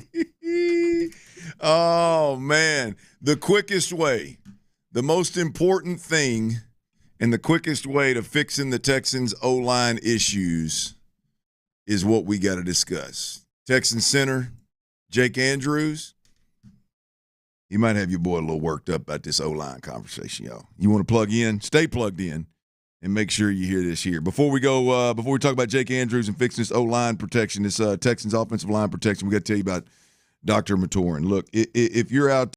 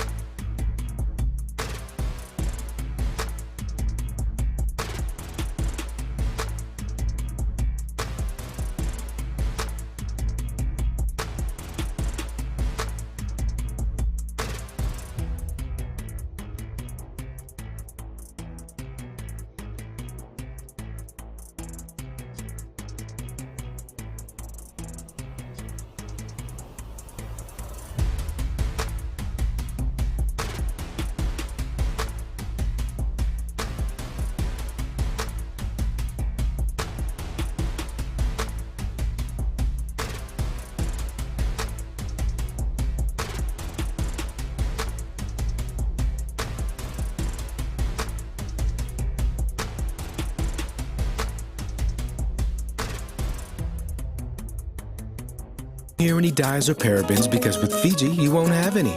So while your regular antiperspirant sounds like this, Old Spice Fiji sounds like this. Sounds like it smells amazing. KILT FM HD2 Houston. Insider access, exclusive content. Sports Radio 610. The Texans play here. An Odyssey sports station. Turd Ferguson. Sports Radio 610 presents The Drive with Stoerner and Hughley. Dive into the mind of former NFL quarterback Clint Stoerner. I like a good time. I like to have a party. I know you do. It's Dirty's Daily, presented by Mokaram Injury Lawyers. Mokaram Injury Lawyers, hard as hell to say, easy to dial. 281-222-2222. Also, big shout out to everybody out there listening, man. The Odyssey app is the way to go. AUDACY. Download that app ASAP. Keep it on your hip and take us any and everywhere that you go. We got a big day rolling here on The Drive on Sports Radio 610. There's a little breaking news popping. Tyler hit earlier. TJ Watt, Pittsburgh Steeler edge rusher. He hit them Steelers over the head with his new contract, y'all. Highest paid non-quarterback in football, 3 years, $123 million, $108 million guaranteed. That's $41 million per year on average there. That is the highest paid non-quarterback. That's $1 million more per year than Myles Garrett. We'll be cussing and discussing that, as well as the Astros crank up tomorrow in what I believe, and I'll speak for my man Ron the Show Hughley here, is what we believe is the most important series of the season, and there's already a head-scratching decision that's been made there by the organization. We'll tell you about that later in the show as well. But we're inside a week of go time in Houston with the Texas training camp cranking up. Next week, the players report Tuesday. They start practice Wednesday. And for me and for a lot of folks, I guarantee you for D'Amico Ryans, the focus is squarely on the O-line and fixing the O-line. One, you're not going to win games. Damn sure not going to improve on 10 games a year and go into the second round of the playoffs. And when damn sure not going to improve beyond that if your O-line isn't significantly better running the football and damn sure protecting the quarterback. But let's be honest. You got a guy back there taking snaps that you're going to pay $60 million to per year. He is the face of your franchise, at least on the offensive side of the ball. You're fixing to break him off, and you better learn how to protect him. You better make it a priority. God bless, brother. There's going to be no excuse for not protecting C.J. Stroud again. There's going to be no excuse for not fixing the offensive line problems that really ultimately ended your season last year, if we're being honest. And you got lucky you got out of there without C.J. Stroud getting injured more significantly than he was. So the focus during training camp is going to be solely on the offensive line. There's no doubt about that. We've been discussing the O-line on an individual position basis this week, and we hit the centers yesterday. And I think the center position is interesting. I love what the Texans are doing at the center position, by the way. I love it even more after hearing this audio that I'm going to play for you. But it's interesting because you got Jarrett Patterson, who was your best center last year, and the team played not great, but better. The offensive unit played better when he was at the center position. You also have Juice Scruggs, who is a former second-round pick who you moved up in the draft to get, played at Penn State, big-time center. By the way, Jarrett Patterson came out of Notre Dame. You got some guys that played in really, really good college programs there, played a lot of football. And I didn't expect, I don't think many people expected the Texans to pick up a center that the New England Patriots decided they no longer wanted to keep in their organization, so they released him. Well, the Texans scoop him up. Not only do they scoop him up, they Kamari Lassiter his ass. They give him the gig. We go over to watch OTAs. I thought it was just a rotational deal, Ron. No, it ain't no rotational deal. He's getting. It was a rotational deal of his ass out there rotationally every day first. He was first in that rotation every day. Yeah, so I mean, I think it's fascinating. It's interesting to see a guy like that gets picked up off the streets, and he immediately gets the job in an organization that typically is hey, we're going to create competition. And look, I think there's competition there. I'm not saying that Jake Andrews is definitely the center for the Houston Texans, but he's damn sure being treated as the center. And we talked about it yesterday, and there's one of two things going on. One, it is a communication tool here. He knows the system. He's been in the system. He can communicate the system better than anybody else, which allows the offensive team, the offensive unit as a group, to practice and rep plays at a different level, right? And at a different pace and at a higher quality. And so is it just a communication play? Or is Jake Andrews, again, a guy that a rebuilding organization in New England decided to let loose of, is he really that much better than the other centers that the Texans have on the roster? Again, Juice Scruggs and Jarrett Patterson. I think either way it goes, it's a huge plus, right? Yeah. Hopefully both, to be honest with you, Ron. Hopefully he's a better communicator as well as a physically more gifted offensive lineman than the other guys. Here's the reality of it is I love the thought, because this is next level stuff. Like, to me, and it may not seem like it is, but there's a lot of organizations and there's a lot of coaching staffs that would go with the guy that they drafted in the second round that was young and maybe a little bit more physically gifted. There's a lot of coaching staffs that wouldn't think it through enough to go, if we can get our center communicating at a higher level, we can spend 2 months in OTAs and minicamps getting significantly better work than if we try to force the center to learn an offense and communicate the offense. So I love what they're doing. Yesterday we kind of left that conversation floating out there because we didn't know the answer. Today we know the damn answer.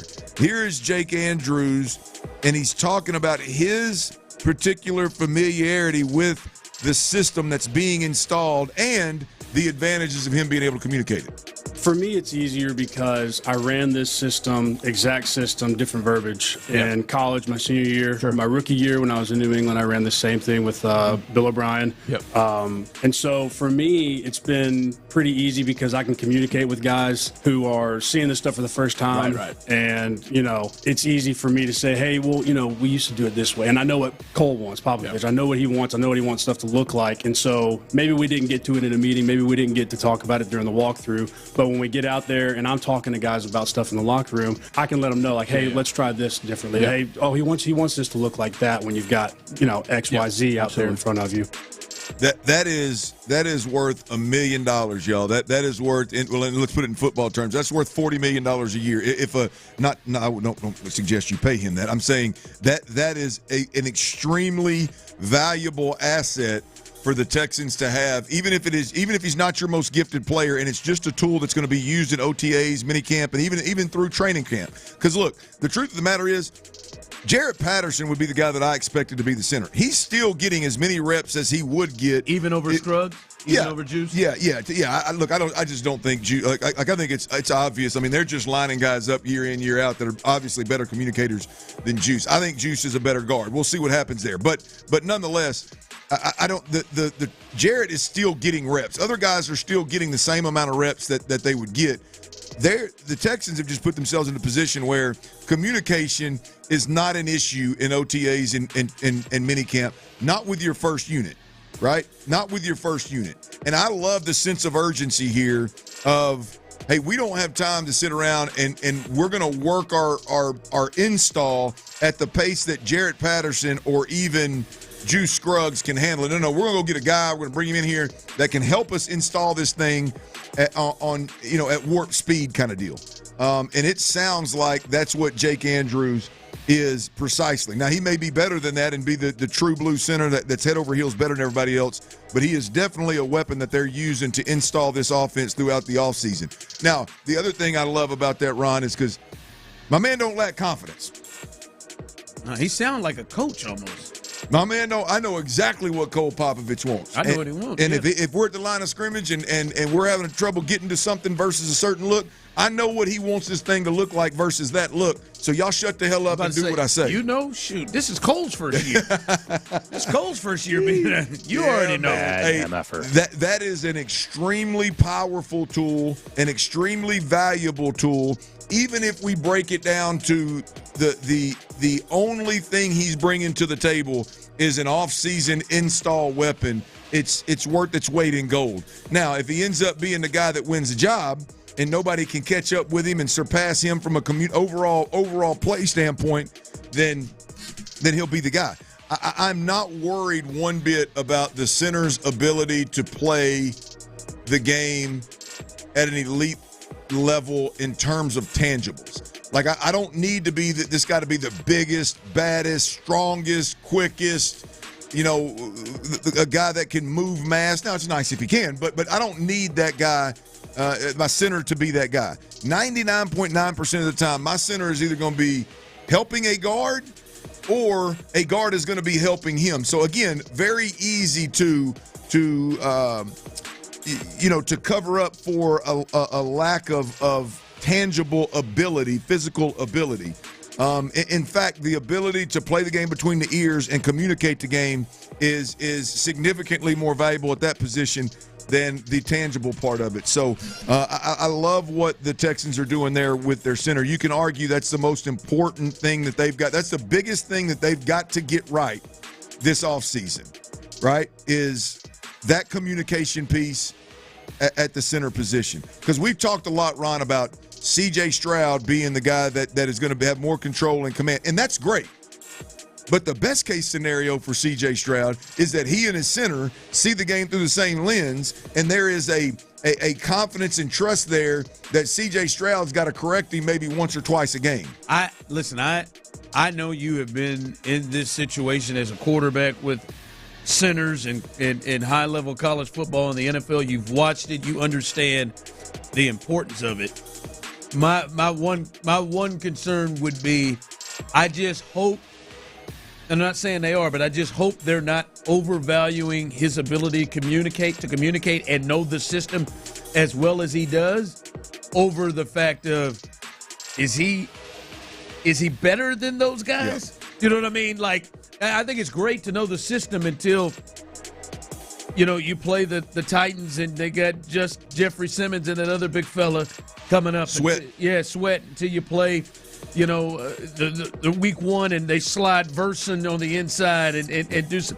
Like, that's just my thing is I understand the value of importance, but I also, like Shaq Mason, I think was sharp and knew the game, but he couldn't play anymore. That's right. And I just hope there is at least a fine line between them. Well, if Jake is that bad, right? If he's at a point where, and I don't know if he is or he isn't, but if Jake is at a point where, hey man, he got released in New England for a reason, he just doesn't have it. He can't play. He never could. He just hung on as long as he could. He ran that Clint Stoerner journey through the NFL. Then I would think that at some point those other guys are going to catch up and take over and be the starting center. Either way it goes, I think as a Texans fan, we're in a really, really good spot. I like what they're doing at the center position. Would I have liked for them to sign one of the best centers in football that was available? Yeah, sure, absolutely. But they didn't do that. They went a different route. I like this approach to fixing the offensive line. If they can't communicate, I don't give a damn how good you are. You can have Laramie Tunsil out there at left tackle, and at the end of the day, you're going to have poor O-line play, right? The truth of the matter is you got to have a guy that can communicate so that all five guys, really, if we're being honest, 6 counting the tight end, 7 counting the quarterback, 8 counting the running back, all of those guys need to be able to hear what's going on, trust what's going on, and not second-guess it, just go out there and execute whatever the hell they're trying to execute. Right? We saw what second-guessing and not knowing who the hell you have. We saw what that looks like, right? Sometimes it's all right. Some opponents you're all right. But more times than not, it's going to fail you miserably, and your quarterback's going to get killed. And so I like what they're doing. That wasn't all that Jake Andrews said. Real quick, Tyler, Jake Andrews. Here's Jake Andrews talking about the brand of offensive line, if you will, that the Texans plan to have this year. The ball is going to be run. I tell you that much. We're going to run the football. Kaylee's doing a good job with putting all that stuff together. We're going to protect CJ or whoever's back there. Try to make it, us 5 up front, we're going to try to make it our life's work to not have anybody in his lap or touching him at all. We're going to pound the rock and we're going to air it out. We're going to keep people on their toes. And we're going to play tough physical football. And people are going to know when they wake up on Monday morning that they just got done playing the Houston Texans. I love we're gonna keep people out of the quarterback's lap. Sounds simple, but we didn't hear enough of that last year as everybody was fighting to sit in CJ's lap. I just want to see it. CJ was like Santa Claus. They were lining up to sit in his lap. Hell yeah. I just want to see it. And good to hear it. Good it's to talking hear it. season. It's talking season, talking. Ron. It's talking. I just want to see it. Well, we heard similar things from Titus Howard.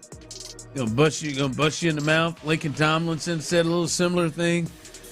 And man, show me, man. Mm-hmm. Let's see it. Let's see that, because that is exactly what they need. That's where you from? No, show me state. You know it, man. That man said we're gonna run the ball. We're gonna keep him out of your lap, and you're gonna know that you played the Houston Texans. Let's see it, baby. See it. Yeah, that make you run through a wall. And make you believe in this O-line now? See. All right, coming up. Astros second half thoughts. Second half thoughts as things get started tomorrow. Second half thoughts. We'll discuss that coming up next. Ooh, Astros second half, things may be a little different. I tell you what I'm drinking when I'm watching them Astros ain't going to be different, though. It's going to be all about them cold Coors Light, as it always is, y'all. I'm a big respect guy. You see, you ain't got to like me, but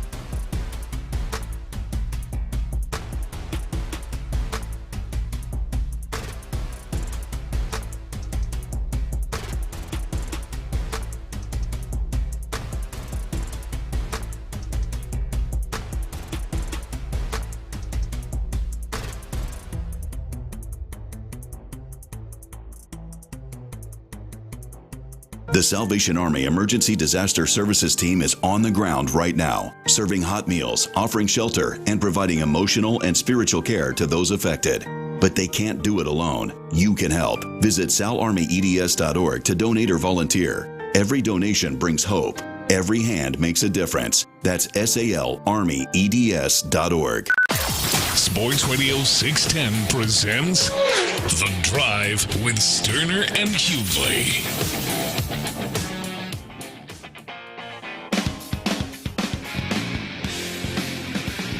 Some news out of the NBA world. Very interesting, but I guess now if you listen to some of the things reported, this is from Shams. Shams, what do we call it? What do we say? Shams bomb? I felt like we said something else. Sham bomb? Yeah, Shams bomb or whatever. Shams, I can't remember. Shams bomb, and then I think we had one for just in case it was Shams. I can't remember what it was. But, I don't remember. But Shams Charania of ESPN, breaking news, 9-time NBA All-Star Damian Lillard is finalizing a 3-year, $42 million contract to return to the Portland Trail Blazers. Sources tell ESPN deal is expected to include a player option in 27-28 and a no-trade clause. A storybook reunion home for the 35-year-old. It was that's interesting. So he got bought out by the Bucks, and he's been training in Portland, and he's now the opportunity to choose anywhere he wants to go. Anywhere he wants to go. A lot of people speculated that Golden State would be a spot. People thought other contenders would be a spot. Miami, maybe a spot. But he is leaving the Bucks and now choosing to stay. Now he does live there. Obviously, he played several years in Portland, but he is deciding to stay in Portland, who is nowhere near anywhere close to being any kind of contender. Interesting decision. Clearly, this isn't about a championship. This is about being comfortable and being at the crib. Yeah, I think a lot of times guys get criticized for making these kind of decisions, and in reality, I can understand it. I mean, I'd imagine that he is exhausted over the last couple of years of trying to chase that championship, of what they went through. Watched coaches get fired and watched it, the injury, obviously. But before Milwaukee probably was tough. Yeah, I mean, the whole thing is probably one of those, like, realizing real quick, hey, man, the grass ain't always greener on the other side. And I don't know his family situation. I don't know what he's got going on. Well, that's the other thing. So been reported that over the last year or so, it's kind of been some up and down issues within his family life. Yep. And when he got injured with the Achilles, he had wanted to go back to Portland to train, to be closer to family, because there was reportedly some things happening, and Milwaukee wasn't really big on that. They wanted him to kind of be around so they can see him, and that kind of jump-started the buyout. And so now when you hear those reports, to what you're saying, this makes even more sense. Yeah, man, it's just, I mean, life is so much bigger than the sport. I know everybody wants to think that everybody wants your guys to act a certain way and put it as number one priority, but boy, the reality of it is man, it's. I admire the guys. I admire the guys that hang up their cleats before they fall out of love with the sport, or when they fall out of love is really what I meant. Don't keep playing just for the money. And I admire guys that make decisions like this to go back and be close. You're still good enough to play. Obviously, you can make $40+ million doing it on top of what you're already making from the Milwaukee buyout. And you choose to do it closer to your family in a place you're familiar with and a place that you're comfortable in. It's a beautiful thing, man. There's nowhere. I mean, they got no shot. Wonder what they promised him. Their best player right now is Drew Holiday. Their best player. Scoot Henderson they drafted him at number 2, but he's kind of been slow. Maybe Grant is Horace's son. Maybe it's Harvey's son. Maybe he's a little bit better, but I don't know. Yeah, he left to go to Milwaukee. There was on that time it was Milwaukee, Miami to go to contender. And now clearly he has said, man, it's about the home life. It's about being comfortable at the crib. And yeah, as you said, man, I respect that. Because apparently and I'll be damned, boy, if I'm going to go somewhere to be a contender and I'm going to go to Milwaukee, got dog, and we better be getting close. Sitting out there. By the way, Portland, sneaky, a place that I've never been and I kind of want to go to. I've heard some good things about Portland. I've heard Portland's kind of like what I've heard is Portland's kind of like the West Coast Austin. Kind of a weird, kind of a artsy place, kind of a cool. I kind of want to see what it's like. See what old Portland is. Yeah, I don't think I've lost anything in Portland. Yeah, I think I'll be all right. Run anything important. All right, text in 713-572-4610, YouTube and Twitch. Jump on this now.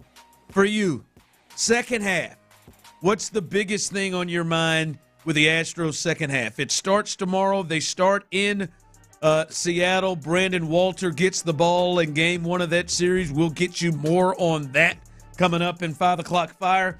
But what's on your mind in the second half coming up for the Astros? Yeah, for me, man, it's all about questions, right? Who comes back? Who comes back, and how much do they help a team that's already got a 5-game lead in the division? And not only who comes back, Ron, but who cools off. I mean, to me, those are the two things, right? We've been ravaged by injuries here, and we know we're going to be a significantly better team when Yordan Alvarez and Spencer Arrighetti and Jake Myers and Jeremy Pena and all these guys get back. Not to mention some of the guys that the other pitchers that have been out. Not to mention how those guys will help out of the bullpen or even help in the starting rotation. When do those guys get back, and how much do they help us? And then on the flip side of that, this team has they've exceeded expectations in a major way. I mean, Cam Smith, Jake Myers. Hell, I don't think anybody expected Isaac Paredes to be what he is now. You've got talk about the pitchers, Ryan Gusto and some of these other guys. I know Tyler's boy, Colton Gordon, Big C. Now the wheels have come off here the last few games, but he gave you some quality. He chewed through some quality innings early on. Might need to chew through some more. Yeah, might need to chew through some more. I mean, you've had guys that have stepped in and not just played well, but they've stepped in and played huge in big moments to help the Astros build this lead in the division. So I think it's a two-part question for me, Ron. Who comes back? And because, anybody that comes back is going to help the team significantly. And then which of these young guys or these unexpected guys that seem to be playing out of their gourd, which one of them cools off? They're not all going to continue to play for 162. They're not all going to hit 300 for 162. They're not all going to be clutch as hell for 162. Somebody's going to cool off. Who is it? Is it the rookie Cam Smith? Right? Is it Jake, World Series MVP Jeremy Pena? Is it Jake Myers, who I can't believe how he's swinging the bat? I mean, is this the new Jake, or was that Does he come back from injuries? Do all those guys come back from injuries? Yeah. So I think the question marks, all the different question marks that are floating around out there around how in the hell are the Astros 5 games up in the division? All those questions I think will be answered in the second half. We'll see what those answers are. Yeah. To me, man, it's on the same lines, right? And I think even my thinking has to kind of go with yours of like, boy, it's hard to think that Jeremy Pena is going to play at an MVP level the entire way. We haven't seen it yet. It's hard to believe that Jake's going to play that center field and hit over 300. We haven't seen it all the way. It's hard to believe, Cam Smith, is he going to get a rookie wall? Are they going to start to depend on him with that? And to me, with that to offset that, the dudes that you expected, Diaz and Walker, which one of you, if it'd be great for the Astros if both, but which one of you right now are going to be the one to step up? Because right now, if you're the Astros and you're the coaching staff and everything, you got to, and I am as someone covering them, you've got to almost start to I'm taking Yordan out of my mind until Yordan comes back. I'm taking him out of my mind until Yordan comes back after the pain-free reports ain't doing nothing for you? These stops, because this is the third time. These stops and starts. And what needs to happen to offset those things and take this lineup to where you want it to be is the guy in Diaz who finished third in the Silver Slugger Award for catchers, and then your big offseason guy last year who hit 250, 335 on base, 468 slug, 26 homers, and 84 RBIs. That is nowhere in that pace right now, Christian Walker, to step up to that level. That's what you need to potentially offset that. Because I agree with you. It is hard to expect the guys to stay to the level that they've been at when we've never really seen that from them. And then I'm guessing pitchers were probably going to start approaching those guys a little differently than they had before. All right, coming up, what's on our mind? Training camp coming up. Which of the vets, the returning veterans are you watching going into training camp? You're looking at, you've got your eye on for this upcoming season. Which returning vets do you have your eye on? We'll discuss that coming up next. All right, y'all, check it out. Now, the big focus across America is on our health right now, right? I mean, there's a lot of that. If you're in that mindset, you're damn sure sick.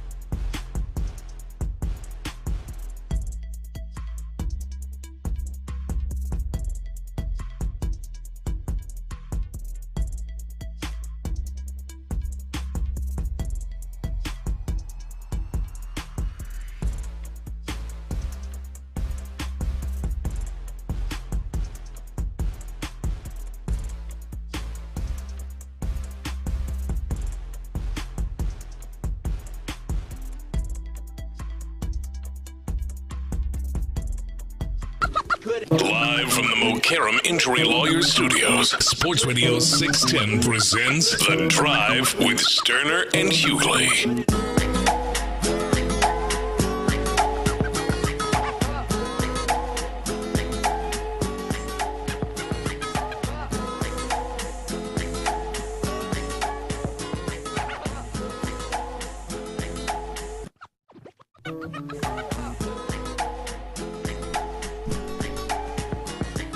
All right, welcome back in as we continue to ride through.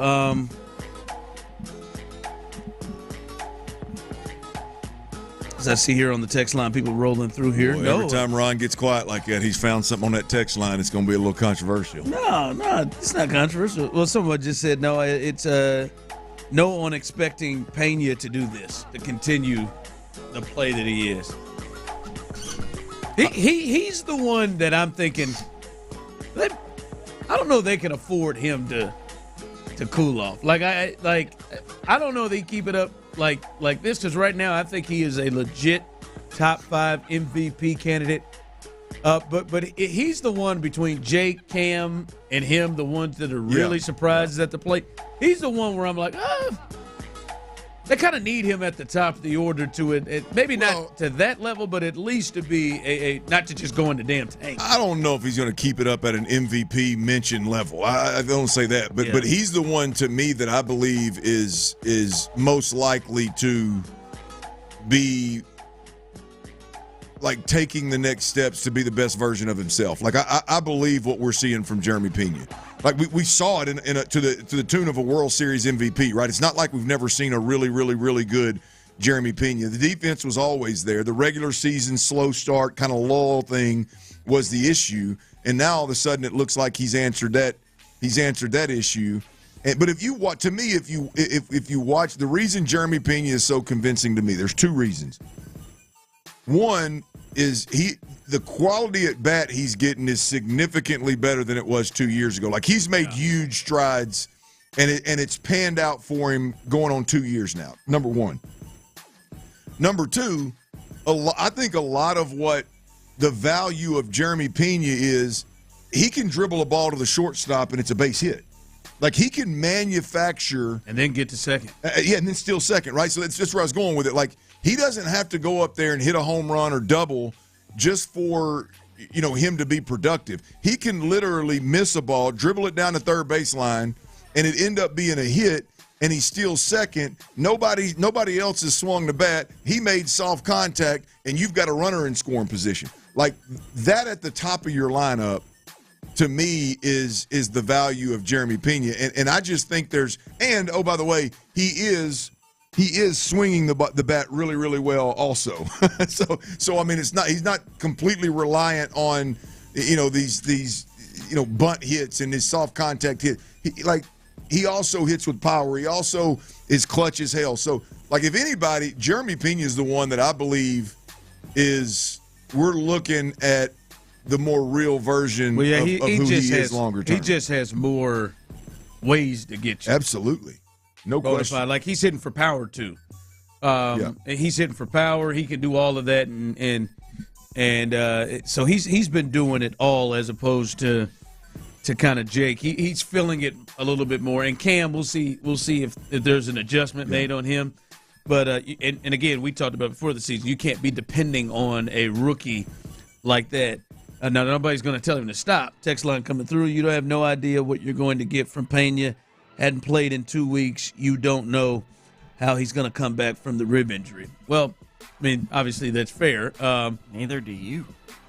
But I mean, I don't know if that I would sit here and say when he does return, he's about to just go into the tank. I don't know that I think that. I would hope when he gets back. Obviously, the Astros training staff is involved in this, but I would hope when he gets back that he can pick up close to where he left off, and the rib isn't something that is a problem. Well, look, we can have a conversation about it. The you don't know stuff is I mean that's silly talk, right? We don't know what Yordan Alvarez is going to do when he comes back. I mean, we don't know what Altuve is going to do in the second half of the season because he's getting a little bit older. Is he going to wear down? We don't know what anybody's going to do. Is Cam Smith going to hit that rookie wall? Is this really the Isak Paredes? Are we going to get a 40 home run season out of Isak Paredes or a 35 game home run season out of Isak Paredes? We don't know any of this stuff. But the reality of it is, I mean, I watch it. You watch it with your own eyes. We cover it all the time. I'm just more apt to believe that this is a real Jeremy Pena that we're looking at than if it's a real Cam Smith or Jake Meyer. Like I think Jake's probably between what he was and what we're watching right now. He's probably going to land somewhere in between there. I think Jeremy Pena can be one of the better leadoff hitters in the league when he comes back. Yeah, is he going to be like? Is he going to be? I'm not going to sit here and say he's going to be an MVP in the MVP conversation every year and even worth a mention. But I think he can be one of the better leadoff hitters in the game. Yeah, I mean, he's got a World Series MVP on his resume for crying out loud. He's really, really, really good on the defensive side of the ball. And like you said, it looks like he's kind of coming to his own this year. This is a long stretch that he's been doing this. All right, Clint, as we head to training camp next Wednesday, we go into training camp, and we've taken a look at different things this week that's kind of on our mind. Right now, I want to go to the returning vets. Is this one just like, the Wayne Gretzky at the top of the list of the greatest hockey players of all time? Everybody knows what the top of the list is. Is it just Dalton Schultz, or are there others? Is that the top of the list? Damn, you took my guy. I'm not going to take that one. I'm just saying. Keep your soft ass out of the conversation. It's just like when you ask that question, who is the number one returning vet that you got your eye on? It feels like everyone would migrate to Dalton Schultz. Can I start before you get to Dalton? Absolutely. I'm going to go with Azeez Alshire on a couple of fronts. One, we saw some chinks in the armor last year, especially late. I don't know if it was just because he was injured. I don't know, but I don't think teams are not just gonna not try not to see like, I wonder if we can get him in the passing game in the middle of the field if that's something that we can explore, which is certainly not his strength. But also, Clint, I think from that perspective, that really hurt them in the playoff game last year. Also from the perspective of he is one of the big leaders on this team, and he's got to be out there on the field for them. All right. Last year, there was a lot of different thoughts of why and if he got screwed or whatever, but he put himself in a position to get suspended for multiple games down the stretch. He missed the Chiefs game. He missed the Ravens game in the playoff or in the regular season coming down the stretch. He missed big games because of not just what happened with Trevor Lawrence, but multiple decisions he made over his time here in the league. And I don't think they can handle that. He's a leader on this team. He's also, and I think he said it when he came back, he's got to make better decisions and put himself in a situation where he doesn't miss games to hurt the team. And I think that's extremely important, Clint, because I believe that he may be the number one player on the watch list for any kind of hits or things like that, to where he could lose some games and maybe more than just getting fined. So Azeez Alshire, both on the field and his play and his leadership and off the field in terms of how he's got to carry himself so he doesn't put himself in a position where he misses games. Yeah, Azeez has got to be better in big moments as well. I mean, that middle of the field can't be as vulnerable as it was in critical moments last year. No question about it. Mahomes was tripping and falling.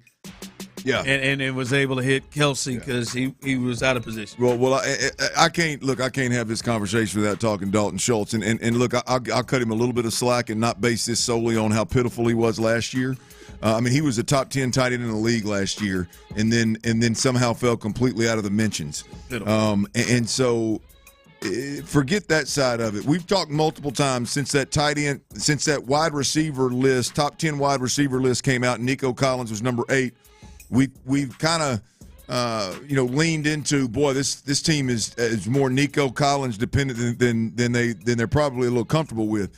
Well, with that being the case, I think Dalton Schultz, I think the pressure's on Dalton Schultz. I mean, he's got to, first of all, he's making $12 million a year. Secondly, he's a guy that we've heard him and C.J. Stroud talk about chemistry. We've heard him talk about being cerebral players, being very smart players, kind of deal. And now you're in a position where you should hands Dalton Schultz being the tight end and not being. I mean, he should never come off the field. Number one, number two, he should be the number two, hands down, the number two target for C.J. Stroud. I would never think he'd be above Nico Collins, but playing that position, he should be the number two guy that C.J. Stroud looks for in critical minutes. Kirk? Absolutely. I mean, just simply because when you go 12 personnel or you go 21 personnel, Kirk's not going to be on the field. So, I mean, Dalton should never come off the field, and he should be the quarterback's best friend. That's how he made $12 million, being very quarterback-friendly, being dependable, being able to create a little separation. He's got to get back to that. And this offense, absolutely. Last year, you had weapons. Now, the injuries happened, and you ended up needing him a little bit more. This year, going into the season, the writing's on the wall, man. Dalton Schultz has to have a monster year this year. With or without Nico Collins, Dalton Schultz has to have a monster year this year. Now, if you lose Nico Collins, then Dalton better be in the right frame of mind. So I'm going with Dalton Schultz 10 out of 10 times on this combo. Text line coming through. Danico Autry was a guy they looked at as a veteran. Not bad. Yeah, he was somebody who missed a lot of games too. And you didn't get a chance to see his versatility. It felt like, I mean, he had a good year and had good moments. It felt like missing them 6 right off the jump also just kind of slowed Danico Autry. But that adding to that defensive line, I get that. But kind of those other areas, those are lighter areas, off-ball linebacker and tight end for this team. So get there. You can keep sending them in, any returning veterans that you're looking at that need, that you got your eye on, ready for the upcoming season for the Texans. Coming up a little 5 o'clock fire, we have announced rotations for both Seattle and the Astros. If you're just joining us today, there'll be a weird name missing when you hear the projected rotation for the first 3 games of this series against second-place Seattle. Also, money happening, record-breaking contract in the NFL, and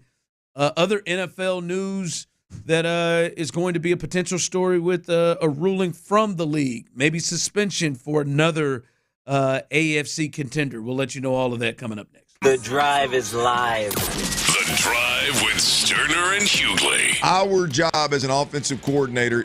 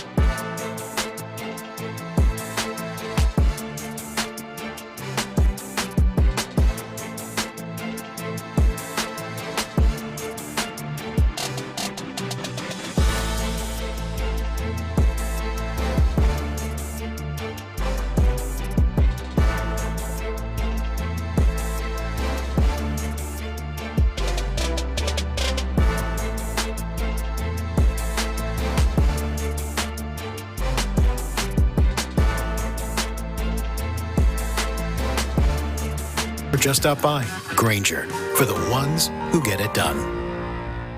KILT FM HD2 Houston. Insider access, exclusive content. Sports Radio 610. The Texans play here. An Odyssey sports station.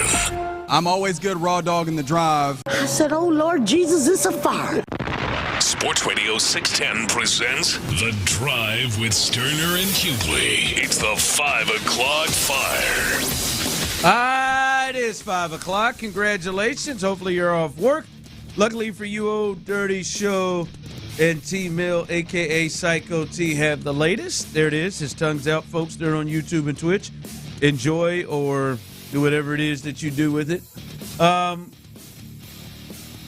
mean, some people may do other things with it.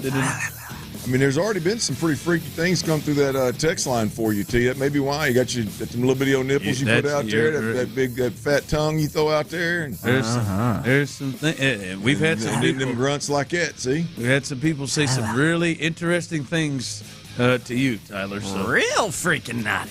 Yeah. One of them's name was Josh. All right. Yeah, that turd. Coming up. You said, yeah, pervert. That's the only one I know of. Coming up Friday, tomorrow, baseball's back at full go, and that means the Astros. They are ready to get back to start the second half of the season, and they are starting in Seattle.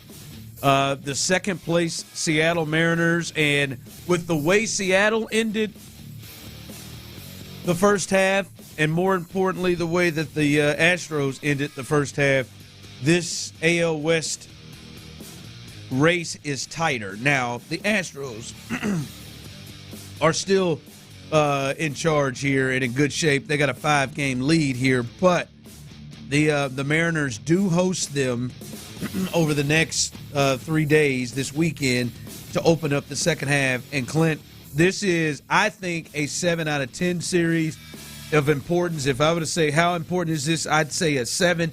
I know earlier you said you would even rate it higher. And with that, the Astros reportedly have decided to kick this series off with everybody you would assume to be healthy and well-rested. They're starting with Brandon Walter on Friday, Lance McCullers on Saturday, and then Framber Valdez on Sunday. No, I repeat, no Hunter Brown. The Mariners, we know their first 2 starters, Luis Castillo, who has traditionally been their ace, and then Logan Evans is getting the ball there. I would imagine maybe if he's healthy, I believe George Kirby's probably going to be coming around there as well. So that is the rotation. I find it odd that Hunter Brown is missing out of that. He has not pitched since Sunday. But that is where the Astros are, and that's the starting pitching rotation to start these first 3 games coming back. Well, it's definitely an interesting approach, a head-scratching decision, if you will, because I think this. There's no way to kind of. I think it's more important than a 7 out of 10. I think this is an 8 or 9. Look, I mean, this is a series, as it goes for regular season series. This is a series that can dictate the way you approach the rest of your season.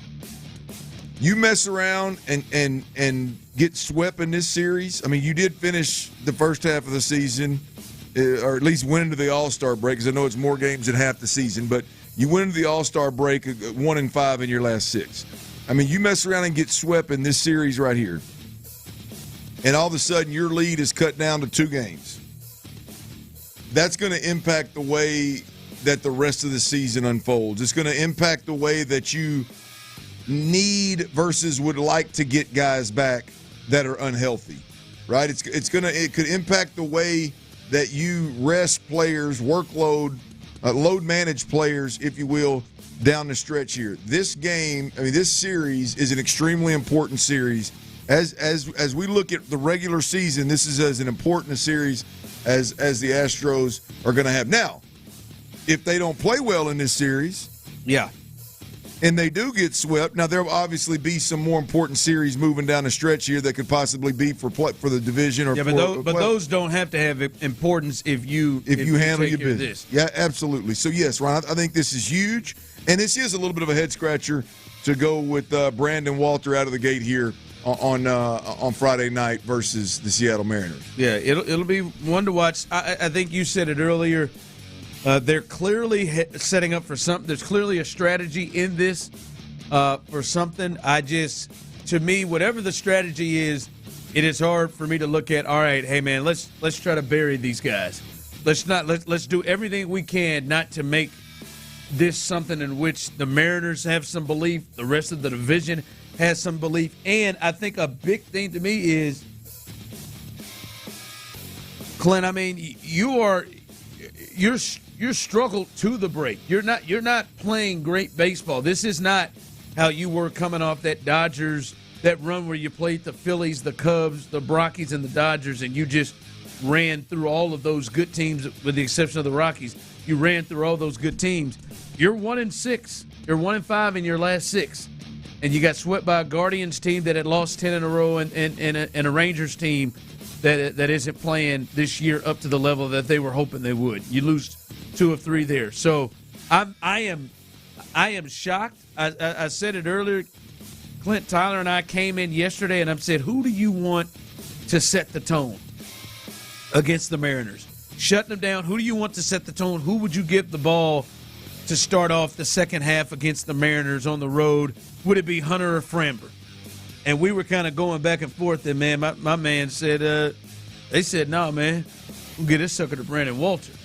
Ginger Nation, baby. Let's go, man. That's who it is, baby. There we go. Oh, Heisenberg. That's right, baby. Give me Brandon Walter. Interesting, as you said, interesting approach. So I'm trying to do the best I can. I'm going to guess it's probably either Kirby or maybe Wu. Wu pitched in the All-Star game. He's been their best starter this year. I'd imagine it's one of those guys that probably faced Framber in that last game in Game 3 on Sunday. I just hope at least just don't get swept. That's what this is. Just don't get swept. Right, in this thing. Absolutely. Right, just don't get swept at this point. And four feels like, all right, you're still in control. 2 games, if you get swept and this thing's down to 2 after you leave Seattle and go to Arizona, it feels really weird and tight at that point. And we saw how fast the Astros were able to track down the Mariners. Don't make that happen in the reverse this year. So that's the latest there. Brandon Walter, Lance McCullers, Framber Valdez scheduled to go for the Astros in this 3-game series. Bury me in the H. I will. 5 o'clock fire. All right. Record-breaking contract, Clint.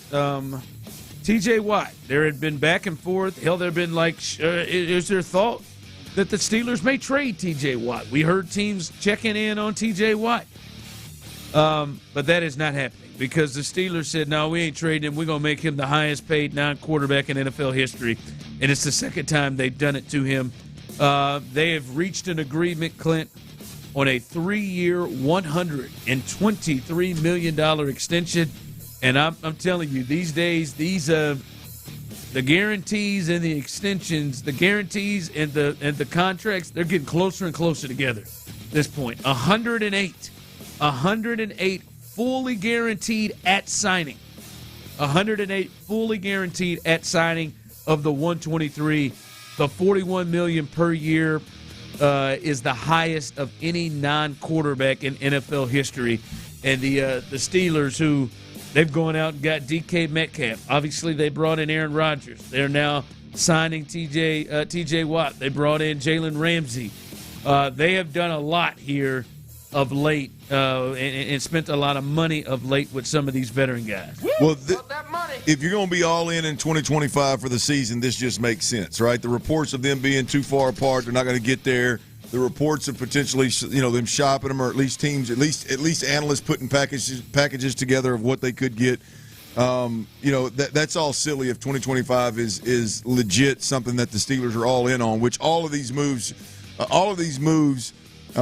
lead you to believe that the Steelers are all in, and T.J. Watt has got to be a big piece of that. If you are 31 years old, he goes out and gets becomes the highest paid non-quarterback in football, and I think it's well deserved. It is, as Ed Warder said, or I said a little earlier, based on Ed Warder's tweet here, since T.J. Watt entered the league in 2017, he's got the most sacks at 108.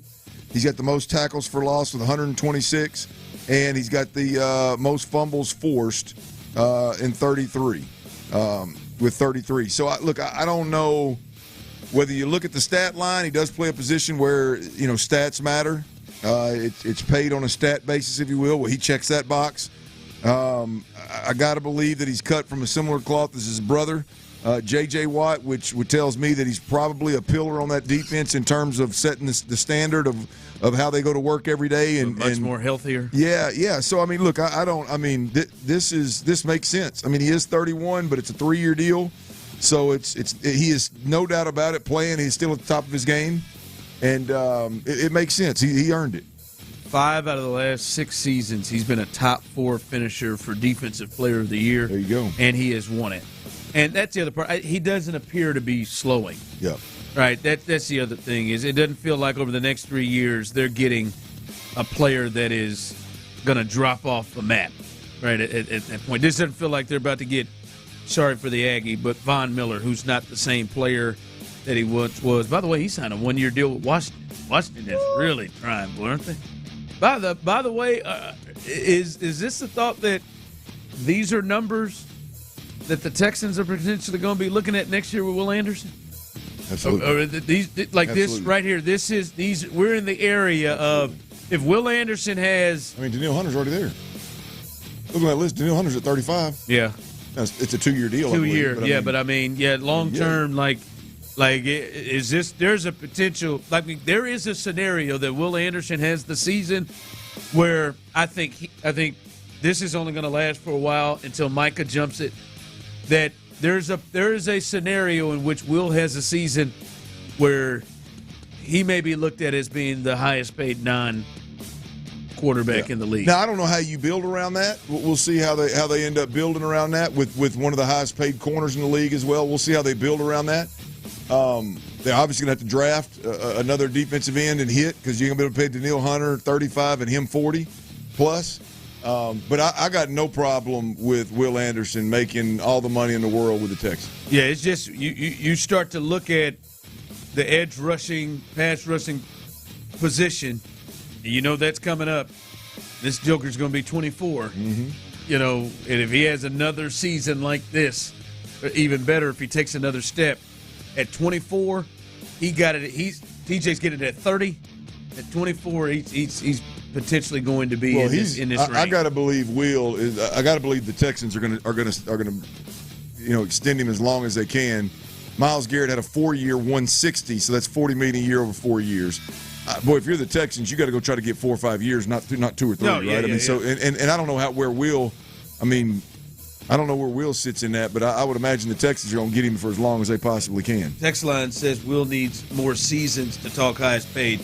No, Will needs to have a good – he's had the start that you would need to have, back-to-back Pro Bowls, and he's improved with the sack numbers in both years. He's young, and it is when it's his turn for his deal to come up is where it comes together. Right, like Will needs one more season. Yeah. If Will gets 15 sacks next year, he is going to jump them. Will needs to stay healthy. Yep. And continue to do what the hell he's been doing. Now I think he'll get better. I think he'll get bigger. I think he'll get better. But he needs to stay healthy and do what he's been doing, and he's going to get 40+ a year. Yep. I'm not saying pay him. They can't wait to pay him. That is. Here's the deal. I believe I'm more confident to say Will Anderson is on the path of, and I'm talking more of like impact on and off the field. He's on the path of a TJ Watt. He's on the path of a JJ Watt. He's on the path like he is not going to just get paid for the stats. He plays the position. He needs the stats to do it, I think. He doesn't need TJ Watt's resume that Ron just read off to set the market. That just had to be his time. Houston, I'll be honest with you. Sitting here in Houston right now, I'm more confident in Will Anderson being the face of this organization than I am in anybody in the Texans uniform. Yeah, nope. In no world is right now is Sauce Gardner or Garrett Wilson thought to be the best corner in football or a top 5 receiver in football. But they came up when their contract came up. It was their turn, and they put together enough production with their age that they got paid. Straight up. And they say no. 5 o'clock fire. The Rashee Rice situation. You remember with the Chiefs last year in the Dallas area?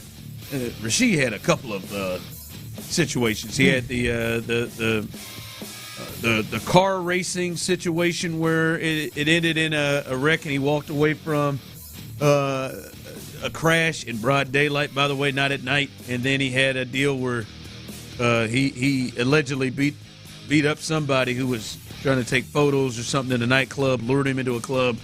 ESPN sources say Dallas County judge has sentenced Chiefs wide receiver Rashee Rice to a 5-year probation and 30 days of jail time that can be served over the 30 days. What do you go, 2-3 days at a pop? Or 5 years. Hell, he can go 6 days a year, man. That'd be bang that out. Spend a couple of nights. Be all right. I'll take a couple of days during the bye week. Like some of y'all going over there, I'm going to the bye week. Now that the judge has ruled, according to Adam Schefter, the NFL can expedite its disciplinary process, and Rice is likely to receive a multi-game suspension. I would be surprised, even though he's technically a first-time offender. Hold on, so but he's got multiple ones in this one time. I would be surprised if it's less than 4 games. I heard Reggie earlier say he thought maybe 1 or 2. I heard John say 3. And Figgy said 4. I think this feels like 4. Like you didn't ran your name through, and now the football gods came and tore his ACL and other things, so he didn't just get away to play last year. But he was going to potentially get away with not having to serve any time last year because there hadn't been a ruling on it yet. Now I think he gets about 4 games. I think it depends on how he handles it all. You know what I mean? I don't know him personally. I don't know how he handles it. I think it's clearly the context matters with the issues. We all pretty clear what happened with the car accident, but that speeding thing, and I think that can be a blind eye can be turned to that. The other situation, I don't know enough about. I don't know enough about his character. I don't know enough about what kind of guy he is. I got to believe if they look into it, he's mature. He's handled things well. He's taken accountability for what the hell he did. Then maybe it's a little bit less. But if he's a knucklehead, I'm with you. It's probably going to be 4. And it may start at 4, and they may try to bring it down, and maybe it gets down to 2 or 3. We'll see. But that is the latest. They're another AFC contender, and he's their best wide receiving threat right now. All right, coming up, Derek Stingley, the highest rated player according to scouts, coaches, and executives. We'll tell you where he landed. Now,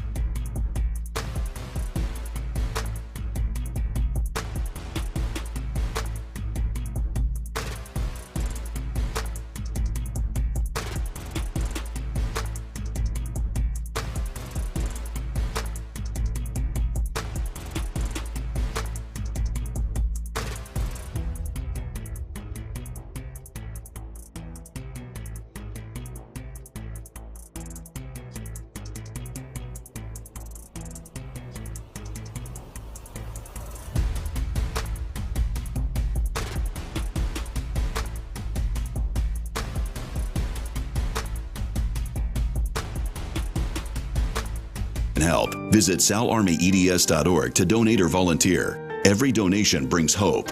Every hand makes a difference. That's salarmyeds.org. Sports Radio 610 presents The Drive with Stoerner and Hughley.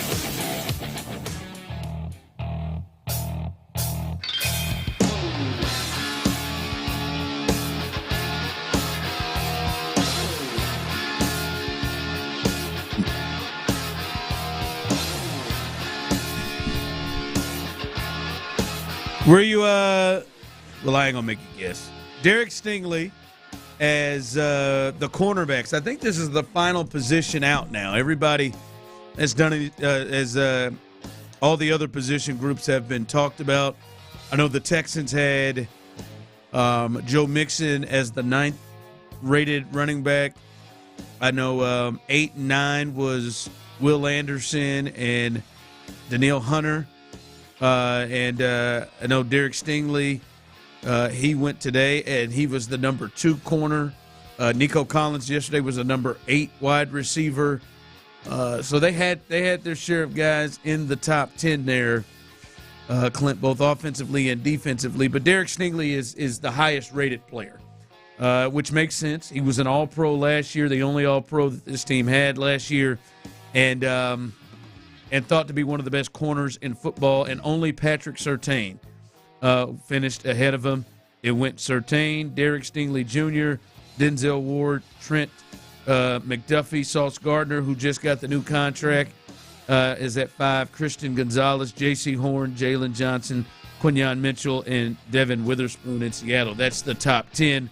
Also, a side note, they do the top 10, then they do honorable mentions, and then they do other players who receive votes from some of the 70 executives, coaches, and scouts. And oddly enough, I was a bit surprised Kamari Lassiter didn't receive any votes. And there are some other rookies on there from last year that did. Quinyon Mitchell is 9 on the list, and then he didn't receive any votes at all. So that was kind of interesting there. But Derek Stingley gets the proper respect. You think the 2 spot that's right for him? Oh, I think the 2 spot's big time respect. Again, we're talking about a position that is heavily stat driven, stat weighted, if you will, and I don't think that Derek Stingley Jr. has had anywhere remotely close to the stat year that he's capable of having. What's he had 5 interceptions each of the last 2 years, and I'm not downplaying that at all, but typically, you jump on the scene, especially for a guy that struggled with injuries early on. In order to do this, you typically have to go out and have some kind of monster year, lead the league in interceptions, have a bunch of pick sixes kind of deal, have some kind of showcase type moments. And I don't know that Derek Stingley Jr. has had those moments. But what Derek Stingley Jr. has done is, one, as it pertains to this list, he peaked at the right time. He had an absolute monster year in a contract year, and he went out and got paid market-setting money, right? So that boosts him to the top. But he's playing his best ball. He's playing big-time, top 5, top 2 level football consistently. I think he allowed the lowest passer rating of any corner in the NFL that had a certain number of targets, and he was the absolute best in the league. So consistently over a season, he was absolutely lights out. And then I do think that there's something there with, you got to have a couple of moments that are either in the Super Bowl and change the game, or show that you're just a different level animal playing that corner position. And I think last year, the pick against Tyreek Hill right here at NRG Stadium, that pick was not only a clutch moment for him and a big moment for the Texans, and it really sealed that game, but it was a catch that some receivers across the league aren't making, right? I mean, it was the ball skills, the athletic ability, just the wherewithal to go make, not just get a deflection, but make that catch and end the game, I think is a signature moment for him. And so, yeah, I think it's much deserved. I think it's big respect coming out of the league, and I think it's where he belongs. You know, I mean, you're splitting hairs. What did he jump from 10 to 2 last year? Yeah, he jumped from 10 to 2, and at the end of the day, there's no doubt about it. He's in your top 5. How high? You know, you make the call. I think 2 is a really, really good spot for him. Yeah. No, he deserved. He had a hell of a year, and really, let's be honest. After he kind of shook through the injury thing 2 years ago, his last year and a half has been, because the second half of 2 seasons ago, he was really, really good. I think what really earns him to get up to that spot, because I think some of the other guys on this list may struggle with it. I watched Trent McDuffie, and I don't think it's with the Chiefs, and I think he's a really, really good corner.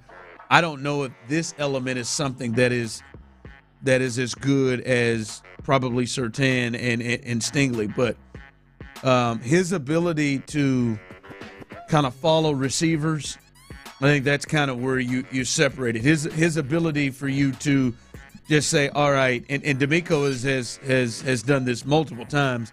His ability to say, all right, I'm going to have to put you on this player. Yeah. I'm going to put you on Tyreek Hill. I'm going to put you on Amari Cooper like he did a couple of years ago. He's done this a few times. That is a separator. Is some of these guys, I don't think that's as much as their strength, or you get as much production if you do that. Yeah, no, that's a great point. You're right. There are several more signature moments, as in games, not necessarily moments, but games, one-play moments. I'm talking about games overall, where you know, he was put in a spot of like, all right, go eliminate the best guy on the opposing team, and he did it. He did it in big time fashion. You're right. There were other moments, you know, that were big with Derek Stingley Jr. Man, I think it's worth mentioning here too, Ron. On the list, they always give some little tidbits about the player and about the process. Derek Stingley Jr. did not receive a vote outside of the top 4 corners. So I think it's safe to say that no matter who's voting, anybody that's an exec, a scout, or a coach, the arrow's pointed up, at the very least believes that Derek Stingley Jr. is a top 4 corner in the league, if not higher. Yep. That's pretty impressive. Yeah. Right there, him and Patrick Surtain, they were 1 and 2 there. It's interesting to me when you look at it. They're 2 highest guys, Nico and Derek Stingley. It's been a big conversation piece after these 2 days of which is more important, the corner or the receiver. I saw heated debates about this.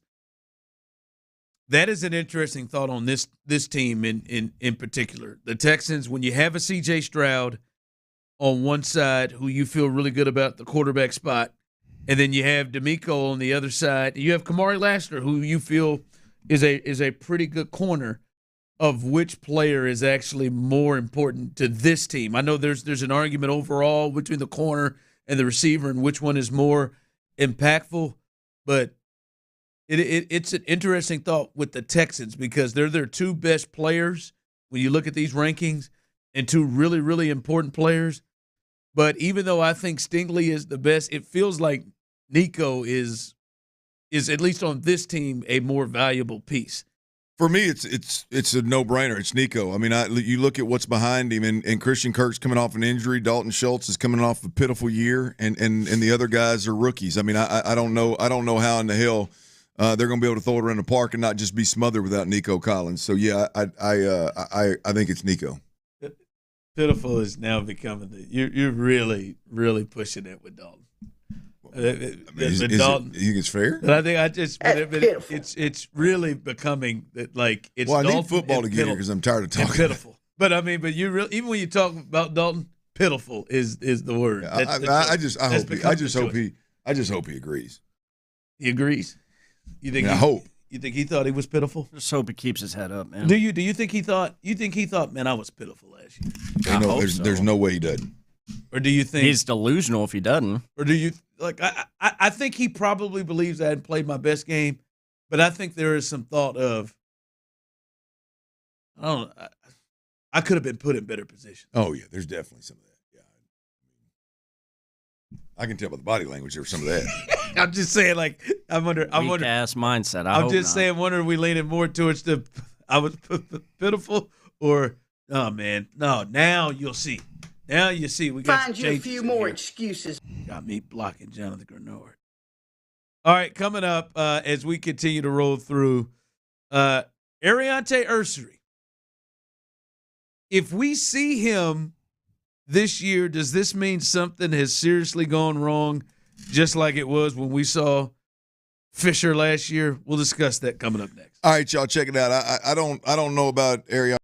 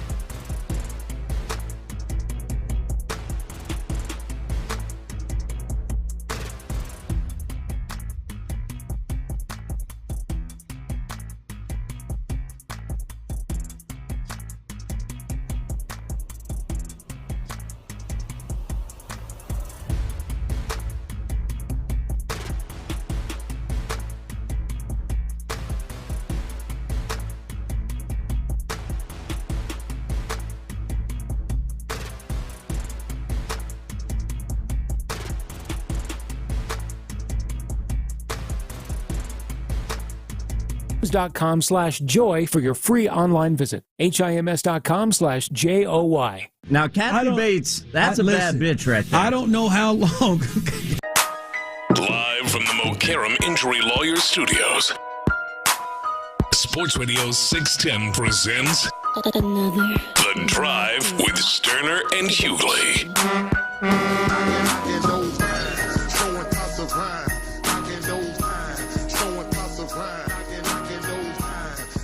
Oh, Irwin, this is Brevin Jordan's breakout year. I really heard it. That Brevin Jordan, that is rolling out. Somebody else was talking about Brevin Jordan. Yeah, it's been picking up some steam the last few days. Johnny Harris and Mark Vandermeer was talking about him the other day. Yeah, that's right. Yeah, that's what I was going to say. Somebody was talking about him, last night. Hell, you can hear those guys talk every night after us, including tonight, as Texans All Access comes up after us at 6 o'clock. Come swing at 7. Oh, really? They'll be talking to John McClain. They'll be talking to John McClain tonight, coming up right after we get done. The General, the Hall of Famer. I miss John's ass, to be honest with you. Not his ass, John. John McClain? Yeah, John McClain. His ass. Too. Not his ass. I do too. Always good bread breaking, man. Yeah, it is. Yeah, I like John's little stories. I think I should just text John from time to time or call him to get a story. Booger butt? Yeah, he would call me that, booger butt. I could. Make sure John goes back. I can take it. Remember he did that with Seth? Come on.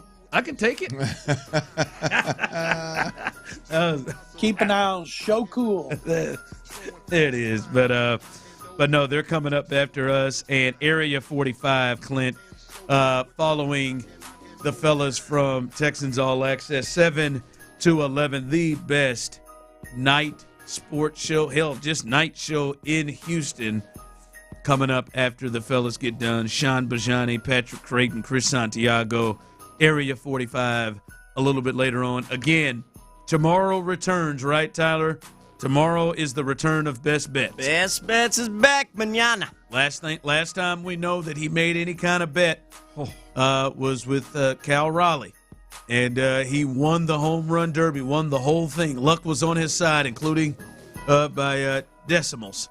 That he was able to get past the first round and then won the thing. So the big dumper. The big dumper was the last thing he bet, and he won easy through 3 rounds. So he's on fire, folks. So the really need to carry this momentum into tomorrow. We'll walk away from the just absolutely ridiculous catastrophe that last week was when it comes to best bets, finishing off with an 0 for 5. I think that was the first 0 for 5 that I think we've seen. Oh, God. So that's over with. He's out now, folks. Hey, thank you, Tyler Milner.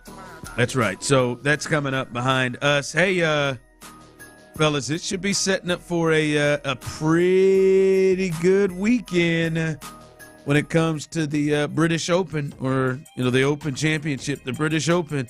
Scotty Scheffler's 1 back of the lead. Scotty! Ricky Fowler is 2 back of the lead, Tyler. Big Rick! Oh, my God. Rick is the one. Justin Rose is in the mix. Phil Mickelson's 3 back off the lead. Lefty. Rory is 3 back off the lead. John Rahm is 3 back off the lead. I bet on him. Did you? I was going to say, man, it's everybody had a 4 under is the lead, and a lot of people within striking distance. Tomorrow's a big day. We'll see, but it looks like there's a lot of guys within range where this could set up to be a. You give me Scotty, Phil, and Rick Fowler and Rory. Any of those? 6 to midnight sitting on the couch watching that thing. I'm not gonna lie to you. It's not easy to reel me in on a non-Tiger, but when Tiger's not involved. But that is something that can get me going. So hopefully that Tiger's cooked, so you better find you a new one. It's not cooked, man. I told Rick. No, he's not cooked. Just gonna get that rod in his leg or something, and then we'll be ready to. Another one? I think he's gonna get a rod that just goes from the back, curves over into that leg. I think he's just gonna get straight back and ride. At some point, he's gonna be bionic. At that point, that's all right. Second place sucks, he said. Whatever I got to do. to get back in there. Is that fair for him to compete when he's got all these different artificial parts he's using inside his body? He's not ready to just be on Charlie's. Put him down. He was on a great pace. At Waffle House, man. Not so much anymore, damn it. Damn Jacksonville gets the best of them. I mean, how Tim Tebow survived Jacksonville. Good Lord. Proverb a day keeps the sin away.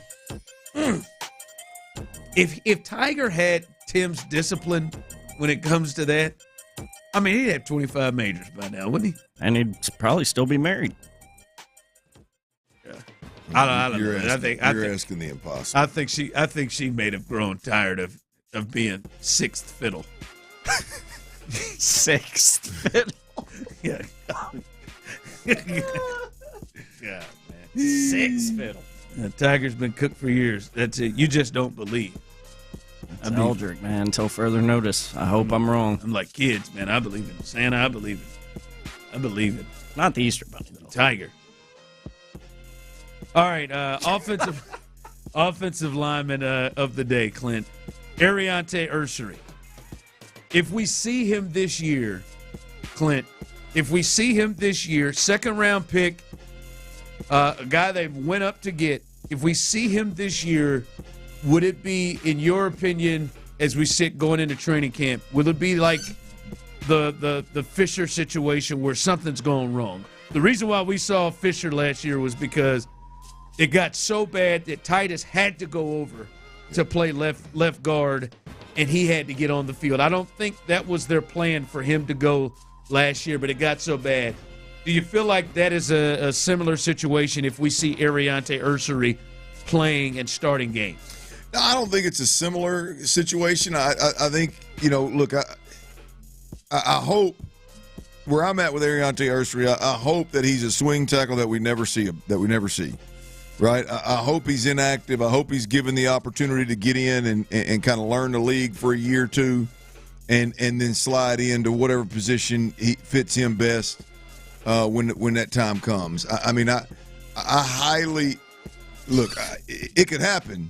And I'll be honest with you, I've not gone back and watched all his Minnesota film. I don't know. But when it's all said and done, I like Blake Fisher at right tackle. I think based on what we saw last year from Blake Fisher, the fact that he was not a duck out there and we didn't come in the studio and talk about him the way we had to talk about all of the interior offensive linemen, the fact that he was not a duck last year, given all the issues around the offensive line, I think speaks volumes for what he's capable of doing. I do think he's got a level of dog in him that is going to bode well for what they're trying to create in this offensive line. So I think Blake Fisher's going to be fine at right tackle. I think year two he's going to be significantly better than he was year one, and I think he was decent year one.